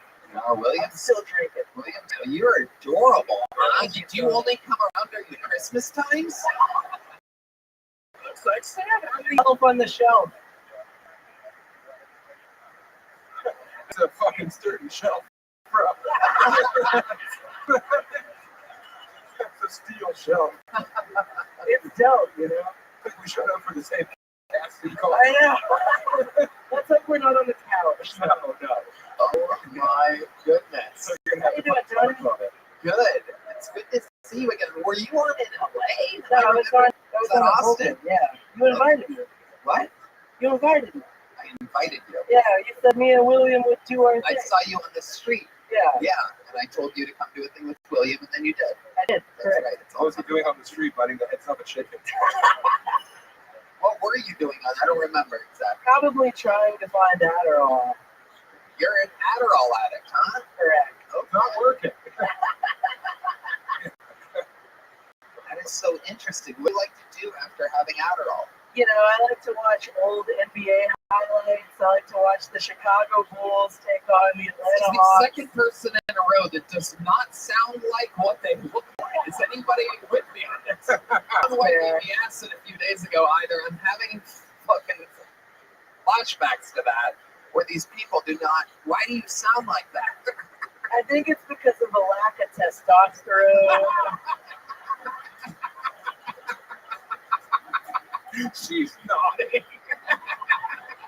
You don't want a sexy woman with bangs nodding at that joke.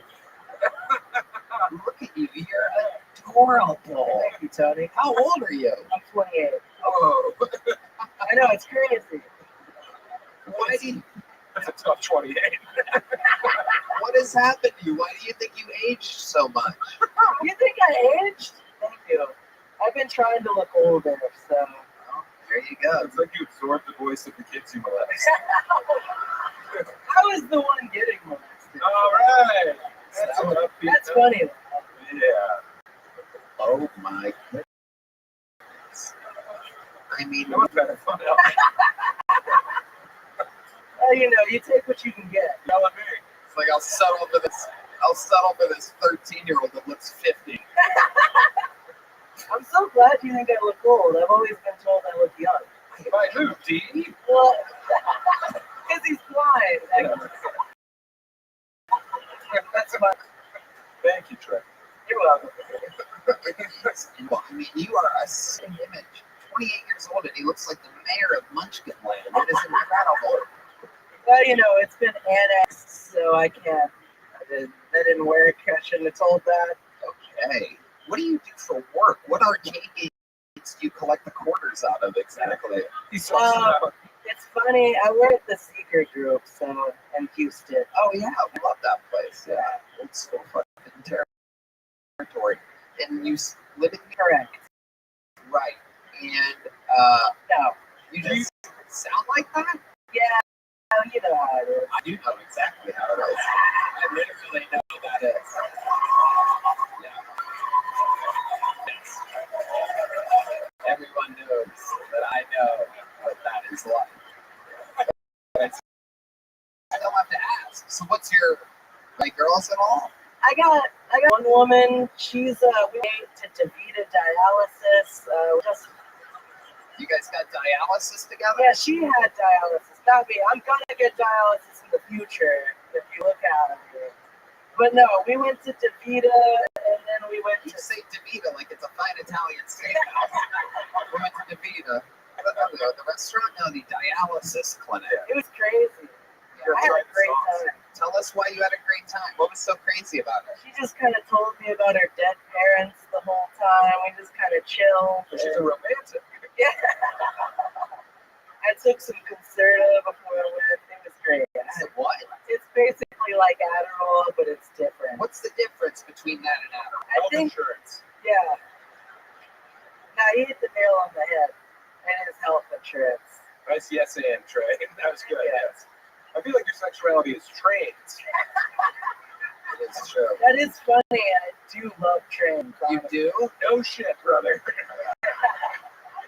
When I was a kid and I discovered Ford, I saw there was a train category, and I was like, dope.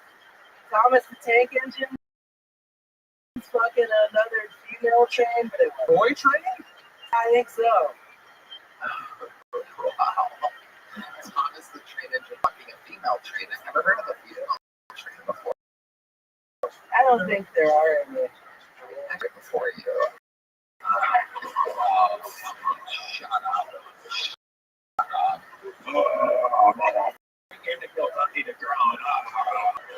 Don't make fun of women, but keep calling this kid retarded. Who cares? It is incredible. It looks like you're down to clown and clown to downs at the same time. I am a recovering juggalo, so I used to be a juggalo, but now I've kind of left that life. Yeah, as you can tell. Yes. Do you have a race car on your shirt and a Chevy hat? What car do you drive? I drive a Chevy Cruze. It's also a house. Wow. And your name's... Oh, that was Tony Cruz. You're Trey Campbell. That's right. I was going to make a Cruise connection there, but there was none. You look like a Japanese animator drew an American. I would do like a Japanese accent, but I don't know. Let's hear it. Oh. No. Not this crowd. Wait, do some more. I want to hear some more. Are you sure, Tony? Yeah. I brought dishonor to my... This is stupid. Wow. I should not have... Has anyone ever told you that you wizard, but like a cheese wizard? No, this would be the first time. Okay. I can't tell if you're real. I can't either. Shit. How long are you visiting Austin for? Probably I can come back anytime. There you go. I would love to have you back on the Secret Show whenever you can. Thank you. There you go.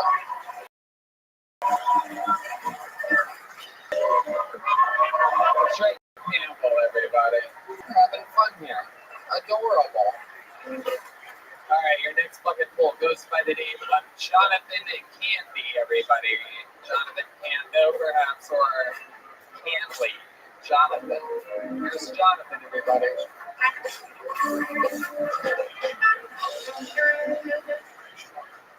Hello, everybody.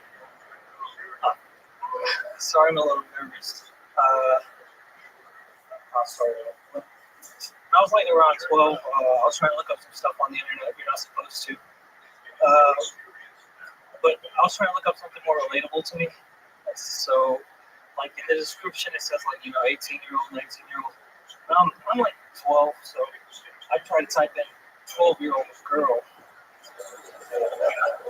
Nothing came up, but so I tried 13-year-old. Nothing came up still. My final also, I tried 11-year-old. Nothing came up. But so I had to settle for adult tits. But looking back, that's actually a good thing that wasn't there. And I didn't know, but I had to go to the dark web for that. But I didn't know at that time.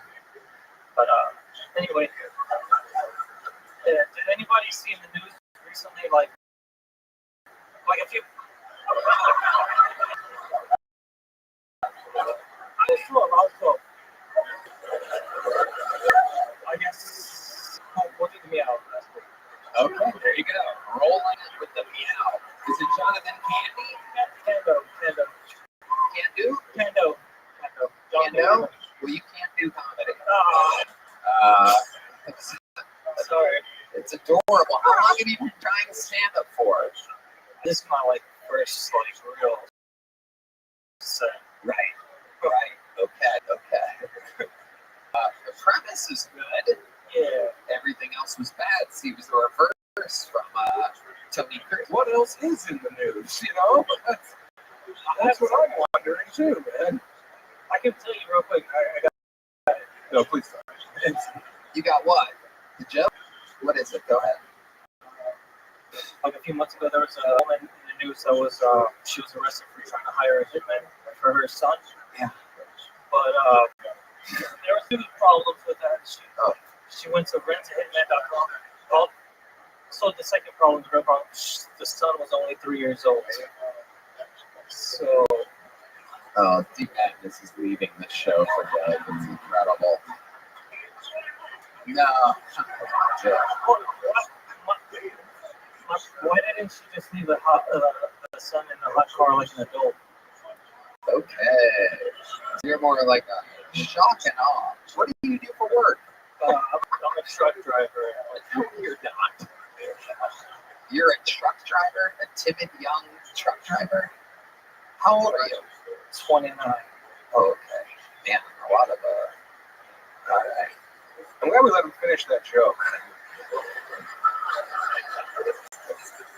That was it. She should have. She would have got away with it. Yeah, she definitely would have got away with it, yes.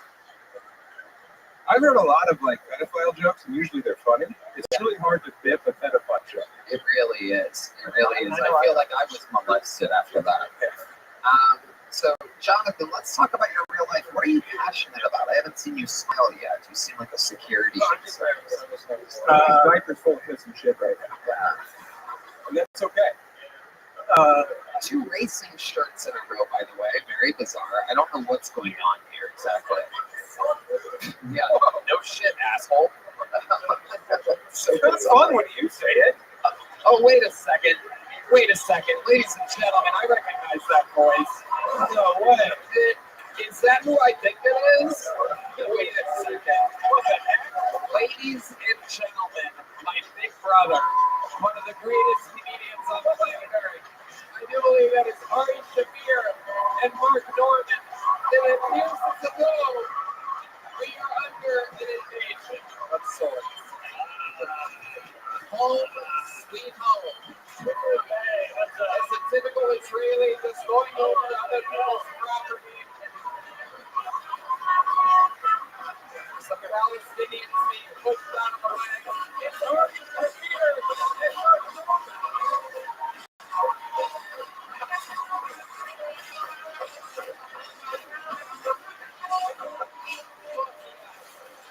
It wasn't easy to sneak him out of a Hamas bunker.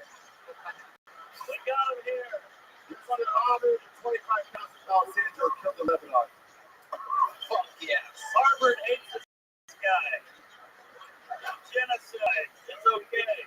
You interrupted this kid's fan against that. Oh, yeah. There we go. Oh, yeah.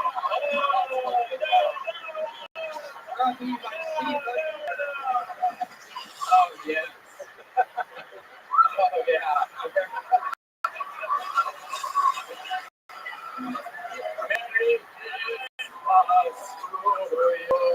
We just got demonetized. Well, we got a word for that.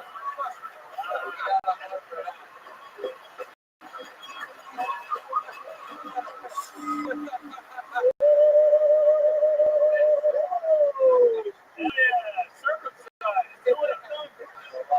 Who knew he was circumcised? His serial number was on his dick.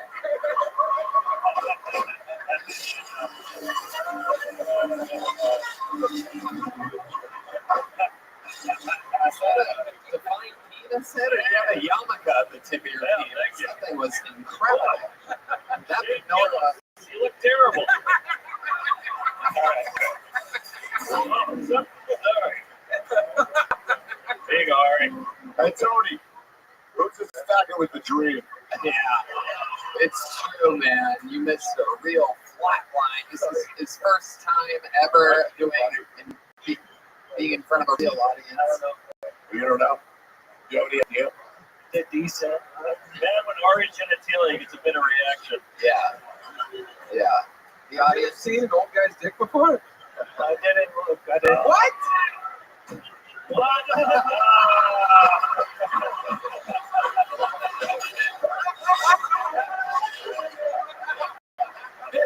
It's Kill Tony.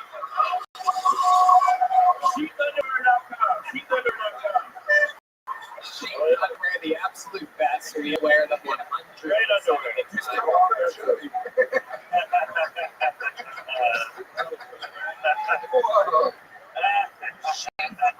Too bad Team Madness missed that. He could have heard that, Dick. The blind guy. Oh, we lost him. There he goes. We're losing all the blinds out there. That's what we call them now. I love it. All right, so this guy's first time stage. What do you have any advice? Did you see the absolute shit show? Before you got here, he was the only tiny dick on stage. Yeah, true. That's all you. 5'6", 5'7" on a good day. Good.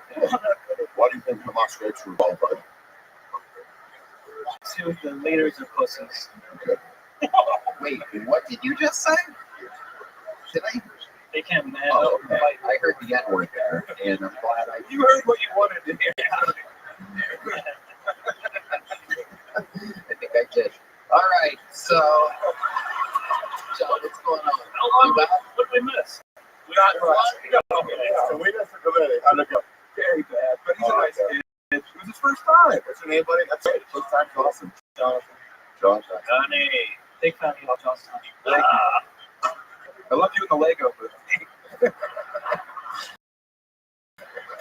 Thank you. You're welcome.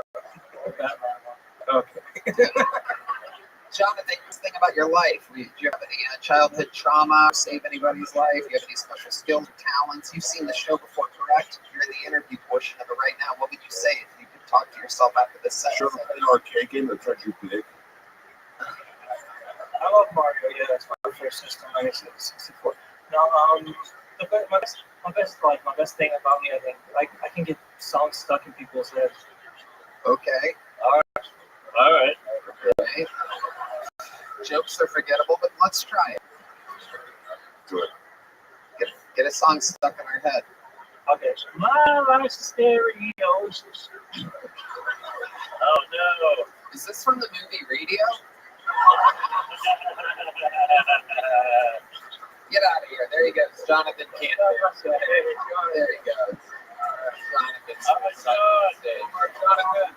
Jonathan. All right. Before we get to this next fucking poll, we have a golden ticket winner who's ready to debut another minute. Everybody.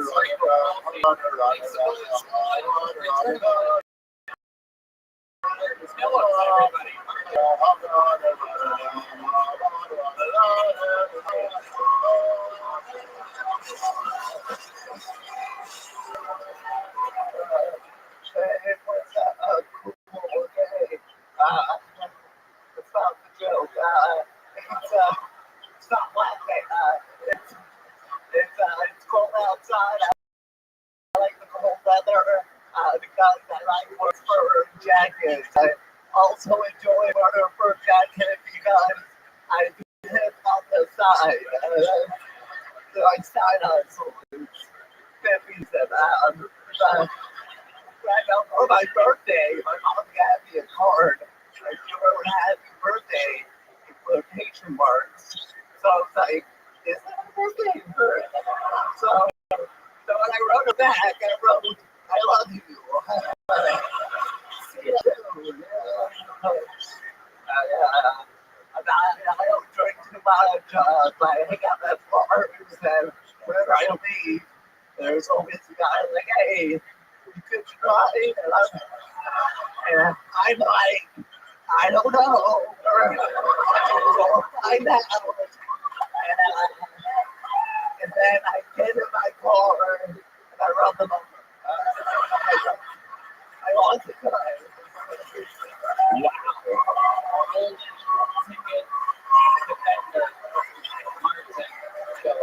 Doing it in an extremely strong minute. Unbelievable performance. It's that stage that is the pieces. Oh, yeah. Yeah, absolutely. You did miss something else that leans hard to the right, like you.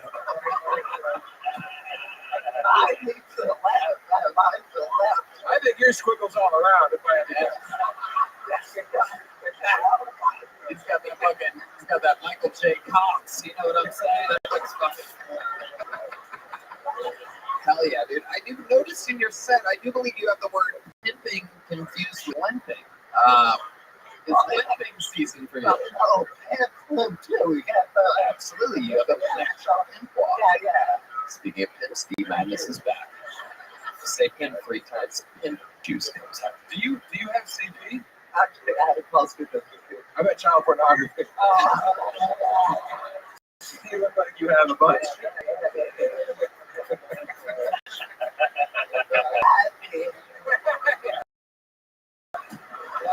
I think, brother. You look down the stairway to heaven. I like the classes at the last minute. God was like, also. So.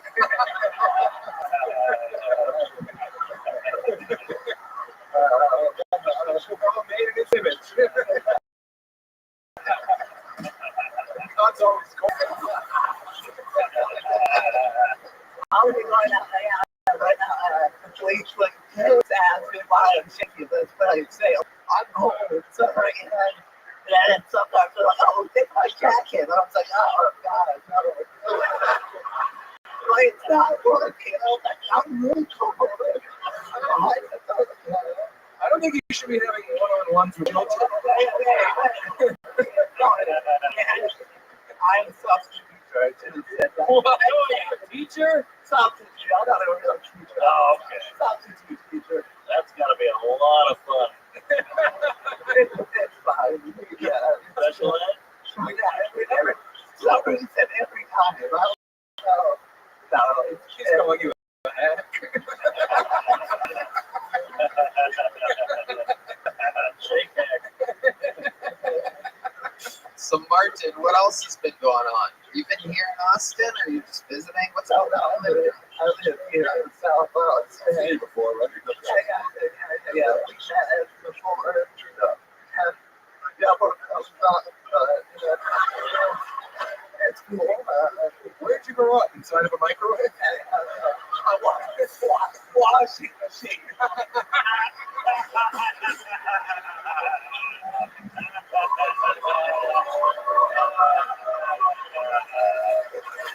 Washing machine. Hey, look at this idiot. Wait, we're making fun of the special needs guy. What are you doing? All right, come on. I don't know. Someone's self-conscious. It's Martin's makeover shit. This is like my name. We're the first 7 for stillness. Moment of calm. I think it pays out. Have you tried anything for that? Like, I've seen some videos where like they get people with certain things. Sorry. Yeah. No, make a wish because you have to be dying, and I'm not dying. Can you just say that you're dying? It seems like if you came in and you're like, I'm dying, I don't believe you. They give you a fucking wish. They give you like a doctor's note. You're like, hey, he's gonna die. He's gotta be thinking or something. Yeah. Have you ever tried anything though, like ketamine or anything to calm us down? Oh, I've had the weed before. Street crack. Have you ever tried street crack? I bet the cracks in the streets actually cause a problem. Yeah. I'll get in with the homeless. Have you tried duct tape? Just encasing your body in it? Cocoon man. Right. How long you been doing comedy? About 8 or 9 years. Oh, shit. I think I saw your special on Twitch.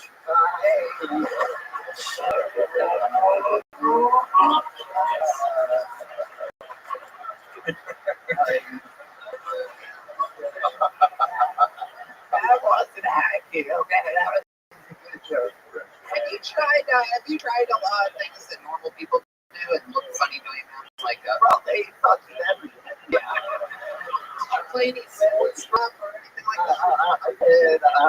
Always drove me something on baseball. Okay. How about hula? You seem like you're good at hula. No, I can't do it. You can't do it? Yeah, I swear to God. Yeah. I had some hula. No, we don't have one. I don't fit them, so I've never tried. That helps. You fuck hard? What's your story? You have any special moves in the bedroom? They must love it when you're inside of that. Yeah, you're a good vibrator. I've had it before.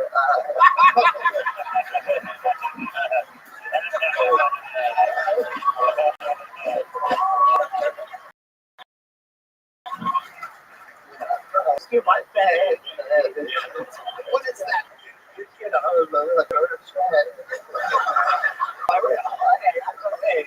What are some of your favorite things to do? Like, is there a specific position or thing that your favorite thing that you do in the bedroom for you? I like being there, you know.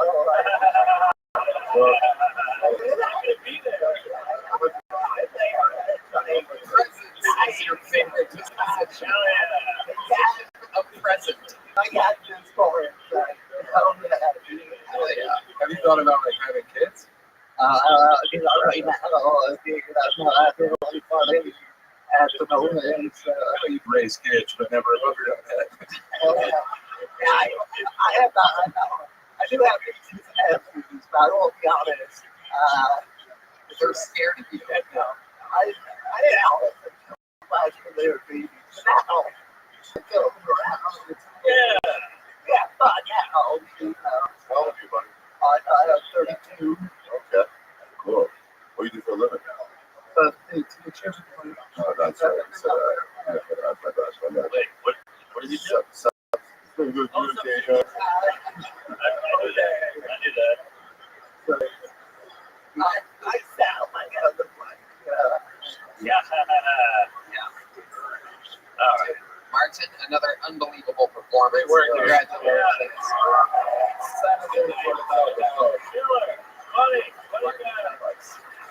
All right, back to the bucket we go, ladies and gentlemen. Anything can happen. Make some noise. 60 seconds on interrupted from Alyssa. Alyssa. Who likes messages? So it was my dad's birthday the other day, and it's pretty hard to shop for dads. They always have everything they need. So whenever his birthday comes around, I just give him flowers. People think it's weird, but you know, what else am I supposed to put on his grave? I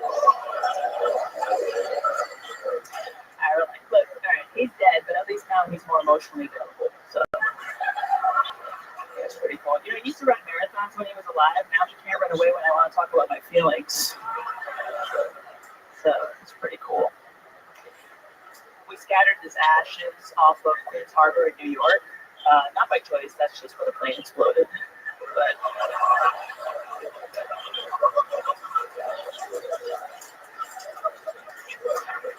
beautiful ceremony. And what's crazy is that it did happen. It plane crash. It happened 2 months after 9/11. Wasn't that crazy? And so nobody gave a shit. Basically, the bunch of Dominicans just floated in Queens. You know what I mean? It's just, but it's weird to be jealous of that. Every year I'm just bitching about it, like some mistress bitching about her boyfriend's housewife, right? Like, what does she have that I don't have? An inside job, bitch. Wow.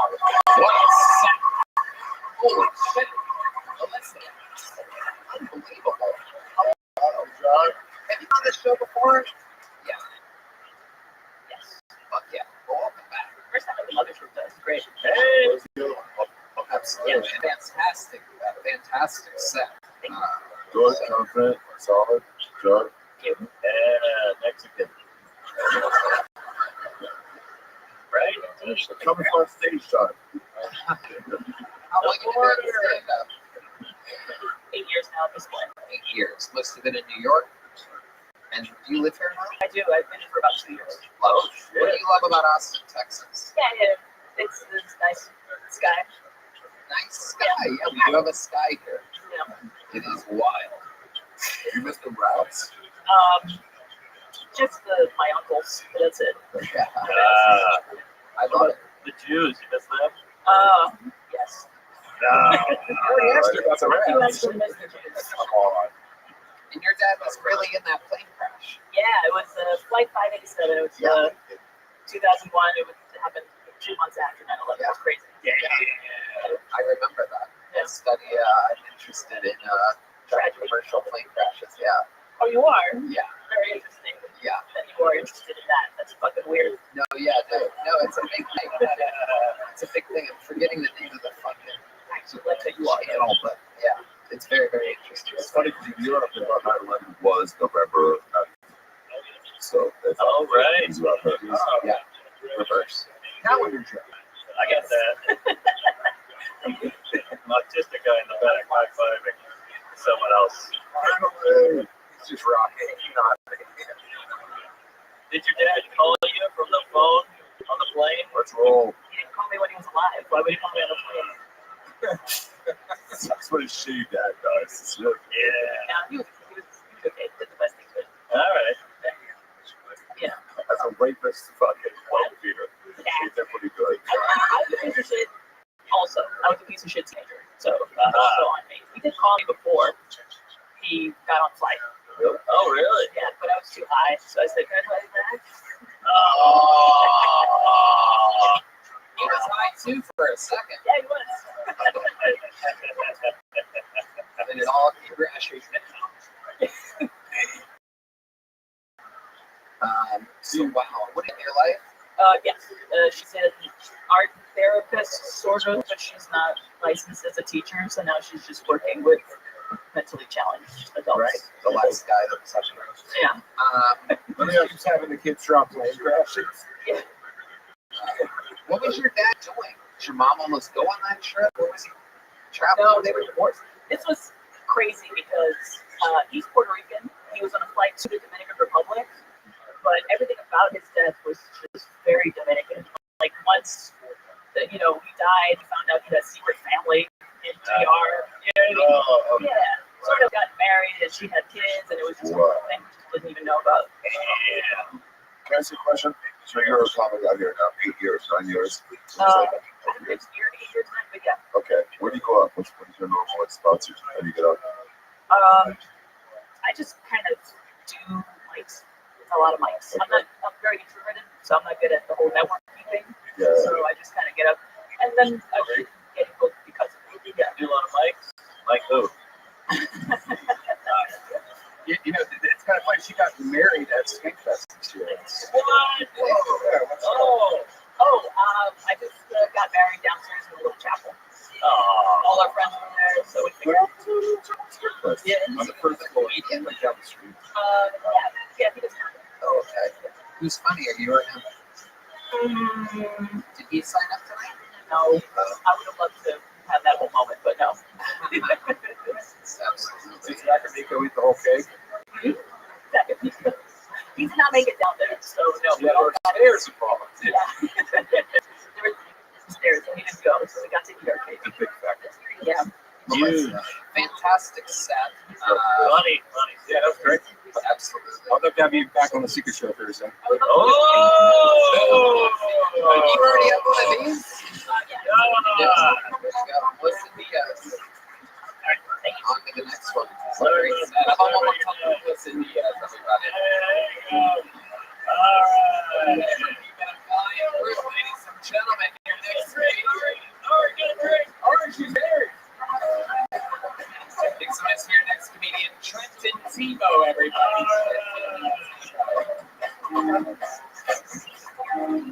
And Trenton Tebow.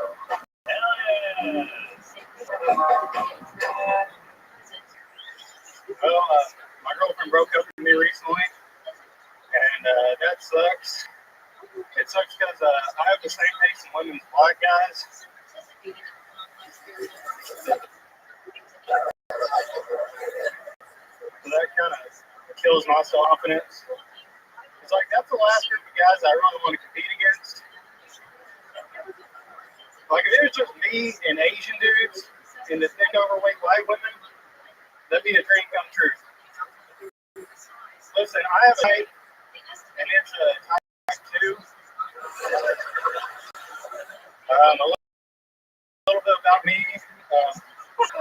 I'm fat, ugly, straight. So basically, I'm 2/3 of a trans woman.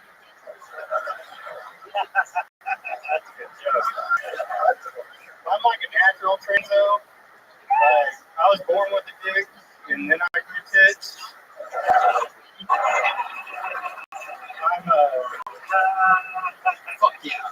Trenton. Way to put out. Solid. Oh, no.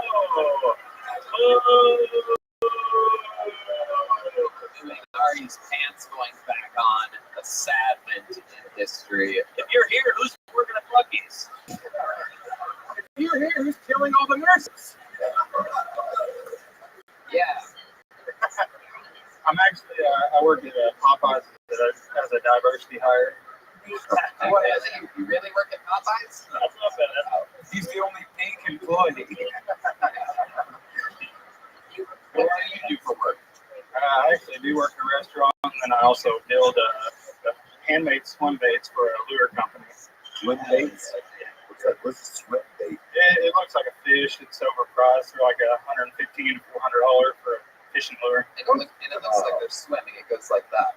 Yeah, basically. Right. I What do you think? I'm a man. I built it. You build them. Context, please. Yeah. Okay. So you're like a real true country fucking bumpkin, am I right? You'd be exactly correct. It takes a real fucking middle of nowhere goods to make fishing lures. So I want to find out more about this treacherous lifestyle of yours. Hold on, we have to let this man with full-blown AIDS get to the restroom real quick. I'm going to see this specimen. Yeah, bloody urine for sure. Okay. So go ahead. Tell us about your trashy childhood. It's a lot better than what you think it would be, honestly, by listening to me. Your job Theo Vaughn. No, Theo Vaughn's successful. He looks like Theo Von Dutch. My mom spent a little time in Louisiana, so he might be. Uh-huh. Where'd you grow up? Grew up about 3 hours north of here, west of Fort Worth. Yeah. Where Wells, Texas. Ooh, you ever heard of Sulphur Springs? There were cars. Yes, I have. That's where they shot some of the movie Radio. So, Trenton, tell us more about you. What do you like to do for fun? What are some interesting things about Trenton? I'm pretty boring. I like to fish a lot, and that's about it. Come on, you pet animals too hard.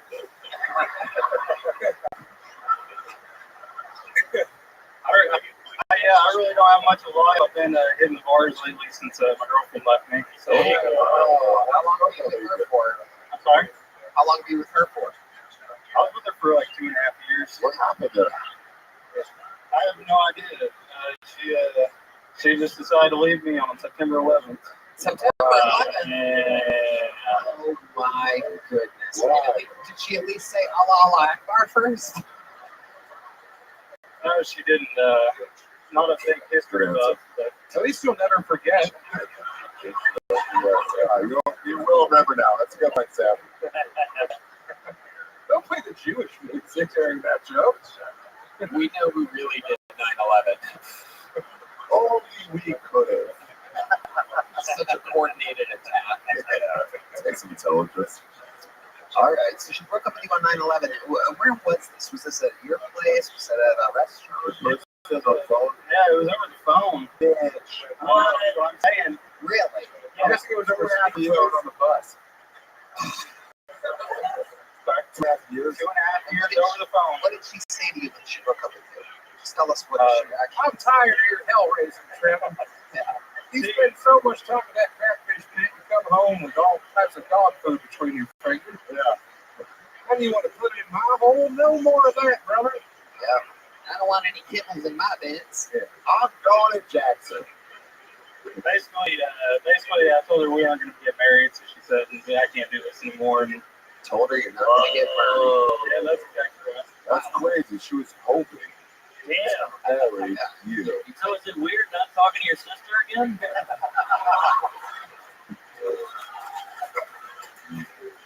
So why didn't you want to get married? Former relationship really ruined that for me. So tell us what happened there. I was just with another chick for like 5 years and real pressured into getting married, and just fell out of love with her, and so. And it ended up, every relationship ends up going bad for you because they want to marry you. Yeah, basically that's kind of how it goes. That's funny. That's flattering. What do you have, like a forked cock or something? Webbed. It's not impressive at all. What is the value of that, buddy? So now you're single. You think you're going to be able to lure in someone else? Or you're going to be a masturbator forever. Fish bait jokes, folks. They won't be floating around all night. Actually, I was actually got to link up with like a 55-year-old cougar the other day. She was fishing too? Yeah. Fishing? And then I missed the hint and didn't follow her back to her hotel room. What was the hint? Hey, you want to go to fuck hint? Hey, I got menopause in about 20 minutes. She was basically like, oh, I'm tired. She was done playing with my hair and all that. Playing with your hair? She's like, your face is the same color as my pussy. And then like 3 days later, I was hanging out at the same bar and I went home with some gal. And it turned out to be her niece. Wow. So then you're as hard as a rock. Then what happened? You banged the niece? Yeah, I sold for the niece, so now the aunt's out of the picture. That's probably for the best. That's how it goes. How old's the niece? 27. You find condoms or no condoms? Condoms now. Since what kind of condoms? Do they have a special kind for billy goats? It's what? Since I'm just trying to fuck around now. What happened before? I was in long-term relationships. So I had to go. Blast. Sorry? You blast. Yeah, dude. Oh yeah. I was supposed to load up for a cam in Fort Worth, and I got hit by a semi on my way there. I was in a truck, yeah. Oh my Really? What happened? I was sitting in traffic on I-20, and we stopped, and the semi didn't. And it turned into a 6-car pileup. And I was on my way actually to Hyenas. Did they trace them over to Rothschild? Yeah, did you get paid? Did you get the lawsuit? We're working on it. Hell yeah. Nice. Yeah. I'm guessing you don't have professional lawyers. Yeah. Well, to your honor, I stopped and they didn't.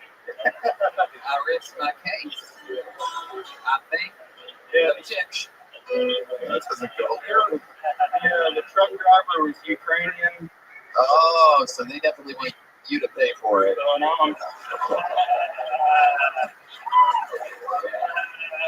Yeah, they were probably rushing to get wherever they were going.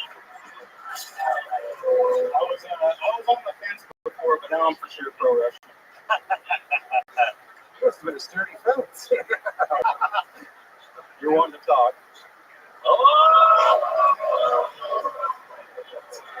I look like you from the future here to warn you. Make a decision, all right? Hell yeah. I love it. Trenton, a very, very fun performance. Congratulations. Dude. There you go, bud. Good. Yeah. Let's do it, ladies and gentlemen. Before we get back to the bucket, here's one of the great regulars of our history of fucking force. Make some noise for the great and powerful Cam Patterson, everybody.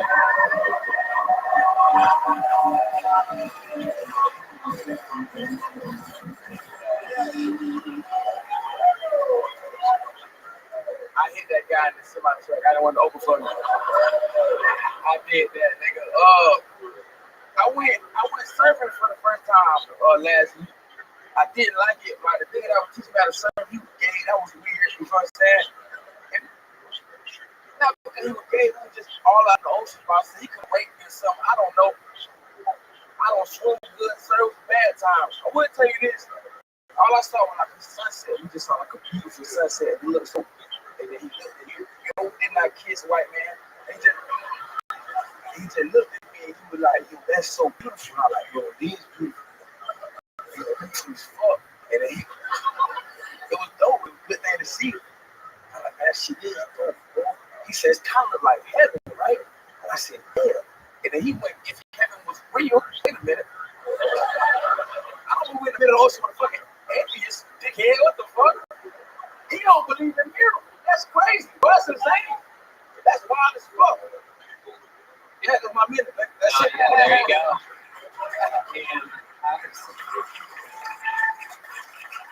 Yeah.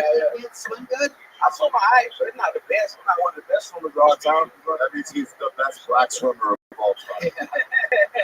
Their pockets are full of rocks. I'm not a great way to swim. That's the issue with all the rocks in my goddamn pocket.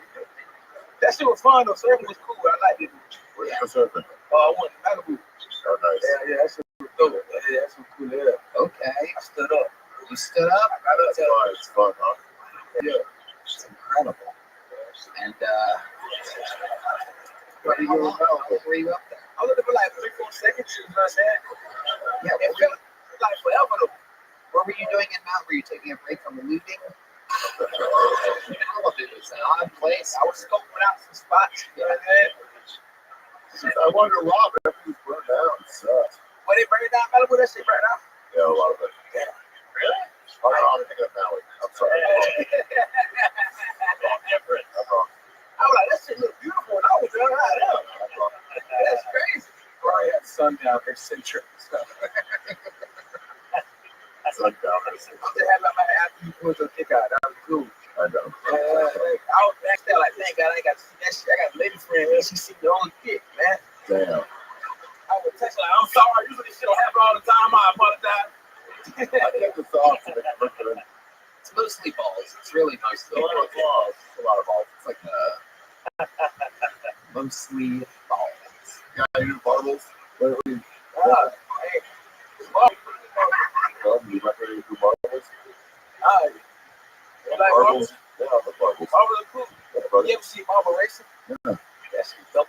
You ever seen marble racing? Oh yeah, marble racing. Yeah, I thought you were talking your cousin or something. Marble racing. What else is going on? What else is going on? Yeah. What else did you do in LA? Anything crazy? Oh, He thought of something. oh, shit. Oh, me and Laser was supposed to fuck some porn stars. Sounds like a Yeah. Crazy, right? So listen, porn stars come to the show. I'm thinking most they want to fuck. One of the bitches showing her teeth to Laser at the bar. This was insane, right? So we get back to the B&B and the bitches drive past me. So I'm like, man, I go, what they finna do this part? And he was like, nah. I was like, what you mean, nah? What happened? There was 4 bitches in the car, porn stars, off the lanes. I said, what happened? And he said, the main porn star bitch got a text message from her dad. Her dad said he was gonna kill herself. And he was gonna kill himself. And her whole demeanor changed. She didn't want to fuck no more. I want y'all to do something. I hope that nigga is dead. And I hope he did it, dog. There you go. I hope he fucking did it. Your daughter is a porn star. Fuck, you lost already, dog. It's over. She was like, I'm gonna go fuck a black guy. It's like, that's it. Porn, I was okay with. This is where I draw the line. It's interesting. Things are really out of order here. Normally the guy himself and then they become a porn star. It's just like the chicken or the egg or something like that. Like, he waited. Like, he was like, man, I can stay for it. And she was like, she finna fuck Laser or something. Hell no. You want the road to Laser? Want the road to Laser? Yeah. Uncle Laser. Sorry. Uncle Laser. Different layers. Major Laser. Who is that? Techno Laser. Major Laser's like a, he's just rock. Yeah. But yeah, that shit was fun. That's cool. Yeah. Wild. Have you ever been with a porn star before? Come on, James Dean. Where the camera at? Without a light to be. Yeah. There you go. Oh, Timmy, I'm a handsome young black man with a pecan style kid. Go forward. There you go. Oh yeah. Johnny Williams. Turn up. Who's your favorite pornography stuff? Right. Oh, my favorite porn star. Who? Hell. Who the fuck is that? Just some guy in jail. One of the greats. Yeah. Damn. He was like our Cosby. For real? Yeah. Yo, raping bitches? Oh, yeah. Nigga, why we jumping up the list? That's crazy. That's insane. You have to do it back, bro. Fuck, I don't racism with rape. Hey, that's crazy. Rapism. Oh no, I like Pinky. She got fat. Pinky was cool. Then she got fat again. Pinky. Yeah, she. You know Pinky. Research. You know Pinky. This guy know Pinky. Pinky. He get it. She a big bitch, not a. She was. I love big bitches. That's the fucking problem. I love all types of women. I love all women that go. Oh yeah, we confirmed Pinky got a little fit. Pinky got big as fuck. Oh wow, that definitely. God damn, it's right there. Holy shit. Hey, look at this. Red Band already had that pulled up. That was weird. Wow, it's his homepage. The whole time. Wow. PXXX.com. Is that a African American lady? Yes. What are those sunglasses? Fucking the D-Man. Well, they make everything white. It's better. It's all gentrifiers. Damn. You got old stuff. Wow. He looks like David Lucas. Oh, that's a bad idea. Cam, you did it again. Another amazing performance. So much fun. There goes the great Cam. Go see him live. It's very funny. He really is. Check the dates. We're about to be in Florida this weekend. Fuck yeah. Florida. One more time for Cam Patterson, everybody. Back to the fucking we go. 60 seconds. Goes to Nick Mew or Mummy or Mama. Nick Mama. M-U-M-M-E. Hey, Mama. What the fuck is going on? Shows were so much fun when I was growing up, you know? Like, I remember there was a show called Pick My Ride, where, like, they would get a mom and 3 kids. Where, like, once y'all was a crippling mortgage, you know, with just her car. Like, hey, I haven't heard anything happening money. That sucks. Anyway, we turned the factory car into a hot tub.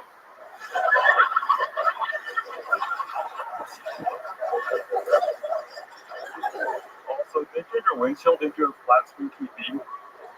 Don't ask me why. Yeah.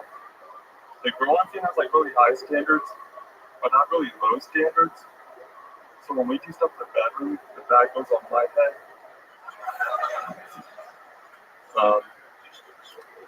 Yeah, that's all I'm gonna do. Nice. Okay, 53 seconds from Nick. Is it Mom Mew? Mommy. Motherfucker's got Muppet mouth. Oh yeah. Very nervous. What? Very nervous. I Yeah. kind of hate it. Yeah.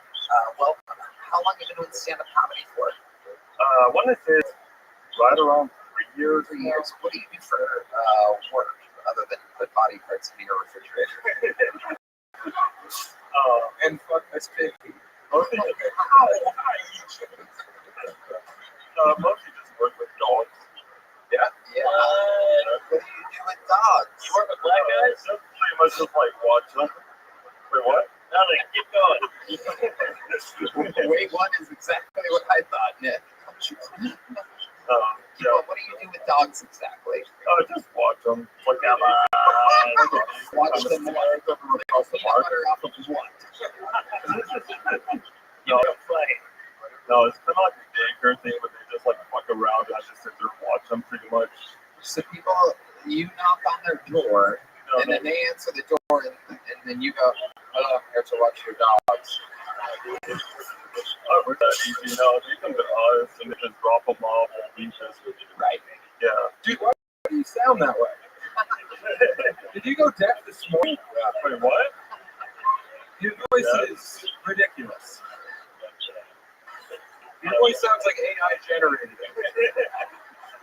I'm a human being?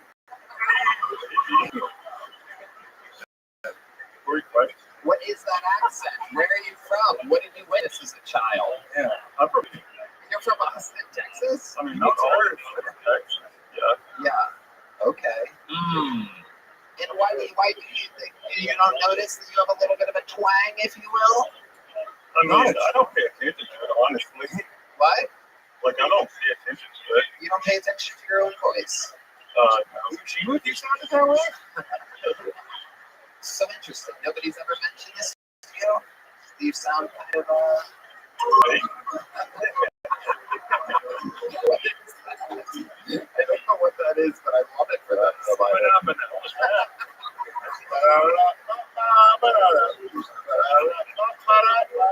To be quite honest, I never thought of it before in my life.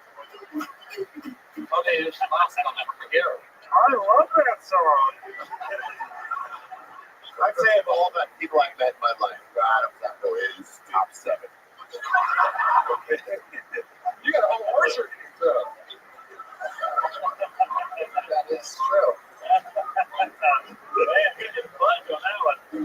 Now I see it. The Adam's apple is aggressive pronounced. Does your dad sound like you? No, not at all. Not at all. So the Adam's apple falls far from the tree on this. Very far.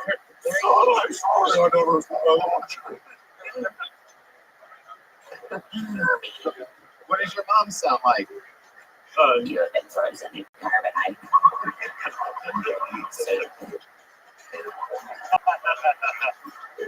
They sound like RP.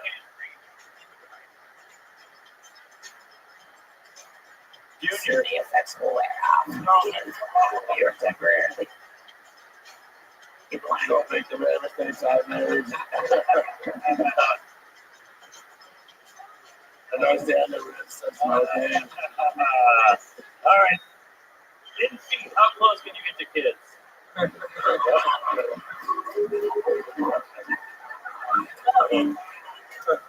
All right, here's what we're going to do. We're going to show you pictures of children on Red Band's iPad, and Ari is going to continue to tap your penis, and we're going to try to get you from 1 to 10 on a firmness.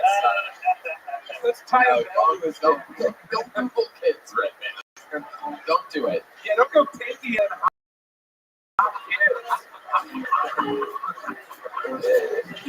It's true. You can't go take the Kevin kids. It's okay. They signed. Everybody signs a special piece of paper. We can technically molest people up there. I can't get hard anyway.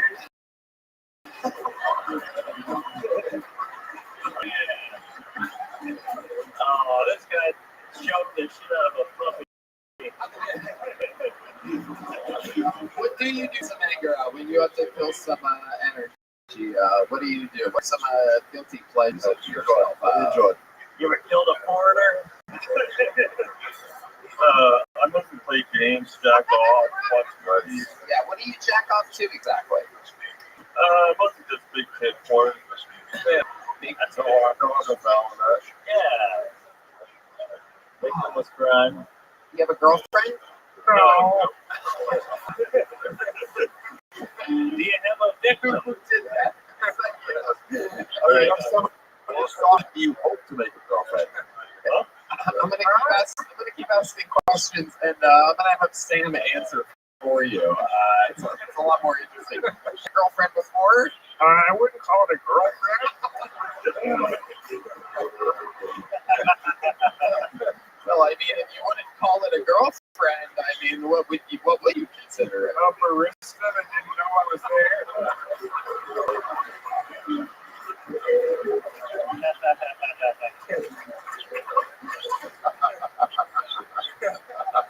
I had my hand inside of her though.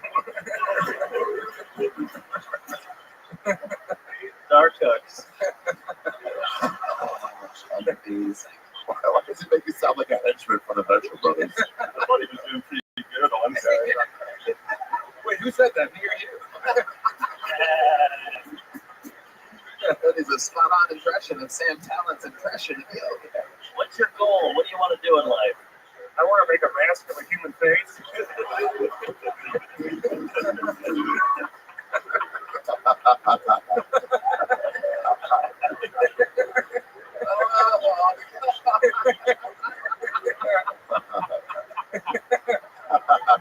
How'd you lose your virginity?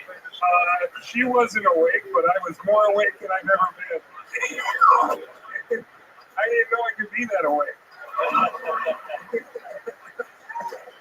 Oh, thank you. is incredible. How do you feel about Jews? I think that it's an act of genocide.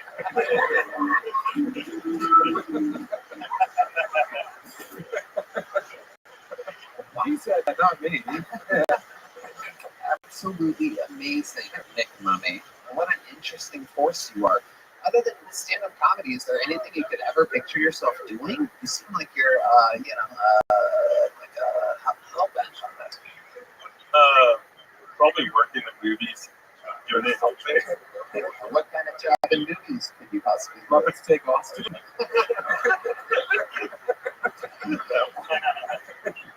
We just got to get into mothership, but that's gravy after that. I want to be the first stealth guest on Joe Rogan. Oh, shit. All right. Well, God, I could keep you up here and have Sam answer for you forever. I guess I have to keep it. Yeah, you want to say something to the world? Yeah, come on. The final message. It could be anything in the world. Fuck you. Oh,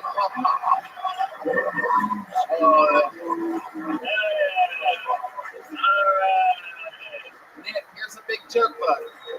Congratulations, my friend. Hell yeah. He's going to go practice blinking in the back. I bet that guy rules at feather sticks. All right, hold another name out of the bucket. Make some noise. 60 seconds for Caleb Silvers, everybody. Caleb Silvers. And here we go. It might be delicious. So I don't know if you guys can tell by looking at me, but I don't get laid very often, you know? Kind of sucks. Hashtag me too. Shit. We're like, hashtag, what about me? Jesus Christ.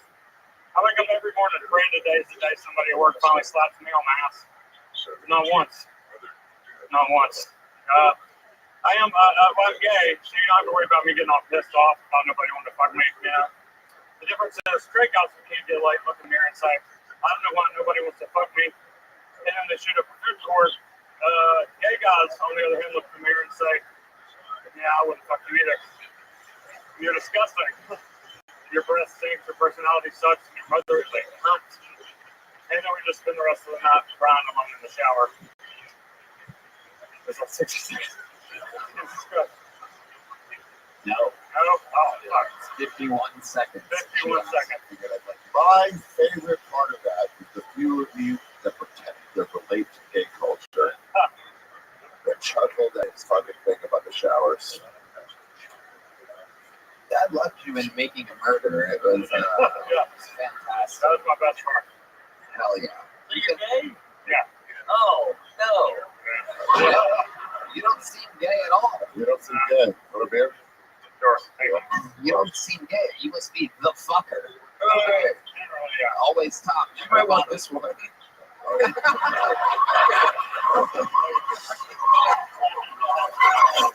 yeah. Sam Talent's new special, The Toad's Morale, December 26th. Watch my special. It comes out tomorrow. It's on that Secret Podcast YouTube channel. Make sure you watch. So, how old were you when you realized you were gay? It seems like an hour ago or something. Always. Yeah. Really? Yeah. I came out really young. He kind of sounds Muppety as well. Am I crazy? That's exactly the same. Yeah. All right. Just nerves, I guess. Yeah. Is there some sort of gay welcoming committee that tells you how to talk like that? Oh, no. Yeah. I wish I were. Yeah, it's interesting. 2 Muppets in a row, and you're the one that actually likes a hand up your ass. Thank you, babe. And I didn't know you guys had that loaded. Do you guys, so can I ask you a question? Is it, are you only, do you only give the penis or do you receive it? If you're not hear my bed, I never get laid. Fucking. But if you did, In a perfect world. Yeah, in a perfect world, I'm more of a top. Yeah. Nice. Really? Yeah. Photos are always scary for me. why is it scary for you? For the same reason that it's scary for everybody? Probably, yeah. Well, tonight look at fucking. I don't have the balls to like really go the way. It's Hanukkah. You're a top. Already spinning. Yeah. Yeah. It's the men and Nora. All right. So, what's the gayest thing you've ever done? They have sex with a man. But I mean, like, I have my penis inside a tube. Up here tonight. Yeah. I dressed up like a girl one time for Halloween. okay. Maybe Schumer? No. I wish. Yeah. No, I tripped down the stairs and broke my leg in my heels. So I'll never do it again. That time it's fair. Right. Yeah, women don't break easily. You really committed to a character there. Have you ever been with a woman? No? Really? We should try it. You They might have a pussy. There's no shit in there. Yeah. What? Yeah, it's a self-lubricating hole. Yeah, I get it. That's more of the guy attached to it. I was fucking dudes with a vagina before I would fucking girl with a chick. Does that make sense? So you're a hero. Yeah. Anyway. So it's really not about the genitalia. That's It's really about like man things. Basically, yeah. Is there a specific type you like? Manly men. I like them all. That's the question. I like swings. I like everything. That's the question. Yeah. Break them. Mark, obviously. Okay. Obviously. Mark's obviously Okay, not. now that we have Not your second one. Oh, thank you. I'm in a different. because you were with a bar or something. No. Go ahead. They rank the rest of us too. Yeah, let's go. Yeah, you red man. No, not on my worst day, probably. Wow, not on your worst day. This guy. Was I last or was Red Man last? Wow, you fucked Red Man before Sam. Oh, you have it all out of I order. look like a trans woman. That's true. If you had a pussy, you would be first. All right. Does that make sense? Like an actual pussy or a fake like man pussy? You know, like an actual, like, born a chick turned into a dude. You know, that's all. Wait a minute. Hold on. Hey, I understand what you're saying. Pussy.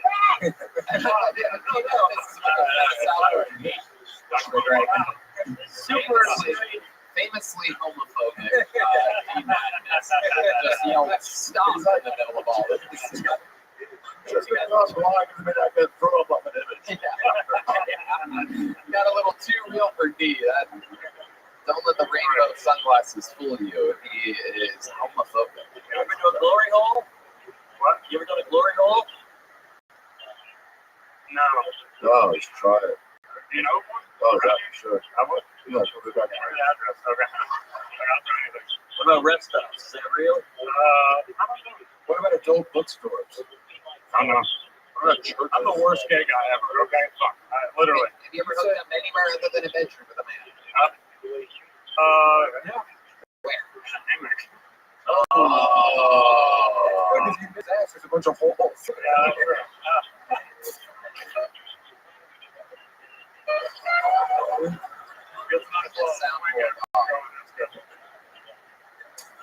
Interesting. How do you end up having sex in a hammock? Freaking, I live in a hammock. You live in a hammock? What? Yeah. What should we do with that? I should have, yeah. It's kind of boring. But, Where do you live in a hammock? in the rainy streets. I probably shouldn't tell that. I've been there a while. Yeah. Wait. Where is the street? That's just. Well, I can't stay there now. What do you want him to describe the tree, Ari? Yeah. There's two trees. On rainy street, you set up a hammock? Yeah. You're out there? Yeah. I've heard help on I got kicked out of the hammock for this dog. It's crazy because this will be a serial killer murdering young men down there. I was hoping he would kill me for a while. That was sort of the point. You know? It's like, nobody else would hang out down there and take my chances. Yeah. All right. Whatever. Well, you've been on this show before, right? No. No? Interesting. Okay. well, pretty good in the post. What? It's pretty good after the stand up. Okay. Yeah, Ari thinks that here's a big joke. Oh, okay. There you go. You can catch it as well as monkeypox at any point. All right, I'm just flying through it tonight. Pulled another name out of the bucket. Makes noise for Trevor Nisho, everybody. Trevor Nisho. Hello, everybody. How are you tonight? Having a good time? Real quick, I want to jump right into it. I'm Ray raised by a single mother. Anybody else? Well, both is better. Relax. Having both parents is better. I wonder if anybody can just tell that I'm raised by a single mom. I sit when I pee probably more than I should. And my car definitely hits curbs on the daily. My rims look like granite at this point. I also love gossip. I don't know about you guys. When it's time to watch the football game at my friend's house, I find myself in the kitchen with the ladies. Also wondering why Heather got so fat. I'm not allowed in the garage anymore. A friend asked me for a 5/8 wrench, and I came out with 13 pieces of metal. I'm like, is this one of them? I'm not really a man, actually. And I'm not allowed in the garage anymore, which is fine. They call it a man cave in the Midwest. Yeah, it's ridiculous. Your wife gave you the shittiest piece of land in your property, said go in there. You need heat to even exist there. You'll never find me hanging out in the garage unless I'm hanging out in the garage. Thanks so much. I'm Trevor Mitchell. All right. I can see why your dad left. Yeah. Hey, God. There you go. Trevor Mitchell. That was tough because he doesn't look like a mutant like the rest of the team of the bomb. I dressed too nice to do so bad. I'm sorry. Well, what? Don't stop. I dressed too nice to do so bad. You're unlikable. Trevor, how old are you? 26. Working warehouses. How long have you been doing stand-up? Like 2.5 years. Where at? In Phoenix, I started. Where? In like, what places? Phoenix, like the clubs. Yeah. Devil's Advocate, that outside bar across from Tempe. Okay. I would get up every once in a while at the House of Comedy on the Triple Threat shows. That was cool, I guess. But when the pandemic, when the pandemic hit, I just stopped. And you don't have to do this. So I've been told, yeah, you got a big bright light there. How do you do this? In the 2.5 years that you've been doing it, you said minute is your best minute, or you've been new minute or something like that? And I don't know. Do you write another one? Why don't you just do your best joke? Your joke that's shortest. Okay. 2.5 years in the game, you're absolutely the best joke. Or you can do one in March too. Don't do mine. All right. You got big Googlers? Yeah.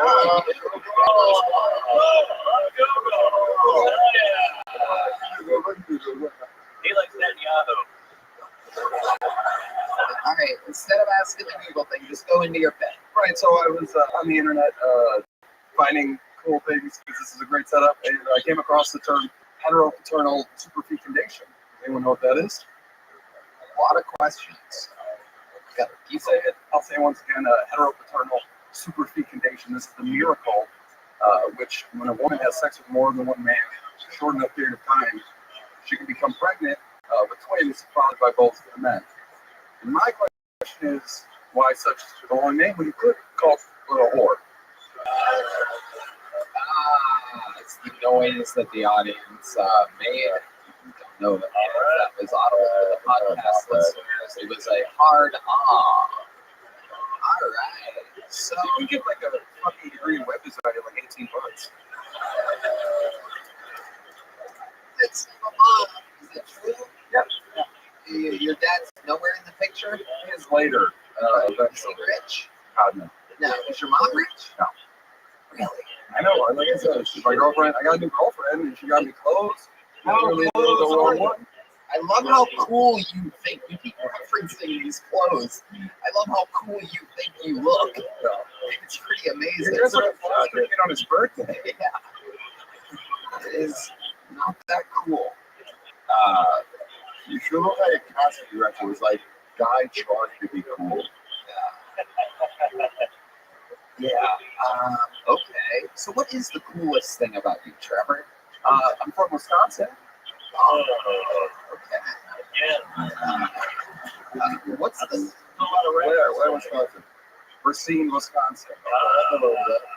Very cool. What's the least cool thing about you, Trevor? This right now, for sure. What else? Well, and maybe 2 weeks from now. Did you recognize you about it? Yeah. Okay, cool. So I know that's nice. It's crazy. I did like jumping jacks back there. It was the dumbest thing in the world to do.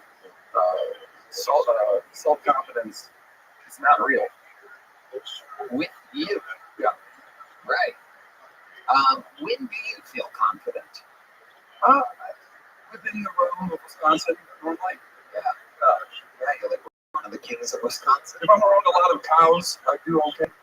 Oh, enough about your girlfriend. Enough about your girlfriend. Okay. Anything else interesting about you or your life at all before? Literally anything worthwhile to listen to. Come on, buddy. Anything? Tip cow to the no, sorry. I thought you meant tip ups. I thought you were a big ice fishing fan. That was my mistake. Let's go back to the much broader question. Yeah. Before I throw this little joke at you, anything interesting about your life at all? I went to Mark Ruffalo's grandma's funeral. He didn't go. There you go, my friend. Congratulations. There you go, everybody. Trevor Show. Wow. Looks like the hanging himself might come to full prophecy here. Be careful what you manifest, ladies and gentlemen. Don't write things down if you don't want them to happen. Okay. I'm going to do something kind of fun right now. I was upstairs before the show. Sam said that he, Mr. Funny Comedian was here. Adam, the talent coordinator here, at the same time walked by and said that I just saw a great guy. It's a hot tip. Balls about, who was it? Was it Heath or fucking someone like that recently? And I said, they never tell me when anybody's good. I always send everybody to them. So this is the first time that I'm going to get to see somebody that must have told me is funny. And he's from Estonia and has been in town for long, so I've never literally seen him before. Funny people who told me he's funny. We're going to give him a shot. Big voice for Ari Matty, everybody. Here we go. Ari Matty, maybe it's still Tony Day. Yes, hello America. Number one still. As the lovely Tony said, I am from Estonia. People always ask you stupid questions when you're from Estonia. The one I get the most is it part of Russia? I know for the past year I've had to be like, we'll see.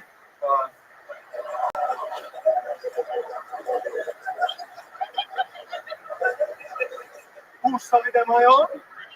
The winners.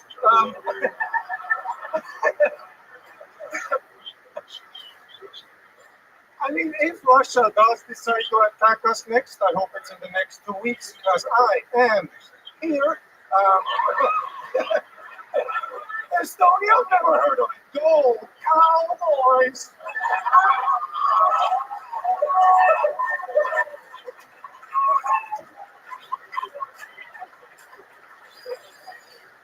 I've been trying to get some pussy.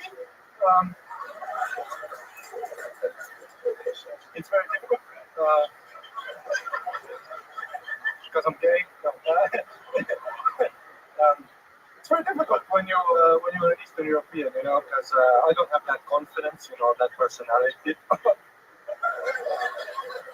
Every time I go into bar, I mean, especially here, I've been here for 3 days. Fucking impossible. Every dude here has a thing there, a hat.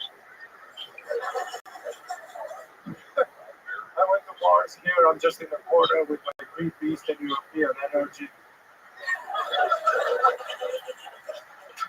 I come up to you and I sound like a vampire. I'm interested in pussy.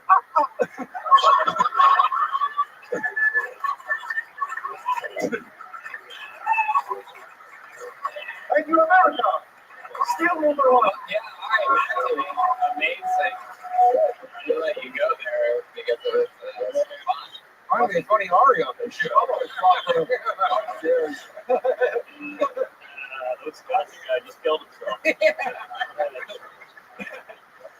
hung himself with string cheese. Great work, Ari. Ari, welcome to the show. Fantastic fucking performance. How long have you been doing stand-up? 9 years. Hell yeah. All of it, obviously, in Estonia? Mostly, yes. Where else? It's a hotbed of comedy, though, right? Nobody knows that. Sorry? Hotbed of comedy. Sorry, what? It's a hotbed of comedy. Hotbed of comedy? Yeah. What's that? Every time in Edinburgh, though, like, everyone just gigs in Estonia. You should go check it out. There are gigs in Estonia. You should. Check it out for yourself. Yeah. The very funny Samuel did. I did it, man. It was great. Yeah. You should get to go. Yeah, I'd like to. I think Ari wants to share a hotbed with you. You know what I'm saying? Anything for a visa. I don't fuck about what. All I give a fuck about is what passport you have. I'm with you, buddy. Tax break's a tax break. Yeah, straight. I don't give a fuck. Hell yeah. I'm okay. Thank you very much. More than myself. Yeah. Ari, you are absolutely hilarious. Tell us about your life. Like, how'd you end up like this? What do you mean like this? You mean so handsome? Well, you see, Estonia was raped by many nations. That's what happens. I mean, if you look at the UK, not so good. Baby blue eyes, the Vikings.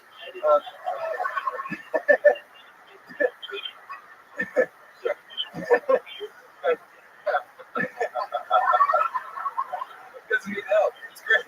It's amazing. It is incredible what can happen if someone is funny on this show. It's like a whole different show. Fucking all the way through comedy show. I was in a show in Estonia, and this girl invited me shots of vodka on stage, and they were from like regional different drinks from the region. And the third shot was a shot of Ukrainian vodka, and I shot it, and I said, "Wow, you can really taste the cowardice." Ooh, yeah. And then this guy in the front row was like, "What do you mean? What do you mean Ukraine is not coward?" Then I had to do like 30 more minutes. It was tough. Ukrainian vodka. Incredible. Amazing. So what is Thank you, Tony. Yeah, I was the same with everybody. Amazing. So let me ask you, what is different from Estonian comedians to American comedians? How is the culture different there? Bilingual. Multiple languages. We know stuff. Intellectual people. Super. Yeah.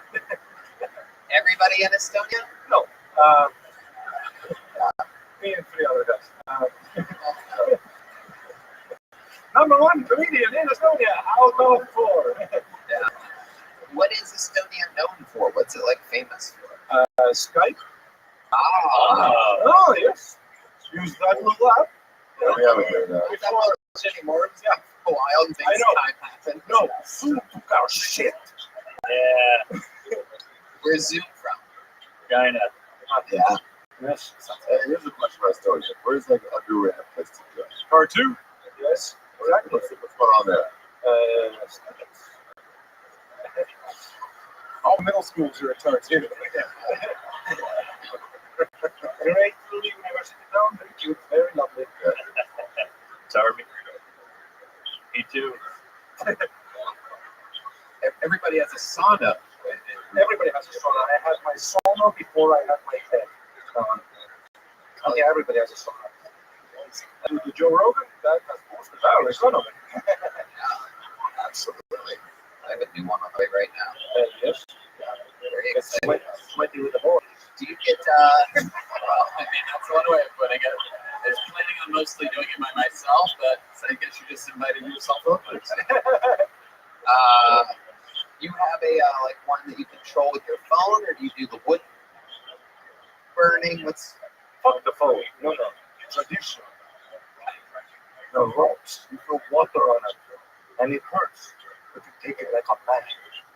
How do you heat the rocks? Electricity. I have an electrical one in my apartment, yeah. But You have a what? an electrical one. Okay.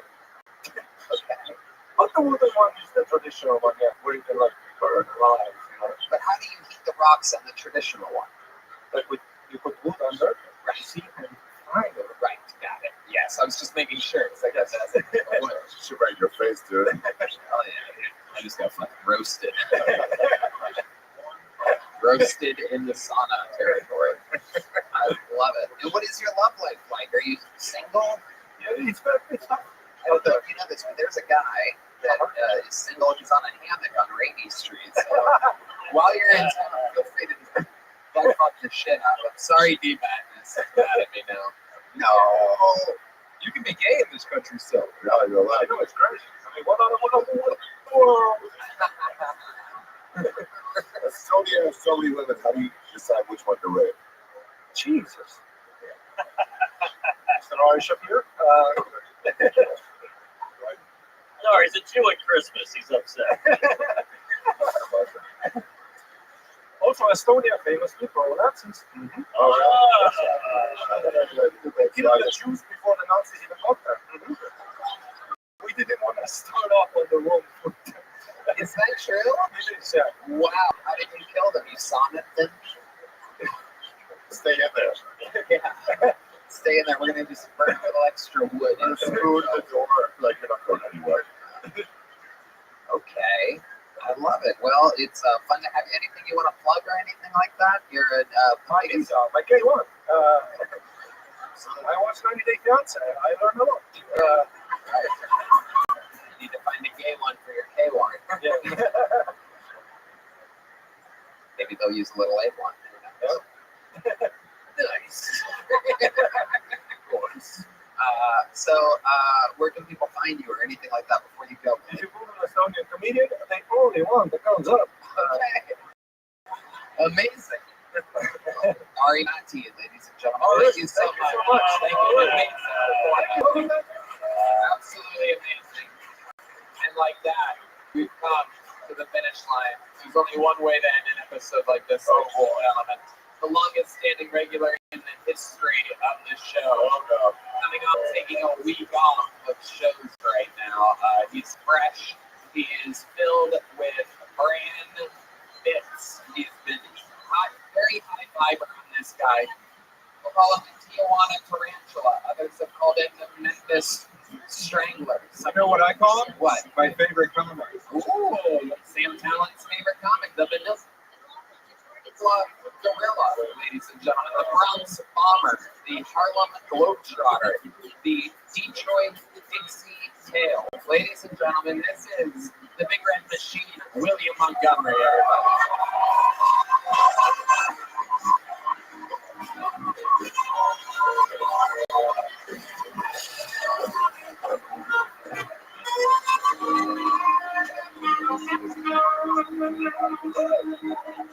Man, I can't hear shit anymore.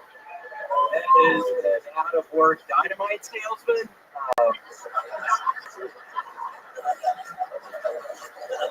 A masked man is leading the race to become president of Ghana, and it made me think Hillary should have just worn a mask. Last week, have you seen that bitch lately? She looking rough. Okay.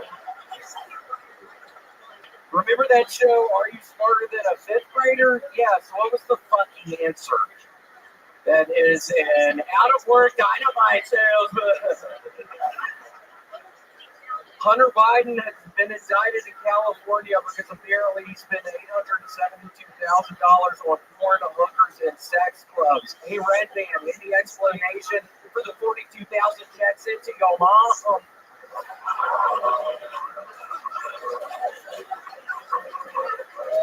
Come on, you gonna take that? Give a sound effect. But seriously, what exactly is a sex club? Seems like it would be a lot easier to just use your fists. Okay, that's my time. Yeah, William Montgomery. Well, you know that jacket's inside out, bro? Oh, wow. Yeah, I wore it on purpose like this. Yeah. It's inside out. Very interesting. Look, what made you do that? Just freezing cold outside, and it adds extra protection if the orange side is out. That's what the guy who sold it to me said. It's like if it's on if the orange side is out, it stays warmer if the green part is. So that's what I do with it on. Can I answer your question? Yeah, I did take the last joke with a fist. just like a sex club, like you use it to like, I don't know, put some girls for pussy or something, but you can just use your fist. That's enough. Bye bye. Hello, all right. Okay, I was looking at that. I love it. The great Trey Campbell was up here earlier, looking a lot like you. You remember him? He was, yes. We were actually snorting Adderall out of my car before the show. And he has really bad fever right now. That's why he was so red. Yeah, y'all are all probably sick up here. I was horrified. He was looking at cholera, yeah, he's sick as shit right now. But we were snorting the Adderall, so I'm sick as shit right now. Cheers. How's your health been in real life? I heard you have inoperable cancer. Well, I had a 50% chance of living, and they took it off. I'm better now. What was the other 50%? That I was gonna fucking die, coward. No, yeah, I don't know what the other 50%. They would never tell me. You asked it. I was like, what's to live or to die? I was like, what's the other 50%? Not live, 50% who knows? Yes, that's what they gave me. So that's worse than that. Can you guys just touch beards and get it over with? I just kind of, Ori, last time you sucked my dick, I saw your fucking dick earlier. Holy shit, Ori, it's so nice to see you again. Yeah, can we? Oh, our beards together a little? And some homeless guy just got his own fentanyl. Hell yeah. Real meeting of the minds here. Here in Montgomery. What do you think? Christmas plans? I know you guys have Christmas. Going back to that as well. Tomorrow I have to fly to New York City and I'm going to be there at 1 p.m. I have to do the same for Dr. Squatch. And I'll be honest, I'm wearing this fucking orange tonight because I think my angle on the show I have to do is that I'm looking for Dr. Squatch and I'm killing Dr. Squatch. And no, actually, Tony, I don't know what my angle's going to be yet, so we're going to figure it out. You're doing a corporate gig for the soap Dr. Squatch. Dr. Squatch. Yeah, explain the situation. Well, it's weirdly enough, they asked me because it's the type of soap that caused my skin cancer. So they're going to be in for a big surprise tomorrow night at this fucking show. I had pinpointed it to fucking Dr. Squatch. I was using it several years before I started getting skin cancer.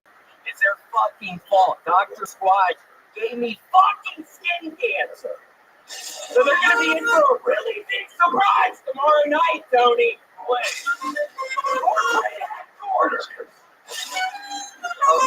little fun fact, because sometimes the line between truth and fiction with William is very blurry.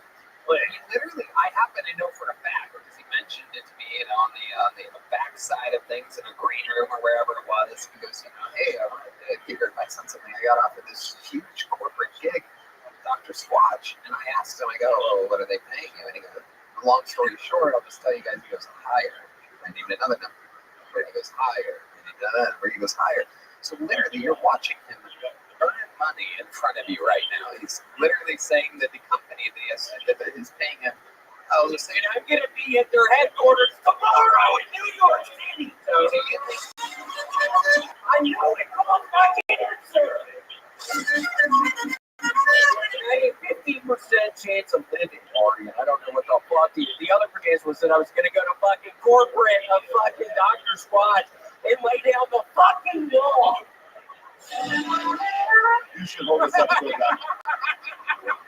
The simple crash was later on that one. Yeah, the band is hilarious.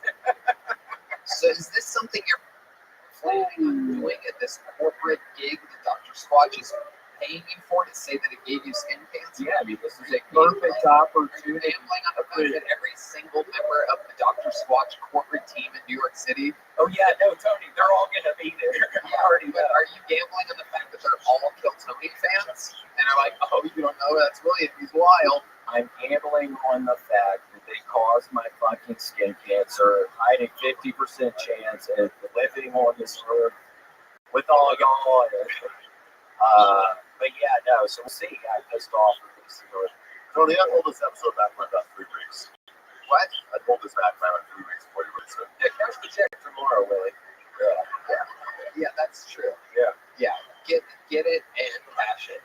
No, I'm not even going to try to get the check. I can't really go into details exactly what is going down in New York City tomorrow. Hey, William, did you take the mystery box? I took the mystery box.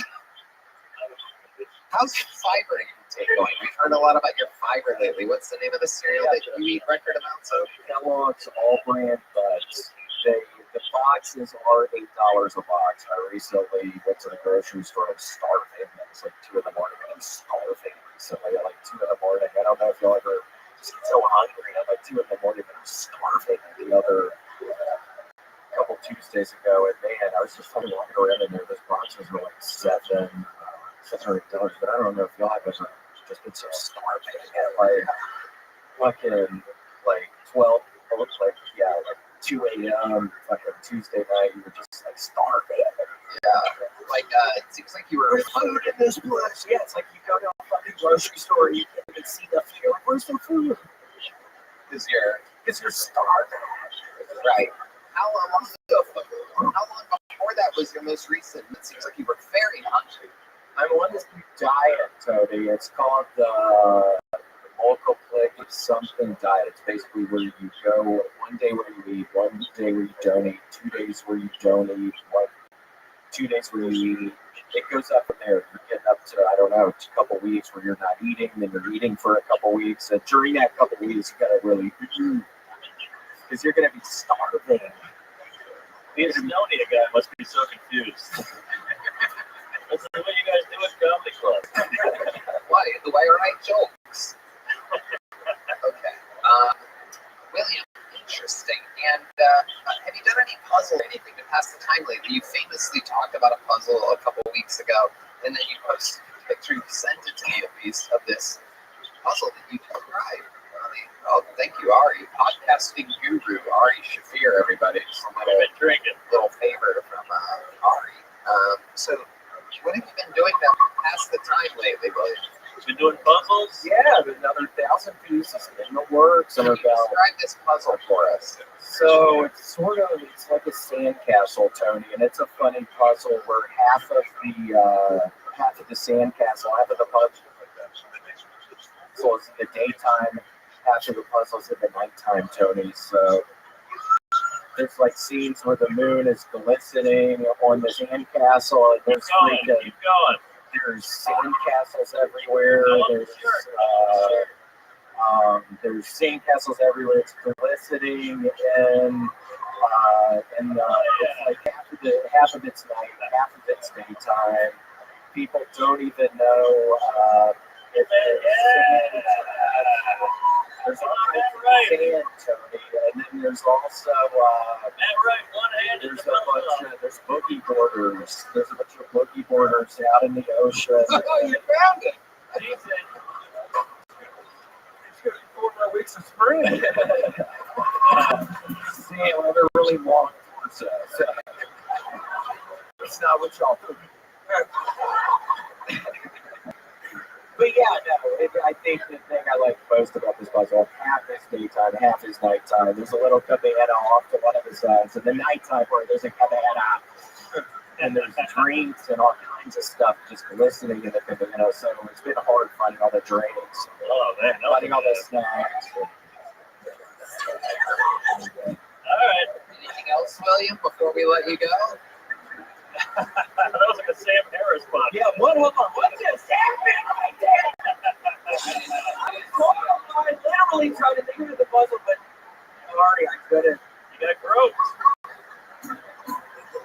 Well, Tony, the Pro Molestation Podcast. Because a Grinch stole your dick.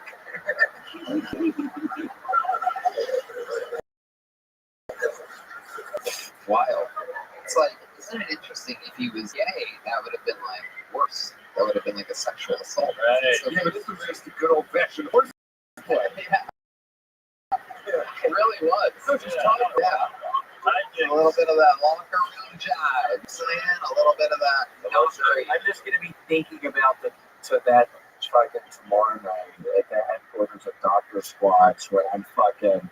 I swear I'm gonna be so fast in that place. I'm gonna be moving swiftly, and yeah, I mean everybody's in there. I feel like your roller quarters about to get some head.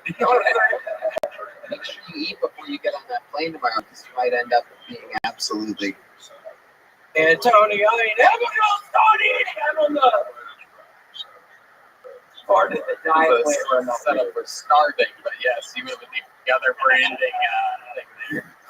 That's really starving. Yeah.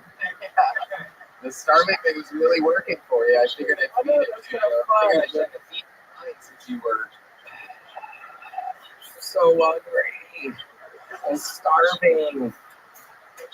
William, lights out, Montgomery. The legend of the show. And again, use the promo code KELP15 to get a fucking IV trip. NinjaPartyBus.com and shuttles going to the arenas on December 30th and 31st. GoMerch.com. The drawing from Ryan J. Ebelt is in. Gel Blaster, Red Rose, Yellow Rose, Hall Law Firm. Sam Talent's new special. Make some fucking noise for Sam Talent. I tried to warn you people. The Toads Morale on December 26th on Matt and Shane's Secret Podcast YouTube channel. Mark Norman. Thanks so much for the great Mark Norman. Plug something, Mark. Say something. Hey, MarkNormanComedy.com. Go to special on YouTube, Netflix. Our dear big brother and Dark Lord, Ari Shafir, has graced us. Ari, give it to him. Thank you. I'd like to promote that Kelly Brown and Billy Strait should do a duet together. Bro Hamas. Fuck yeah. From the river to the sea. How about one more time for the best damn band in the land? Yoling on the electric, John Dees on the keys, D Madness on the bass guitar, Paul Deemer on the horns, Michael Gonzalez on the drums. The drawing from your local artist, Chris Rogers, is in. It's a new William Montgomery. These are available for sale in the lobby with some brand new exclusive Kill Tony merchandise. Or Red Band. Check out the Sunset Strip, SunsetStripATX.com. Merry Christmas. We love you. Thank you so much. Good night, everybody. Merry Christmas. See y'all. 2, 3, 4.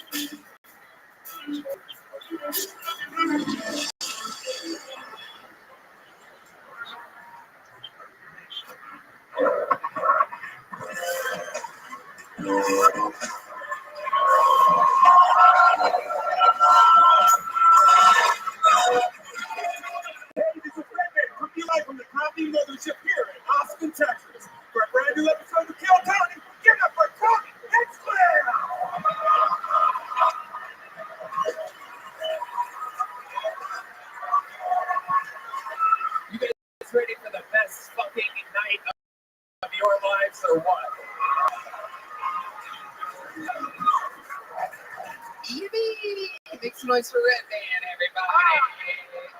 We've been doing this a long time, him and I.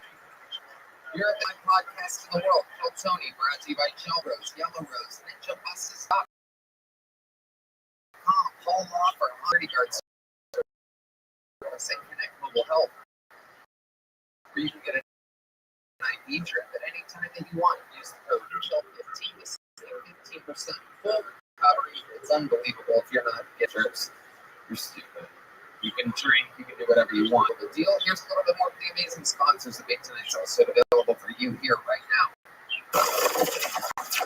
The Sunset Security Marshall, Austin, Texas is now open. Check out Red Band's tickets every Thursday. Go to sunsetstrip.com for tickets.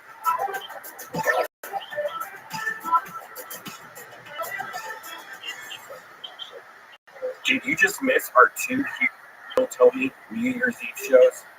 Man, you missed out. But no worry, if you want to check us out in our first arena show live from the ATV Center in Austin, Texas, you have one more week to go to KillTonyLive.com and purchase it. We have 2 shows, the 2 biggest shows we've ever done, available for one more week at KillTonyLive.com. You guys ready to start tonight's episode, huh? You guys gotta do better than that. You guys ready to have the best fucking time? I'll ask again, how many of you are diehard fans of this show? Well, I book this show every single week. I feel like a lot of the interviews with our regulars have gone long lately, and not enough attention has been given to the bucket.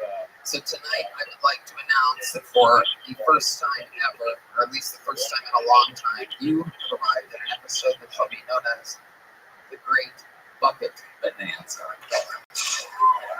And what that means is that your guests tonight will not be performing. They will be with us all night. They are indeed the backbone of the show. My 3 favorite top young rising comedians in the world. It is indeed William Montgomery, Cam Patterson, and Rothschild.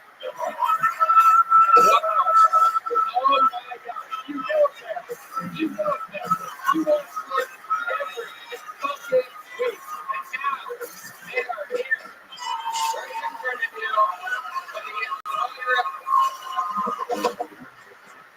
They all come from the bucket. Now they are superstars, international travelers. William Montgomery coming off of 7 sold-out shows in Chicago this weekend. Cam Patterson and Hans Kim coming off of 2 massive sold-out 3,000-plus seat theaters in Florida with me. And Red Band coming off a weekend. He has a new face massager thingy that massages his face. It's great. It's smart goggles. Oh yeah, I haven't treated cold at all yet. We have to go all the way across the street tonight. Ooh, okay, I should have thought of that one. Oh, that's exciting. Here, you know what? Grab 2 of them. Fuck it. All right, let's get them over. Oh, that's inside. I saw that. Wait, bring it back. Let's do that one. Yeah, that's inside. This girl is a. Hey, how about one more time for our guest, though, everybody? Get Genevieve. Go grab Genevieve. Somebody, Christy, Genevieve. How you doing, William? I'm doing good. There was actually, where I was last weekend, a woman walked into a walk-in freezer a couple of years ago at the hotel and fronted in the walk-in freezer. And they actually, weirdly enough, they had a walk-in freezer experience. While I was at the hotel, it was $1,500. They locked you in the walk-in freezer. I was in there 8 hours. Hell yeah, you paid the money for it. Do you know? That's right. The great Cam Patterson is here, ladies and gentlemen. I mean, truly, you guys saw what this kid is doing in theaters, not letting the audience breathe at all. The last one to go up before me, always. Gang shit. Big time. Real bad. You had some family members at the shows. Would you like to tell the audience how many of your family members you invited backstage at these massive theaters? Oh, in Jacksonville, 57.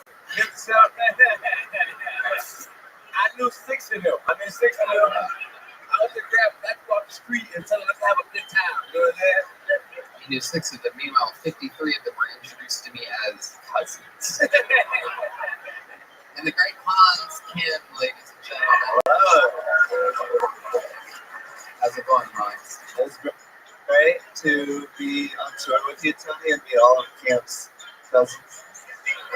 I lost my wallet 7 times on the tour. That's right. I'm just kidding. That's right. Those air tags coming in handy. I got it.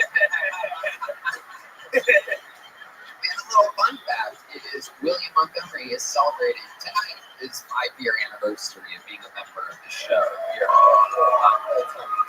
The only current living member of the Coltoni Hall of Fame. It's somehow been 5 years. When I started doing it, I was we were making 6 months, and now it's 5 years. Rabbi and I hate one another more than ever before. I can't even look at his stupid fucking fat ass. He looked fat as fuck. Okay, oh yeah, you be nice to Redman. He's a sweet boy. How could you ever be mean to Redman? We don't do that. Speaking of 6 months, exactly 6 months for Camp Patterson and 2.5 years for Hans Kim. So you're looking at fucking freshman, sophomore, senior over here. Let's jump right into it. You guys know how the show works. We are going to try to set a record for bucket pulls here tonight with the regulars here. So we're going to meet a bunch of brand new innocent souls. And we're going to see if we're going to let them keep their soul. Or if I take them. And they get 60 seconds to perform uninterrupted. You know the time is up near the sound of a hit. That means they have to wrap it up, then or else they bring out the angry West Hollywood Bear. It's just cuts them off. Then I lead them in an interview. We find out more about them. The entire show is improvised. Fucking anything can happen. You guys ready to start tonight's show? Let's jump right into it. I throw the name from the inside while the person at the bar across the street makes noise for. You know her. She has been on the show multiple times. I actually had her open up for me in Detroit at the start of this tour. And she's fantastic. She's an employee here. Everybody loves her. This is a brand new minute from the great Genevieve, everybody. Genevieve.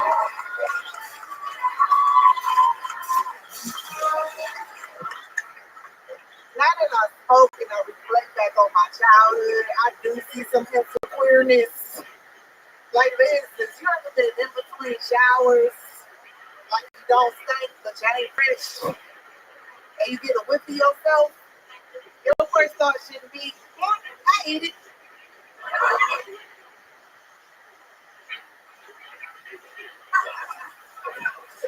I like being a little gay in Texas. It's fun as fun. Texas, where you can be gay, but don't be gay about it. Isn't it obvious that white people named it Nigeria?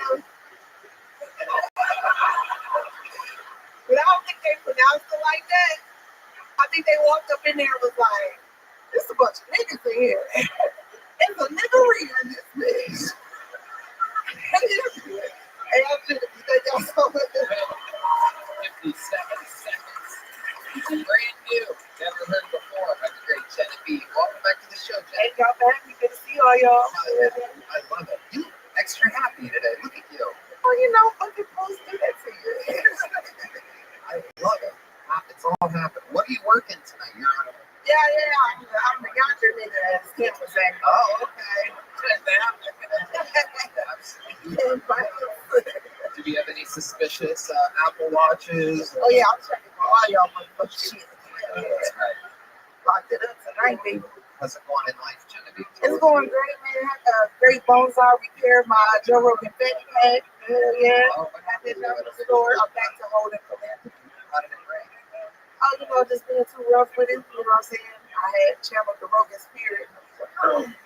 All right. I've never seen Rabbi do that before, but I love it. Okay. What else going on? Hell yeah, just being here doing shows around town. Love all over the city. Fucking love Austin, man. It's been a great time. I love it. Guys, Mr. Genevieve, what do you think of it? Yeah, Genevieve, I loved your set, but that's actually my Nigeria joke. So I've said that one a bunch. You know, that's my joke. So, yeah. I was a little horrified when I heard it. what it is. Why the people on Niger, but I feel like that's too on the nose. We know how we feel about those kinds of news.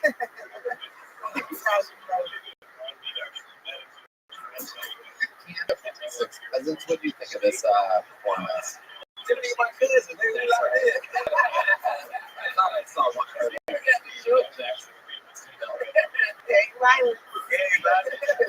That's so hard.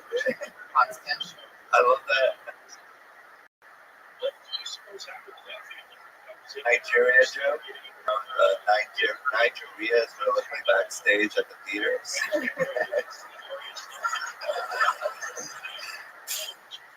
Thank you.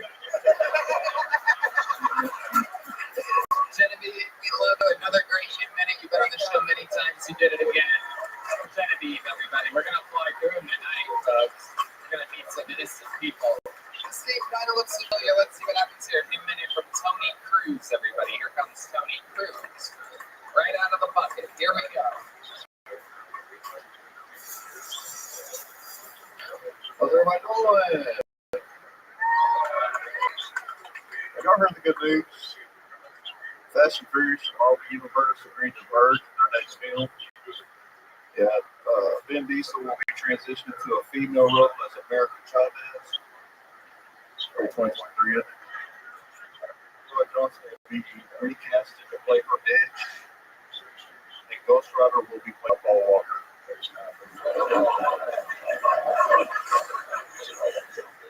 So legacy continues, guys. It's a run that's been down in the play.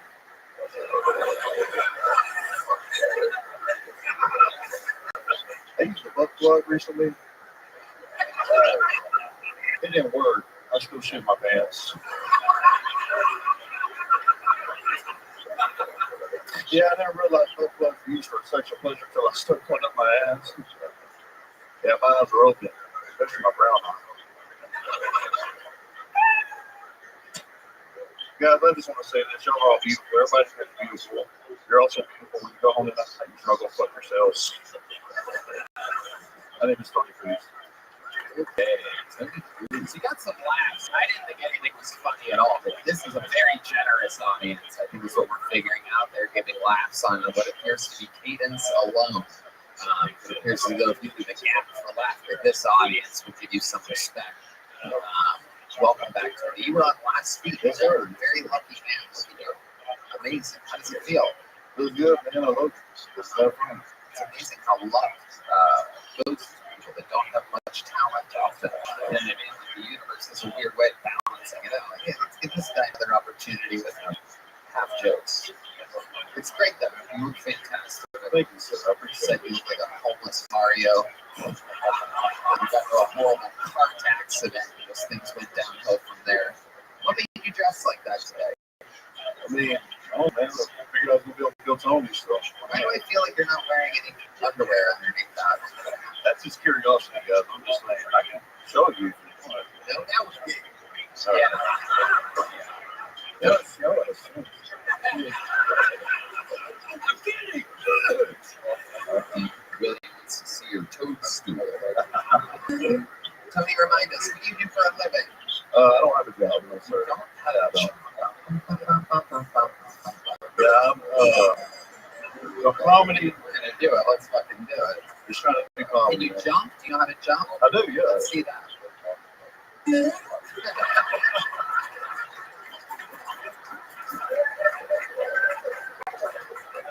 Can you squat down all at one speed like you're going down the sewer pipe? No. Do it again. Do it again. Nice and slow. Nice and slow. Turn it down.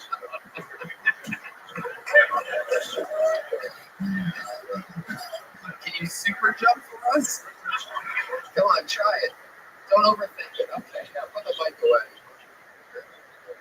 Yeah. That's okay. Can you shoot an imaginary fireball out of your hands like that? Stop putting the fucking mic away.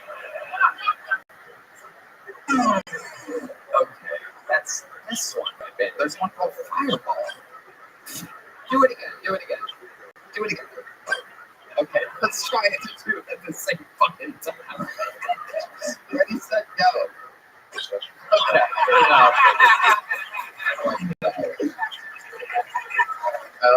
Okay, can you do a small jump? Let's keep playing Mario games here.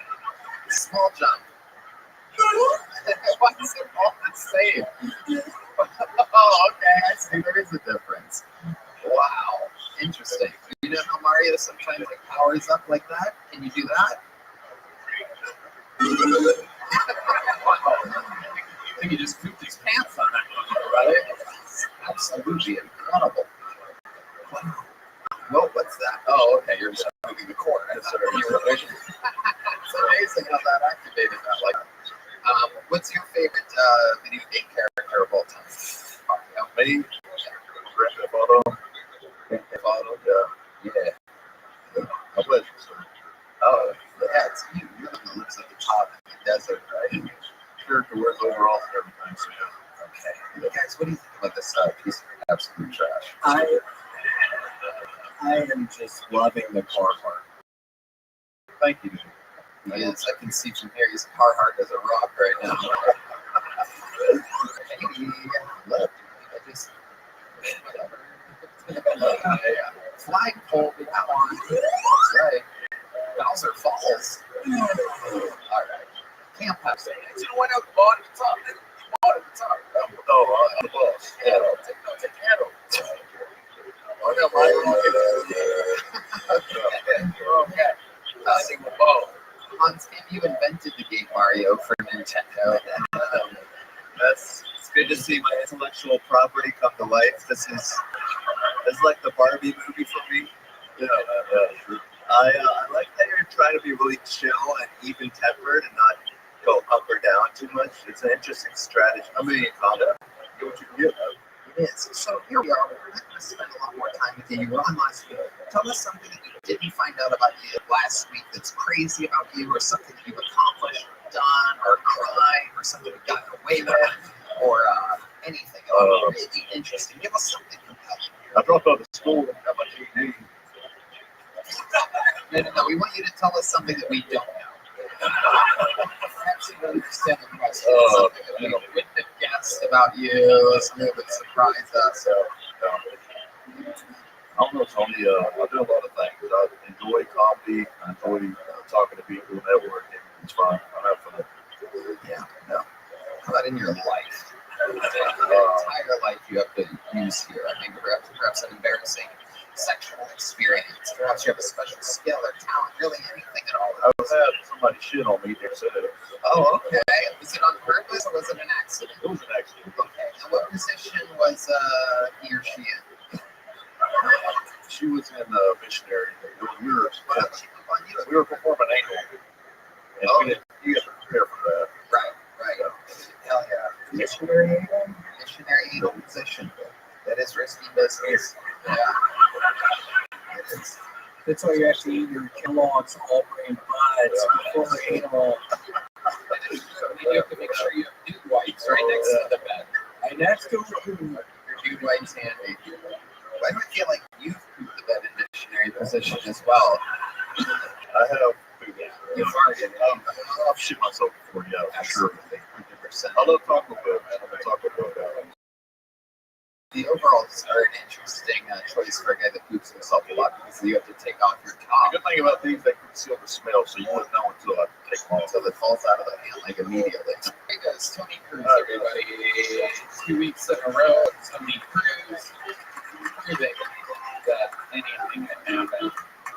Next news here, next bucket full, Zach Black, everybody. We're flying through it tonight. Flying through it. Zach Black.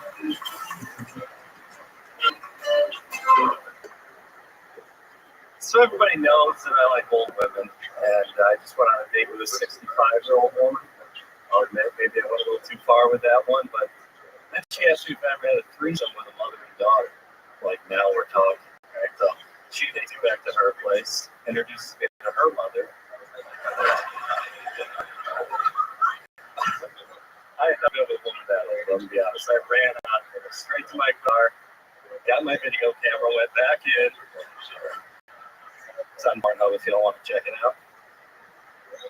And I'm actually seeing that mother later tonight. Yeah.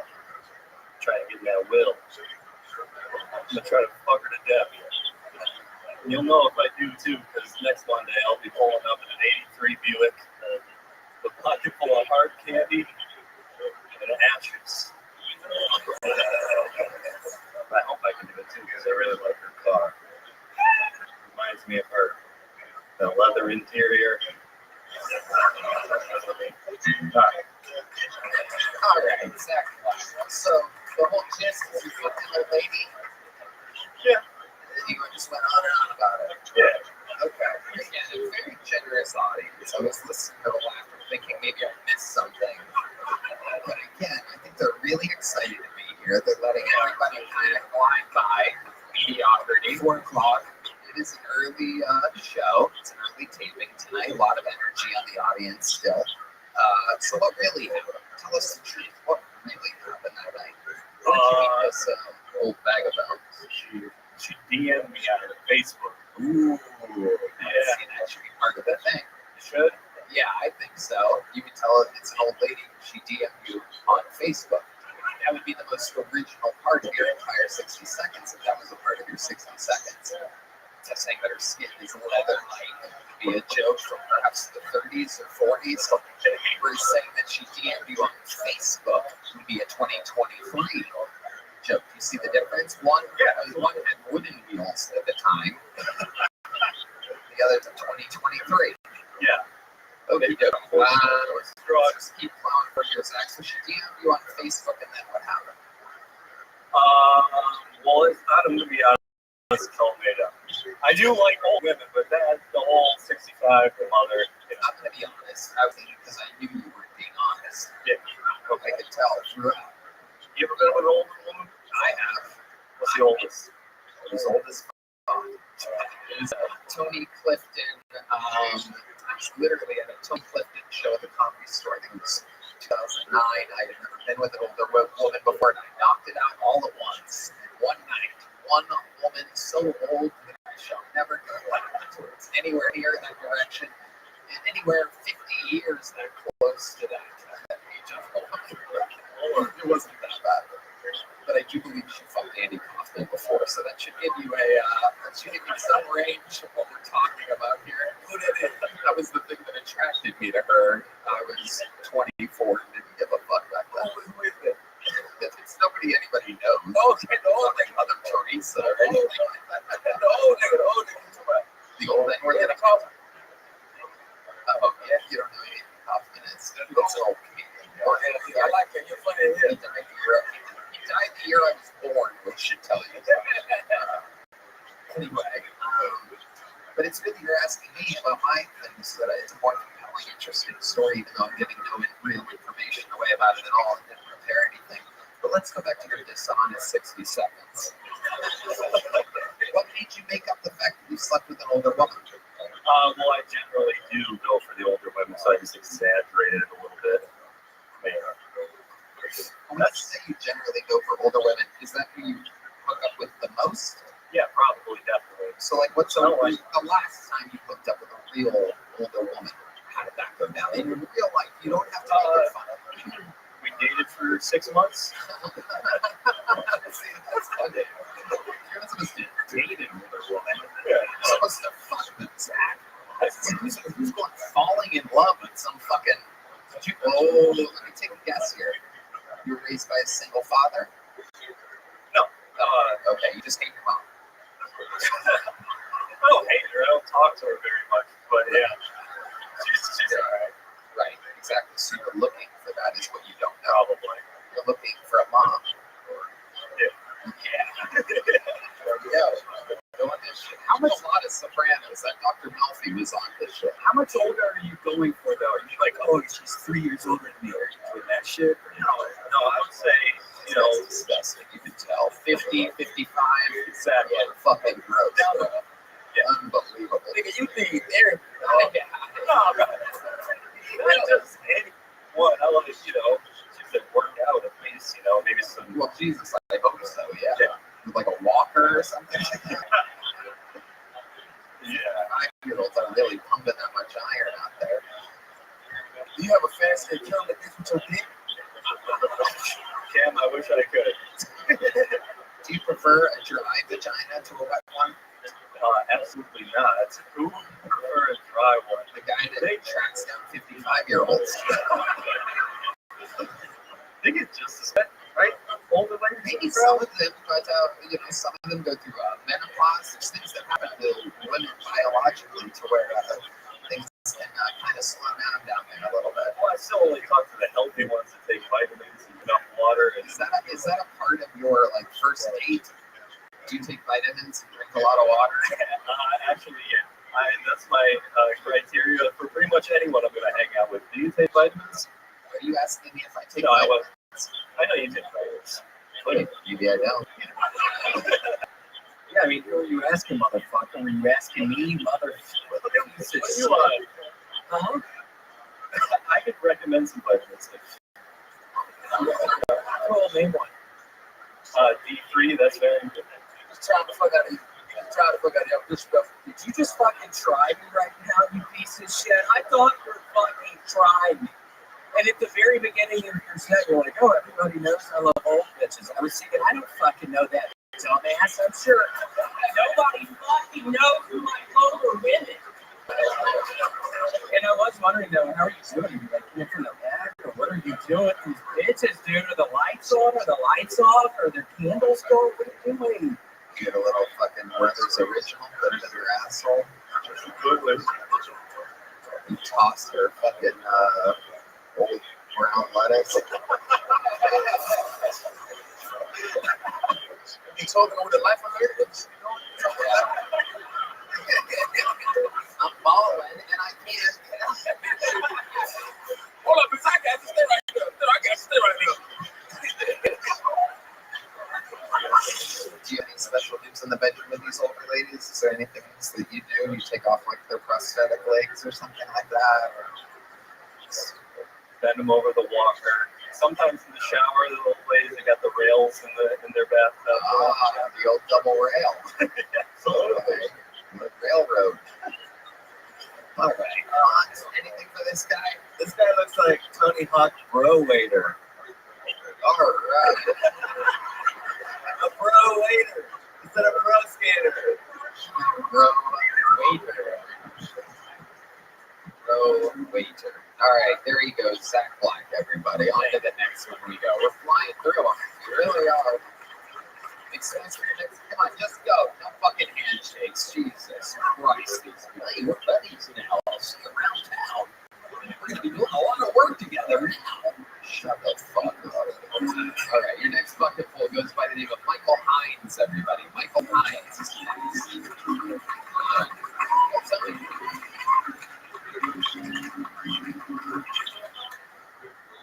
I'm not from Hamas, but I can always go for a little trip. No, but seriously, I am stoked on this new war. I'm super excited about it because that Russia versus Ukraine shit is getting boring. No one's talking about it anymore. I think it's because everyone was on the same team. They're all my standard from Ukraine this, I support Ukraine that. No one was pro-Russia, except for me. But this new one, it's sort of red versus blue, but I know it could be a wild card. You never know what someone's going to say. I hope they annihilate each other so we can get the Holy Land set up from the JC. Talking opinions out there. Like Greta Thunberg went from tweeting of the environment and tweeting about BLM to tweeting about killing the Jews, which was crazy to me. It was shocking just because I never really thought me and Greta would see eye to eye on anything before. You know? But you guys ever notice that? Yeah, I'm gonna cut off there. You could have kept going, but obviously you're allergic to cats or something like that. It really stopped you in your tracks there. Have you been attacked by a kitty cat before? No. Okay. Here he is. One more time from Michael Hines, everybody. Here we go. It's very exciting. You've been on this show before? Yeah, I have. Absolutely. Look at you. Look at yourself. It's absolutely incredible. You look like the world's youngest pedophile. Total opposite of the last guy. You're going the other direction in the age groups. Am I correct? You like the young, don't you? My age is fine. Maybe I've always gone 2 years older. Got more money. More money, yes. Some of that 20, 3-year-old money. How old are you? I'm 24. Okay, so what do you do for work? I'm on unemployment right now. Okay. You don't look like the stoner idiot that you are. It's interesting. I'm on unemployment. Oh, no. It's interesting. Carpet doesn't match the fucking drapes with you or something like that. Yeah. It does with me. Oh shit. Fuck yeah, dude. Fire hydrant. Look at it. Hell yeah, dude. My mom told me if I came back on Kill Tony, I couldn't come home for Christmas. So I guess that felt like. Give us some backstory to that. Why did she say such a thing? She's pretty evangelical in my math. My last minute was about my penis. So It's about my penis. It's about my penis. My last minute about my penis. My evangelical mother did not like me talking about our little Christmas ornament. Where are you from? You have such an interesting New Jersey. Oh, New Jersey. I wouldn't have guessed that. My evangelical mother talking about my penis. How hard did you get bullied all the time in Jersey? Did you get bullied 95 or 100% of the time? I was a martial arts instructor in high school, so I fought a lot. I got picked on. You got bullied all the way up until high school. Oh yeah. I love it. Then one year you came back and you're like, what did you say?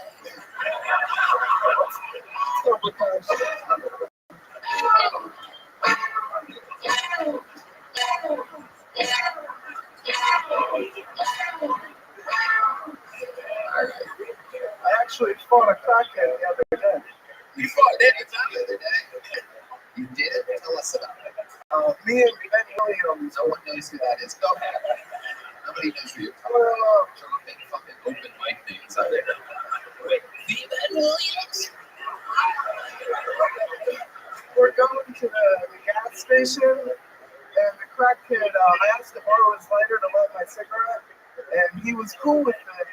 And then he was like, yo, can you get me a drink? And I was like, all right. Stop. Damn it, stop. You asked the crackhead if you could borrow his lighter? Yeah. Well, he offered, mine wasn't working.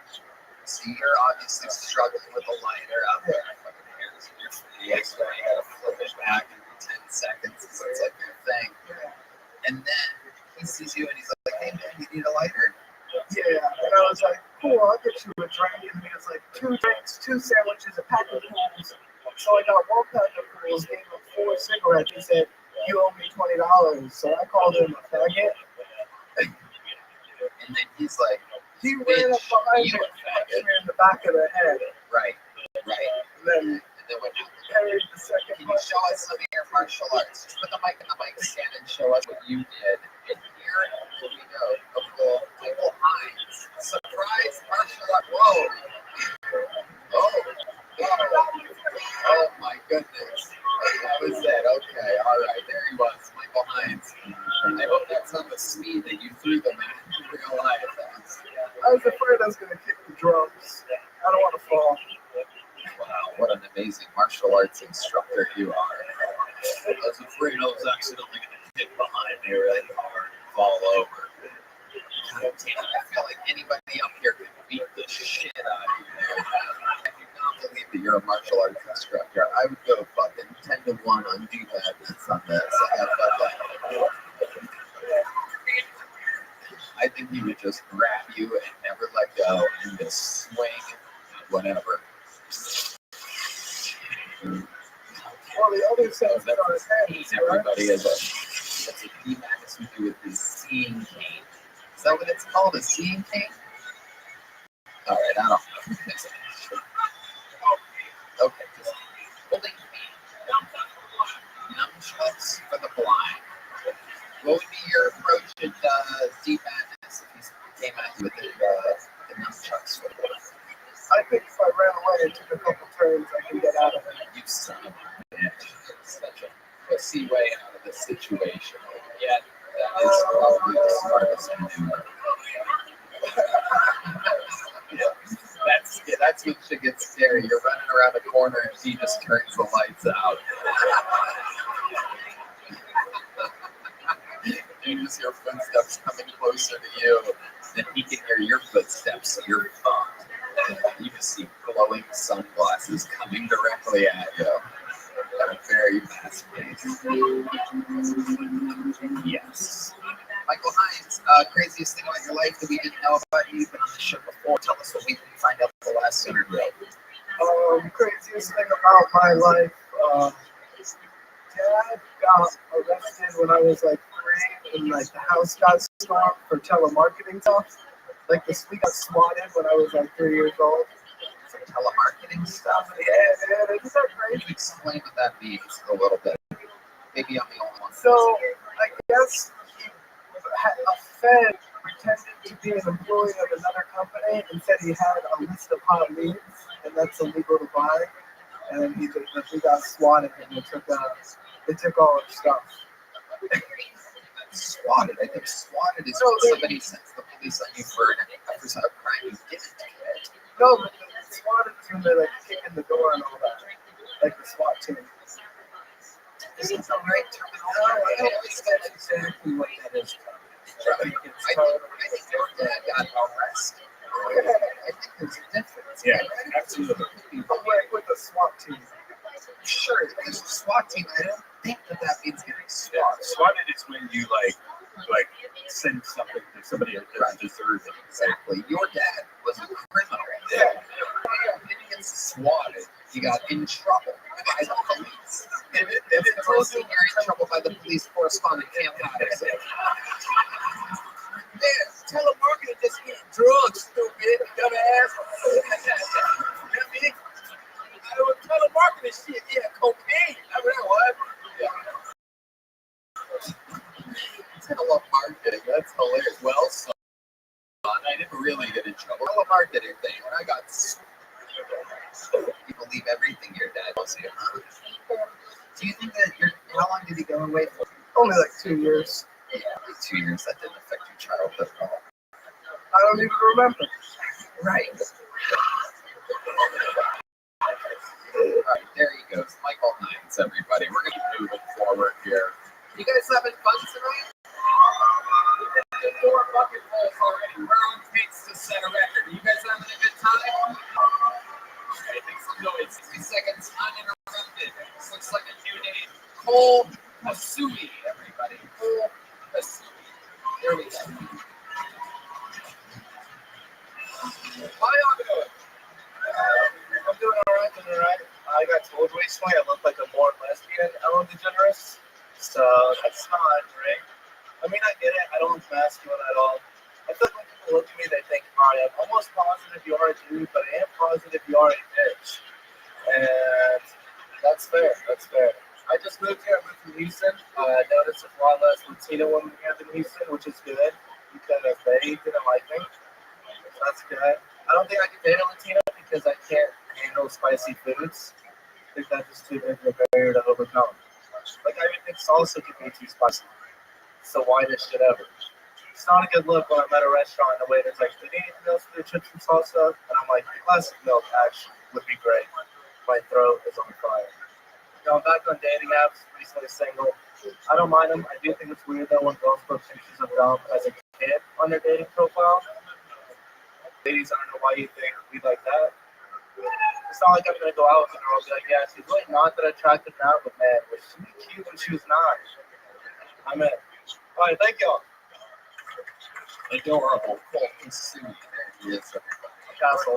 How are you? What is it? Castle. Castle? That's how you pronounce that? Yeah. Oh, that's an L.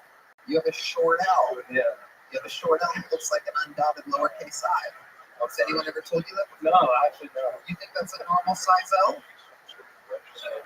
How does that look to you? That 100% looks like trying to do a lowercase I and put a on the top. What does that look like to you? That doesn't look like a short L at the end of castle. Go ahead, dump a hill, man. Thank you. Oh, hey, he doesn't even know how to read. I thought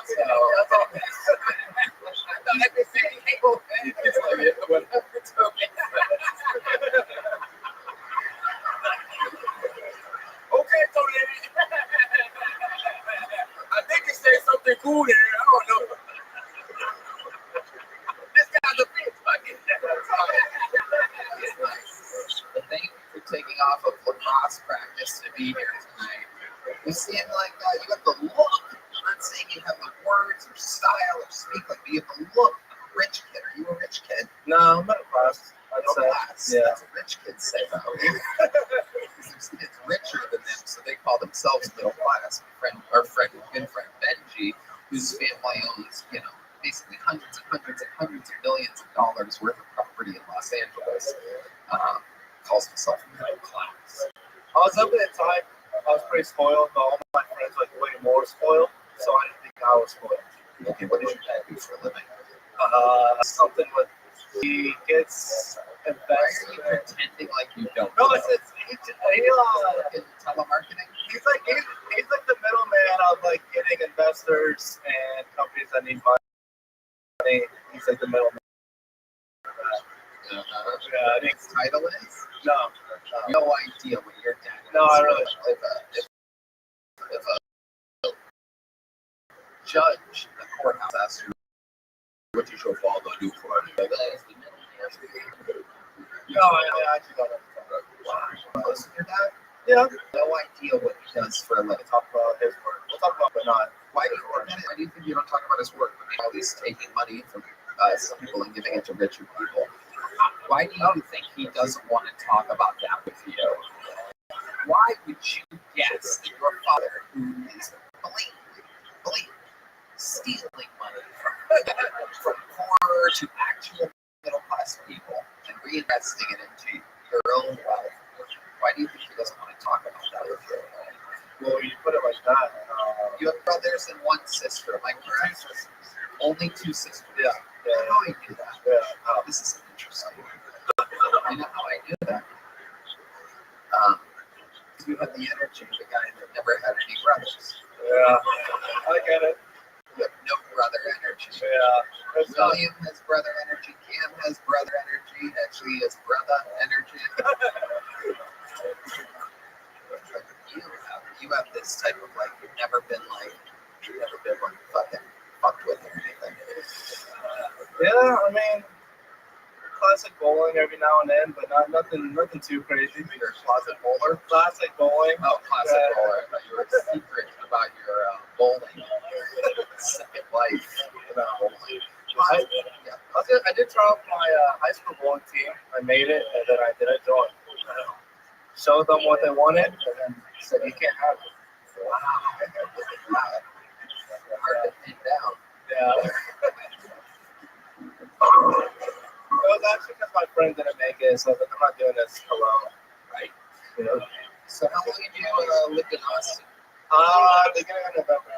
What do you do for work? I'm in financial sales. I sell insurance to financial advisors. Did your dad help you get that job? No, he has helped me get interviews before, but not this job. He didn't help you get this job at all? No, not at all. I swear. The resume that you gave them had nothing about your father. No, I got it on my own. How'd you get it on your own? I called my dad and he said, I'll definitely help with the interview process, maybe resume a little bit, but maybe resume a little bit. So we're backtracking on my original thing. But he didn't find the company. It was like, yo, apply for this. I applied on my own. Did an interview. That's not what I asked at all. What? Yeah. You just answered the question from a minute and a half ago to where you don't think anything on the resume was affected by your father at all. Yeah, just don't worry about it. Don't worry. You know that I won that round. Just you'll figure it out when you watch the episode. Finally, a breather. Okay. And you do that for work. You've lived here since November. What's your love life like? Single now, so not great. Why single now? What's different now that wasn't like this before? Well, just because I moved here, so I don't really know anyone. So went on one date here, didn't go too great, and then I was like, I'm just gonna focus on comedy. One date? Yeah. Sounds terrible. Tell us what happened. Yeah, it was the first weekend I was here, and this is November of this year, is it? Yeah. Ago? Yeah. That's 1 month ago. Yeah. The real answer. Here we go. Yeah. Went out, picked her up. I think this is where it went wrong. I picked her up, and it was my first weekend in Austin. Didn't know the downtown parking, so just looking for a parking spot was terrible. I'm trying to talk, it's not going well. And then at a parallel park, and that did not work. Someone did have a So I think that was the first mistake. And then we went to a bar, we had 2 drinks, said she felt sick and went home. No, you went home. I didn't drive. Did you start holding onto this belly while you were in the parallel park, or was it after? I was like, I know this is bullshit. When I was driving her back to her house, she was like rolling down the window, like burping. I was like, maybe she's either the best actress ever or just actually sick. Yeah, but she acted well. Rolling down the window for a burp. That is fucking disgusting. Yeah. Where did you find this girl? Yeah. All right. Where'd you take her to eat at? Well, she had to pick the bar because I didn't know anything. And she picked the place. It was like way too loud for a date spot too. I couldn't hear anything she was saying. You don't remember the name of the place? No, I don't. She was like, I couldn't hear it. Like, I was just acting like I knew what she was talking about. She'd be like, yeah, my mom has AIDS. I'm like, yeah, this is a good song. And that was usually the majority of our conversation. So she was sick, and you had just saying yes and no to things. And you because I kept asking, like, what'd you say? And then after a while, it just got too much. Wow. Yeah. And then I never saw her again. Where'd you come from? Houston. Oh, it's a long distance. Yeah, I'm from Dallas, so, just working my way around Texas. I can't wait for you to go to San Antonio. Hopefully they'll be soon. Anything else for cool, gentlemen? I mean, I think that if you're trying to get laid, try not telling people you're middle class. Say that you're rich and keep wearing that sweater. Okay. Great advice. Hans Kim, slide with the ladies. He's had to deal with that, having that face. So, I mean, imagine. And don't worry, I used some music dates after I tried a parallel park as well. Yeah, it's any type of parking is parallel parking for Hans.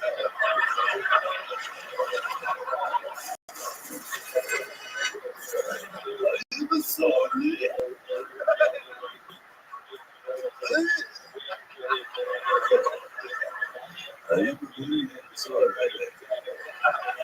Can't have anything else for this fucking goods up here. This fucking this human sea hawk that we have up here today. She got sick. I didn't want to take it. She said, so you roofed the bitches, you forgot it's over. It's too early on. I usually wait for 3 to 4 drinks for that, but we're only on 2. The whole band just reacted to that. I know you wanted a nigga to roofie dude. The band knows the exact drink on which to roofie a lady at. It's hilarious. William, anything else for Cole? Cole that they were describing about when you can really hear the girl and you're just kind of agreeing with what she said. I'll be honest with you, I thought about that during the whole fucking set today. I was kind of hearing things going on, but I don't know. I'm just kind of in a rotten mood right now. So sorry. Why are you in a rotten mood? The Kellogg's brand lunch ran out earlier, Tony, and I couldn't even eat any earlier. Oh my goodness. So I'm in a real rotten mood, so sorry to take it out on your fucking ass, but I didn't really hear any of it. It's okay. It's okay. Fiber withdrawals right now. Yeah. What are you going to do about it? Oh, okay. All right, there he goes. Cole Castle, everybody. Here's Hell Jump Football. Can you catch this? You didn't have any brothers. Everybody's waiting. Everybody's laughing at you. Millions of people watching. Wow. Cole Castle. There he goes. Okay. Pretty sure everybody's bombed so far tonight. This is exciting. These nights, I like them. How many of you like it when people do on this show? How many of you like it when people do that on this show? Well, then you must be fucking true.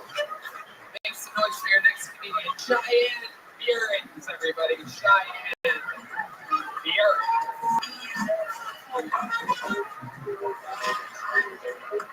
Thank you. I used to suck off a guy in a wheelchair. That's right. I'm ADA accessible. I didn't do it because I'm super progressive. I just wanted someone who would walk out on me. but Hot Wheels just wheeled right on through. I don't get why people say God hates abortion. Because if that was the case, then why is the Big Dipper like a coat hanger? I guess it doesn't really look like a coat hanger, but it looks like one that was unraveled straight out of a steak. You know what I mean? I know. Sorry, Texas. Listen, I'm actually pro-life. I feel bad when I tell that joke. That's why whenever I got knocked up, I just started munching on mushrooms until my sweet baby boy killed himself. He was like, "Yo, this bitch is fucking crazy. I'm out of here." Yeah, I don't really know why I give my unborn baby a Polo accent.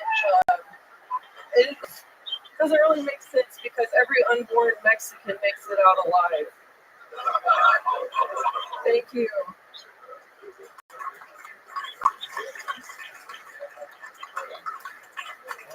Hello. Hi, Tony. What do you mean every unborn Mexican makes it out alive? I didn't get it. Mexicans talk about babies. Every unborn Mexican. I know that they make a lot of babies. It's a little weird. But why would a Mexican make it out alive? Because he's Mexican. And Mexicans don't get abortions. Oh, I never know No? if it's my high quality weed or if everybody else doesn't do it. I got it. It's like every Mexican that isn't denied by debt gets born. Not that every kid that is not born gets born. It's because you're also autistic. Hell yeah. Same word with baby. It's just even parallel park. I'm still not sure that I get the Mexican reference, but Okay. it's all good. Every unborn Mexican makes it out alive. William, do you get it? You're saying they survived the abortion? They survived the abortion. That's a straight joke. Every Mexican that hasn't been born yet is born. We'll be right back after these messages. That's a Mexican joke. That's a Mexican. Clear.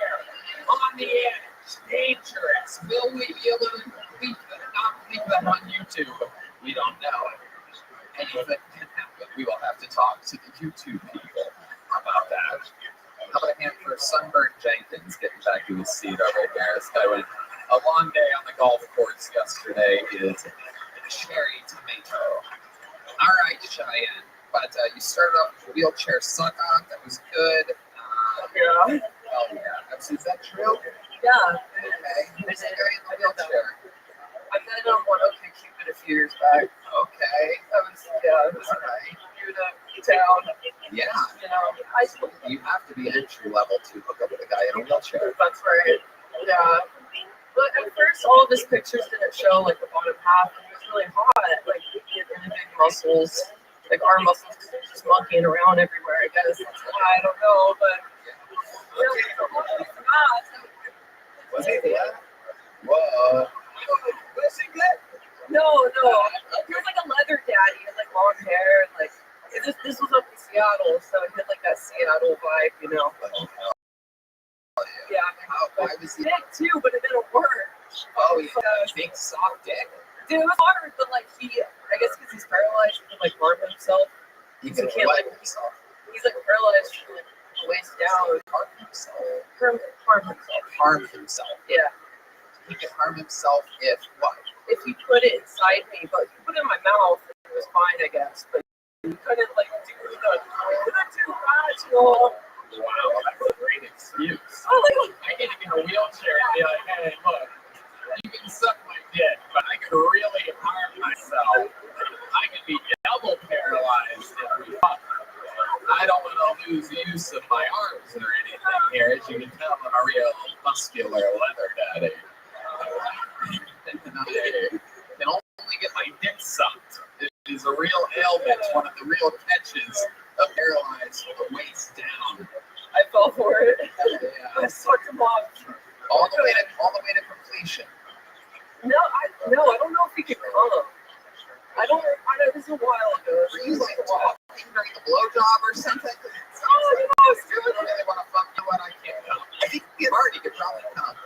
don't remember.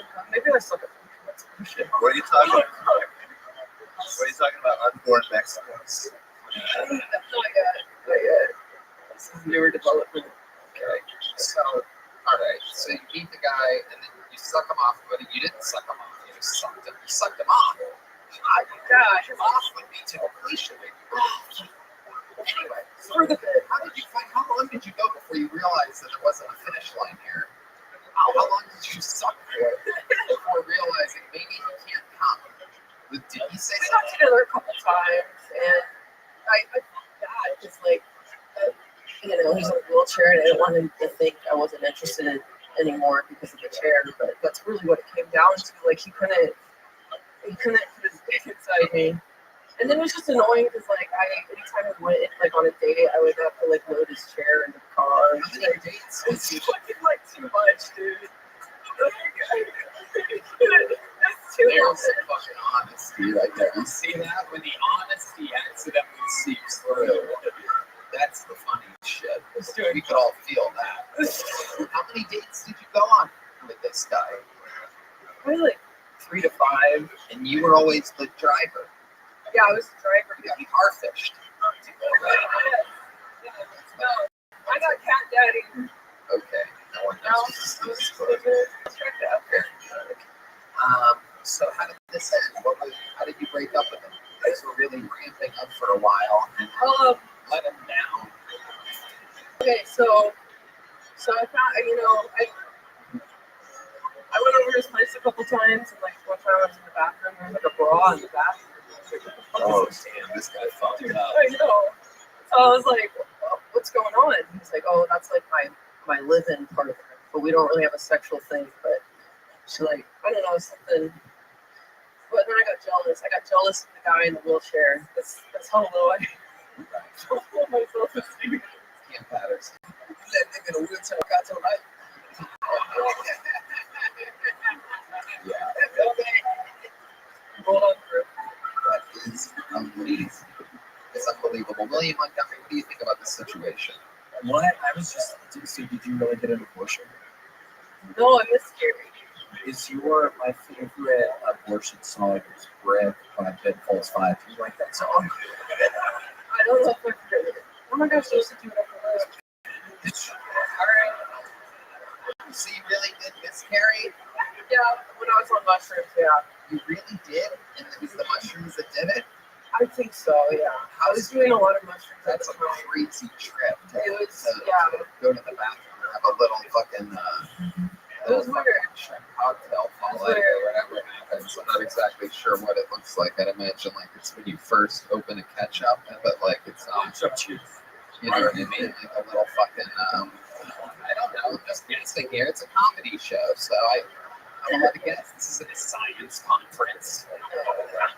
It's like boba, right? Yeah, boba. It's an emotion. Yeah, it's just a couple of clocks. We've run out of jokes to make on this show. An emotion. Thank you. You almost had a little baby boba.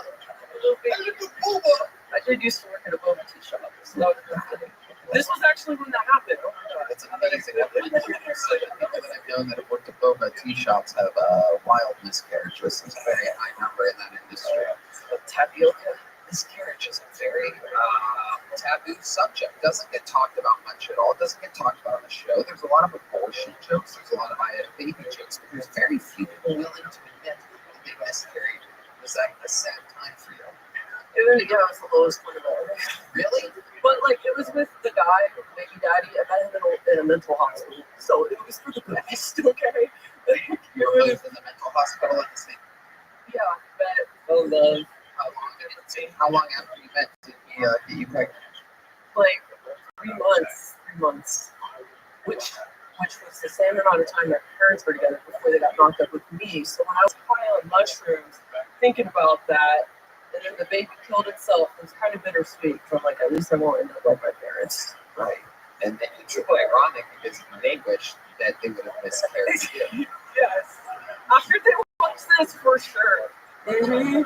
So let me ask you this. Were you and the guy that you met in a mental hospital both heavily medicated when you made this baby?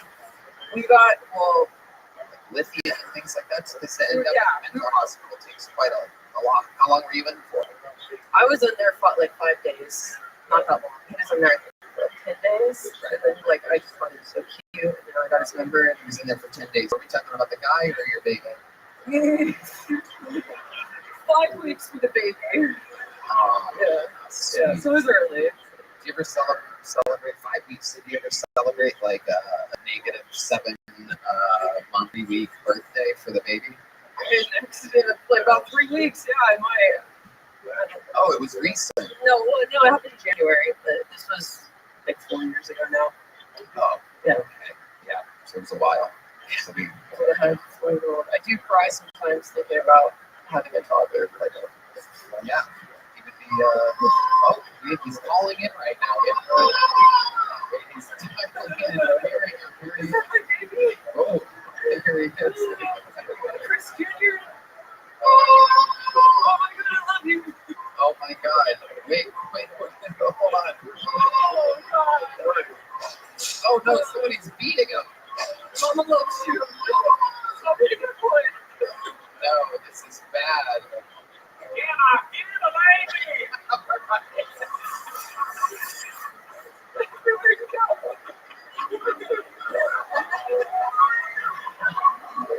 Oh no, he's with the devil. Oh no, he's in hell. Oh no, he's getting flushed down the toilet again. Oh my God. Oh no, he's getting beaten in hell. This is incredible.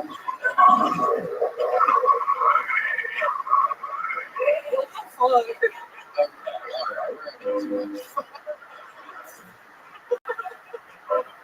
Sounds like he's having a good time down there. Alright. Cheyenne, you know what? It was a great interview, very compelling. So you're going to leave here with a big joke book tonight. I was talking about it. Here, I'm going to throw it to you. Can you catch? Alright, here we go. Do it for he's watching you right now.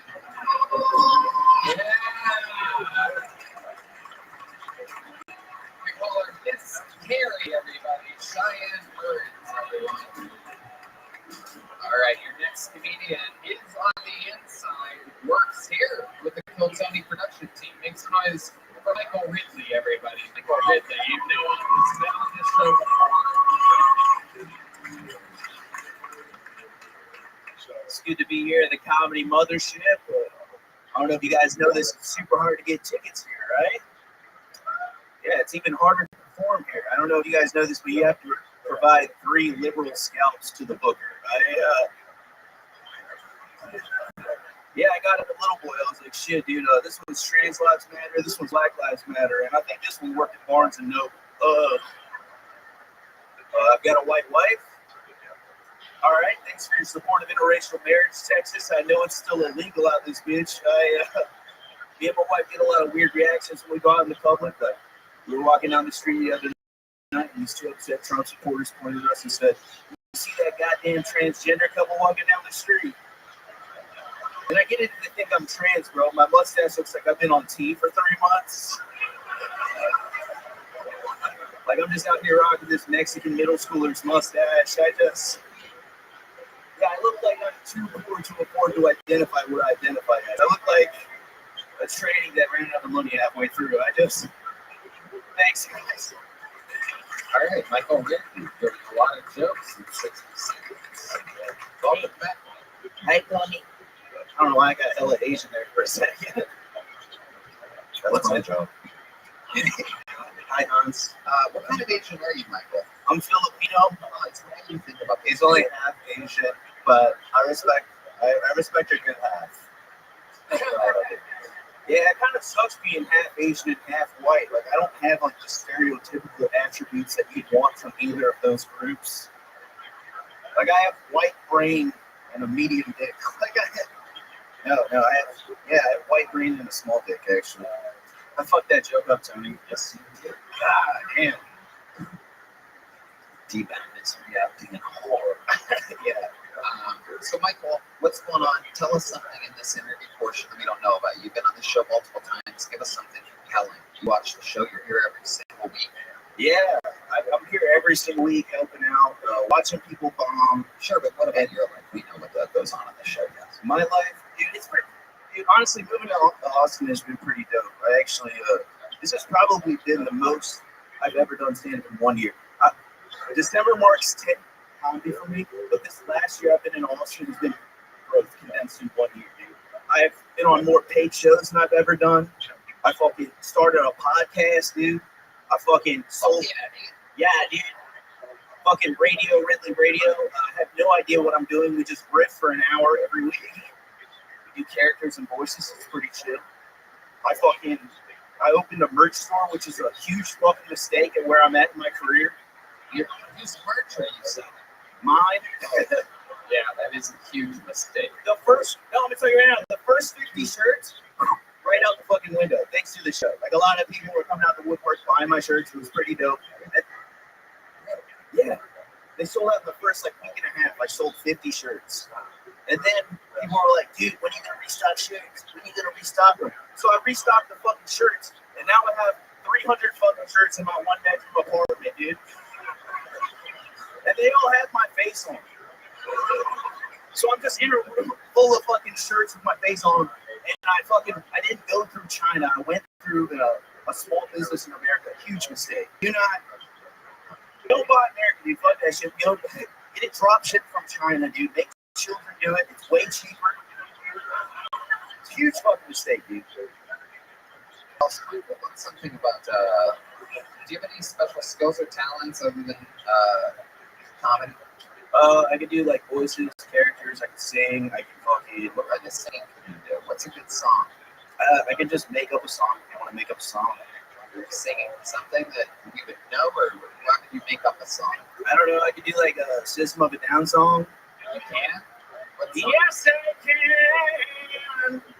No, that's not System of a Down. No, you can't. Tony, can you literally can't. Maybe not. Yeah, let's not do that. That sucks. It's like a System of a Down. System of the Down syndrome. Yeah, for sure. I didn't know, dude. I didn't know I was getting fucking pulled tonight. I didn't sign up for like 6 fucking months. Isn't that crazy how that's the show works that you work for? Yeah, I know. I had no idea I was going to get pulled in fucking shopping stuff. Almost like they were pulling son of a fucking. Yeah, it was like 200 motherfuckers every week. I'm like, yeah, damn, of course. And I'm like in a low right now. I'm not doing too good, bro. Why are you in a low? Honestly, bro, I don't know what the fuck happened. I like lost the fire a little bit, dog. I'm not even gonna lie. Like, I was fucking working my ass off. Like a year ago, bro, I had so much fire. I don't know what the fuck is happening. You know what? To pick you up a little bit, you know what we're gonna do? I'm gonna buy a T-shirt from you. You're down to 349, my friend. God, dude, please. Like, we're gonna keep it moving. There you go. It's a great System of a Down impression there. I'm System of a Down. It was a summer system. It's a pastime activity. It's literally the worst System of a Down impression. I mean, it's humanly possible. A blatant, deep, strong voice. I take System of a Down. I guess the whole band's confused. So much toxicity in our city. Nobody else thought that was crazy? Well, I didn't sing. Have you heard System of a Down? Summer oppression. All right, next who's here next bucket full? Owen and Galavan, everybody. This is a new name for sure. Owen Galavan, here he is. Hey, everybody. Guys, I think it's funny that we use the word skinny to refer to people that are thin. I think it should be the opposite. I think we should use the word skinny to refer to people that are overweight. Because who has more skin than them? They are covered in it. You guys, they are so skinny. I think it would make them feel better too, you know? Going to the doctor instead of being called morbidly obese. The doctor could be like, listen, you're dangerously sick right now. You're actually my skinniest patient.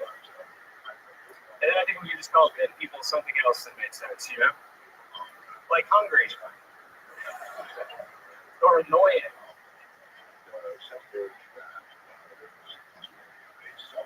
Or, oh, you think you're fucking better than me?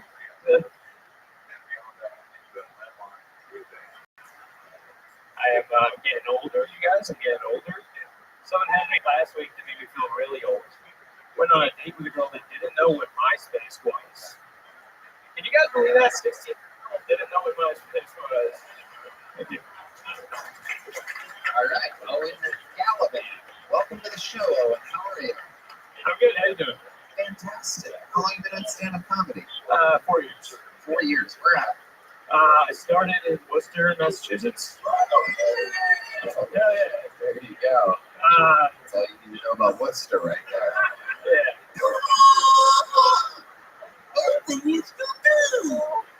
And I've been here like a year and a half.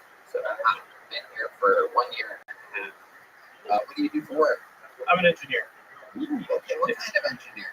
Mechanical by degree, but right now I'm working as an industrial engineer. Just like process improvement on manufacturing. I love that. That is incredible. What do you like to do for fun, Owen, when you're not doing stand-up? I skateboard and play disc golf a lot. Has anyone ever told you that you look like Daniel Day Dinklage? No, that's a new one. I know. Who that is? That's not a real person. That's a combination of Daniel Day-Lewis, which is what I think his face and hair kind of reminds me of, and Peter Dinklage. I combined them to make a 3D joke, Daniel Day Dinklage, because Dinklage is a midget. He kind of